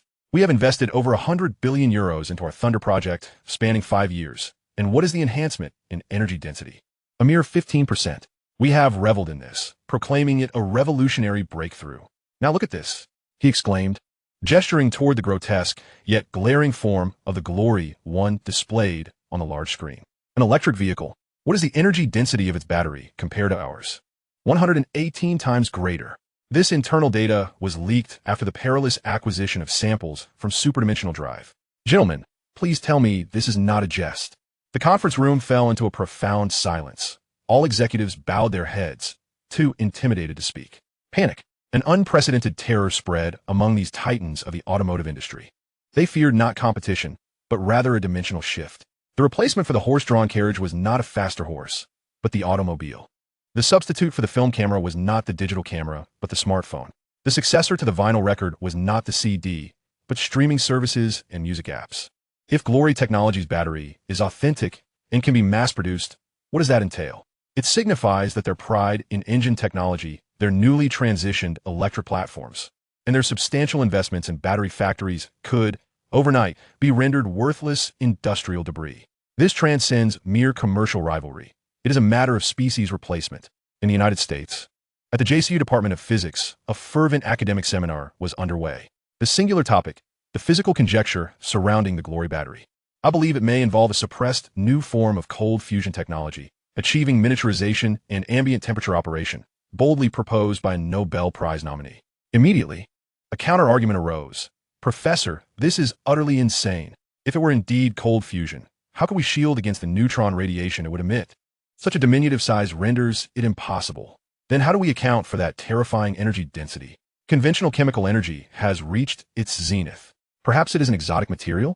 For instance, stable metallic hydrogen, or some yet undiscovered topological material with extraordinary energy storage efficiency. Enough nonsense. These concepts remain confined to academic papers. The people of the Dragon Nation have already mounted it onto their electric vehicles and are driving them on the streets. The debate raged on, but yielded no resolution. They resembled ancient theological scholars, speculating about a mobile phone that had fallen from the future, wondering if it housed a speaking demon. The more authoritative and knowledgeable they were, the more absurd they found the matter. Conversely, countless netizens and technology enthusiasts across the globe were ignited with fervor by this seemingly impossible miracle. The terms glory technology and Cheng Guang surged to the pinnacle of global search engine and social media trends at an unprecedented pace. So, the experts imply that this phenomenon is unscientific? The end of science is metaphysics. Master Cheng Guang, with boundless prowess. I care not. I simply wish to know when this battery can be installed in my vehicle. My universal electric car only boasts a winter range of 200 kilometers. And I have had enough. Previous disparaging remarks about glory technology now seem laughably absurd, instead serving as fuel to the fire. Countless gazes shifted from skepticism to curiosity, and ultimately to fervent obsession, all converging upon that Eastern nation and the young man named Cheng Guang. In the United States, at Langley, in an underground meeting room of an intelligence agency, a large screen prominently displayed Cheng Guang's photograph and resume. A man clad in a dark suit, with a serious expression, pointed at the battery structure diagram on the screen with a laser pointer. Ladies and gentlemen, based on intelligence obtained from informants within superdimensional drive and our own analysis, we can preliminarily confirm that the technology behind the Glory battery is at least 2 eras ahead of us. Its strategic value is comparable to that of nuclear weapons. At least we possessed nuclear weapons first before the Dragon Nation did. But if they apply this battery to military uses, the consequences could be catastrophic. The president has ordered this matter to be prioritized above all else. At any cost, we must acquire the core intelligence regarding this technology or eliminate the threat. The man's voice was cold, devoid of any emotion. Observing the world's foremost scientists, engineers, and industrial magnates, all flustered and red-faced over his electric vehicle battery. Cheng Guang found it somewhat amusing. The notions of cold fusion and exotic materials were quite the imaginative stretch. He lifted the tea his assistant had just brewed and took a gentle sip. While you're still engrossed in studying Newtonian mechanics, I have already ventured into the rudiments of curvature engines. How do we even converse? He was acutely aware that the commercial attacks initiated by Ma Yilong were merely appetizers. He could easily surmise what more radical and unscrupulous actions they would resort to after their commercial strategies failed. But so what? Behind him stood the entire Dragon Nation. His phone vibrated with an encrypted message from Old Lee at the Dragon chip source point. The message was brief, consisting of only one sentence. Kid, hold your ground. The country is your most steadfast support. Cheng Guang smiled faintly, familiar with the protocol, and deleted the read message. He picked up a model of the Glory 1 battery from the table and tossed it lightly in his hand. At the headquarters of Superdimensional Drive, Ma Yilong's eyes were bloodshot. He had not slept for 2 days. The effects of commercial suppression were negligible, instead inadvertently boosting Glory Technology's global prominence. That Cheng Guang was like a stubborn stone in a cesspool, foul and unyielding. He has rejected all our proposals. Acquisitions, equity stakes, technology licensing, all dismissed. Li Mingan's voice conveyed helplessness and exhaustion over the phone. Useless, Ma Yilong growled, hanging up the phone. He approached the massive floor-to-ceiling window, gazing down at the city beneath. A sense of fear, of being cast aside by the times, gripped his heart tightly. He could not afford to lose. He simply cannot. Chapter 45. Ma Yilong Defiance. The counterattack and public relations battle of superdimensional drive. The stock price of superdimensional drive plummeted at the opening, cascading like a snow avalanche. On the trading screen, the line representing superdimensional drive plummeted like a runaway roller coaster, descending sharply with no sign of rebound. In just a few trading days, its market value evaporated by over $1 trillion, dragging the entire new energy sector down with it. Wall Street analysts, those once heralding superdimensional drive as the beacon of future technology, now changed their tune faster than turning a page, with research reports flying out at an alarming rate, downgrading from strong by to avoid, using language so cautious it seemed as though they had never been the ones to herald superdimensional drive's world-changing potential. The performance data of the Glory battery, leaked from an unknown source yet detailed to an astonishing degree, struck superdimensional drive at its Achilles heel like a precision-guided bomb. Once investor confidence wavers, a landslide ensues. Panic spread through the market like a plague, leading to sell-offs, stampedes, and further sell-offs, creating a perfect negative feedback loop. Once hailed as the empire of future technology, the company now stood amidst the storm, its glory stripped away, leaving only a crumbling shell. In his private office, Ma Yilong roared with fury, seizing an antiquated globe from his desk and forcefully smashing it onto the opulent carpet. The globe bounced a few times before shattering into several fragments, mirroring the disintegration of his grand ambitions for global dominance. His eyes burned crimson as he fixated on the blood-red candlestick chart on the screen, in an attempt to soothe his frayed nerves. Ma Yilong had even switched to a black-and-white ink screen display, deliberately avoiding the vibrant colors of market fluctuations, yet was merely an exercise in self-deception. Boss, we must respond immediately. Market confidence is evaporating by the second.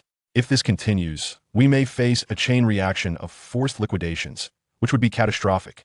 The public relations director, Judy, was nearly drenched in sweat, her high-end silk blouse clinging to her back. In that moment, she deeply regretted not accepting the rival company's offer, which was 35 more lucrative. At least she wouldn't have to endure the roller coaster ride of a madman. Respond? With what shall we respond?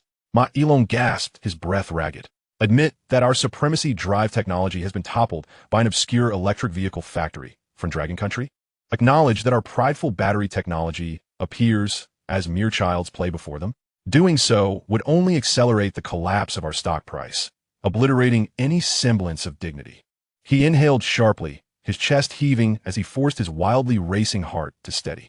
He was Ma Yilong, a Silicon Valley legend, a technological prophet in the eyes of countless believers, the man who had changed the world multiple times. How could he lose, especially in such a disgraceful manner?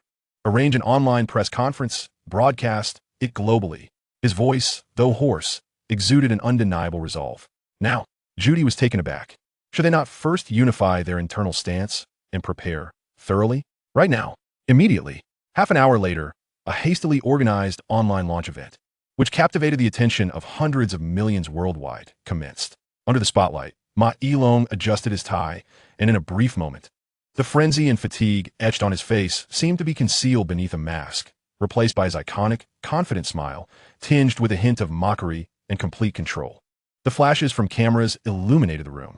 Friends, esteemed members of the press, and all those concerned with supremacy drive, he paused, sweeping his gaze across the cameras as though making eye contact with each viewer.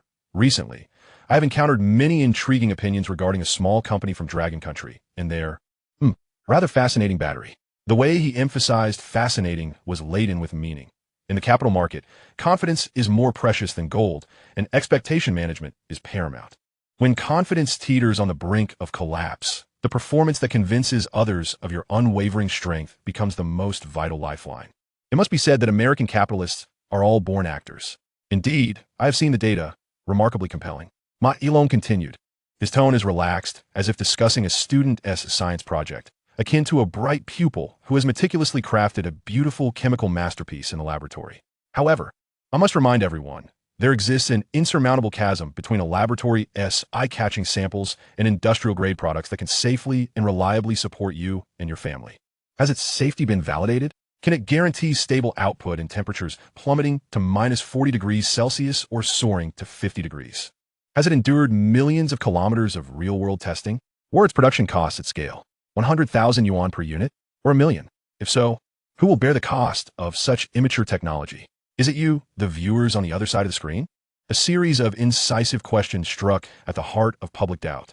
deftly redirecting the focus of public discourse from the dazzling performance of the glorious battery to the potential safety risks and exorbitant unknown costs. This is Ma Yilong. The art of language is deftly manipulated in his hands. The battery technology of supremacy drive has been, is, and will forever remain the pinnacle of sophistication, maturity, and reliability on this planet. We possess the most comprehensive technological reserves, the largest operational database for batteries, and the richest experience validated by millions of vehicles. He paused momentarily, then raised a finger dramatically. Trust me, soon, in the next quarter, Supremacy Drive will unveil to the world our groundbreaking next-generation battery. Its energy density will be higher. Its cycle life will be longer. Of course, it will also be safer, and its cost will be revolutionary. We will indisputably demonstrate to the world who the true king of this industry is through irrefutable facts. As for that glorious battery, it may stir up some waves in the short term, but ultimately, it will merely be a fleeting ripple in the vast river of history, destined to be forgotten. With a sudden pop, as the press conference concluded, the stock price of Supremacy Drive, which had been plummeting in a straight line, miraculously halted its descent, even slightly lifting to trace a faint green line. The comments section erupted in fervor, with countless loyal followers of Ma Yilong and some calm investors, as if collectively injected with a shot of adrenaline, began to hysterically chant Ma Yilong forever, and the tech godfather turns the tide. Supremacy will never fall. However, deep within the core battery research laboratory of Supremacy Drive, located in the arid depths of the American interior, the atmosphere was suffocatingly tense. A group of the world's leading battery experts surrounded a high-precision electron microscope, their expressions grave as they examined the microscopic structure of the glorious battery, resembling some otherworldly creation. How dare he say such things in front of the world? Murmured a disheveled chief scientist of German descent, who had immersed himself in the field of batteries for decades. Our Storm 3 is still merely in the theoretical modeling and preliminary material synthesis phase. We haven't even resolved the most basic stability of the cell. Its energy density is even less than 1/10 of that of the glorious battery. Another engineer, responsible for materials, clutched his thinning hair in despair, his face contorted. He is painting a fantasy, a grand illusion more absurd than the Mars colonization plan. A young assistant researcher, listening to Ma Yilong's grandiose claims during the press conference, nearly burst into laughter, only to be swiftly silenced by a glare from the team leader, forcing him to swallow his chuckle, his face turning crimson. The next-generation battery that Ma Yilong described as groundbreaking, with higher energy density and lower costs, seemed more fantastical than science fiction to those on the front lines of research. Not merely a fantasy, he is setting our entire research department ablaze, then tossing it into a volcano. A team leader responsible for reverse engineering, pale as a ghost, wearily shook his head. There has been no progress in reverse engineering. Its material structure, energy conduction methods, and charge distribution completely exceed our existing theoretical framework. We attempted to analyze its elemental composition, but those atoms are arranged in a nearly perfect lattice structure that we cannot comprehend. Each simulation attempt results in a pile of utterly useless waste, with energy density that doesn't even surpass that of a standard lithium battery. This is not the kind of technology that should emerge in our era. It is a creation that could only be devised by the devil, lamented an elderly engineer with a desperate sigh. The impassioned public declaration made by Ma Yilong, far from serving as an inspiration to the engineers and scientists laboring day and night at the forefront of research, has instead become a cruel scourge and an oppressive shackle. While the boss boasts extravagantly about their accomplishments, these dedicated technicians, no matter how tirelessly they work or how much of their heart and soul they pour into their efforts, cannot possibly conjure such miraculous batteries within a mere quarter. This profound sense of impotence and betrayal threatens to drive this group of elite talents to the brink of madness. In truth, the internal research on the radiant batteries at Cheng Drive is progressing at an excruciatingly slow pace. Although they had previously acquired samples through special channels and successfully conducted various performance tests using state-of-the-art equipment, yielding precise data, the ability to extract data does not equate to comprehending its principles and effectively reverse engineering the technology. The former merely requires a professional laboratory and precise instruments, while the latter demands theories and insights that transcend the current age. Not to mention the impossibility of fabricating a next-generation battery that surpasses the radiant battery in every aspect. However, the external world remains oblivious to these hidden truths. Following Ma Yilong's press conference, Cheng Drive's public relations machinery revved into high gear. launching a grand counteroffensive in the realm of public opinion on a global scale. They feverishly promoted the so-called breakthroughs in next-generation battery technology, inundating major tech media and social platforms with meticulously crafted, futuristic CG animations. In these animations, Chowei drives vehicles equipped with dazzling new batteries, effortlessly achieved ultra-long endurance and rapid charging, all set against a backdrop of high-sounding technical jargon such as solid-state batteries, novel anode materials, and intelligent energy management systems, creating an illusion of an epic-defining breakthrough in battery technology. Simultaneously, they spared no expense in hiring an army of online influencers, social media strategists, and so-called independent tech commentators and industry experts who systematically insinuated and even explicitly stated that the technological origins of Radiant Tech were highly opaque, that their batteries lacked long-term, large-scale safety verification, and that they might have illicitly appropriated undisclosed military-grade technology from the United States, technology that, once rendered civilian, posed significant unknown risks, urging consumers to proceed with caution. In an instant, it seemed that Chowei Drive had regained its voice in the arena of public discourse, successfully crafting an illusion of fierce competition with Radiant Tech, claiming to be on par and even superior due to their profound heritage and impending next-generation technology. Of course, the absurdity of a globally renowned industry giant resorting to boasting about next-generation technology to create a sense of rivalry with a newly established company focusing on electric vehicles is, in itself, quite comical. Chapter 46. A shocking discovery. This is not from the periodic table. In the heart of the desert in the United States, at the highly classified laboratory designated as Area 52. What in the world is this? Exclaimed Dr. Abrams, a towering figure in the field of physics, as he slammed his fist onto the control panel. It was indeed rare for such an experienced lab veteran to resort to smashing laboratory equipment. His gaze was fixed on the three-dimensional structural diagram projected by the electron microscope, revealing a lattice structure so perfect it bordered on the otherworldly, one he could not comprehend despite a lifetime of study. The SEM scan results were dense and uniform, yet the bonding mechanisms remained indecipherable. The TM transmission images displayed an orderly arrangement of atoms, but no known crystal model could accommodate it. It was a chimera. The X-ray diffraction results, oh my God. The diffraction peaks were absurd.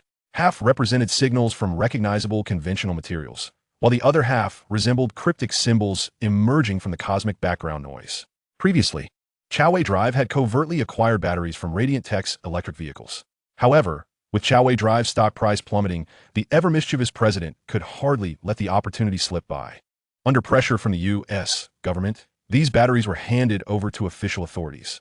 Thus, Ma Ilong found himself forced to smile at the president, proclaiming him the most decisive leader he had ever encountered. Who says there is no sense of propriety in the U.S.? Ma Ilong, despite being pressured by the president, managed to maintain his composure, clearly a master in the art of social niceties. On one side, a group of the world's leading scientists had been surrounding a battery from Radiant Tech for 72 continuous hours. They utilized the most advanced equipment, valued at billions of dollars. Yet the only conclusion they reached was one of bewilderment. It felt akin to a group of top antique appraisers scrutinizing a USB drive with magnifying glasses, brushes, and carbon-14 testing, only to conclude that it was merely plastic, a pure affront. Could it be that the instruments malfunctioned, or that the sample had been contaminated during transport? A young researcher timidly suggested, struggling to believe what lay before him. Even as a young researcher here, he would have been a leading figure at any university in the U.S. Dr. Abrams, irritated, waved him off. All instruments have undergone more than 3 rounds of cross-calibration. The sample is in a fully vacuum-sealed environment. Not even a flea's DNA could infiltrate. The issue lies not with us, but with this battery. Just as everyone fell into a stalemate, on the verge of questioning their very existence, a sudden exclamation erupted from a corner where mass spectrometry analysis was being conducted. Goodness! Doctor, come look at this. An Asian young man, wearing black-rimmed glasses and with hair resembling a bird's nest, pointed at a data curve on a screen, his fingers trembling. Dr. Abrams strode over, drawing the attention of the entire team. On the screen was a high-precision elemental analysis diagram. Beside the familiar peaks representing conventional elements like carbon, lithium, and cobalt, an extraordinarily steep, high-signal, yet utterly isolated characteristic peak stood out. What is this? A new impurity signal? Dr. Abrams furrowed his brow. No, the bespectacled young man replied excitedly, shaking his head. I've run it 3 times. This peak is unbelievably stable. I've compared it with all known 118 elements on the periodic table, along with all their stable and radioactive isotopes. He paused, swallowed hard, his voice quavering with tension. Not a single one matches. Not one. In an instant, the entire laboratory fell silent. The air seemed to congeal. Everyone, including Dr. Abrams, felt a chill surge from their toes to the crown of their heads. One thought, a notion mad enough to overturn the entire edifice of modern science, began to take root in each mind. Run it again. Dr. Abrams commanded, his voice hoarse and dry. Set the precision to the highest. Eliminate all potential signal interferences. All of them. Half an hour later, the same results reappeared on the large screen. That solitary, unidentifiable yet rock-solid characteristic peak loomed like a taunt from another world, coldly gazing down upon this assembly of scientists who fancied themselves the pinnacle of human intellect. Dr. Abrams gradually sank into his chair, his gaze vacant as he muttered to himself, "We were wrong. Profoundly mistaken from the very outset. We endeavored to reverse engineer a product of engineering with an engineering mindset, yet the materials employed are fundamentally different from those of our world." He lifted his head, surveying the astonished faces around him, and articulated a conclusion capable of triggering a global tsunami. The essential substance constituting the core of this battery is likely a brand new, unknown element that can exist stably at room temperature and pressure. The impact of this revelation was 1,000-fold more terrifying than the alarming performance data of the radiant battery, which could outpace a Porsche in mere seconds and boast a range of 10,000 kilometers. The notion of a new element, particularly one with an atomic number greater than 92, such as super-heavy elements, maintaining stability under standard conditions, is exceedingly daunting. Elements beyond the 104th, with half-lives typically measured in milliseconds to minutes, necessitate extreme experimental conditions like heavy ion accelerators or high-pressure chambers. If the previous technological superiority could still be somewhat explained through genius design and cutting-edge technology, the existence of a brand new stable element signifies a power of godlike proportions in the hands of the opposition. This is not merely a matter of technological advancement. It is a dimensional domination. This implies that the people of the Dragon Kingdom, or that young man named Cheng Guang, possess not just the key to the future, but rather the authority to define it. The top-secret report on the discovery of a new stable element, encrypted to the highest degree, was delivered within hours to the desks of all premier power institutions in the United States. Five-star General Holman, a hawk among hawks, forcefully slammed the report onto the conference table, causing teacups to rattle. "So, this is the final conclusion from your top laboratories? That young lad from the Dragon Kingdom has not merely developed some technology. He is directly manipulating the periodic table?" His voice was rife with incredulous fury.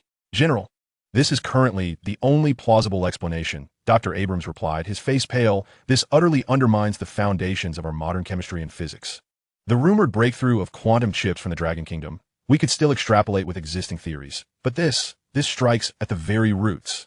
In truth, modern science does entertain the island of stability theory, positing the existence of unknown double magic nuclei near proton numbers Z114, 120, and 126, and neutron numbers in 184.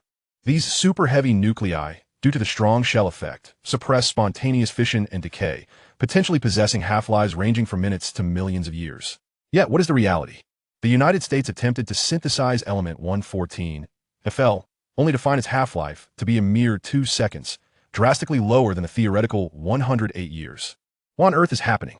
Could it be that the island of stability theory is not flawed, but rather that the Americans simply lack the requisite capabilities? In the conference room, high-ranking officials from the intelligence, energy, and defense departments began to voice their concerns, their thoughts swirling in a tumultuous sea of dread. An unprecedented sense of fear spread like a virus among the upper echelons of power.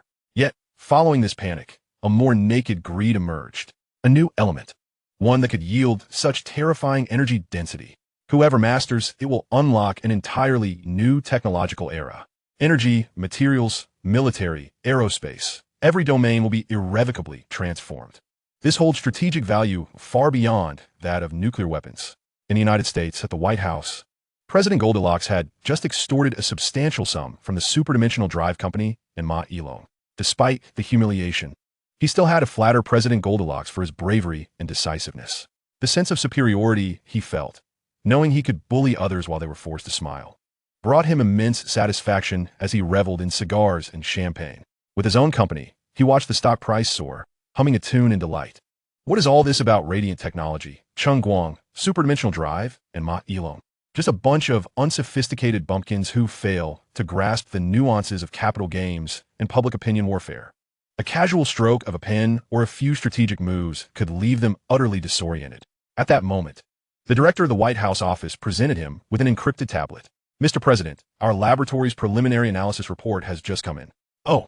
President Goldilocks took the tablet, swiping it open with a hint of mockery.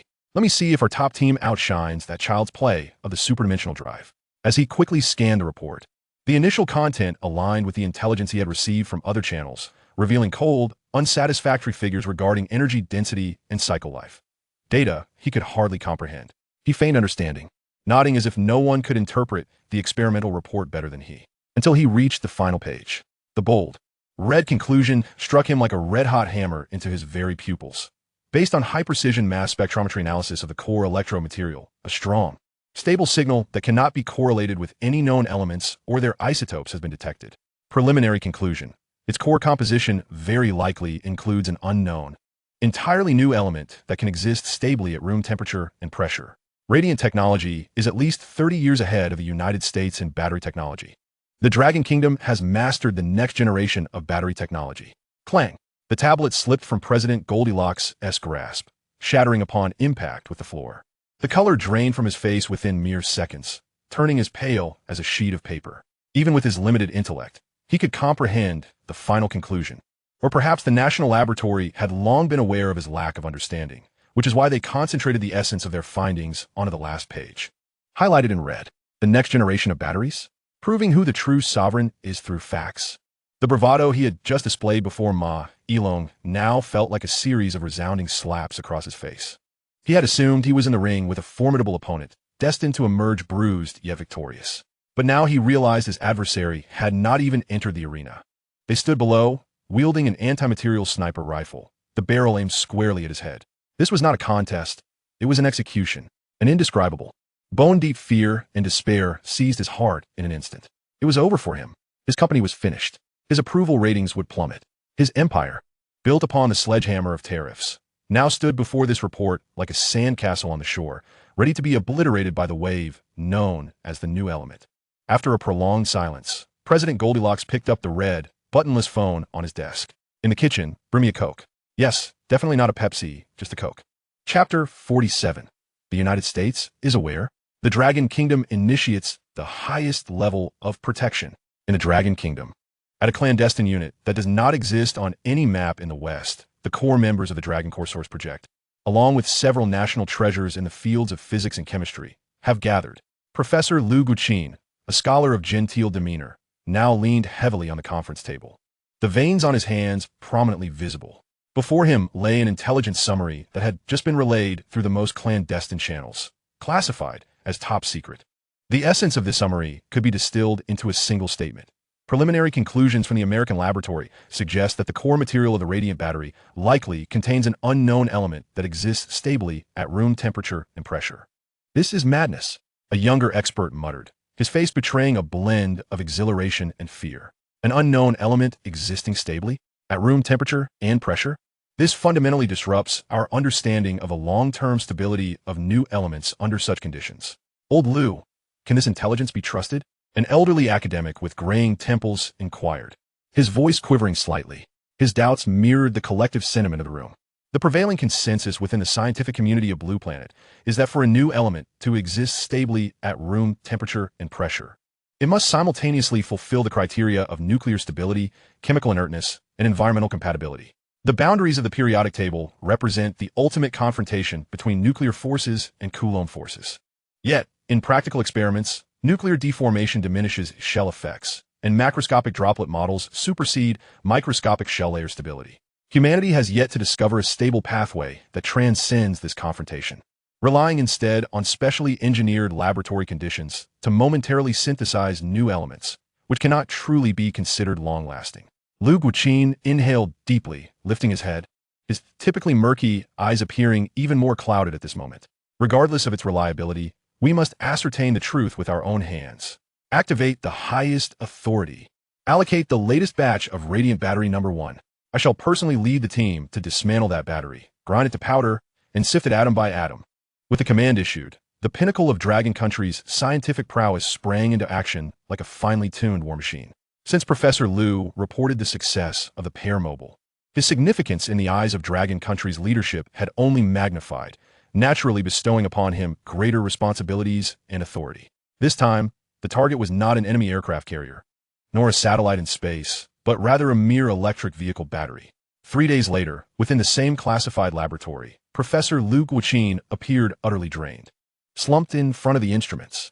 Behind him, several top-tier scientists were either staring blankly at the screens, pacing restlessly, or rubbing their temples in frustration. On the large screen, a mass spectrometry analysis chart was prominently displayed. Amidst a multitude of familiar peaks representing known elements, a solitary, steep, and extraordinarily high-intensity characteristic peak loomed like a mysterious mountain that had materialized from thin air. After 9 runs and cross-validating all databases, an operator, voice hoarse and tinged with despair, exclaimed, "It is there. It is neither any known element nor any isotope. It is simply itself. Confirmed." This aligns completely with the intelligence received from the Americans. In that moment, the laboratory was engulfed in a profound silence, devoid of cheers, as a staggering weight of pressure descended upon everyone present. This was not merely a discovery. It was akin to a divine mountain crashing down upon the courtyard of Dragon Country. To bear would be to carve the universe anew. To falter would be to be crushed for 5 centuries. Immediately report it. Liu Guoqin summoned every ounce of strength to articulate those words. This verification report, a culmination of Dragon Country's highest scientific endeavors, was placed alongside the intelligence from across the ocean on the table of the highest level of governance. A group of dignitaries, usually unflappable in the face of calamity, now exhibited signs of unease. "New element," an elder slowly uttered, each syllable heavy with significance. What this implies, I believe, requires no further elaboration. This is not merely a matter of a technological lead of 10 or 20 years. This represents a complete reimagining of the competitive landscape. It is the cornerstone of the 4th or even 5th industrial revolution. Whosoever controls it will wield dominion over the next century or even several centuries. Indeed, this could be a foundational scientific discovery that alters the trajectory of human civilization itself. Cheng Guang, this name, has now soared to unprecedented heights within the strategic evaluations of Dragon Country's leadership. What he possesses is no longer merely advanced technology. It is a key capable of unlocking the future of the entire world. The issue, however, is that the Americans have also discovered it. The temperature in the conference room plummeted as a chilling realization settled in. Yes, the Americans have indeed discovered it. A young man wielding the power of creation now stands against a horde of ravenous wolves that have caught the scent of blood. The ensuing script is painfully predictable. Infiltration, seduction, bribery, abduction, assassination. Every method typically reserved for the silver screen will be wielded without hesitation against Cheng Guang. The level of protection for Cheng Guang must be immediately elevated to the highest tier. Everything surrounding him must be reevaluated. He himself must not be allowed to stray beyond our control. That radiant technology cannot continue to be so conspicuous. It is inviting danger. A resolution took shape within mere minutes. Let Oldley handle it this time. Grant him full authorization, assembling experts from various fields, physics, chemistry, materials, energy, security, and intelligence, to form a special task force. Inform him to spare no expense.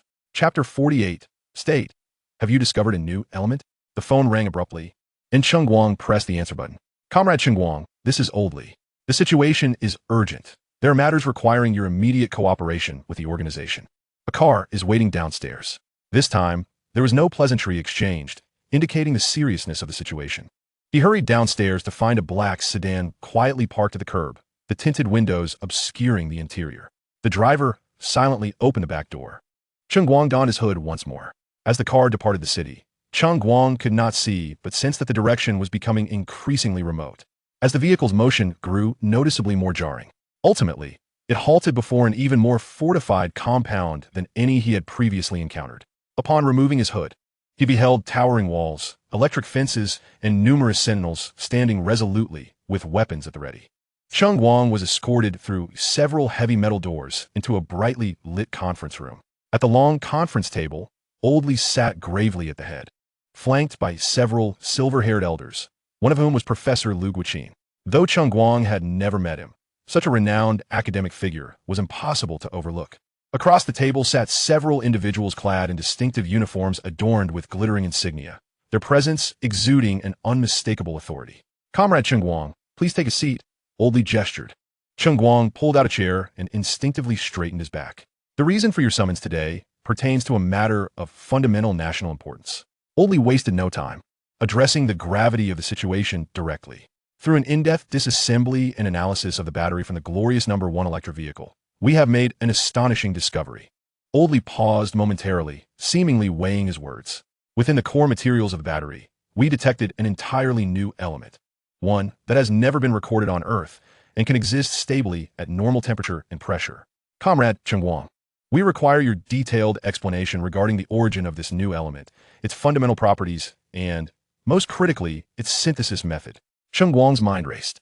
This seemed even more challenging to explain than quantum chips. He estimated that no matter how he framed it, Old Li and the others would likely remain skeptical. Thus, he could only resort to invoking a blend of inspiration and coincidence as his catch-all strategy, leaving their belief or disbelief to the winds. Taking a deep breath, he endeavored to present an expression that conveyed both sincerity and a hint of confusion, as if he too was grappling with the unknown. "Esteemed leaders and experts, I find myself in a state of considerable bewilderment," Cheng Guang began, carefully choosing his words. "The emergence of this battery was indeed rife with serendipity. Initially, I aimed to develop a high-energy density storage material for civilian applications. During one experiment, I attempted a novel material composition and, within a self-constructed, specialized high-frequency pulsed electromagnetic field, conducted lattice reconstruction centering of several common metallic and non-metallic powders." He began to weave together the 22nd century materials science theories instilled in him by the system, blending truth with embellishment. At that time, the experimental parameters exhibited unexpected fluctuations. The frequency and intensity of the electromagnetic field exceeded the preset values. I initially believed the experiment had failed, yet, to my astonishment, the cooled product exhibited, well, the characteristics we observe today. Cheng Guang scratched his head, feigning a struggle to recall details. "To be candid, I cannot provide an exact formula for the specific materials, the precise ratios, or the electromagnetic field parameters required to stably generate this new element. It resembles a stable, exotic state of matter triggered by the coupling of multiple factors under extreme conditions. Moreover, this process seems to be significantly linked to a kind of intuition or inspiration of mine. In other words, its reproducibility is exceedingly poor." Upon concluding his statement, he cautiously observed the reactions of those present. The meeting room fell into a profound silence. Several seasoned experts furrowed their brows, seemingly digesting Cheng Guang's enigmatic explanation. Professor Lu Guqin spoke first, his voice somewhat hoarse. "Comrade Cheng Guang, regarding the specific frequency range and waveform of the special high-frequency pulsed electromagnetic field you mentioned, what were the characteristics of the intermediate state changes you observed during the lattice reconstruction centering?" As expected from an academic luminary, he swiftly pinpointed the crux of the matter. Fortunately, the system had indeed provided descriptions of these peripheral experimental phenomena. Cheng Guang steeled himself and recounted some of the anomalous behaviors that similar materials might exhibit in future laboratory environments. The primary descriptions were detailed, yet he ambiguously reiterated the key points, utilizing terms such as enhanced quantum tunneling effects, local space-time curvature disturbances, and high-dimensional energy dissipation. These words left him feeling somewhat bewildered, yet judging by the increasingly grave expressions of the seasoned experts, it seemed to have had some effect. Indeed, an elderly gentleman with gold-rimmed glasses, after listening intently, murmured thoughtfully, "Lattice reconstruction under high-frequency pulses, exotic state matter. If specific quantum interference conditions are superimposed, theoretically, it could transcend the current boundaries of material science. However, that is quite fantastical." Yet he refrained from voicing his skepticism. The details Cheng Guang provided regarding certain experimental phenomena subtly hinted at connections with some cutting-edge physical theories they were exploring, which compelled them to proceed with caution. Old Li exchanged glances with Lu Guqin and the others, then signaled for a pause. They rose and entered a nearby, small conference room, evidently to engage in urgent discussions. Cheng Guang sat alone in the meeting room, sipping from the teacup before him, striving to calm his racing heart. His previous remarks were 7 parts fabrication and 3 parts truth, an intricate blend of reality and illusion. He hoped to navigate the situation successfully. Yet, he doubted the sincerity of their belief. But what did it matter? Approximately 20 minutes later, the door to the small meeting room opened once again. Old Li and Lu Guqin emerged, their expressions still grave. Oldly resumed his seat, fixing his gaze on Cheng Guang. Comrade Cheng Guang, following our preliminary assessment, and in conjunction with our current technological analysis, we can essentially confirm one point. The synthesis method for this new element you described, at least for now, cannot be stably replicated by anyone other than yourself or under the extraordinarily stringent and fortuitous conditions you outlined. In other words, Oldly continued, enunciating each word carefully, the core synthesis technology for this epoch-making strategic new material currently resides solely within the realm of your inspiration. Cheng Guang nodded in agreement, wearing an expression that conveyed both helplessness and acceptance of the undeniable truth. Previously, they viewed Cheng Guang as a talented prodigy of Longhua, capable of miraculous feats. Now, their gaze transformed, akin to that of beholding a singular, invaluable national treasure recently unearthed, one whose worth was immeasurable. No, it was even more significant than a national treasure. He was an individual capable of accessing and potentially guiding the synthesis of strategic-level new elements. His value transcended monetary quantification. He represented a living strategic resource, one of a kind. Such a formidable strategic asset must never fall into the hands of the United States. Oldly understood that someone like Cheng Guang would never betray Longhua to serve the interests of the United States. In the face of such an individual, should the United States perceive a lack of control, they would resort to destruction. Taking a deep breath, Oldly declared, Comrade Cheng Guang, from this moment forth, your safety will be comprehensively managed by us and elevated to the highest level of security.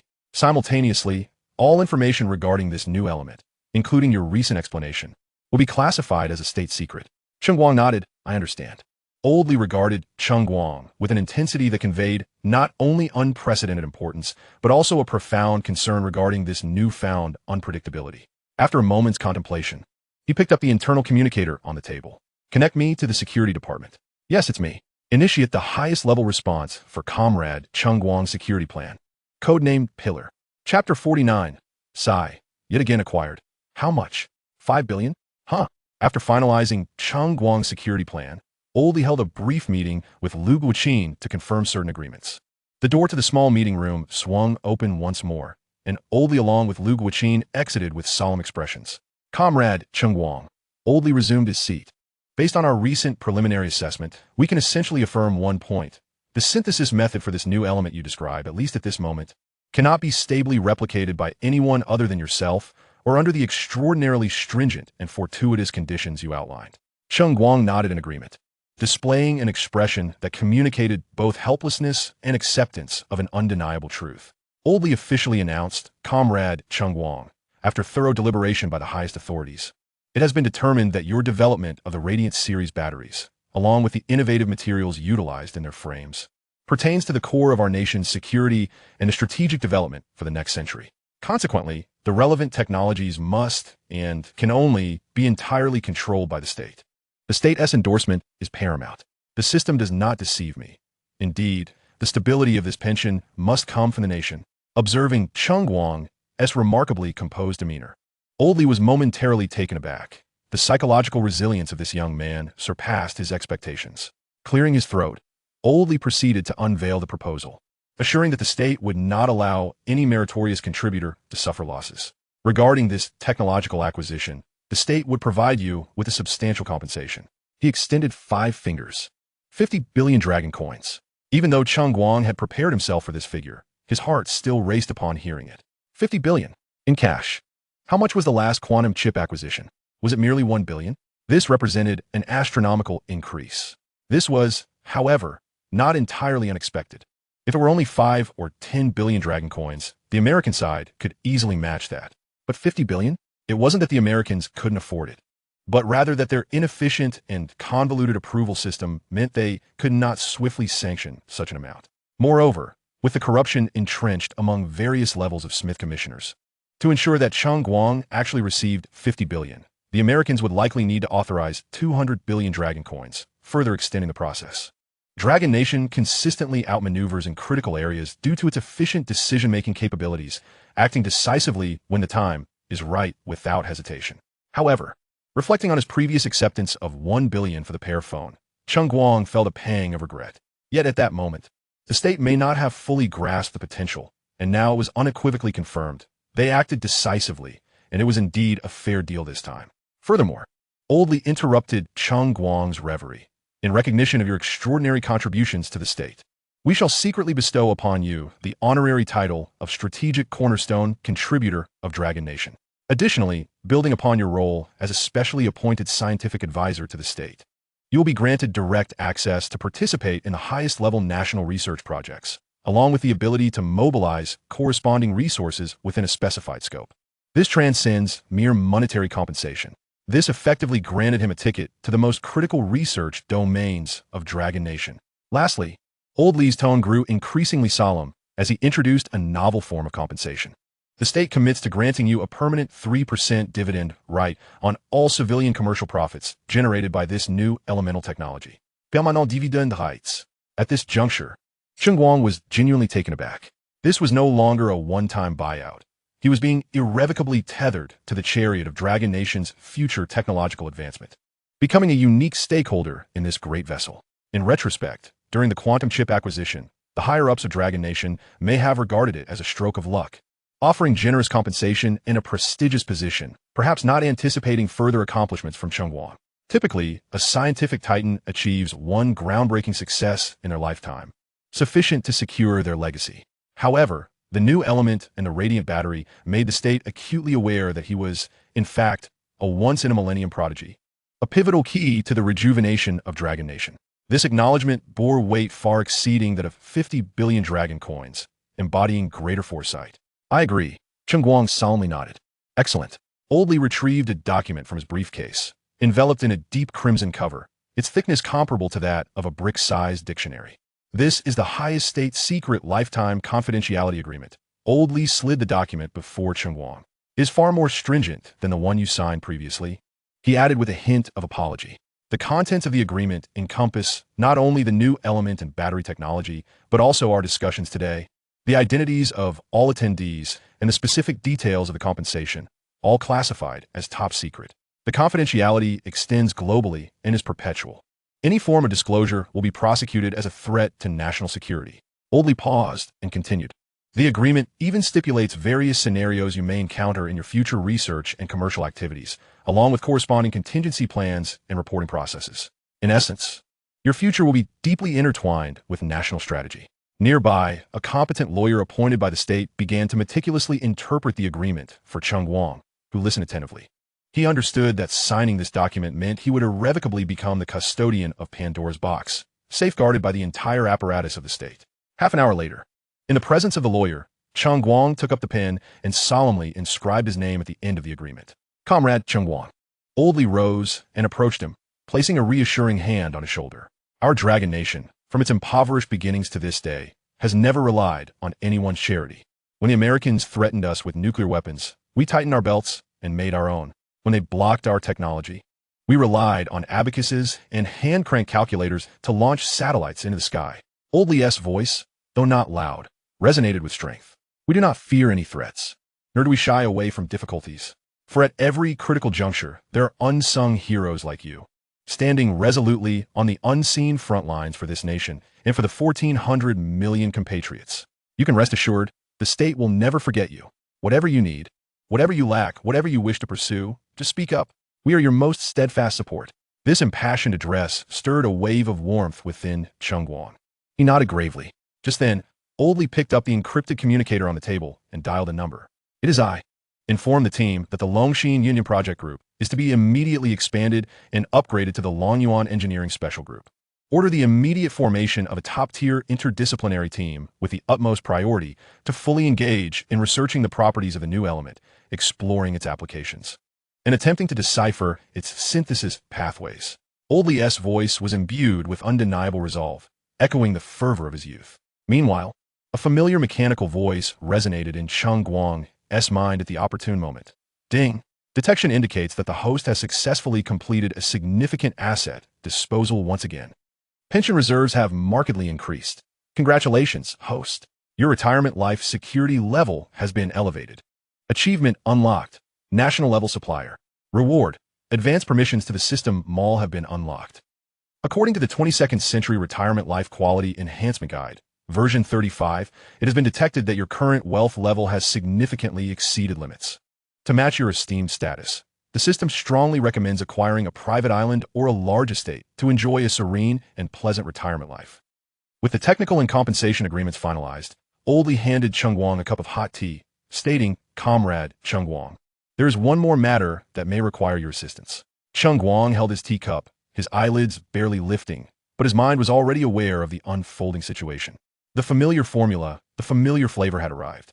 The organization advised him to promptly convene a press conference under the banner of Guanghui Technology. Oldly observed him, suggesting it was necessary to provide the market and the public with an explanation, one that could soothe the hearts of the people without revealing an ounce of truth. Naturally, we will assist you in reviewing the script.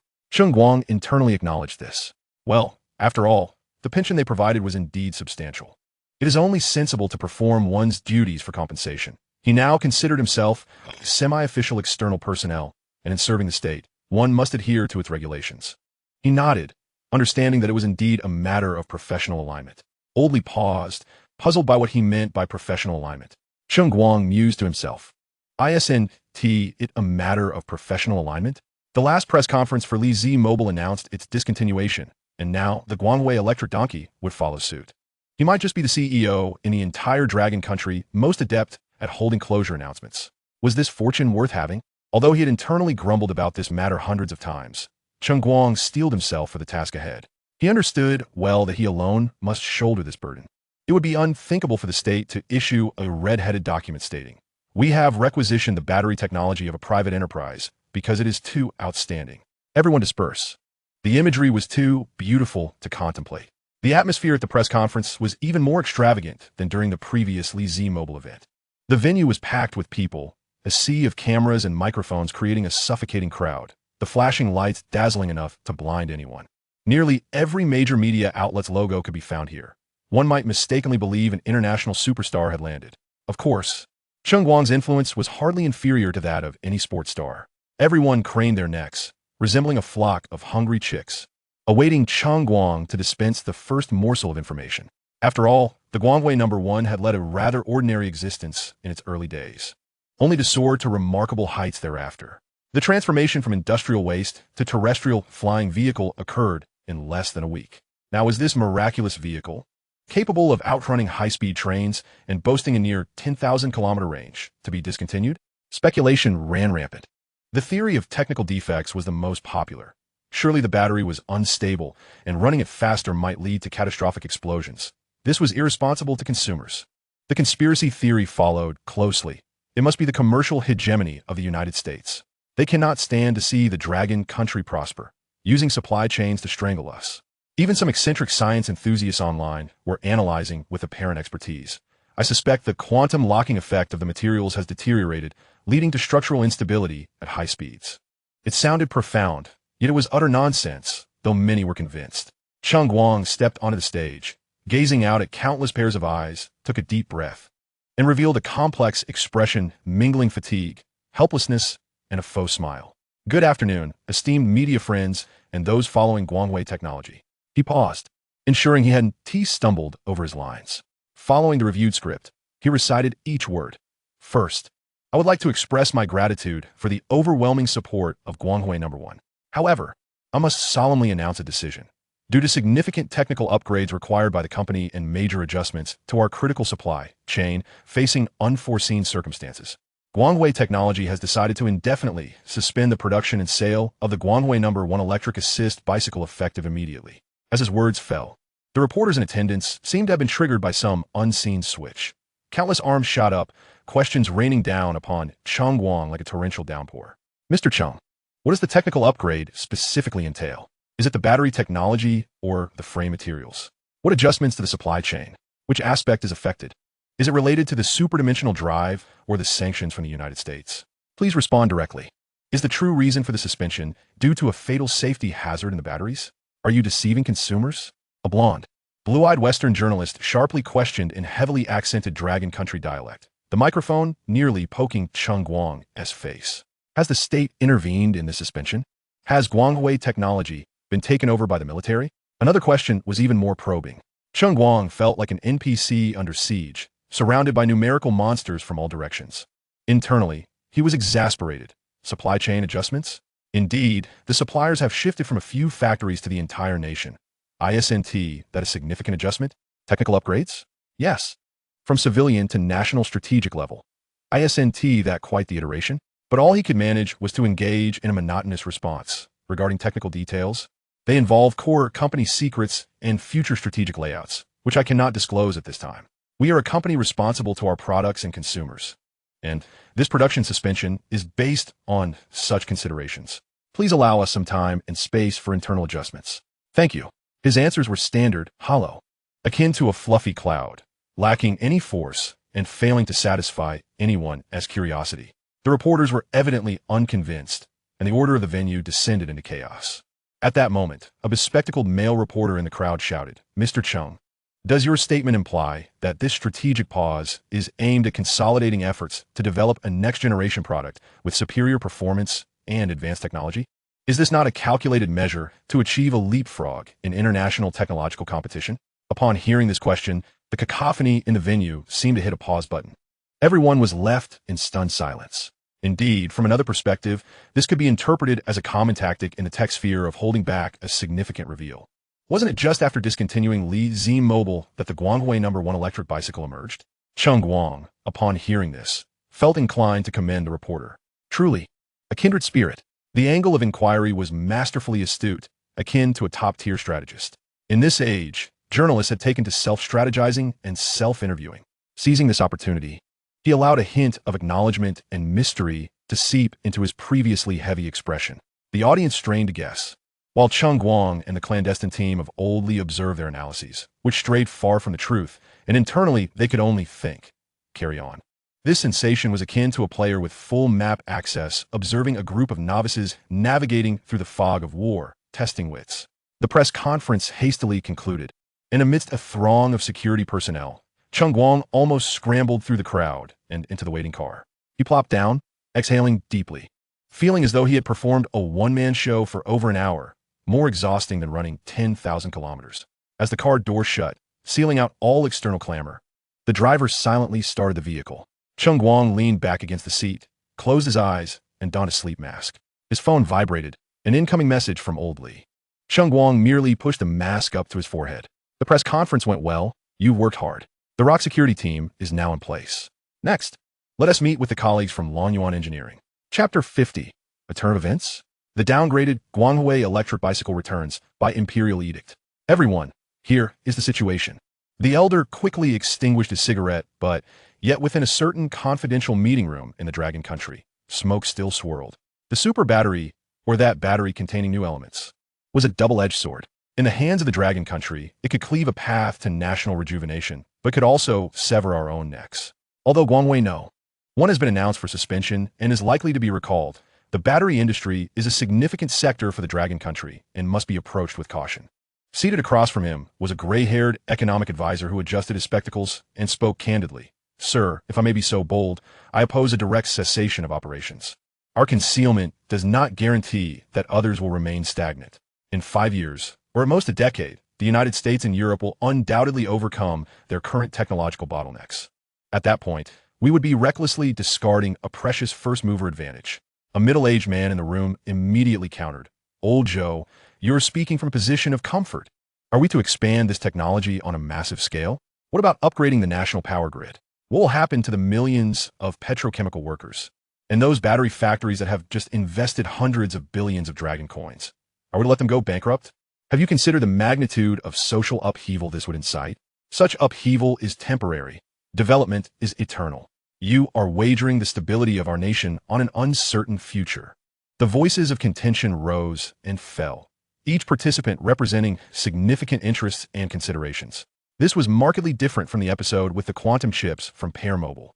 While Pear Mobile had indeed captured the attention of the United States, they had never acquired a substantial sample. Moreover, the United States had failed to realize that Pear Mobile's quantum chip was genuine. They mistakenly believed it was merely a facade for advancements in battery technology. Furthermore, the Dragon Kingdom was completely unable to decipher the technology behind the quantum chips, making their preservation the optimal choice. However, the situation with the new battery technology was starkly different. A resolute decision to sequester this technology especially given that the United States had confirmed breakthroughs in the Dragon Kingdom's battery technology would ultimately be detrimental to the Dragon Kingdom's own battery industry. Yet, if the technology were to be released outright, hundreds of thousands, if not millions, of workers in the existing power grid, petrochemicals, and battery supply chains would suddenly find themselves facing unemployment.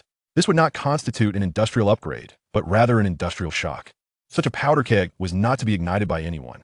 The elderly man at the head of the table raised his hand, and an immediate silence fell over the assembly. Enough of the squabbling. The matter at hand is quite clear. We must both utilize and stabilize. We require a transitional period, a window to allow our domestic industries to smoothly adapt and upgrade. He paused before unveiling the final proposal. Therefore, we have decided to gradually and selectively release the technological dividends. The first step is to permit a relatively controllable application to re-enter the market. All eyes turn to him. The target, Cheng Guang's glorious number 1 electric vehicle. This proposal plunged everyone into deep contemplation. Indeed, the glorious number 1, as a vehicle, commanded significant attention and belonged firmly to the civilian sector. Most crucially, it could be technically downgraded without much difficulty. Its performance could far exceed existing products, delivering a decisive advantage without wreaking havoc on the entire energy system. Upon encountering old Li once more, Cheng Guang found himself idly scrolling through short videos in his makeshift office. What brings you here? Cheng Guang rose to shake old Li's hand. The soundproofing in this office made it an ideal meeting space. The nation has made a new decision, old Li stated directly, sliding a document across the table. Your glorious technology is permitted to resume production of the glorious number 1. Cheng Guang was momentarily taken aback, but upon seeing the smile on old Li's face, he sensed it was unlikely to be a genuine revival of production. Since becoming acquainted with old Li, Cheng Guang had realized that he was not the perpetually stern and cold individual he had initially presumed. He was not the archetypal stoic agent found in films. Huh? Didn't you just take it away? What's this about?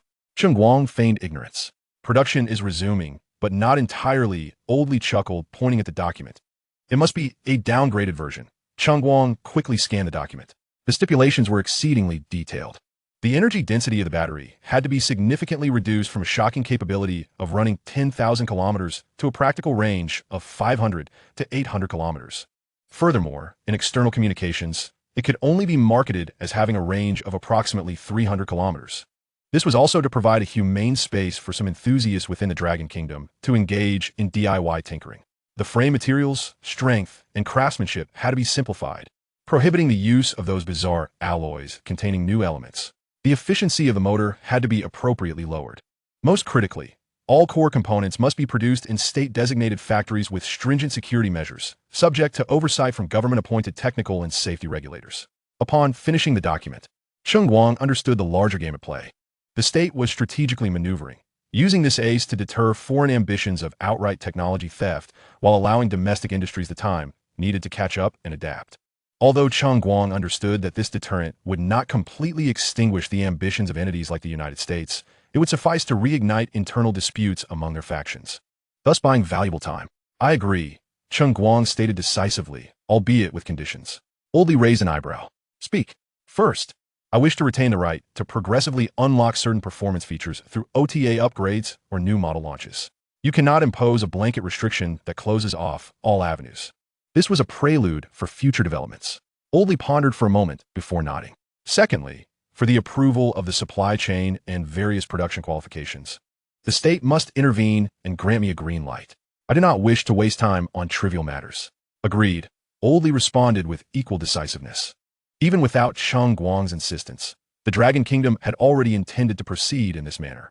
Additionally, substantial compensatory measures and various honors would naturally follow. With both parties in agreement, a sense of shared satisfaction prevailed. After a period of dormancy, Glorious Technology suddenly announced a groundbreaking update on their official website, the Glorious No. 1 Standard Range Edition has returned, and pre-sales are now open.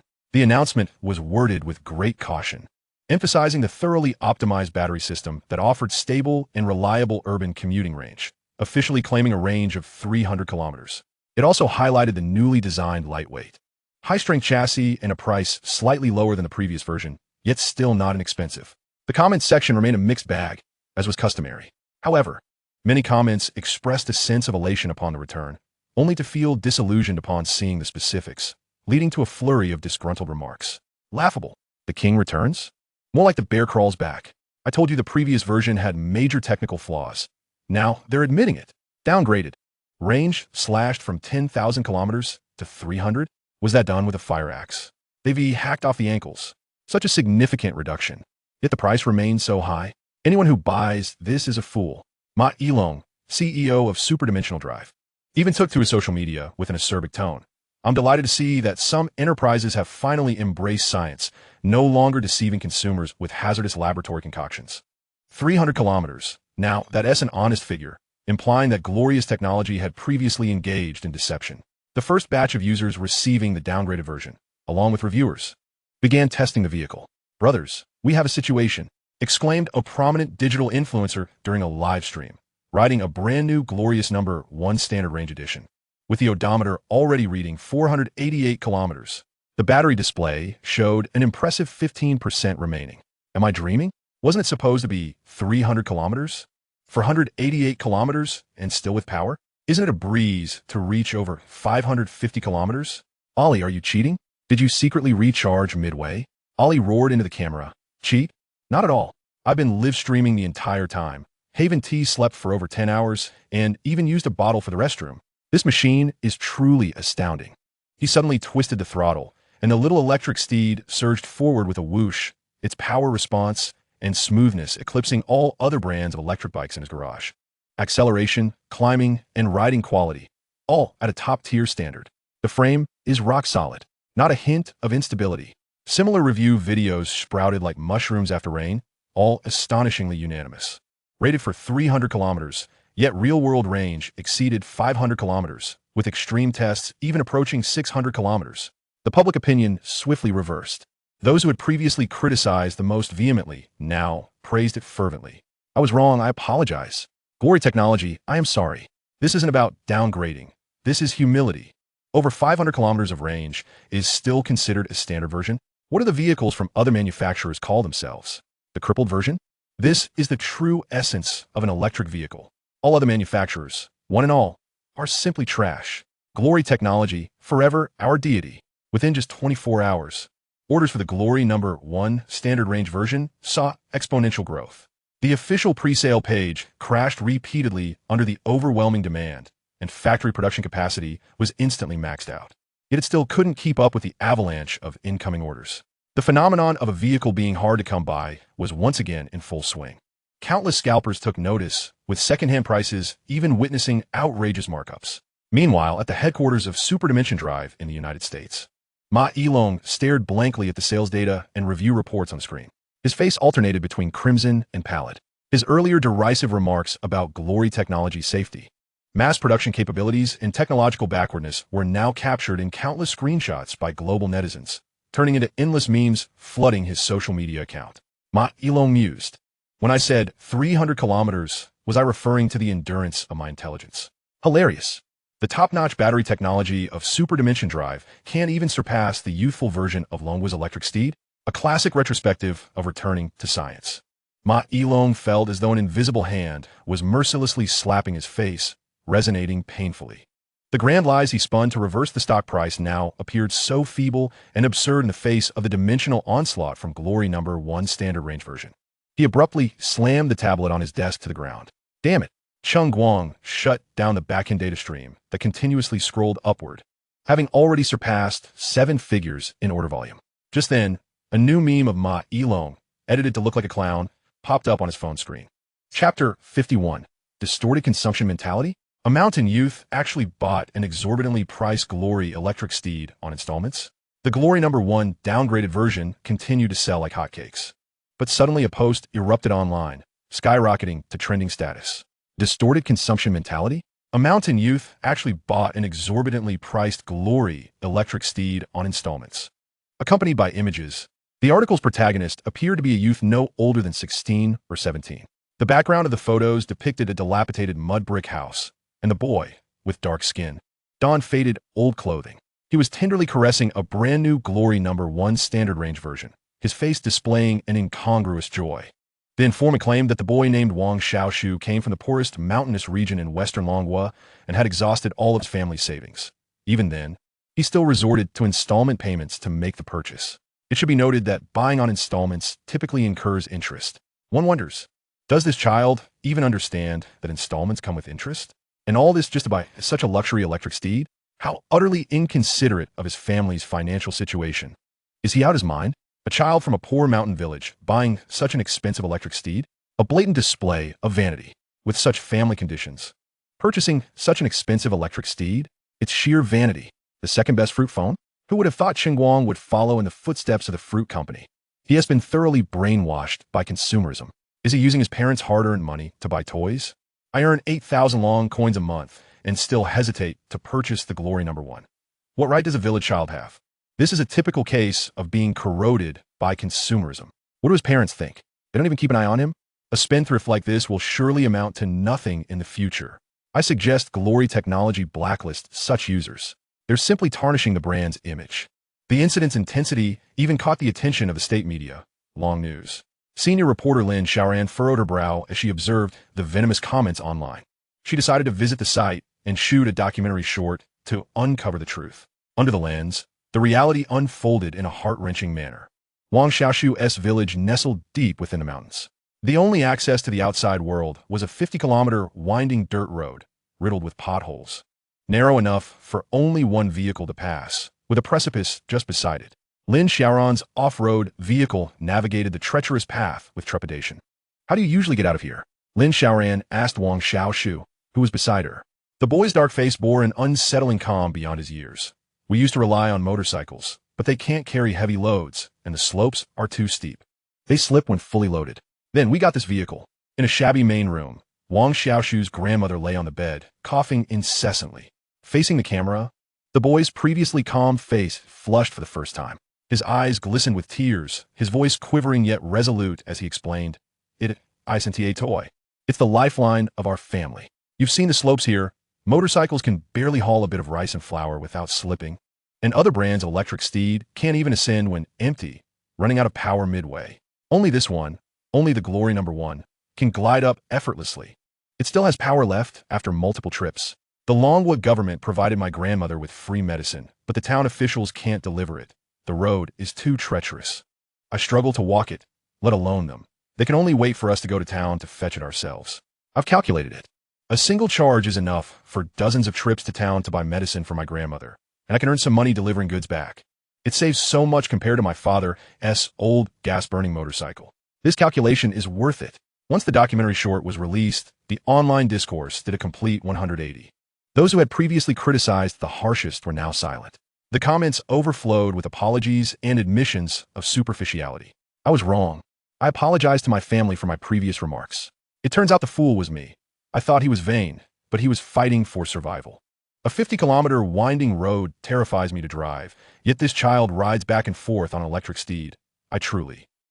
Sore Wang Xiaoshu. Wow. So that is how it is. I'm just a callous idiot. The treacherous mountain road was indeed his only hope. This isn't vanity. This is the search for the optimal solution in dire circumstances. Bravo, young man. At the Glory Technology headquarters, in the top-floor office, Cheng Guang leaned back his chair, silently watching the entire documentary. When Wang Xiaoshu's words, "It's the lifeline of our family," resonated, Cheng Guang felt as though his heart was struck by a heavy hammer. He remained silent for a long time. Shocked. An unprecedented shock. He had created a product that left Ma Yilong in despair, shook the United States, and drove the entire world into a frenzy. He reveled in the exhilarating sensation of technological supremacy, basking in immense wealth and exalted honor. Yet, he had never contemplated that the very artifact he took pride in, due to its exorbitant price, deterred those most in need from acquiring it, forcing them to endure the burden of heavy loans and unjust scorn. At the price of 3,999 yuan at that moment, Cheng Guang profoundly realized that the true worth of the futuristic technology in his grasp perhaps lay not in crafting world-shocking marvels, nor in engaging in intellectual duels with international titans. Rather, it was to address the fundamental, unadorned, and most anguishing hardships of the populace, those forsaken in the shadows of a prosperous era. A resolute thought crystallized in his mind. He would establish a brand new sub-brand, one dedicated to producing exceptionally affordable, durable, and reliable products for the common people. He aimed to ensure that his technology would genuinely illuminate the lives of those most in need. Cheng Guang picked up the phone and dialed a number. "Help me acquire a factory preferably a machinery plant on the brink of bankruptcy. The older the equipment, the better. Additionally, with a discrete sum of funds, establish a new brand, ensuring that no public information links it to Guanghui Technology or to myself, Cheng Guang. He named this new brand Wei Guang, which translates to micro-light. Even the faintest glimmer is still light. Soon, a bankrupt enterprise located in Shicheng, named Shizhuang Machinery Factory, was quietly acquired. Cheng Guang did not visit the site. Instead, he accessed all the data regarding the factory's equipment. With the system's assistance, he began a frenzied overhaul. Production line optimization capability activated. Those rusty, antiquated lathes and stamping machines were reprogrammed within the system's virtual realm, their structures optimized, and a few core transmission components replaced, resulting in an immediate enhancement of precision and efficiency by several magnitudes. Cheng Guang understood well the wisdom of teaching a man to fish rather than merely giving him a fish. He also acquired several defunct factories in mountainous areas, employing local elders to produce daily necessities to the same technical standards, thus providing them with a means to improve their livelihoods.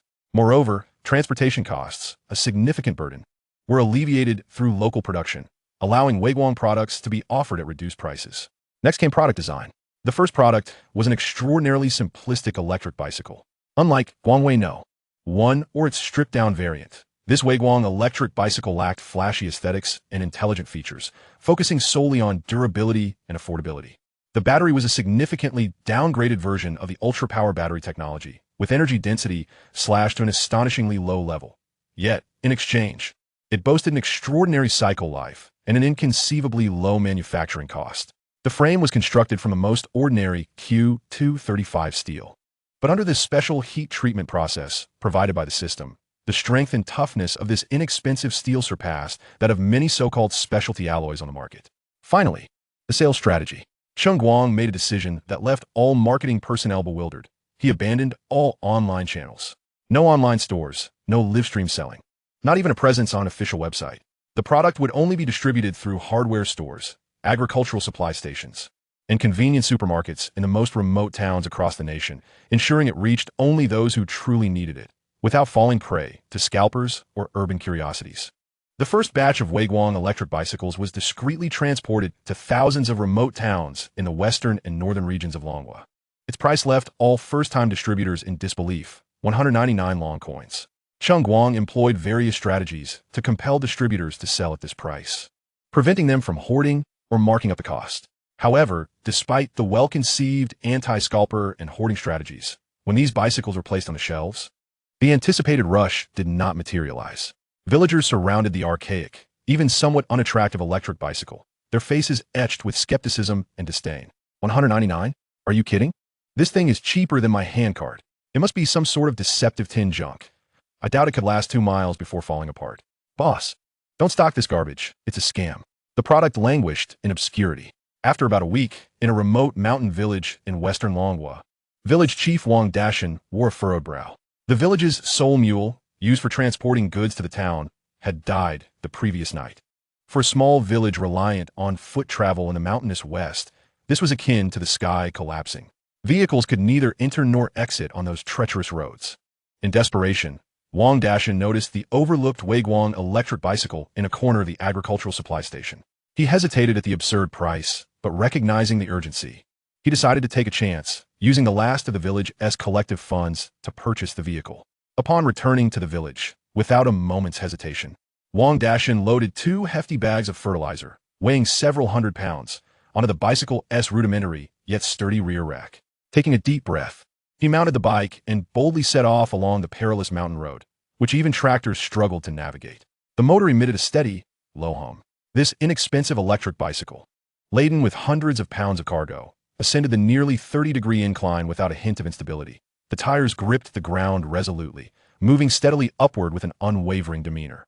It traversed rocky debris and slippery mud pits, its entire structure as solid as a block of steel. When Wang Dashan, drenched in sweat yet incredulous, returned to the village, he astonished everyone with the sight before them. He had navigated nearly 2 hours of treacherous return journey, hauling such a heavy load, and the simple electric bicycle's battery indicator had barely budged. One villager, trembling, pointed at the bicycle and stuttered, "D-dash in this divine steed of yours. It didn't need recharging on the way back, did it?" After receiving a negative reply, the villagers exchanged glances, their eyes wide with disbelief. Good heavens! Wang Dashan bought a miracle bike. The tale of Wang Dashan's miraculous bicycle began to spread rapidly through the most primitive channels of word of mouth among the villagers in this vast, barren land. Though the speed of their communication could not rival the internet, it was nonetheless swift. Within a fortnight, thanks to the gossip network among the villages, many residents of the western mountainous regions of Longhua flocked to the nearest towns, eager to purchase the electric bicycle they had once scorned as industrial refuse. Chapter 52 Zhang Dadi, undercover at a black factory, eradicating harm for the people. Following the successful sales of Cheng Guang's Weiguang ultra-stripped electric bicycle in various mountainous regions, he further expanded the low-cost Weiguang product line. In addition to the 199 yuan electric bicycle, products such as 299 yuan rice cookers, electric pressure cookers, and 499 yuan small solar heaters began to gradually roll out through offline channels in the mountainous areas of Longhua, aiming to cover a broader spectrum of low-income groups. Although not sold online, these products caught the attention of several streamers in search of trending items. Renowned for his uncompromising stance against fraudulent practices, the esteemed reviewer Zhang Dadi found himself fixated on a promotional flyer emanating from a modest village convenience store. This flyer prominently displayed not only the previously debated Miguang brand electric scooter, but also a rice cooker priced at 299 dragon coins and a small heater at 499 dragon coins. His team, characterized by their relentless pursuit of truth and their mission to dismantle false advertising, commanded a substantial online presence, boasting millions of followers. Whether they truly embodied the virtues they espoused remained uncertain, and inquiries into such matters were deemed too perilous to make.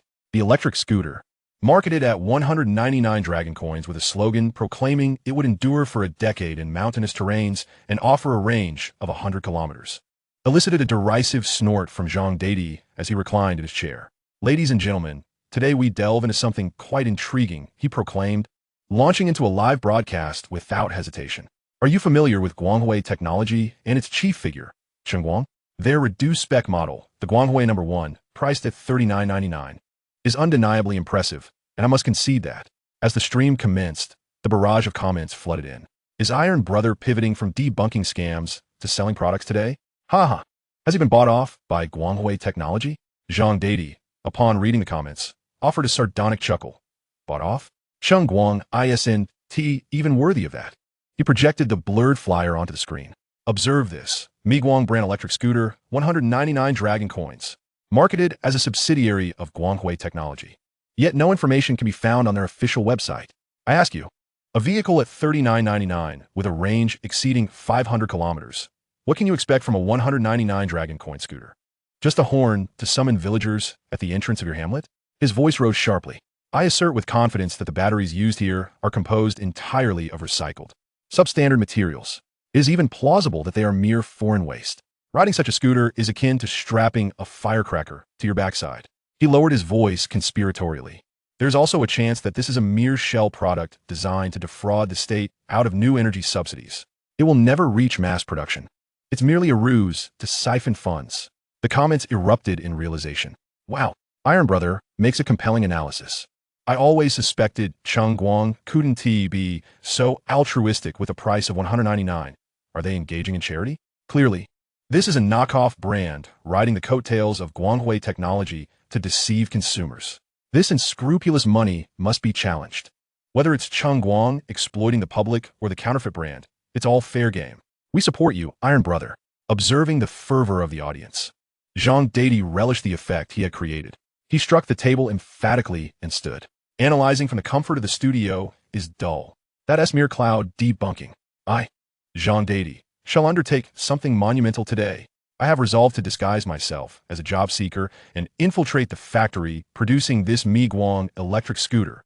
I will bring the camera right to their production line and expose the subpar materials they utilize. As the saying goes, villains often reveal their malicious intentions to the protagonist beforehand. Yet, Zhang Dadi did not perceive himself as a villain. Moreover, he believed that such a small factory in the mountains would likely not encounter his videos, and since he would certainly don makeup for his job application, even if they saw his announcement, they couldn't possibly refuse to hire him. Furthermore, he needed a sensational angle to sustain his waning viewership. Indeed, this strategic maneuver sent the popularity of his live stream soaring to over 10 million viewers. 6,666. Iron Brother is incredible. Now this is hardcore debunking. Wow, going this big? Streamer, please be safe. We eagerly await your exposure of this scam. I'll send a rocket as support. Meanwhile, fans of Pear Phone and Guanghui Technology forwarded the video to the customer service of Guanghui Technology, only to receive the standard reply.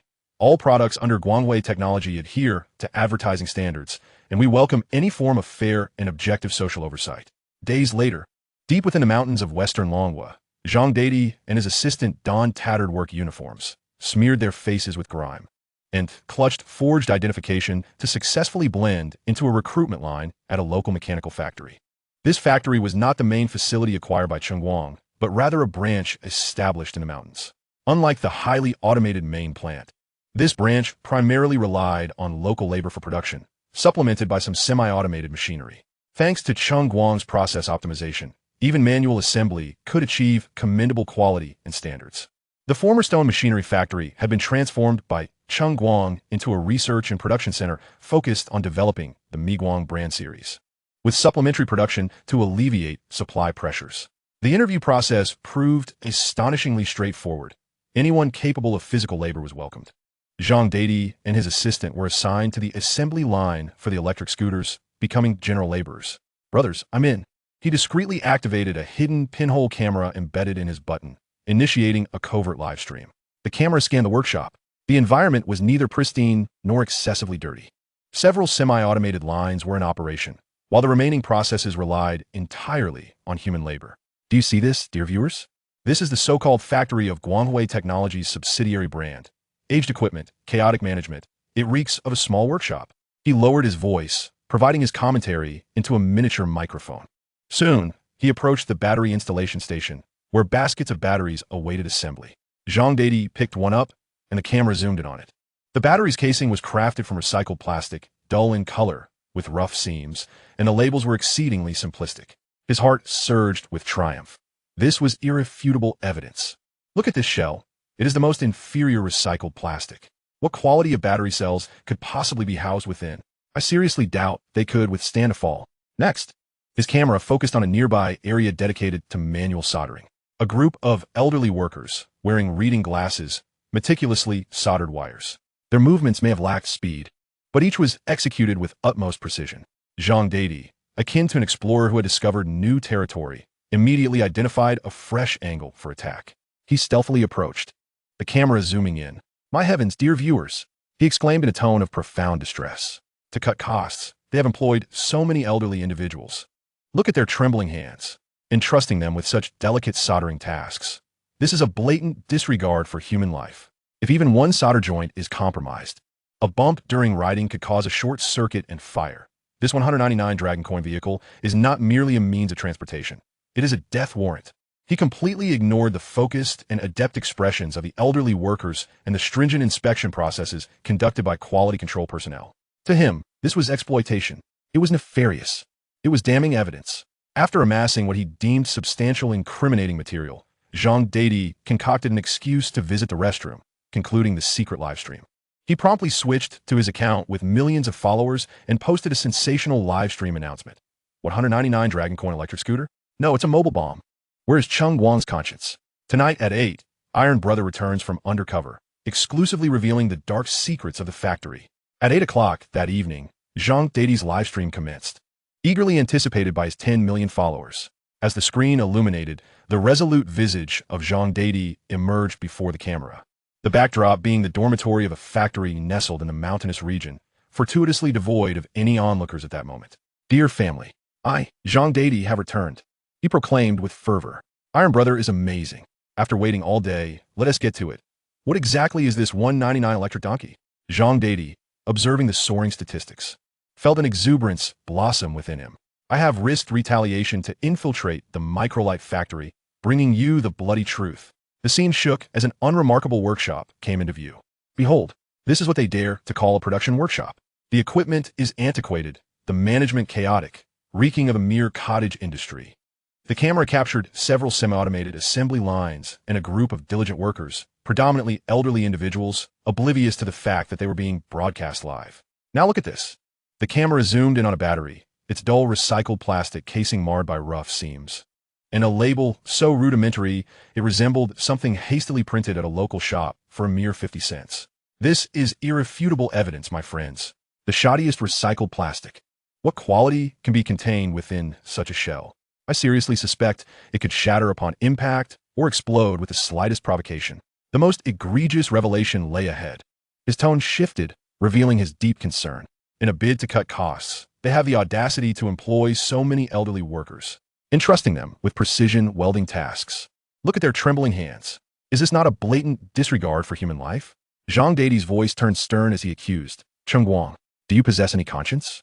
You exploit our trust in Guangwei technology to produce such industrial refuse, preying upon the impoverished. You are mocking the lives of the mountain folk. Goodness, has Cheng Guang lost his mind? Is this the kind of money he dares to earn? Disgusting. I once admired him, only to discover he is merely a profiteer. The thought of elderly individuals welding raised concerns about quality. Is this not a mobile, ticking time bomb? Zhang Dadi, glancing at the scrolling comments, struggled to suppress a grin, regretting not having prepared any merchandise for this occasion. Yet, he continued to denounce, he is not engaging in charity. He is harvesting the impoverished. He is jesting with the lives of the mountain people. He claims to bring light to the mountains, yet I see only flames. Explosive flames. To escalate the atmosphere to a fever pitch, Zhang Dadi retrieved a microlight battery he had stealthily brought out earlier and grabbed a hammer. He aimed to emulate a certain internet celebrity who had once gained fame by smashing an overseas brand refrigerator. Words alone are insufficient. Today, I shall let you witness how dangerous this device truly is. Let us see if it explodes upon contact. He placed the battery on the ground, raised the hammer high, and brought it down with all his might. A resounding thud echoed. In the streaming room, all breath was held in anticipation of the expected explosion. However, nothing occurred. The battery's casing bore a deep dent, but emitted no smoke, no fire, and certainly no explosion, merely a stubborn hunk of metal. A moment of silence enveloped the streaming room. Zhang Dadi's actions froze, shock flickering across his face. This script is not right. He quickly composed himself, forcing an explanation. Did you see that, family? There is a hint of guilt. I suspect this battery is merely a sample tailored for local inspections. I understand the merchant's tricks. I must be just been unlucky enough to encounter this. While speaking, he discreetly kicked the battered battery aside and produced another one that appeared identical. As a former leading internet celebrity, he had long prepared for such contingencies. The battery he had just struck was indeed a genuine consumer-grade microlight battery. Cheng Guang's factory had no specially prepared batteries for inspections. Everything was merely a pretext fabricated by Zhang Dadi. He feigned nonchalance, chuckling. I nearly fell for their ruse. This is the true item they stuff into the vehicles. The genuine consumer battery. This allowed everyone to compare the merchant's subpar version with the actual product.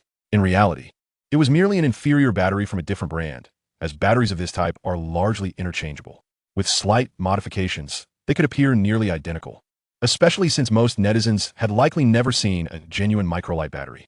Claiming that this generic battery was the true microlight battery for the electric donkey was Zhang Dadi's emergency plan. Without hesitation, he swung the hammer down once more. Bang! This time, the effect was spectacular.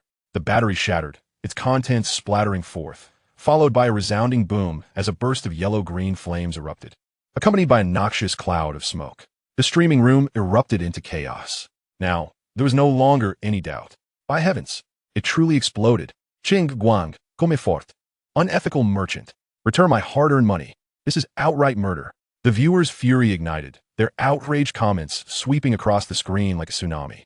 The live stream's popularity surged exponentially, with several sensational topics climbing to the top of various social media platforms within mere minutes.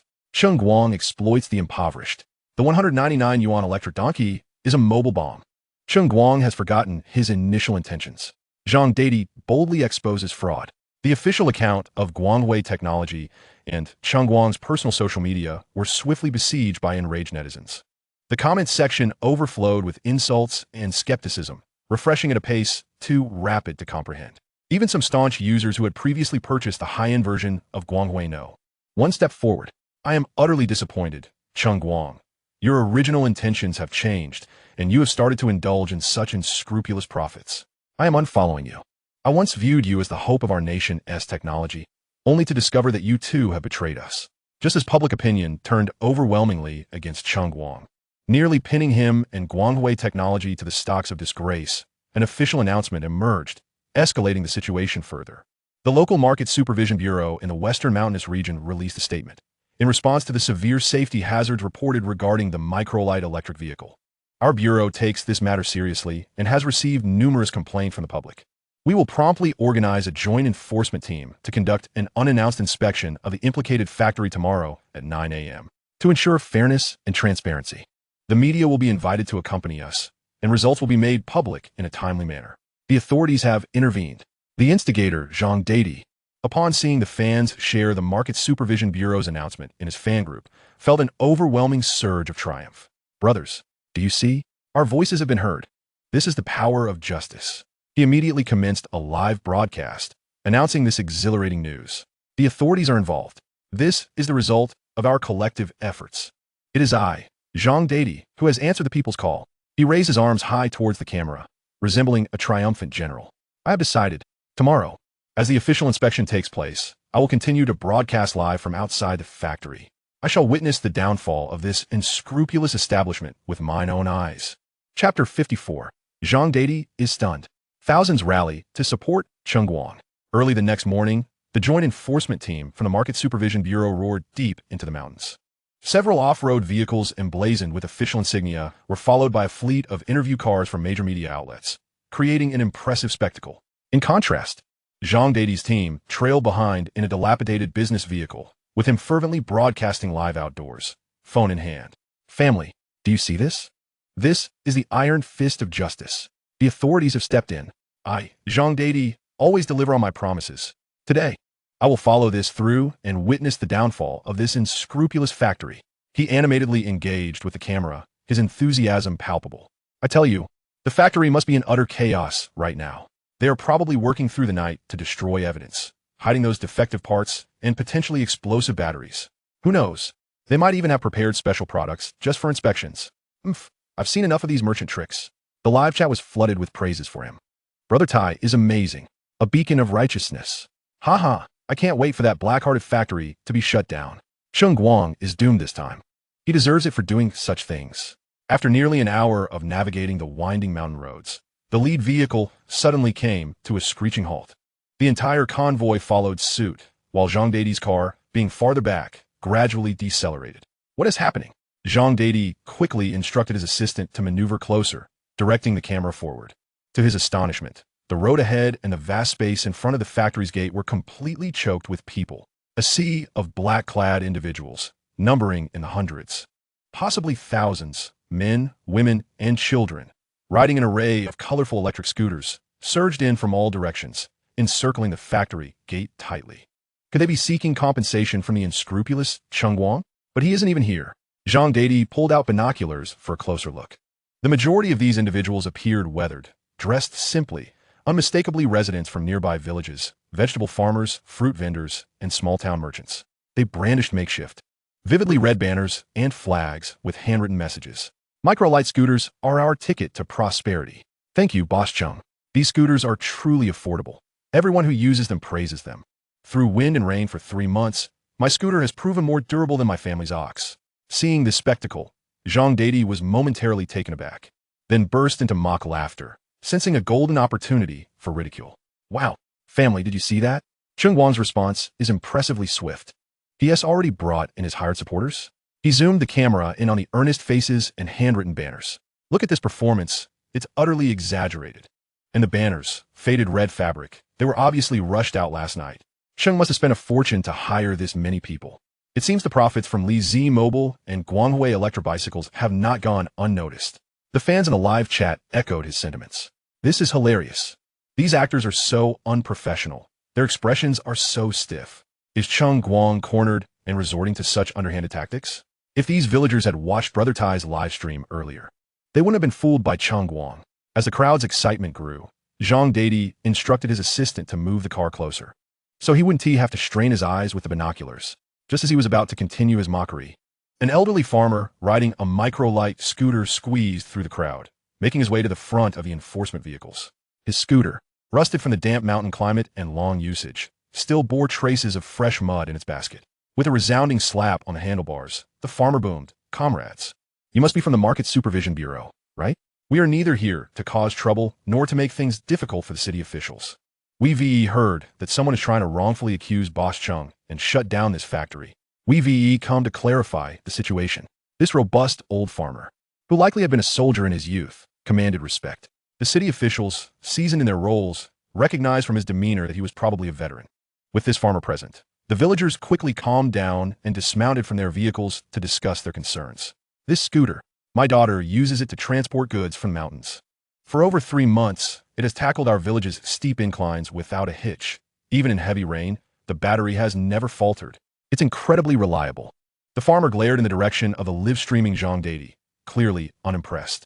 What does this flashy host know about truly affordable and durable goods? Before he could finish, another lean, dark-skinned man pushed forward, his scooter equipped with a large metal frame for carrying cargo. Without hesitation, he lifted his seat to reveal a dusty battery pack beneath. Look here, this is Boss Cheng's battery. Though the casing looks shabby, it's at least half the weight of my previous lead-acid battery. He thumped his chest proudly, declaring, I'm Li Jin-san, and I run a motorcycle taxi service in town. I haul 200 to 300 pounds of cargo daily, climbing the steepest hills without breaking a sweat. My old scooters would give out halfway, but this one? It's fantastic. Suddenly, a floodgate opened as more users gathered around. Voices rising in a chorus of endorsements. Yes, my scooter, fully charged, takes my wife and me over 80 kilometers effortlessly. The charging is incredibly fast. By the time I return home for lunch, it's fully charged. Just the other day, I carried 2 bags of cement, over 300 pounds, and it still zipped along. Unbelievable power. The scene transformed into an impromptu celebration of the micro-light scooters, the conversation brimming with authenticity despite some coarse language. Yet the officials merely smiled, recognizing that these were genuine villagers speaking from their lived experiences. The live chat in Zhang Deity's stream erupted into chaos. What? How much did Cheng Guang pay these actors? Their performance is too convincing. This is way too fake. They must have memorized their lines. Are you blind? Just look at the mud on their scooters and dirt on their clothes. Does this look staged?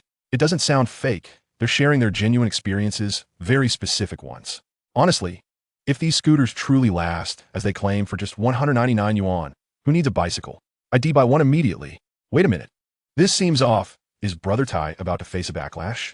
The leading official from the Market Supervision Bureau cast a wary glance at the still chattering Zhang Deity, beginning to question the authenticity of the accusations being reported.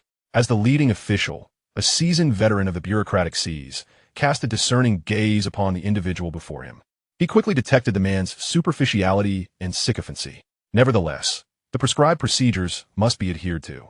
Observing the current atmosphere, his internal assessment grew increasingly assured. Clearing his throat, he proclaimed with authority, "Esteemed villagers, please maintain silence. We are the enforcement officers from Municipal Market Supervision Bureau.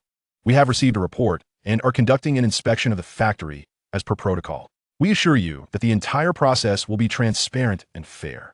No innocent individual will be wronged, nor will any wrongdoer evade justice." The gathered citizens exchanged glances, and the leading elder among them called out, "All right, villagers, make way for our comrades from the city." The villagers, unable to contain their excitement, insisted on witnessing the proceedings firsthand, lest they be misled by any deceitful narratives. Zhang Deity, the individual in question, instinctively recoiled, only to be intercepted by the villagers. The young city officials, apologetic, informed the villagers that Zhang Deity was, in fact, the whistleblower, and according to protocol, he must accompany them. They reassured the villagers that no innocent party would be unjustly accused.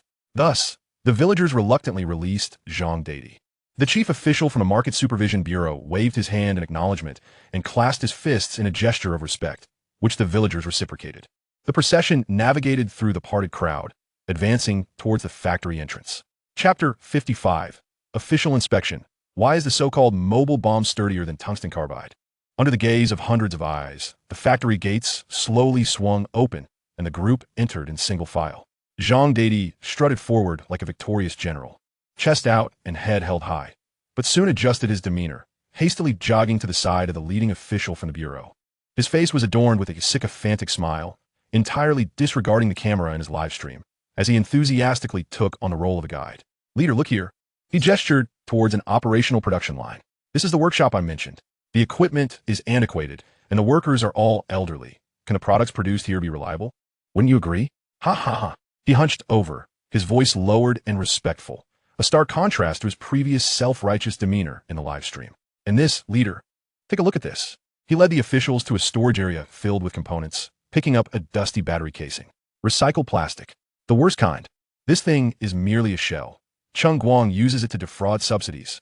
In the live stream, his assistant struggled to adjust the camera, attempting to alleviate the awkward tension that had enveloped the broadcast, but the audience's sentiment had already shifted. Zhang Dadi's rapid change of face is a performance worthy of Sichuan opera, a few comments read.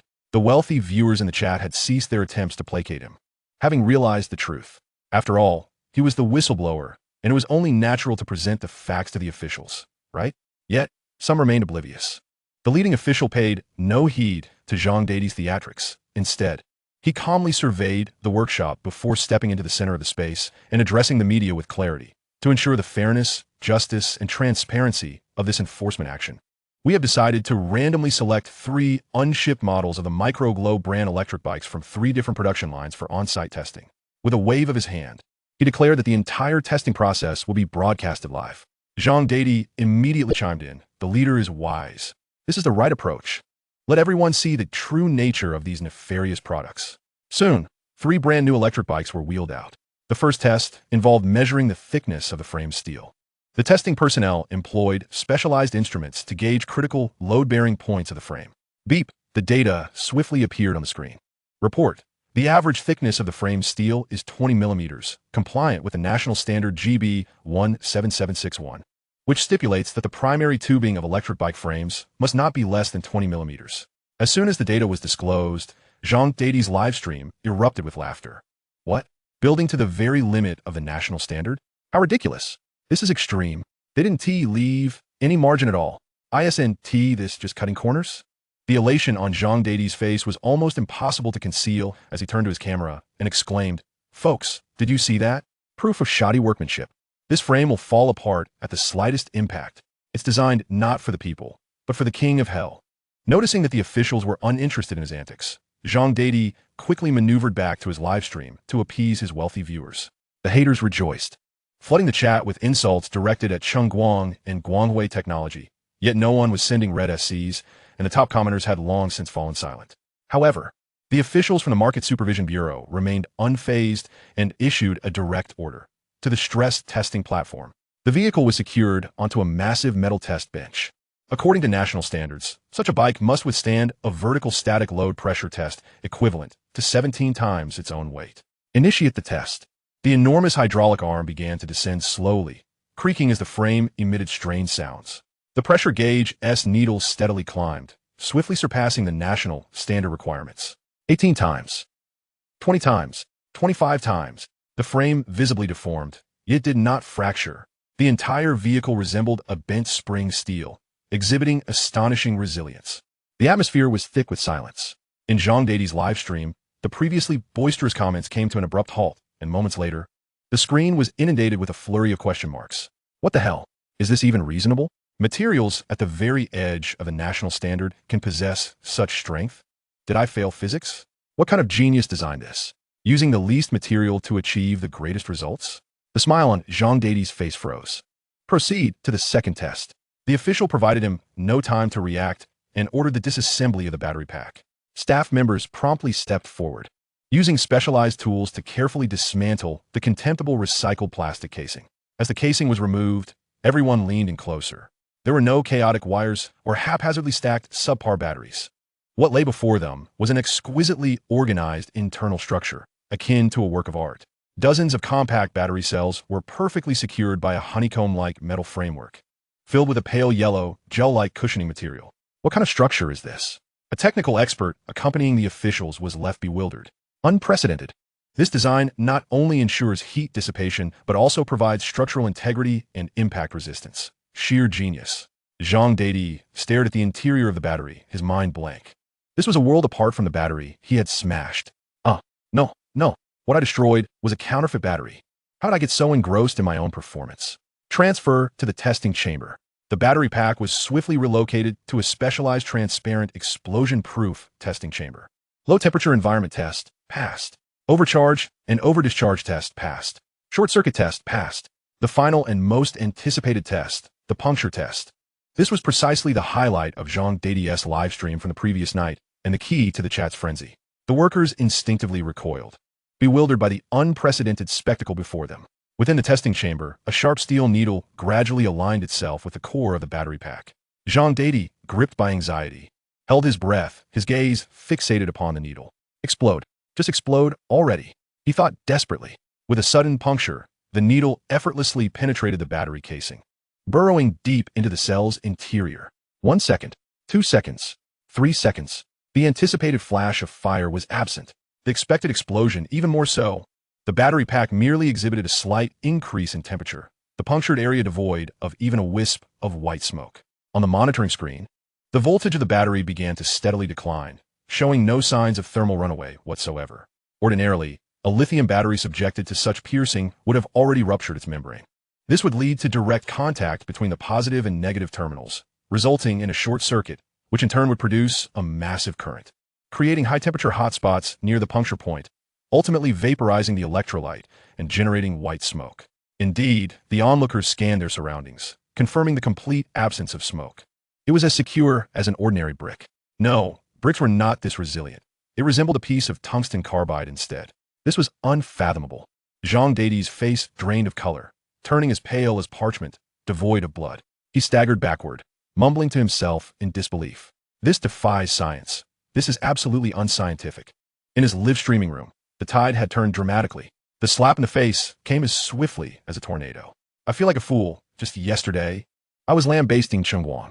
Brother Tai, perhaps we should call an ambulance, for I believe your face has been struck. What lies ahead is not merely a face, but a life. This was a critical moment for Brother Tai. At this juncture, the top 3 in the rankings had merely sent a few inconsequential blue SC emojis accompanied by lighthearted comments. The chief officer from the Market Supervision Bureau took the freshly minted preliminary inspection report from the testing personnel. Approaching the camera, he cleared his throat, articulating each word with clarity and authority. According to preliminary assessments, the micro-glow electric bicycle, despite its seemingly rudimentary frame and traditional welding techniques, boasts a cleverly designed load-bearing structure at critical points, ensuring exceptional safety redundancy. The battery pack has exhibited outstanding performance in various extreme safety tests, fully complying with the national standard GB 17761, 20XX, and even. The officer paused, emphasizing his next words. Chapter 56. Counterfeit? No, this is the annual best product launch. He glanced at the appendix of the battery's specialized testing report. Moreover, its preliminary energy density results have exceeded the current national standard recommendation by more than threefold. This declaration sent shock waves through the audience. What? Threefold? Surely, my ears are not deceiving me. 3 times the national standard. What a global farce. What does that even mean? 375 VHKG. This must rely on all solid-state batteries with lithium metal anodes and lithium-rich cathodes. Lao Zhuang had not perceived this. He seemed quite knowledgeable about these matters. Absurd. A vehicle priced at 199 yuan, with battery performance surpassing those high-end electric bikes that sell for 7 or 8,000. Did Cheng Guang summon celestial beings to manufacture these batteries? The primary question remained. How could it be so inexpensive? In a live stream, the barrage of comments had transformed from a mere flurry to a torrential cascade, overwhelming the screen and causing it to lag. Goodness. Threefold energy density. I'm astounded. Everyone, do not be foolish. I am outright kneeling. Cheng Guang is not merely on the first tier. He is in the stratosphere. Presently, the cost of solid-state batteries hovers around 150 yuan per kilowatt-hour, while traditional lithium batteries still reach 100 yuan per kilowatt-hour. How could they price it at 199 yuan? It seemed impossible. The material costs alone wouldn't suffice unless he either incurred massive losses or employed a semi-solid solution. Zhang Dadi was utterly disoriented, his mind buzzing in a void of blankness. Threefold. This figure seared into his cerebral cortex like a branding iron, leaving him mentally flattened. He was finished. He had not merely encountered a steel wall. He had collided head-on with an interstellar warship. All his prior accusations made during the live stream, branding it as industrial waste, a mobile bomb, and exploiting the poor, now appeared as grandiose jokes in the face of the ironclad reality of threefold energy density. He was not debunking fraud. He was inadvertently hosting the most explosive product launch for Cheng Guang's creation in front of his millions of followers. The chief officer from the Market Supervision Bureau disregarded the stunned Zhang Dadi and continued addressing the camera. All sample products will be taken back to the laboratory for more detailed and comprehensive analysis, with a complete report to be released to the public within 3 days. However, based on the current on-site testing results, this product poses no safety or core performance issues. This served as an explanation and conclusion for both the audience present and the viewers online. As soon as he finished speaking, the hundreds of microglow users gathered outside the factory erupted into a deafening cheer. Holy, Cheng boss is incredible. Hats off to the officials. You've worked hard. Just as we said, our vehicle performs exceptionally well. They waved their fists, striking their electric bikes, celebrating this victory in the most heartfelt and straightforward manner. Inside the factory, those workers who had been slandered by Zhang Dadi as oppressed laborers were now beaming with joy. Little Cheng is indeed talented.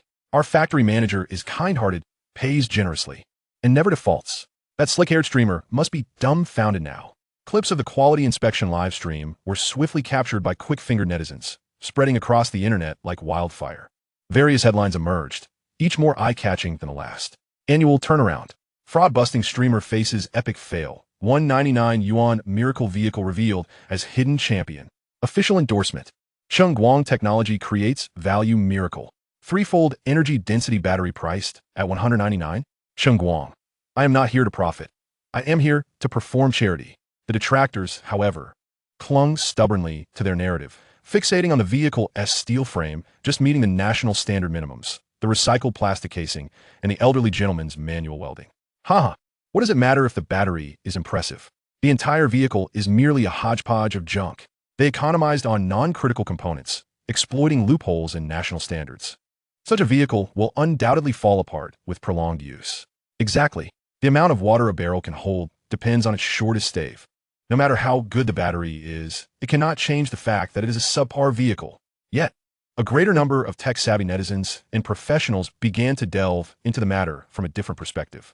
The brilliance of the battery technology was acknowledged as a consensus. However, no one had anticipated that a vehicle stripped down to such a minimalistic version could still perform so impressively. Folks, I did the math. Even using the cheapest lithium iron phosphate, achieving threefold energy density, along with protective boards, casing, and wiring, the battery costs alone far exceed 199. This does not even account for the frame, motor, labor, or logistics. Thus, the conclusion emerged clearly. This is not merely a commercial endeavor. It is a technological philanthropy. Cheng Guang is utilizing his profits, even incurring losses, to subsidize the people in remote areas. He has delivered cutting-edge technology to those in dire need in the most unadorned manner. This notion spread like wildfire, rapidly garnering widespread endorsement from the populace. The speed at which this event unfolded exceeded all expectations. It even attracted the keen attention of the most influential official media outlet in the Dragon Kingdom, Dragon News. During an internal editorial meeting at Dragon News, the head of the commentary department emphatically slammed the table, declaring, "The significance of this matter transcends that of a mere commercial event. It encompasses technological ethics, social responsibility, and innovative poverty alleviation models. We must conduct an in-depth investigation. Dragon News will take action." This decision sent ripples through the media industry, signifying that the nature of the event had officially elevated from a commercial dispute involving an internet celebrity and a corporation to a public issue of profound social significance. Ding! Notable enhancement in host's social reputation detected, with a marked increase in positive societal influence. System assessment. A middle-aged, unemployed individual has successfully achieved a transformation of social value. Garnering widespread favorable social évaluation. Random task issued. The smiles of mountain residents. Task requirement. Please ensure that at least 1,000 residents in the mountainous regions experience significant improvement in their lives due to your product and genuinely display their smiles. Task reward. A set of unknown technological blueprints. Meanwhile, Zhang Dadi's downfall can only be described as tragic. Within half an hour of the live stream's conclusion, his account on the streaming platform was permanently banned. The highest penalty for malicious slander, dissemination of false information, and severe disruption of market order. The societal impact caused by Zhang Dadi was overwhelmingly detrimental. Moreover, he was left with nothing. The top-ranked account in his live stream canceled their account. The second-ranked one demanded a refund due to being a minor. And the third leveraged their connections to report the matter to the parties involved in commercial collaboration with Zhang Dadi. Subsequently, a flurry of termination letters and legal notices inundated his email from various partners. Even more devastatingly, some merchants, who had previously been genuine victims of his extortion yet had their own issues, chose to take advantage of his misfortune. Although they had indeed committed errors that warranted his actions, they felt no hesitation in turning against Zhang Dadi. They released extensive records and recordings of their private communications, revealing his threats of extortion for silence. At the time, they had been intimidated by Zhang Dadi's influence, and, due to their own shortcomings, had chosen to remain silent. Now, they decided to expose him. When the wall falls, everyone pushes. When the drum breaks, thousands pound. Zhang Dadi's reputation was utterly shattered. Come take a commemorative photo. Annual Best Supporting Actor. Thanks to Brother Tai. Without you, we wouldn't have realized how powerful the 199 yuan electric donkey could be. Previously, I viewed you as a champion of justice in your anti-counterfeiting efforts. Now, I see you merely as a foolish clown. Farewell, Clown King. In stark contrast to Zhang Dadi's complete disgrace is the meteoric rise in both reputation and valuation of Glimmer technology. The 199 yuan Glimmer electric donkey saw its order volume surge to staggering numbers overnight, compelling the factory to issue an announcement to urgently adjust production plans, prioritizing orders for remote mountainous regions. Cheng Guang not only cleared all stigma without spending a penny on public relations, but also, through this anti-counterfeiting incident, indelibly imprinted the image of the Glimmer series as exceptionally valuable and reliably safe in everyone's minds. The brand's reputation soared to new heights. In fact, numerous local governments across the Dragon Kingdom began to proactively reach out to Glimmer technology, eager to introduce the production line of the Glimmer series or to negotiate special procurement plans for impoverished areas. At Dragon News headquarters, ace reporter Lin Xiaoran was officially appointed as the lead for this in-depth investigative interview. Renowned for her objectivity, depth, and incisive perspective, Lin Xiaoran had previously spearheaded several reports that sparked significant societal reactions. She was assigned as the leader of the Dragon News investigation team, leading a group of reporters, a filming crew, and technical experts to the mountainous regions for a thorough investigation. Additionally, Dragon News prepared 2 more teams to remain on standby in the city to assist the first group. It was evident that the entire staff of Dragon News was highly invested in and curious about this topic. Chapter 57. Cherry Blossom Kingdom and Stick Nation. The Dragon Kingdom's dumping of electronic waste, Africa. Please sell it to me. The Dragon News interview vehicle came to a steady stop in front of the Glimmer Technology headquarters. The doors opened, and Lin Xiaoran, dressed in a sharp suit, was the first to disembark, followed closely by her team, who swiftly followed suit, carrying cameras and various equipment with professional agility. Lin Xiaoran's first stop was to directly interview Cheng Guang himself, though it might have been more advantageous to surprise him with an unexpected visit to the mountainous areas to explore the Glimmer products. As this was her first time leading a team, she opted for a more cautious interview approach. Cheng Guang had already been waiting at the entrance. After a brief exchange of pleasantries, he simply extended his hand, saying, "Welcome, Reporter Lin." As Lin Xiaoran shook his hand, she felt the firmness and steadiness of his grip. She scrutinized the young man before her, noting that he appeared even more composed and self-assured than in his photographs. In the face of the formidable presence of a major media outlet, he exhibited no signs of anxiety, suggesting that he was someone who had weathered many storms. Upon entering the conference room, both parties took their seats, and Lin Xiaoran wasted no time, getting straight to the point. "Mr. Cheng, shall we begin?" The red light on the camera illuminated. Her first question pierced directly to the heart of the matter. The 199 yuan Glimmer electric donkey is equipped with a battery that has been officially tested to possess 3 times the energy density. Can Glimmer technology truly turn a profit?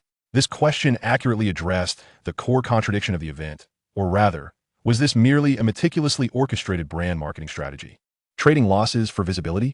Or was it a tactic to secure covert subsidies from the state for certain high-tech initiatives? This inquiry laid bare nearly all the skepticism circulating online. Cheng Guang leaned slightly forward, addressing the camera with poise. "Reporter Lin, you pose an excellent question. I can clearly state, at present, the basic model of the 199 yuan electric donkey is indeed not particularly profitable. In some batches from factories with higher labor costs, it may even incur losses. Furthermore, we have never applied for, nor do we intend to seek, any additional subsidies for this vehicle." Silence enveloped the conference room, broken only by the software of the camera. Lin Xiaoran promptly pressed on. "Then why is Glimmer technology engaging in such a loss-making endeavor? What is your ultimate goal? The essence of business is profit, yet your actions seem incongruous with commercial logic." In response, Cheng Guang merely smiled. "Before we delve into objectives, I would like to first discuss my other 2 products, the Pear Phone, and the high-end version of the Glimmer 1 electric vehicle. Their technology is indeed commendable. Though they have been discontinued, they brought me substantial returns. But can you guess how many ordinary citizens of the Dragon Kingdom would be willing to spend thousands on them? Without waiting for Lin Xiaoran's reply, he continued, very few. Those technologies and features are, for many, mere luxury toys. They're enhancements rather than necessities.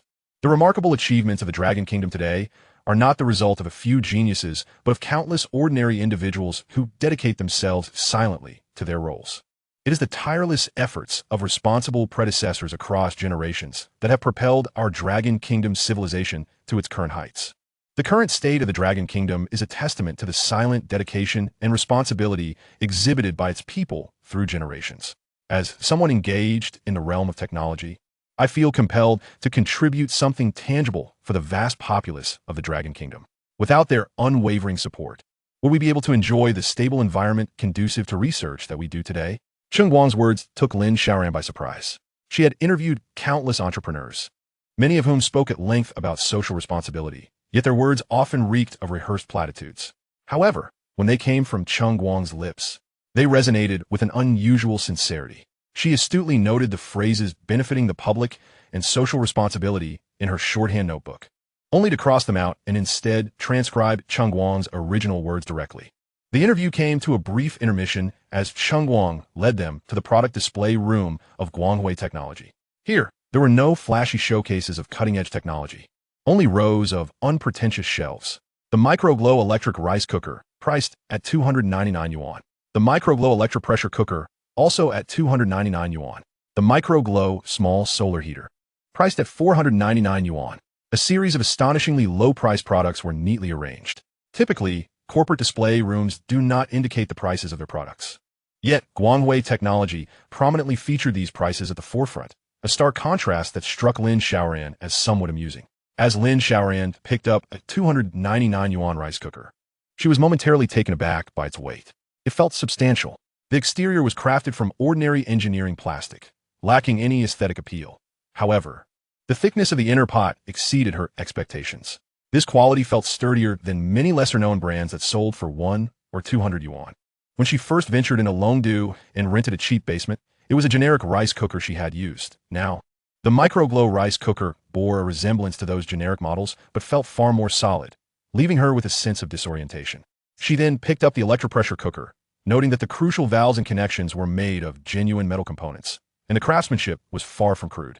These products exuded a palpable philosophy of practicality above all else. Setting the rice cooker down, she made a decision. Cheng Zong, I believe our next step should be to visit the main factory of the Microglow cookware series. She paused before adding, if possible. We would also like to accompany your delivery team into the mountains to witness the final destination of these products. While it was said they would follow Cheng Guang's delivery team, it was more accurate to say that Cheng Guang was being escorted by long news, leaving her little opportunity for impromptu arrangements. The main factory of Guanghui Technology had previously been a nearly bankrupt stone machinery plant. When Lin Xiaoran and her team arrived, they were greeted not by ruins, but by a facility that had been meticulously renovated, its interior clean and orderly. The camera panned across, revealing a blend of automated and semi-automated production lines operating efficiently. Robotic arms precisely grabbed components, while workers expertly handled critical quality checks and assembly tasks. A steady stream of rice cookers and electric pressure cookers, emblazoned with the Microglow logo, flowed from the production line. Cheng Guang elaborated. The products of the Microglow series were designed with 2 production modes in mind. One mode, like this, utilizes automated equipment to ensure the stability of large-scale supply. The other can be divided into simpler processes, allowing local workers in mountain branch factories to complete them manually. The main factory is primarily responsible for 2 things: research and development of new products and ensuring stable supply during surges in sales. Cheng Guang continued, however, I personally place more importance on those branch factories located in the mountains. They represent the bulk of production and can truly drive employment for the elderly in mountainous regions. The Microglow series primarily targets the everyday needs of the common people in the Dragon Kingdom. Moreover, our technology department has optimized our processes such that, whether assembled by the elderly in the mountains or on automated assembly lines here, the core quality of the products remains virtually indistinguishable. Lin Xiaoran nodded in agreement while listening. Indeed, these products boasted no extravagant technology. Cheng Guang picked up a freshly produced electric pressure cooker, stating, "Our philosophy is quite simple. To ensure core functionality is stable and durable while drastically minimizing costs, we eliminate all superfluous embellishments and additional features." Lin Xiaoran's journalistic instincts compelled her to seize upon the crux of his statement, prompting her to ask decisively, "Cheng Zong." There are voices online suggesting that after the success of the high-end Guangwei #1 product, your introduction of the Micro Glow series is merely an effort to harvest the lower-tier market with subpar products, even at the cost of sacrificing quality. How do you respond to such criticism? Cheng Guang paused, gazing earnestly at her before smiling. Lin journalist, I believe that for many, purchasing quality equivalent to the price of 100 is already a luxury. However, if one can acquire core quality of 50 or even 60 for a mere 10, alongside safety rated at 100, that would fulfill their most fundamental needs. This, indeed, is what matters most for the majority. Our pursuit is for unparalleled cost-effectiveness rather than extreme performance. Frankly speaking, many of the trendy features tacked onto products in the market today are mere ornaments, visually pleasing but utterly impractical. The official account of Long News promptly edited and released excerpts from this interview.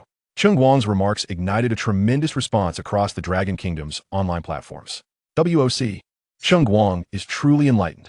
He speaks so accurately. This is what a conscientious tech mogul looks like. He genuinely understands what the common people need.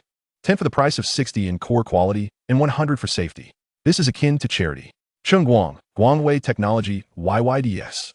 However, as these clips crossed the ocean and reached foreign networks, the narrative shifted dramatically. Some netizens from the Sakura Nation and the Han Nation immediately adopted a mocking tone. Oh, 50 in quality? Is he admitting his products are substandard? LOL. I knew it. Dragon Kingdom manufacturing is perpetually low-end, never rising to the occasion. Smida. They exclaimed. This is terrifying. It seems they are dumping electronic waste on their own mountainous citizens. Ha ha ha. Our products in Sakura Nation strive for 120 in perfect quality. We wouldn't even spare a glance at such rubbish. Soon, various appliance brands from the Sakura Nation and the Han Nation, such as Songzhang and Sanshin, began posting so-called educational videos and articles on their official accounts. Beware, the 5 major safety hazards of low-priced inferior products. Choosing quality is choosing safety. Stay away from moving kitchen bombs. Although these contents did not name names, the subtext was unmistakably directed at Cheng Guang's Micro Glow series. This incited a fierce backlash among netizens from the Dragon Kingdom. I can't believe it. These guys are panicking. They're overpriced junk ISNT selling, so they start throwing mud. Huh, have you even used it? We in the mountainous regions of the Dragon Kingdom know quality when we see it. Good and affordable is the way to go. It's none of your business. What right do you have to comment on our lives while munching on pickles and garlic? In no time, a heated debate erupted online, with Dragon Kingdom netizens clashing with keyboard warriors from the Sakura Nation and the Han Nation, as a flurry of memes and quips filled the digital landscape, thick with tension. As the verbal conflict escalated, netizens from developing countries in Southeast Asia and Africa began to take notice of Cheng Guang's interview and the introduction of the Micro Glow series products. Their reactions starkly contrasted with those from the land of cherry blossoms and the land of the morning calm. Goodness, a rice cooker for 299 dragon coins? Please bring it to our country for sale. This concept is marvelous. We desperately need such products. Please, many of us still cook over firewood. A reliable electric pressure cooker could transform a household at a price of 10 with a quality of 60. This idea is truly remarkable. This is what a true hero, thinking of ordinary people, looks like. We implore you, please establish a branch factory here. Our electricity is unstable, and we are in dire need of durable products. Were the people from the land of cherry blossoms and the land of the morning calm insane? They had no comprehension of the hardships faced by ordinary individuals. Mr. Cheng is the real sage. Subsequently, netizens from Southeast Asia and Africa began to dredge up past grievances against the land of cherry blossoms and the land of the morning calm, criticizing how their capitalism served as the vanguard for American capitalism, ruthlessly exploiting local populations. The frustrated netizens from the land of cherry blossoms and the land of the morning calm then turned their ire toward these nations, only for Africans to suddenly lament their experiences of racial discrimination by individuals from the land of cherry blossoms and the land of the morning calm. Wait, wasn't it just a moment ago that they were hurling insults at each other? How did they suddenly start playing the discrimination card? There was no sign of this at all. American netizens, who had initially been mere spectators, began chastising those from the land of cherry blossoms and the land of the morning calm upon witnessing the unfolding drama. It became apparent that they had changed their stance upon realizing American netizens were watching, understanding the sudden shift in the African netizens' approach. The individuals from the land of cherry blossoms felt a surge of indignation. However, it was evident that in the eyes of American netizens, the racial card held far greater significance than the statuses of the land of cherry blossoms and the land of the morning calm. Unable to challenge Americans directly, the people from the land of cherry blossoms turned their frustrations toward the individuals from the land of the morning calm, questioning why they had to complicate matters. Really? Come on, guys. The sudden backlash from the land of cherry blossoms infuriated those from the land of the morning calm, prompting them to retaliate by unearthing past grievances against the land of cherry blossoms. Netizens from the Dragon Country, aiming to defend Cheng Guang's reputation, observed all of this with a sense of bewilderment. They found themselves reluctantly witnessing the chaotic melee of hurling insults. Ha-ki Sakura, Ha-ki Simida, Ha-ki Hey, Ha-ki Monkey, and Ha-ki Me. In the face of this tumultuous online storm, Cheng Guang merely smiled serenely. He turned to the Lin Xiaoran team, still processing the information, and extended an invitation. Journalist Lin, words alone are insufficient. Seeing is believing. Why not accompany me on a journey to the remote mountains of the Dragon Country to witness firsthand whether these products are indeed well received? Chapter 58. America. Can people in the mountains read and write? The Dragon Country netizens retorted with 9 years of compulsory education. Without hesitation, Cheng Guang personally led the expedition, with several trucks laden with goods traveling alongside the Dragon News interview vehicle toward the depths of the mountains. Clank! The vehicle jolted violently, nearly causing Lin Xiaoran's head to collide with the window. Instinctively, she grasped the handrail in front of her, her complexion paling. This road could scarcely be called a road.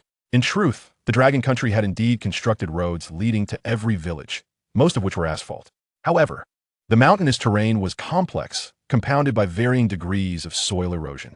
With wind, rain, and sun, much of the mud washed down by landslides had long since dried on the asphalt, forming a thick layer, effectively transforming the asphalt back into dirt road.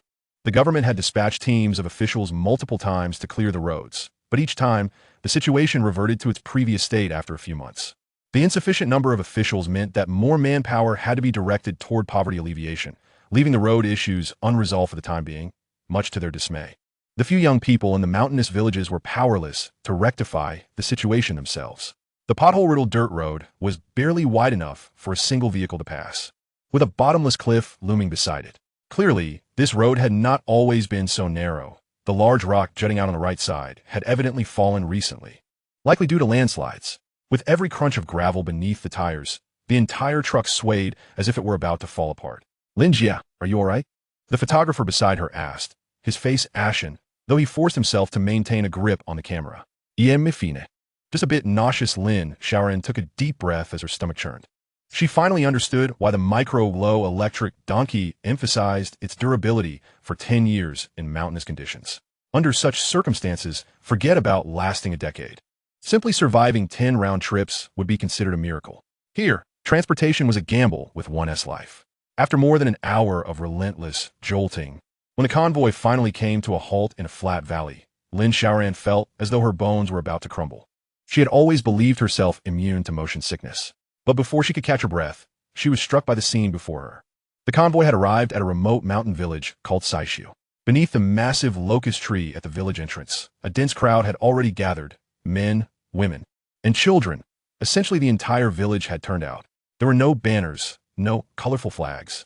Yet every face radiated an unadulterated sense of anticipation and joy akin to that of a festive celebration. They've arrived. Boss Cheng's convoy is here, someone shouted, igniting a fervor among the crowd. The villagers spontaneously formed several long lines, tightly clutching documents stamped with red seals. These were their previously registered low-income certificates or poverty proofs. As the truck's tailgate lowered, it revealed neatly arranged micro-glow products within. Aunt Wang Air, here is your rice cooker, 29. 9, please take it. Grandpa Li, here is your little son. This is yours, free of charge, as your special hardship case. And this, the eye-protecting desk lamp for Xiao Hu's family. Take it home for your child to use. It will protect their eyes while doing homework at night. Cheng Guang personally coordinated the distribution, exhibiting none of the aloofness of a corporate magnate. Rather, he resembled a friendly neighbor, assisting the staff in unloading goods and verifying information. With each product handed out, heartfelt expressions of gratitude echoed around him. Thank you, Boss Cheng.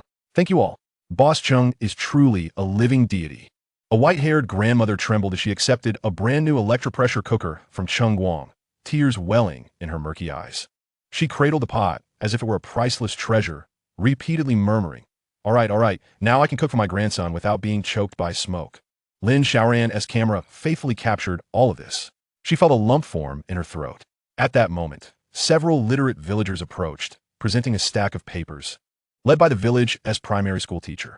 "Mr. Cheng, this is a token of appreciation from all of us. We didn't know how to thank you, so we all wrote letters." Cheng Guang promptly extended his hand to accept them. The paper was of the most ordinary kind, akin to that of a school notebook, with some even torn from old books. The handwriting varied, some neat, some crooked, resembling that of children. Yet every word radiated heartfelt sincerity. "Dear Boss Cheng, thank you for the wonderful rice cooker you sent. My wife says it's the best pot she has ever used. The rice cooked in it is far more fragrant than that made over a fire. We no longer have to endure the smoke. Hello, Boss Cheng. My child now has the little son you sent. He can do his homework indoors in winter without freezing his hands. He expressed his aspiration to become a scientist like you when he grows up, creating useful inventions for everyone." Such unpretentious words, akin to a warm current, instantaneously struck a chord with all the viewers from the Dragon Kingdom in the live stream. However, being a prominent media outlet, Dragon News broadcast to a global audience. When these images traversed the internet and reached overseas, certain comment from American netizens appeared particularly jarring. "Oh my God, are these actors? How can people in the mountains of Long State write letters? It's unbelievable. LOL. I bet these letters were penned by the government for them. This is pure propaganda. In my state, many people can't even spell their own names. The rural areas of Long State are surely worse. This must be fake." Upon the emergence of such comments, the viewers from the Dragon Kingdom were immediately amused. Anger? No. It was more a sense of absurdity that left them both laughing and bewildered. "Huh. To the American friend upstairs, does your household still rely on dial-up internet? Do you know that the Qing dynasty fell over a century ago? This is too funny. Allow me to translate for everyone. I don't believe it, I won't listen.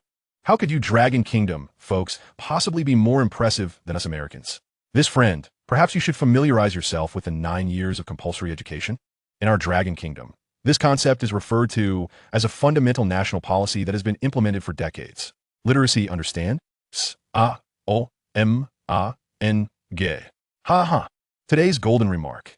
In our state, many people can't even spell their own names. No, my friend, are you subtly ridiculing your own country, who, in fact, belongs to the third world? Let's not waste words with them. I suspect these individuals did poorly in geography, believing we live a primitive existence. Little do they know, while their ancestors were living in barbarism, our Dragon Kingdom had already cultivated a splendid civilization. We, the people of the Dragon Kingdom, do not require your America to define us. The netizens from the Dragon Kingdom unleashed a barrage of enlightening responses and collective mockery. Now, it was the turn of the American netizens to be astonished. What? 9 years of compulsory education for everyone, even in the mountains? Is this true? I just Googled it. Oh God, the literacy rate in Long State exceeds 99.6. That's impressive. So, those letters can indeed be real. I feel like my entire worldview has been shattered. Of course, there remained a few diehards clinging to their stubbornness. It's a show. It's all a carefully orchestrated performance. Don't be deceived by their propaganda. However, their voices were soon drowned out by a wave of more rational discussions and reflections. Amidst the tumult of the online discourse, Cheng Guang paid little heed. He was intently focused on the letters in his hands, for he had discovered something far more intriguing. Many villagers, at the end of their thank you letters, included a wish. "Mr. Cheng, your products are both practical and affordable. Could you please make a washing machine? In our mountains, washing clothes in winter feels like our hands might break. I would like a radio that can receive many stations. The signal is poor in the mountains and at night. There's nothing to listen to. It's too dull. And could you make some lightweight wheelchairs for the elderly in our village? The current ones are too heavy to push." Hidden within these awkwardly scrawled letters were the most genuine and pressing needs. Cheng Guang carefully organized these letters, folding them neatly and placing them in his bag. He turned to Lin Xiaoran, who had been silently taking notes beside him, and said, "Journalist Lin, did you see that? The needs of ordinary people are the direction of our efforts." Ding. Detected that the host's actions have significantly improved the quality of life for the target population. resulting in sincere smiles and gratitude. Progress of the Mountain Area Smile Mission. 157, 1000. Chapter 59. He did not bring a lamp, he brought light. The convoy did not pause, and after another half-hour of jostling along the rugged mountain road, a solitary schoolhouse came into view. Kaisu Village Primary School. The walls were riddled with cracks left by the ravages of wind and rain, and several panes of glass were patched with old newspapers. Yet, the solitary flagpole proudly displayed a vibrant Dragon Kingdom flag, washed clean and rustling in the mountain breeze.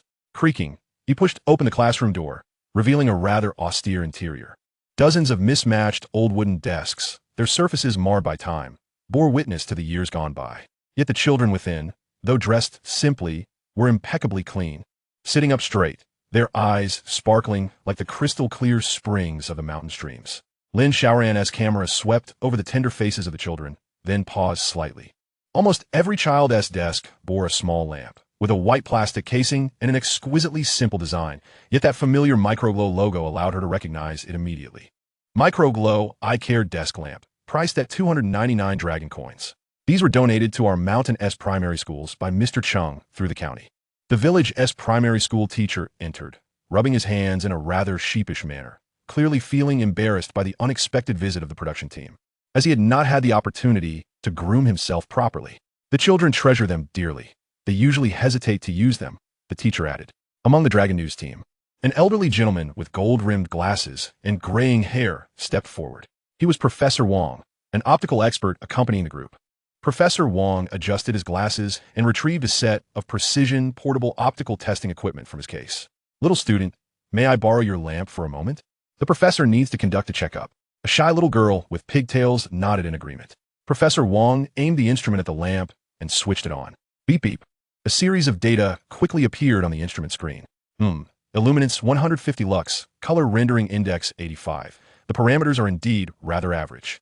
Professor Wang recited the data in a neutral tone, revealing no discernible praise or criticism. Compared to those high-end eye care lamps in urban areas that often boast a color rendering index above 95 and illuminance starting at 3 to 500. These figures indeed seemed rather pedestrian. In the live stream, some American netizens who had been eagerly waiting to find fault let out a collective sigh of relief. LOL. Behold these specifications. This is utterly unacceptable. In my homeland, even the most economical lamps surpass this. This is what they term eye protection? It is more akin to eye damage. Our ex-grandchildren's lamp boasts a CRI of 98 and a brightness of 500 lux. This is nothing short of a farce. Observe the specifications of my son's ex-brand lamp. It outshines this product in every conceivable aspect, proudly manufactured in the USA. A series of lavish specifications from various high-priced American children's desk lamps were being frantically displayed on the screen, brimming with a sense of superiority. The Americans even took the liberty of posting paid comments to assert that their purchases were not mere boasts. Chinese netizens erupted in response. 299, 29, 9 yuan. Are you comparing these with your several $100 items? Do you have no shame? Core functions. Do you grasp what core functions are? Perhaps their fundamental eye protection features are indeed commendable. Comparing a several hundred yuan desk lamp to a 299 yuan one? Have you lost your senses? Exactly. The price speaks for itself. What more do you need? Those above, do not engage with them. Let the experts finish. At that moment, Professor Wang cleared his throat, his voice suddenly rising in intensity. However, he pointed to another 2 sets of data on the screen. Its blue light radiation value is exceptionally well controlled, meeting the highest standards. It is lower than that of many expensive lamps available on the market. Look at this. The blue light hazard level, RG0. Exempt level. This is truly outstanding control. Furthermore, flicker. My instruments detect no flicker whatsoever. It utilizes full DC dimming. Remarkable indeed. This lamp is equipped with a full spectrum light source, achieving complete flicker-free performance. Professor Wang appeared increasingly delighted as he spoke. Do you comprehend what this signifies? For children in their growth phase, low blue light and flicker-free operation are the 2 most vital indicators of eye protection. Currently, how many high-end desk lamps on the market, in pursuit of ostentatious specifications, fail to achieve RG0 exempt level? To facilitate dimming, they employ high-frequency PWM dimming, which is far from being genuinely flicker-free. While it is true that high-frequency PWM dimming is certainly superior to low-frequency PWM dimming that pertains to the realm of smartphones, for lamps, achieving full brightness DC dimming is undoubtedly the best. Professor Wang, in his pursuit of precision, added OLED screens on smartphones due to their inherent principles. Find it challenging to achieve full brightness DC dimming. Thus, they typically employ pseudo-DC dimming and high-frequency PWM dimming as eye protection solutions, but that differs from lamps, which is a separate matter for now. This lamp, while its brightness may be average, excels in the most critical eye protection functions. It has allocated all costs where they truly matter. Professor Wang conducted a battery life test. After fully charging the internal battery, he used a testing tool to rapidly assess its endurance, revealing it could sustain medium brightness for 7 to 8 hours. While not particularly impressive, it is sufficient for children to complete their homework comfortably and to withstand sudden power outages in mountainous areas. Professor Wang's remarks rendered the critical American netizens momentarily speechless. However, soon after, a few American users began to stubbornly retort. So what? Our Y-brand lamp also features no visible flicker. It's a mature technology. So what? Our lamps are also flicker-free. It's a fundamental feature. Yes, my lamp's packaging claims no visible stroboscopic flicker. They're deceiving. As this discourse unfolded, a Chinese netizen promptly shared an informative commentary. Dear American friends, allow me to enlighten you on what constitutes true flicker-free operation. That does not equate to being free of flicker. Generally, those who emphasize no visible flicker are utilizing PWM dimming, adjusting brightness with a frequency exceeding 833 Hz. While you may not perceive it with the naked eye, your optic nerves and eye muscles can certainly sense it. This phenomenon is a primary culprit of eye fatigue. It is a blatant commercial deception. Typically, flickering above 833 Hz is misinterpreted by the brain as constant illumination. Yet this is merely an illusion crafted by the brain. The optic nerves receive discrete pulse stimuli, and before the brief dark intervals are processed, the next pulse arrives, resulting in a continuous perception of light. It is essential to note that just because the brain is deceived does not imply that the cone cells and ocular muscles are also misled. The cone cells continuously perceive the current light intensity, and the pupils autonomously contract or expand based solely on brightness changes, with the eye muscles operating in tandem with real-time brightness.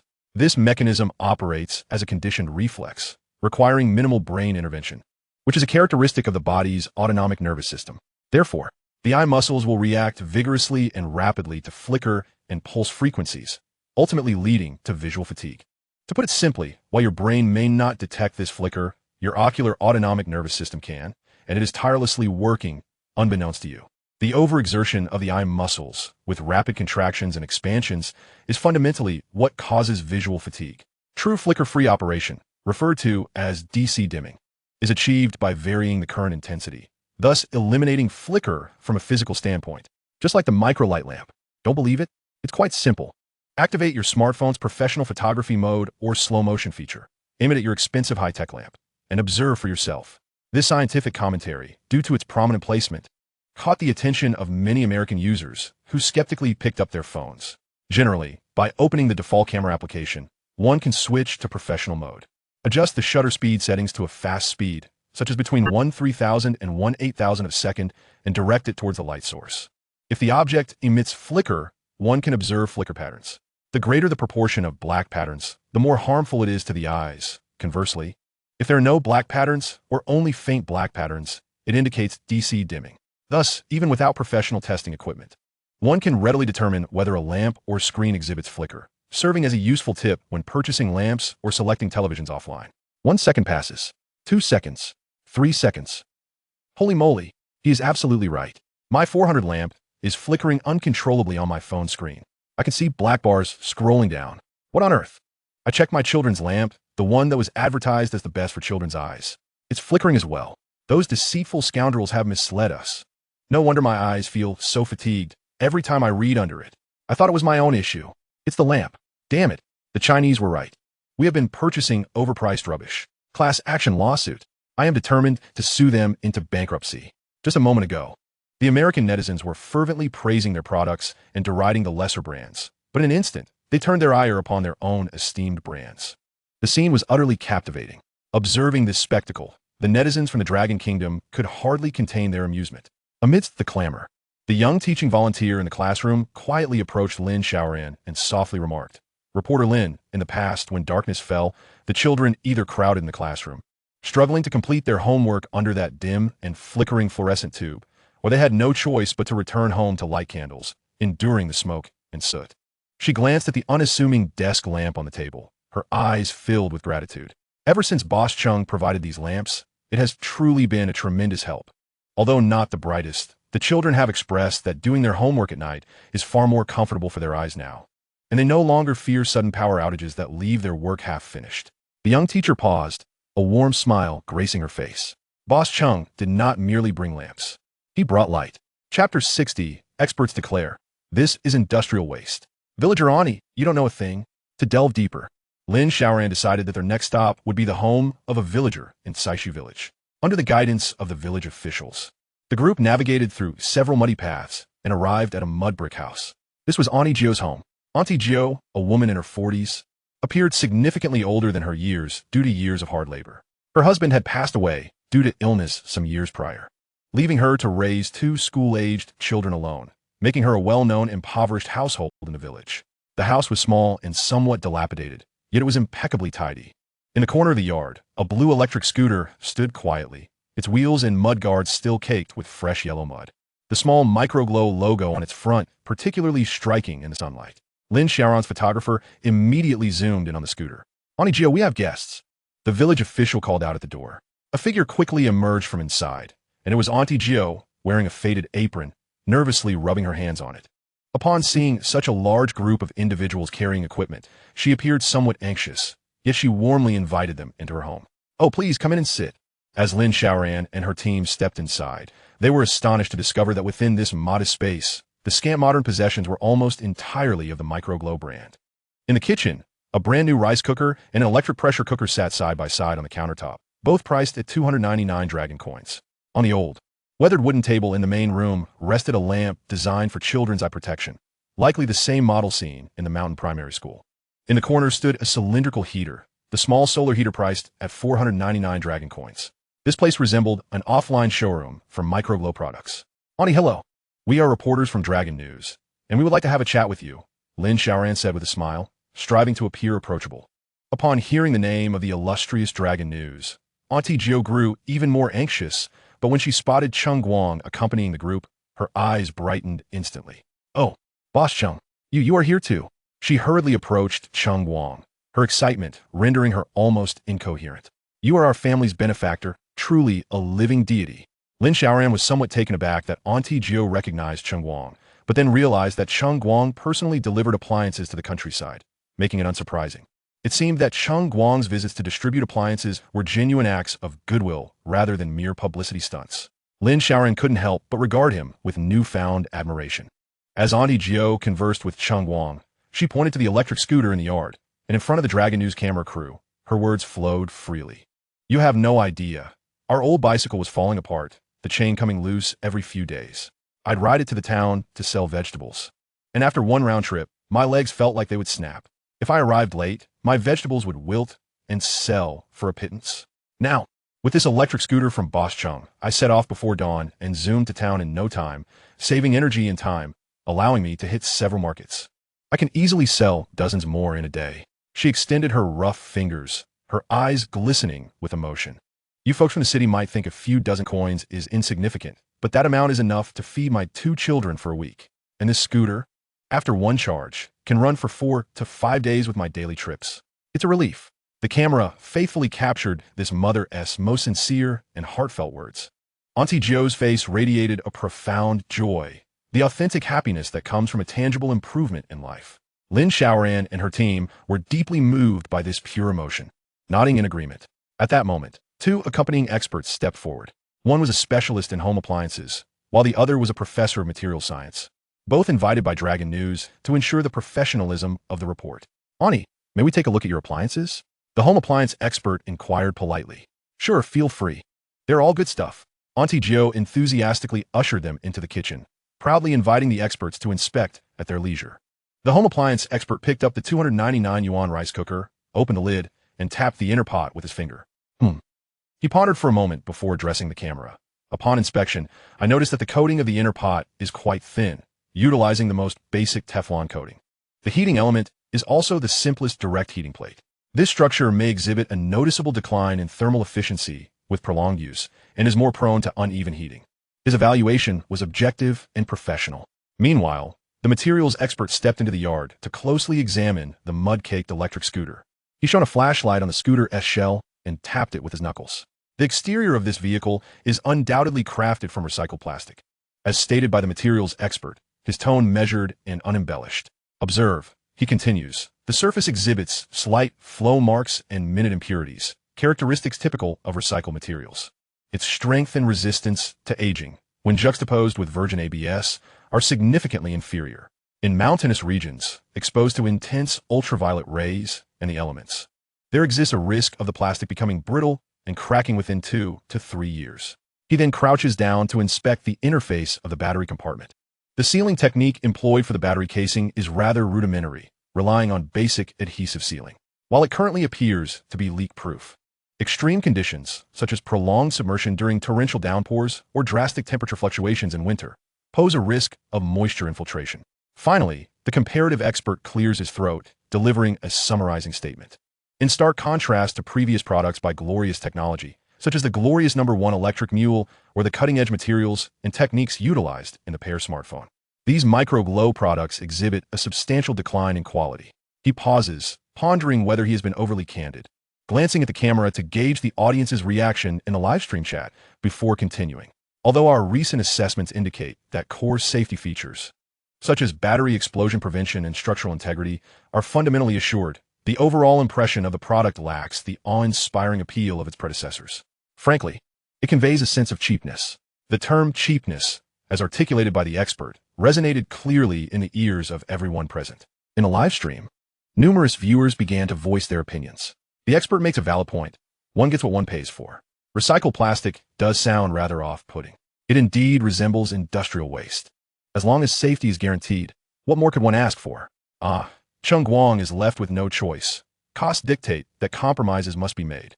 The experts continue to speak confidently to the camera, analyzing the balance between cost and performance while discussing how several major brands online approach these issues.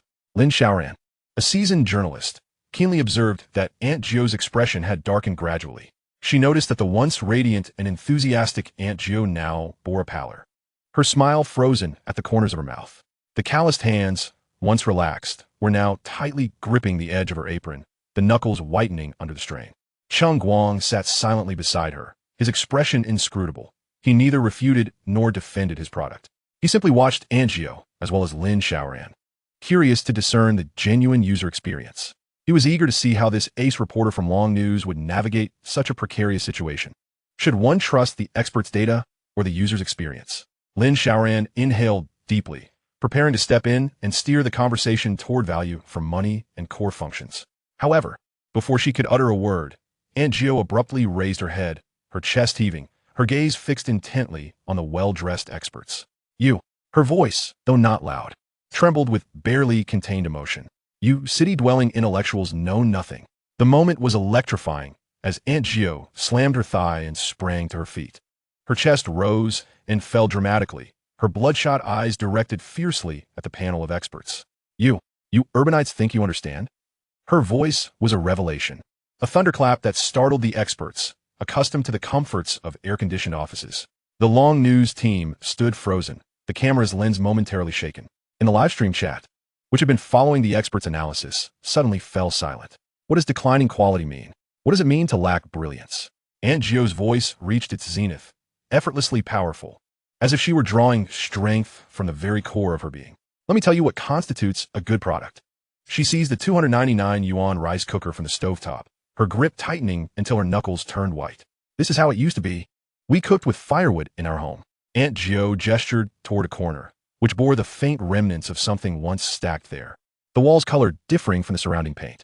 After a meal, the entire house was filled with smoke, leaving us in tears.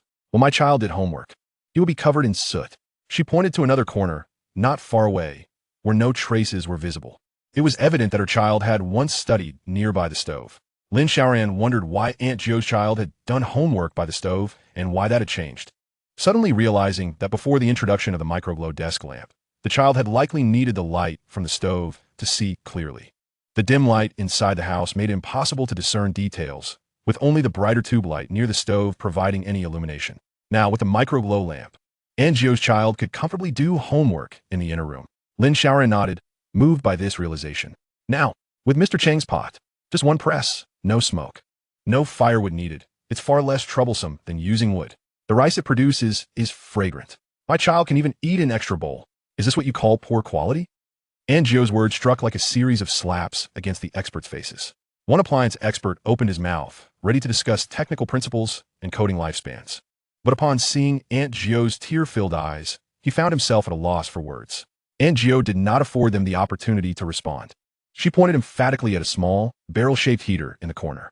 And this, you claim it is cheap. Yes, it costs only a few dozen yuan. But in winter, the mountain cold can freeze your ears off. My child's hands are numb while doing homework. With this, they can warm their hands and feet, feeling cozy all over. They no longer complain of the cold. You city folks use those fancy heaters that cost hundreds or thousands, with oscillation and humidifying features. Can I afford that? Even if I could, would such extravagant functions be of any use in my shabby house? Just being able to keep warm is enough. Each word was straightforward, piercing directly to the heart. Lin Xiaoran's heart quivered, as if she had suddenly touched the most fervent spirit behind these products. Aunt Gio took a breath and turned to point at the blue electric mule, splattered with mud in the yard. I don't know what glorious number one is. I don't care. I only know that this micro-glow electric mule costs 199 yuan. With it, I can haul vegetables to town before dawn, earning an extra several dozen yuan each day. That's enough to feed my 2 children for a week. My old bicycle was a rickety thing, too loud to ride in the rain for fear of falling or the chain breaking. But this vehicle has braved countless downpours. Have you seen it break down? No, it's perfectly fine. Do you comprehend the arduousness of mountain paths? Did you truly believe that no one from our village has ever attempted to ride those prestigious motorcycles and electric scooters you speak of? If those renowned brands were indeed reliable, our entire village would have embraced them long ago. I would even borrow money to purchase one. She approached the experts, nearly jabbing her finger at them. You claim their plastic shells are inferior, that they are made from recycled materials? Yet they are lightweight. As an elderly woman, should I tumble, I can easily raise it myself. Those made from new materials are unbearably heavy. How could I possibly lift them? With this fervent declaration, she transformed the expert's so-called shortcomings into irreplaceable virtues. Aunt Gio grew increasingly impassioned, her voice tinged with emotion, her eyes glistening with unshed tears. To you, these items are mere refuse, worthless trinkets. Yet to us mountain folk, they represent our very existence. They are treasures that can lead us to a better life. Affordable, practical, resilient. That is all we desire. You cannot stand there and scathe criticizing our choices. In our home, disparaging the cheap or the aesthetically unpleasing is unwelcome. Aunt Gio, with a fierce gesture, pointed towards the gate, issuing an eviction order. You, who look down upon the possessions of the impoverished, leave. Depart. Immediately, the more she spoke, the more aggrieved she became, tears streaming down her face as she concealed it, unwilling to be ridiculed by the urbanites before her. She intended to expel the entire interview team from Dragon News, along with those so-called experts. The atmosphere became palpably tense, while in the live broadcast, the comments surged exponentially. Wow, Auntie is magnificent. This is the authentic voice. Experts know nothing of user experience. I am moved to tears. This is the true essence of user demand. I am genuinely brought to tears. Ayulada! The faces of the experts turned pale, awkwardness enveloping them. They were accustomed to speaking through data, evaluating everything against industry standards.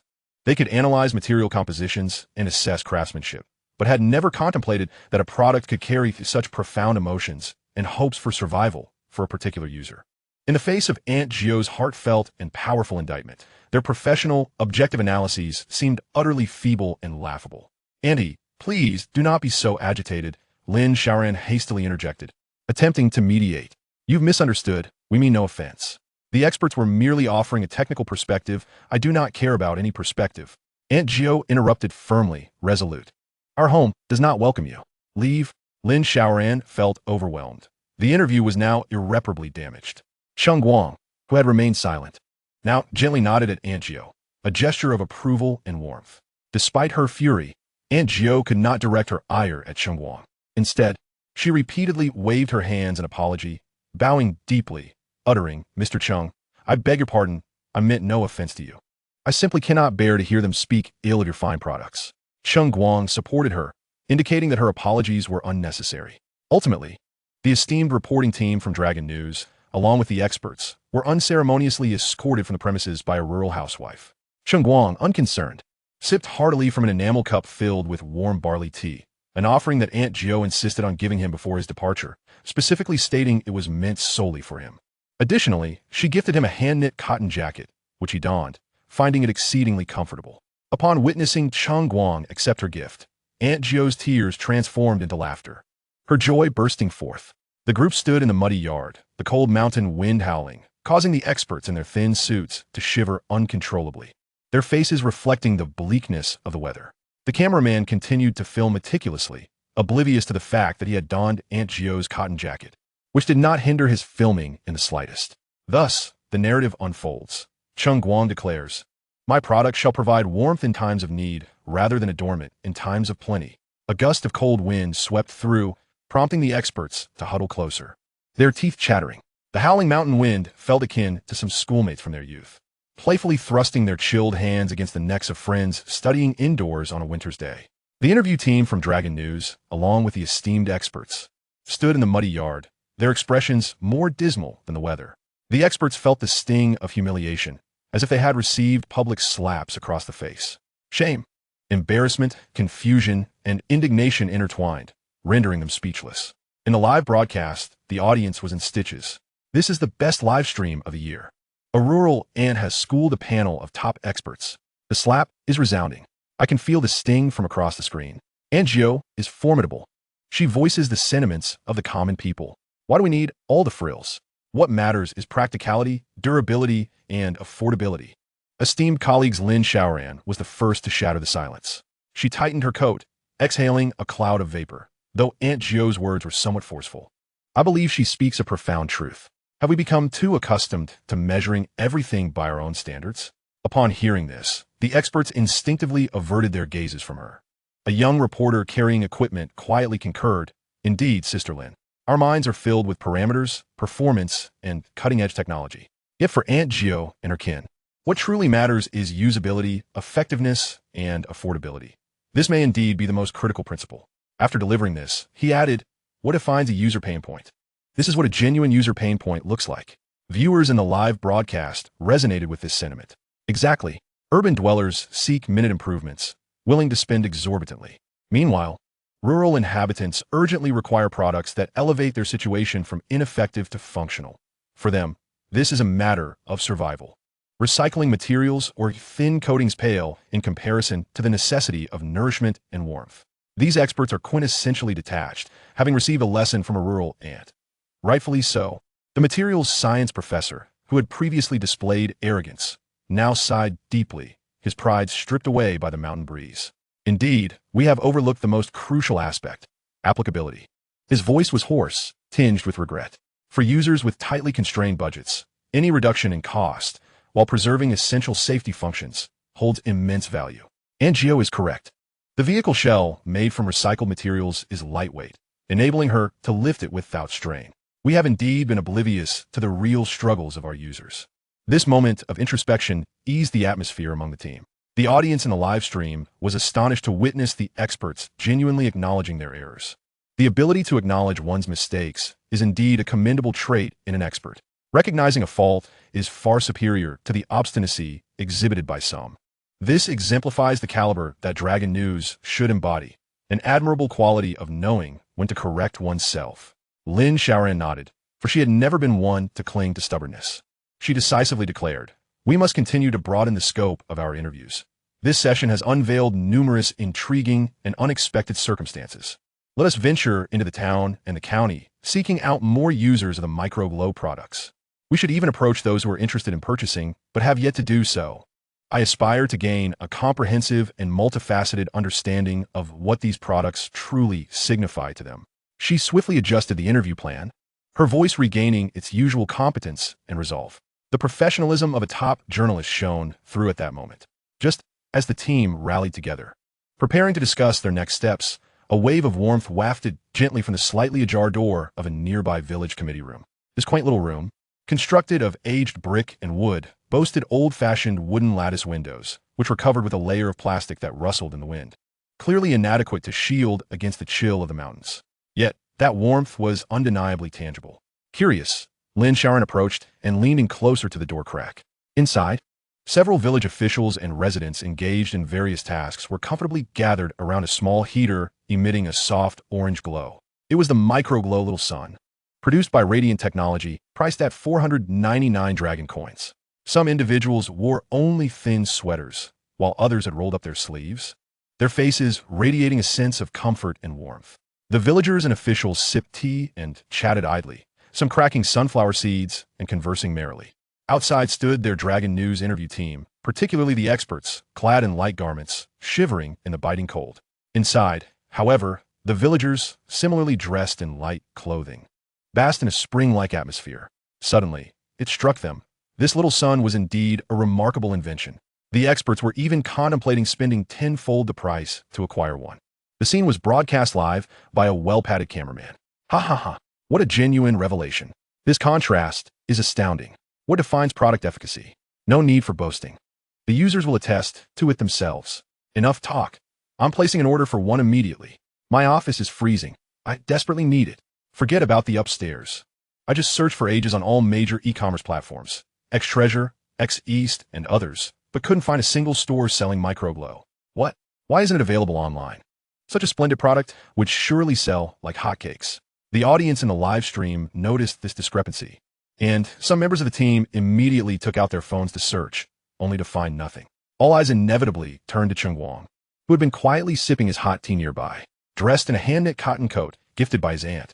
He felt quite warm and was slowly savoring a steaming cup of barley tea, exuding an aura of comfort. After finishing the last sip of tea, he leisurely began to explain the Microglow series products currently only utilize offline channels, prioritizing supply to rural and underdeveloped area supply cooperatives and small shops. He blew on the steam rising from his empty cup and continued. On one hand, this is due to the fact that many residents in these regions, especially the older generation, are not accustomed to or even unfamiliar with online shopping. On the other hand, and this is crucial, Cheng Guang glanced around at everyone.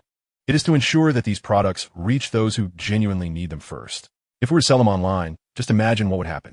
Scalpers would use scripts to snatch up the stock, then resell it at inflated prices. Urban consumers, even if they already possess superior options, might still purchase them out of a desire for a bargain, hoarding them as backups. The end result would be that those we aim to assist would find nothing available for purchase, leaving those truly in need without access to such essential resources. We would rather incur additional transportation and channel costs to guarantee that each microglow product serves as a lifeline rather than become a mere luxury for a select few. Chapter 63. It may not be the best, but it provides a dignified choice for those in greatest need. On the outskirts of the county town, a bustling little eatery thrived. Business is booming, isn't it? A young reporter squeezed into the greasy back kitchen, camera in hand. The Dragon News crew had, of course, arranged everything in advance with the owner, paying an interview fee and scheduling a date. The owner, a burly bald man, was perspiring profusely as he stirred a large pot. Glancing at the camera, he boomed, "Not too shabby, not too shabby. What are you filming, reporter? There's nothing worth capturing here." Feeling a bit bashful at the thought of his humble kitchen appearing on television, especially on the renowned Dragon News, the owner had initially assumed the crew would avoid filming the back area. "Would you like to inquire about this rice cooker?" The reporter pointed to a microglow rice cooker emitting steam in the corner of the stove. "Oh, this one." The owner poured the stir-fried dishes onto a plate, wiped his brow, and grinned. "This thing is fantastic." He approached the unassuming pot and gave a hearty pat. "You don't understand. For us in the fast food business, rice is everything. Previously, we used those expensive commercial pots costing hundreds. They were good but delicate. Over time, the coating wears off, and the heat is slow. This one costs just 299 dragon coins. It's powerful, cooks rice quickly and deliciously, and doesn't tea stick. I must steam dozens of pots of rice each day, and I rely on this." He wiggled 3 greasy fingers, emphasizing the key. "It's affordable. I bought 3 at once. Once this one wears out, I can just toss it and replace it without a second thought. In the long run, it's far more economical than maintaining those expensive commercial pots." The live stream chat erupted. "Wow, a commercial genius. This concept is brilliant. Consumables for survival. $2.99, no risk involved. This owner has calculated the costs perfectly." Under Lin Sharon's direction, the entire Dragon News team swiftly divided into several groups. Another reporter found a family working in the city in an old residential complex. The room was small, with the couple and their child squeezed together. On the table, A micro-glow, eye-protecting lamp illuminated the space. Facing the camera, the child's father appeared somewhat reserved. Rubbing his hands together as he said, "Both of us work on construction sites. We lack education and just want our child to study a bit more. Good lamps in the city cost hundreds, so we couldn't afford them. This one is just over 20, and the shop owner said it's gentle on the eyes. It's enough for our child to do homework at night. Every little bit helps while we work in the city." The mother chimed in, her words filled with joy. "Our child says this lamp doesn't strain their eyes and is much more comfortable than the old yellow bulb we had." The liveliest scene was at the interview point in the center square of the county town. A group of delivery and courier workers in various uniforms gathered around the reporter's camera, chattering excitedly. "This bike? Let me tell you, it's the king of cost-effectiveness." One young man with dyed yellow hair patted his micro-glow electric bike covered in stickers. "The battery life is decent, and the load capacity is good. I deliver goods all day without any issue. The best part? It's so affordable. At this price, who needs a regular bike?" Another lean, dark-skinned courier jumped in. "Exactly. In our high-intensity usage, purchasing an electric scooter costing several thousand is futile, as even the battery cannot endure. Inevitably, it must be replaced within a year or so. Even if I were to ruin a scooter every year and replace it with a new one, the cost would still be lower than maintaining a motorcycle." With that, he proudly opened the seat, revealing the battery compartment within. "Look at my modifications." Beside the original battery compartment, he had forcibly expanded the space and connected it to another set of batteries, the wire end securely wrapped in black tape. "This is my added battery pack. Now, the range has doubled. Fully charged." The reporter was left speechless, while the viewers in a live stream experienced a sense of déjà vu. Here it comes. An ancestral craft. A magical transformation. Everything can be modified. I truly admire your hands-on skills. Although Boss Cheng did not endorse such practices, the user's initiatives were certainly beyond his purview. Ha ha ha. Naturally, the interviews also encountered several passers-by who maintained a skeptical attitude. "It is quite affordable, but I fear the quality might be lacking. If it breaks down after a few days, wouldn't that be more troublesome?" A middle-aged woman inquired doubtfully. Immediately, her daughter pulled out her phone and played a video segment showcasing the safety tests conducted by the Market Supervision Bureau on the frame and battery. It was evident that the girl had been fond of the Micro-Glow series products for quite some time. After watching, the mother paused for a moment. "Oh, it's so sturdy? Perhaps I should buy one for my husband to use while grocery shopping." The interviews naturally did not overlook the county's middle school, where the Micro-Glow desk lamps and chalk were also prevalent. The Micro-Glow chalk was noted for not being pungent and for its clarity, receiving high praise. Additionally, the Micro-Glow gel pens were particularly favored by students, as they required infrequent replacements and offered prolonged usability. As the interviews progressed fervently, a bespectacled, seemingly cultured middle-aged man approached Lin Sharon's team. "Hello, I am a physics teacher at the county middle school." He adjusted his glasses. "I watch your live stream regarding the Micro-Glow electric scooter, and I have some observations." Everyone perked up. "I purchased one myself, and, out of a habit of disassembly, took it apart.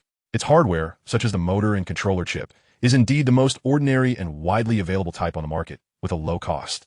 However," he shifted his tone, "I focused on its battery management system, the BMS. I discovered that while its hardware chips may be commonplace, the internal control algorithm logic is exceptionally well written. It intelligently adjusts the charging and discharging strategies based on current, voltage, and temperature, thus maximizing battery safety under various conditions and significantly delaying battery degradation. This is certainly not something an ordinary small factory could achieve. This software capability is astonishing." The live stream's comments erupted. "WOC. Thought it was bronze, but it's actually a king? A monk sweeping the floor? This physics teacher is a monk. Cheng Guang is more like the monk, haha, while the physics teacher is the talent scout. I told you Cheng Guang couldn't possibly only produce cheap goods. The core technology is intact. This is what true black technology looks like, utilizing the cheapest hardware to achieve optimal results. How much is that algorithm worth?" As the interview deepened, Lin Shaoran noted an intriguing phenomenon. In some economically better-off towns, merchants began to purchase Micro-Glow small appliances in bulk, not for resale, but as promotional gifts. Buy a refrigerator, receive a Micro-Glow rice cooker worth 299 dragon coins. Buy an air conditioner, receive a Micro-Glow sun lamp worth 499 dragon coins. These gifts were far more attractive to customers than a barrel of oil or a bag of rice. Naturally, these merchants had signed agreements with Radiant Technology, utilizing their rigorous testing methods to prevent reselling or online sales. This approach made it easier for people in remote counties to quickly recognize the excellence of the Micro-Glow series, aligning perfectly with practical county-level promotional strategies. At night, the team returned to their temporary base for debriefing. All interview materials were compiled, each story vividly outlining the genuine value of the Microglow series. It may not be the best, but within that extreme low price range. It offers those who need it most a sufficient, effective, and dignified quality choice. Cheng Guang's provision of core quality at a price of 10, evidenced perfectly through these cases.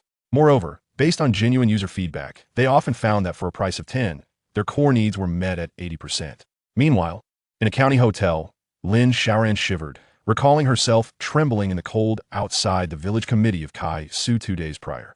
While the villagers inside basked in the warmth of a sun lamp. Contact the editorial department, report the new equipment needs and plans. Our next live stream will return to Kaisu Village to thoroughly test that heater. Chapter 64. Imitation Microglow Appliances. Dragon News following several days of in-depth tracking. As numerous authentic user stories were aired, Cheng Guang's theory of offering core quality at a price of 10 transformed from a hollow slogan into reality. It became the $299 Dragon Coin rice cooker in the hands of county restaurant owner, capable of steaming dozens of pots of rice in a single day. It became the eye-friendly lamp on the table of a couple working in the city. It became the beloved modified scooter for a delivery worker, one that could be easily altered without a twinge of regret upon breaking down. Through each vibrant user case, a tangible narrative emerged, resonating deeply. Online discussions surrounding pragmatic consumption and technological inclusivity reached unprecedented heights. However, beneath the sunlight, shadows inevitably lurked. Under the spotlight of Dragon News, the immense success of the Microglow series attracted countless flies, akin to a honey-dripping cake. Speculators relying on selling goods on short video platforms caught wind of the monetary scent. Brothers, did you see that? This is the hottest wealth secret of the moment. A flamboyant live-streaming host, evidently just finished broadcasting, summoned his entire company for a meeting. Makeup still intact, passionately gesturing at a screenshot of the Dragon News report displayed behind him. What is a trend? Even pigs can fly if they stand on it. This Microglow brand is the biggest trend right now. $199 Dragon Coin Scooter, a 29. 9 Dragon Coin Rice Cooker. Does this thing have any technical content? None. It's purely an information gap. They believe that if Cheng Guang could succeed, so could they. Wasn't this a broad avenue to wealth? Such small companies lacked stringent meeting protocols, allowing employees to voice their opinions freely. Phone is amazing. Lead us to riches. Exactly. If Cheng Guang can make a mere scooter, so can we. The host, referred to as Phone Go, smugly adjusted his sunglasses. Brothers, I've already contacted a factory in Wuching. If we're going to do this, let us do it big. Wuching, renowned as a hub for small commodities and manufacturing in Dragon Country, is home to countless family-run small factories. While they may lack core technology, their ability to imitate and reduce costs is deeply ingrained. Of course, Wuching also hosts numerous large factories with core technology. This merely refers to a small portion of family-run workshops, regardless of the integrity of those larger enterprises. In a dimly lit office within a small factory in Wuching, several stout men, their beer bellies protruding, gathered around a table, exhaling clouds of smoke. Boss Phone, regarding this microlight you mentioned, we have conducted our research. The casing is made from the lowest quality recycled materials. The motor is composed of surplus stock, and the batteries are the cheapest recycled lead-acid ones. We can further reduce costs, exclaimed a bald factory manager as he flicked away ash. Boss Fang's eyes sparkled with excitement. How low can we go? For the electric donkey, we can set the factory price at 120 yuan. For the rice cooker, we can drive it down to 5 yuan and 90 cents. The small sun heater can be priced at 9 yuan and 90 cents. A sharp intake of breath escaped Boss Phone, followed by unrestrained joy. He had not anticipated such a significant reduction. Excellent. Let us proceed. We shall offer every product that Cheng Guang has. Anything he lacks, we will create ourselves. We must do this. If he sells at 199, we will sell at 188. It's time to make a fortune. If he prices the rice cooker at 29 yuan and 90 cents, we will sell it for 19 yuan and 90 cents and include a complimentary rice scoop. The wind is blowing. Even pigs can fly. This wind is directed towards the sinking market, towards low pricing. Thus commenced a pixel-level replication of the microlight, or rather, a degraded imitation. Prices range from 59 yuan for power strips to 188 yuan for deluxe electric donkeys, with an array of products even more diverse than the microlight series.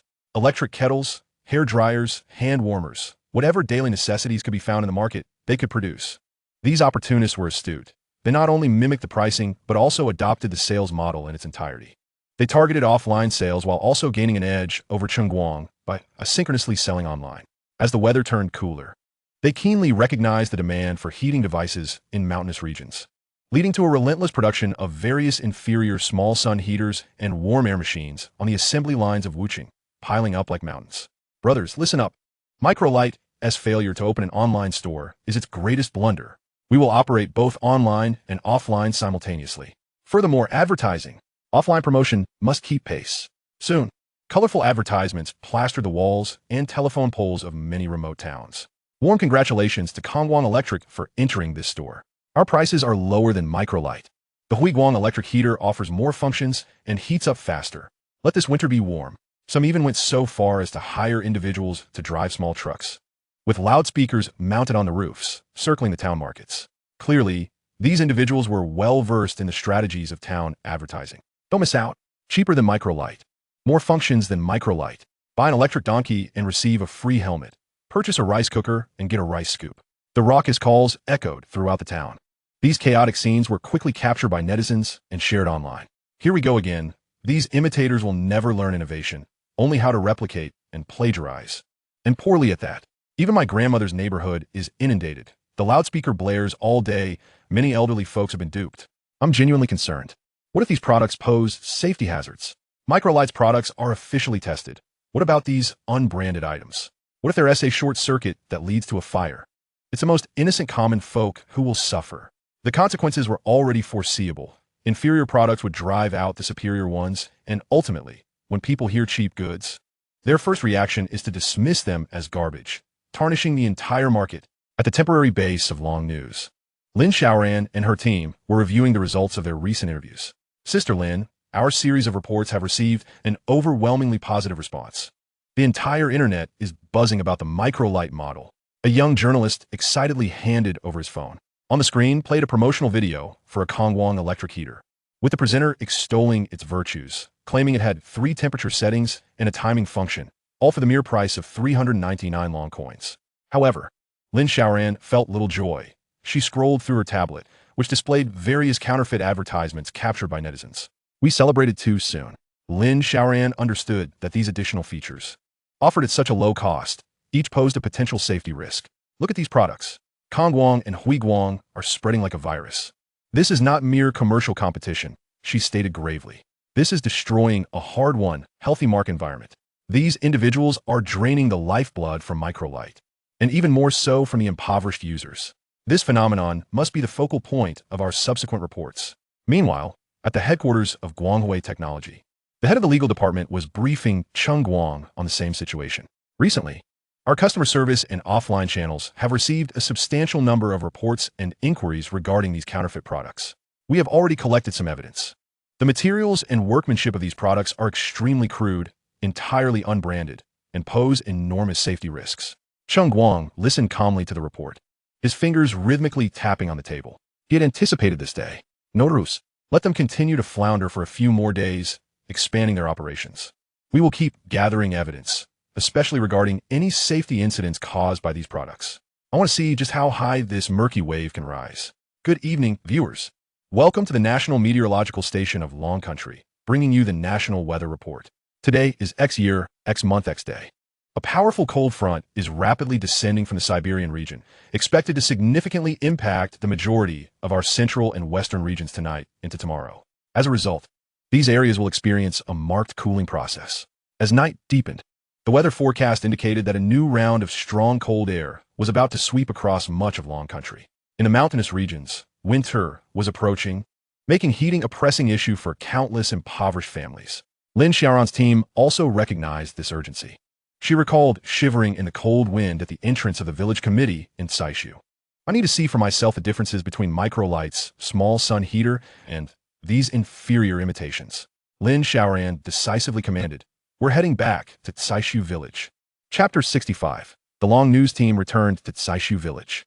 The biting cold wind swept through Saishu village as Lin Xiaoran tightened her thick coat, leading her team back into the familiar Saishu village primary school.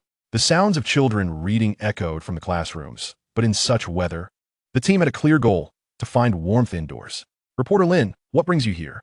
Guomin, the school's elderly gatekeeper, Grandpa Yang, warmly welcomed them into his small guardroom.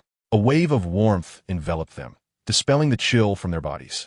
Team members instinctively turned their gaze toward the heat source, where a compact, fiery red heater diligently radiated light and warmth in the corner. Prominently displayed was the Microlight logo. Grandpa Yang, is this also a Microlight product? A young reporter inquired with curiosity. Indeed it is. Grandpa Yang's face lit up with a smile as he spoke. He approached to feel the warmth. A look of contentment spreading across his face. This thing is great. You have no idea.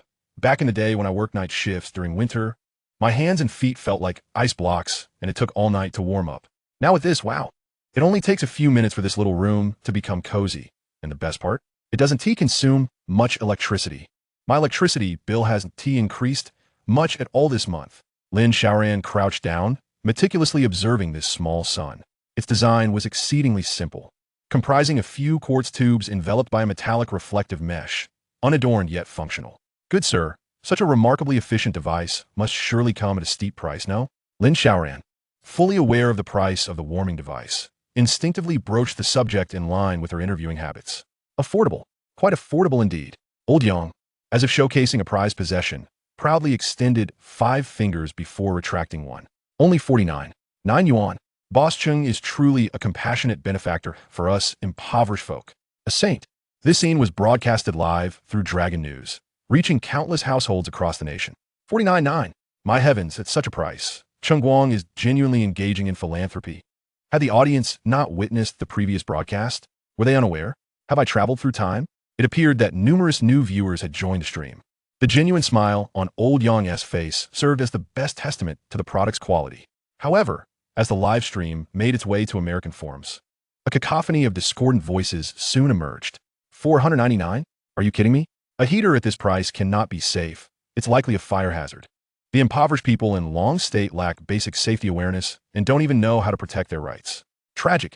Cheap equates to inferior. This is an economic law. That Guang device is merely well-packaged refuse.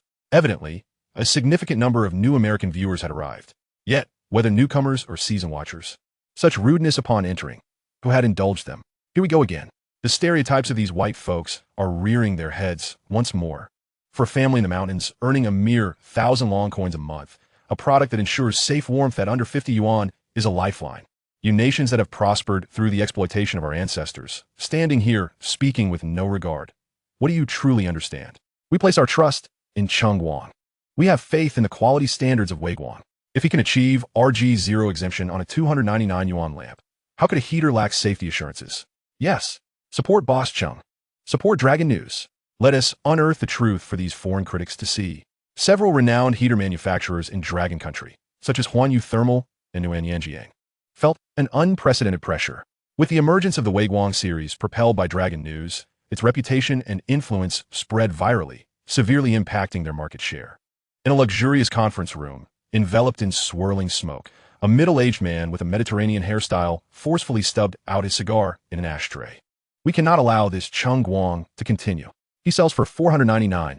How can we survive? Our distributors are already beginning to complain. Indeed, he is maliciously disrupting the market. We must show him a lesson. Guangwei technology is vast and formidable. We cannot afford to provoke them. Yet, if he comes knocking on our door, we are not without our defenses. The conspirators exchanged glances, and a plan rapidly took shape. Soon, a plethora of pointed negative topics began to surface online. Boycott products that skirt safety standards. Safety red lines must not be tested.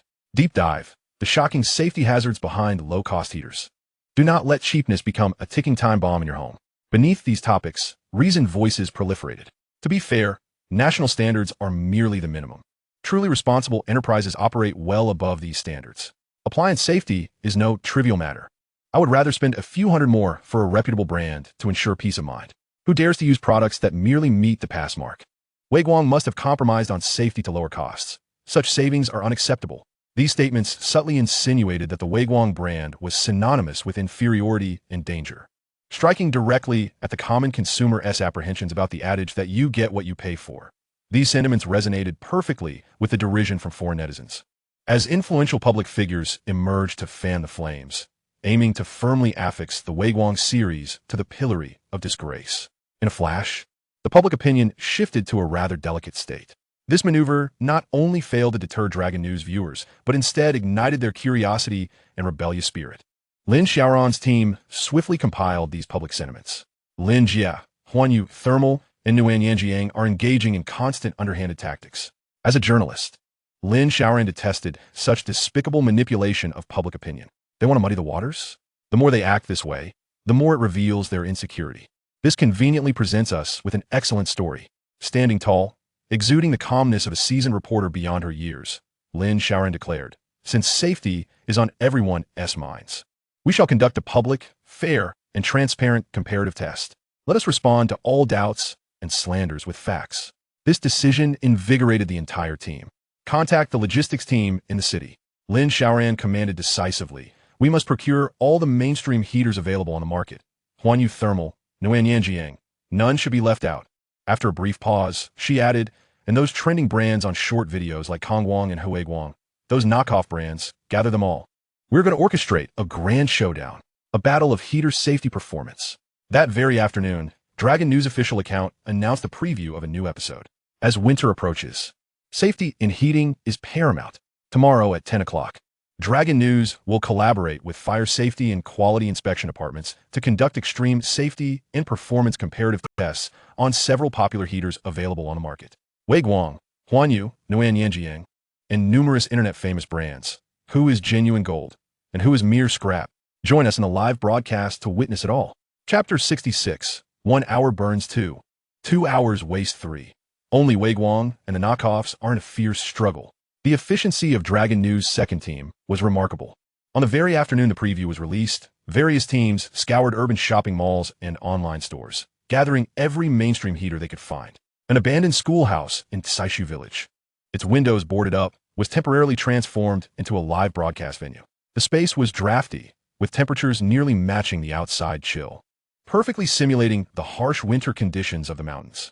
To ensure the professionalism and credibility of the tests, Dragon News not only enlisted electrical safety experts from the Municipal Quality Inspection Center, but also coordinated with local notary departments to send 2 experienced notaries to supervise on-site, ensuring the legitimacy of the proceedings. Additionally, Lin Xiaoran arranged for a multi-angle live stream, with a primary camera focused on Dragon News' main broadcast room.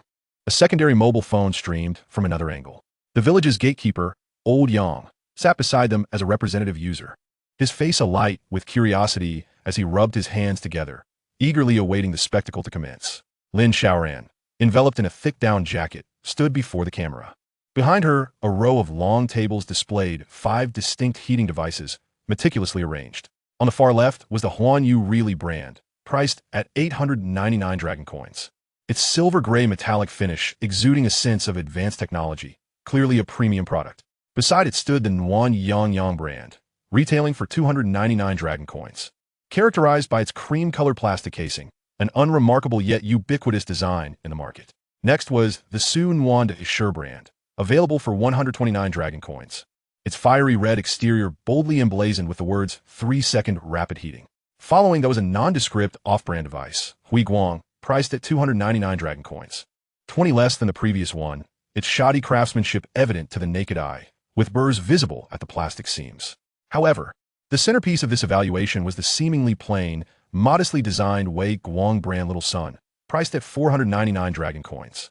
At precisely 10 o'clock in the morning, the live broadcast was about to commence. The production team activated the secondary camera. Just as they were about to start the main camera, a black business vehicle screeched to a halt at the school gate. A man, impeccably dressed in a suit with slicked back hair, rushed in with 2 assistants. Reporter Lin. Reporter Lin. The man, perspiring profusely, approached Lin, casting a quick glance at the camera, seemingly to confirm whether it was recording. "I am the marketing director of Huanyu Really. We wholeheartedly support programs like Dragon News that voice the concerns of the public." Realizing the camera was not yet operational, he continued with relief. "To ensure the rigor of the testing, we have brought a freshly rolled off-the-line production model from our headquarters, you see." As he spoke, one of his assistants attempted to replace the retail version on the table with the brand new Huanyu Really heater. The viewers in the secondary camera's live stream were left dumbfounded. What the heck? Is this even allowed? Live cheating? Having no shame? Is Huanyu Really selling the public a downgraded model? Lin Xiaoran's expression instantly hardened. She raised her hand to obstruct the assistant's action. her voice low yet remarkably clear. Sir, our principle at Dragon News is fairness and impartiality. We will only test products purchased randomly from a market, as those are the actual items consumers can acquire. The marketing director forced a smile, then instructed his assistant to produce a handful of inconspicuous brown paper bags to distribute among the crew, specifically pulling out the largest bag for Lin Xiaoran. However, she firmly declined, swiftly rising and stepping back. Please take this special model away. Otherwise, we will consider it an attempt by your company to interfere with the live broadcast and report it to all viewers. The marketing director attempted further persuasion, but his assistant suddenly held up his phone for him to see, whispering a few words in his ear. The marketing director's smile froze as he realized the broadcast was indeed live, with a secondary perspective. How could he have overlooked such an obvious detail? Was everything being broadcasted live? He retreated as if in a daze, recognizing he had made a grave error, and sat down on a nearby stone. Scrolling through job search apps. Turns out he didn't even notice the camera. This is how he typically deals with those online reviewers. Isn't it? So accustomed to it. Laughter erupted. Sister Lin is magnificent. I admire a reporter who doesn't coddle manufacturers. No wonder we always supported Dragon News. As the preliminary checks before the test began, the main camera was activated. The electrical safety expert, a middle-aged man with glasses and a serious demeanor, picked up the $2.99 Dragon Coin Cheng Guang off-brand device, merely weighing it in his hands and inspecting the power cord, which caused him to frown. The wire gauge of this device is too thin, far below safety standards. The recycled plastic used for the casing emits a pungent odor, raising concerns about its flame resistance. The safety markings are virtually non-existent. In just a few phrases, he condemned the cheapest heater to a precarious fate. He then examined the Wei Guang Little Sunday. Although simply designed, its power cord was robust, the casing material adhered to regulations, and the safety certification was clearly visible. From a static inspection standpoint, it met national standards. At the scene, user representative Mr. Yang rubbed his hands together, eagerly addressing the camera. We hill folk may not understand grand principles. I abide by one simple truth. Whichever is warm, safe, and reliable. That is the good product. Lin Xiaoran nodded, signaling the crew to announce the final testing plan. Test 1, Continuous Operation Stability Test. Test 2, Heat Distribution Uniformity Test. Test 3, Shell Temperature and Safety Distance Test. Test 4, Real Environment Temperature Increase Effect Test. Final test, Extreme Safety Test. Upon hearing the phrase Extreme Safety Test, the expressions of several representatives from lesser-known brands visibly shifted. The testing commenced. With a command from Lin Xiaoran, all heaters were simultaneously powered on and set to maximum output. A low hum filled the air as the 5 machines began operating. The live camera switched between the devices, and the adjacent screen displayed real-time data from infrared, thermal imaging, and temperature sensors. The Wei Guang Little Sun quickly illuminated 2 quartz tubes with a steady red glow, radiating heat uniformly. Its heating power lacked any smart adjustments, but it thrived in its consistency, with the temperature curve resembling a smooth line. The leading brand, Huanyu really, surprisingly performed admirably, heating rapidly with minimal noise. Capturing attention, viewers in the live stream commented that the marketing director's earlier actions were utterly unnecessary, merely stirring trouble. Only an hour into the testing, a sudden crackling noise erupted from the Yang heater, followed by a noxious smell of burning plastic. Quick! Cut the power, the expert shouted, as staff scrambled to unplug it. The previously drowsy live stream erupted into chaos. What? Is it done for? Is nuan yang now aroastedlam? It's only been an hour. I have this brand at home, and I'm already feeling cold. This was a second-tier brand. How could the quality be so abysmal? Before the audience could recover from the Yang debacle, the speed-focused Sunwon Assure brand encountered its own issue. Under infrared thermal imaging, its heating plate displayed an exceedingly peculiar mottled color. Look here, the expert pointed at the screen. The heating plate's temperature is highly uneven. Certain areas have soared above 90 degrees Celsius, while adjacent zones barely reach above 60 degrees. This creates excessive thermal stress, posing a significant risk of ignition and explosion. No sooner had he finished speaking than a dark red spot appeared visibly on the heating plate of the Sunwon Assure device, seemingly on the verge of breaching. Another unit was urgently taken offline. The barrage of comments in the live stream has transitioned from a state of slumber to one of irritable discontent. Return it. It must be returned. These manufacturers are nothing short of extortionists. Gratitude is due to Dragon News. Thank you, Mr. Chum. Were it not for this live broadcast, who would have known that these brands, which incessantly bombard us with advertisements, offer such substandard products?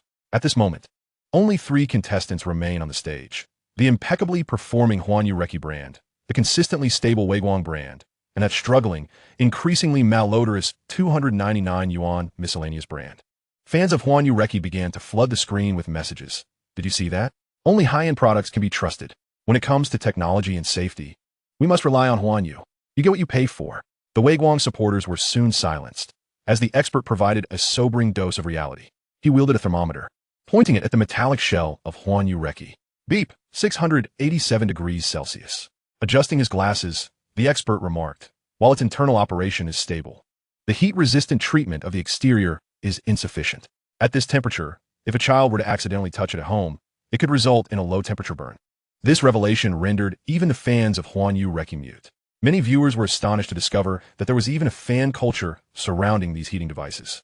After several hours of continuous testing, the Guang brand's small sun continued to diligently emit light and warmth, with data remaining steadfastly reliable. The expert could not help but exclaim, its internal design is remarkably ingenious. Though it lacks complex electronic components, the reasonable airflow and structural design ensure effective heat dissipation, preventing the core components from overheating. This is the simplest yet most reliable design philosophy, demonstrating a true commitment to safety and durability. Lin Xiaoran stepped before the camera to summarize the results of the first phase of testing. Esteemed viewers, the results of the continuous operation test are now abundantly clear. Warm Yang and Speedy War Master have been eliminated midway. Huanyu Reki has passed the test, albeit with the risk of high temperatures on its exterior posing a burn hazard. Currently, only Guang and this still odorous miscellaneous brand have fully passed the first test. Next, we shall proceed to the user experience segment. Let's welcome our user representative, Mr. Young.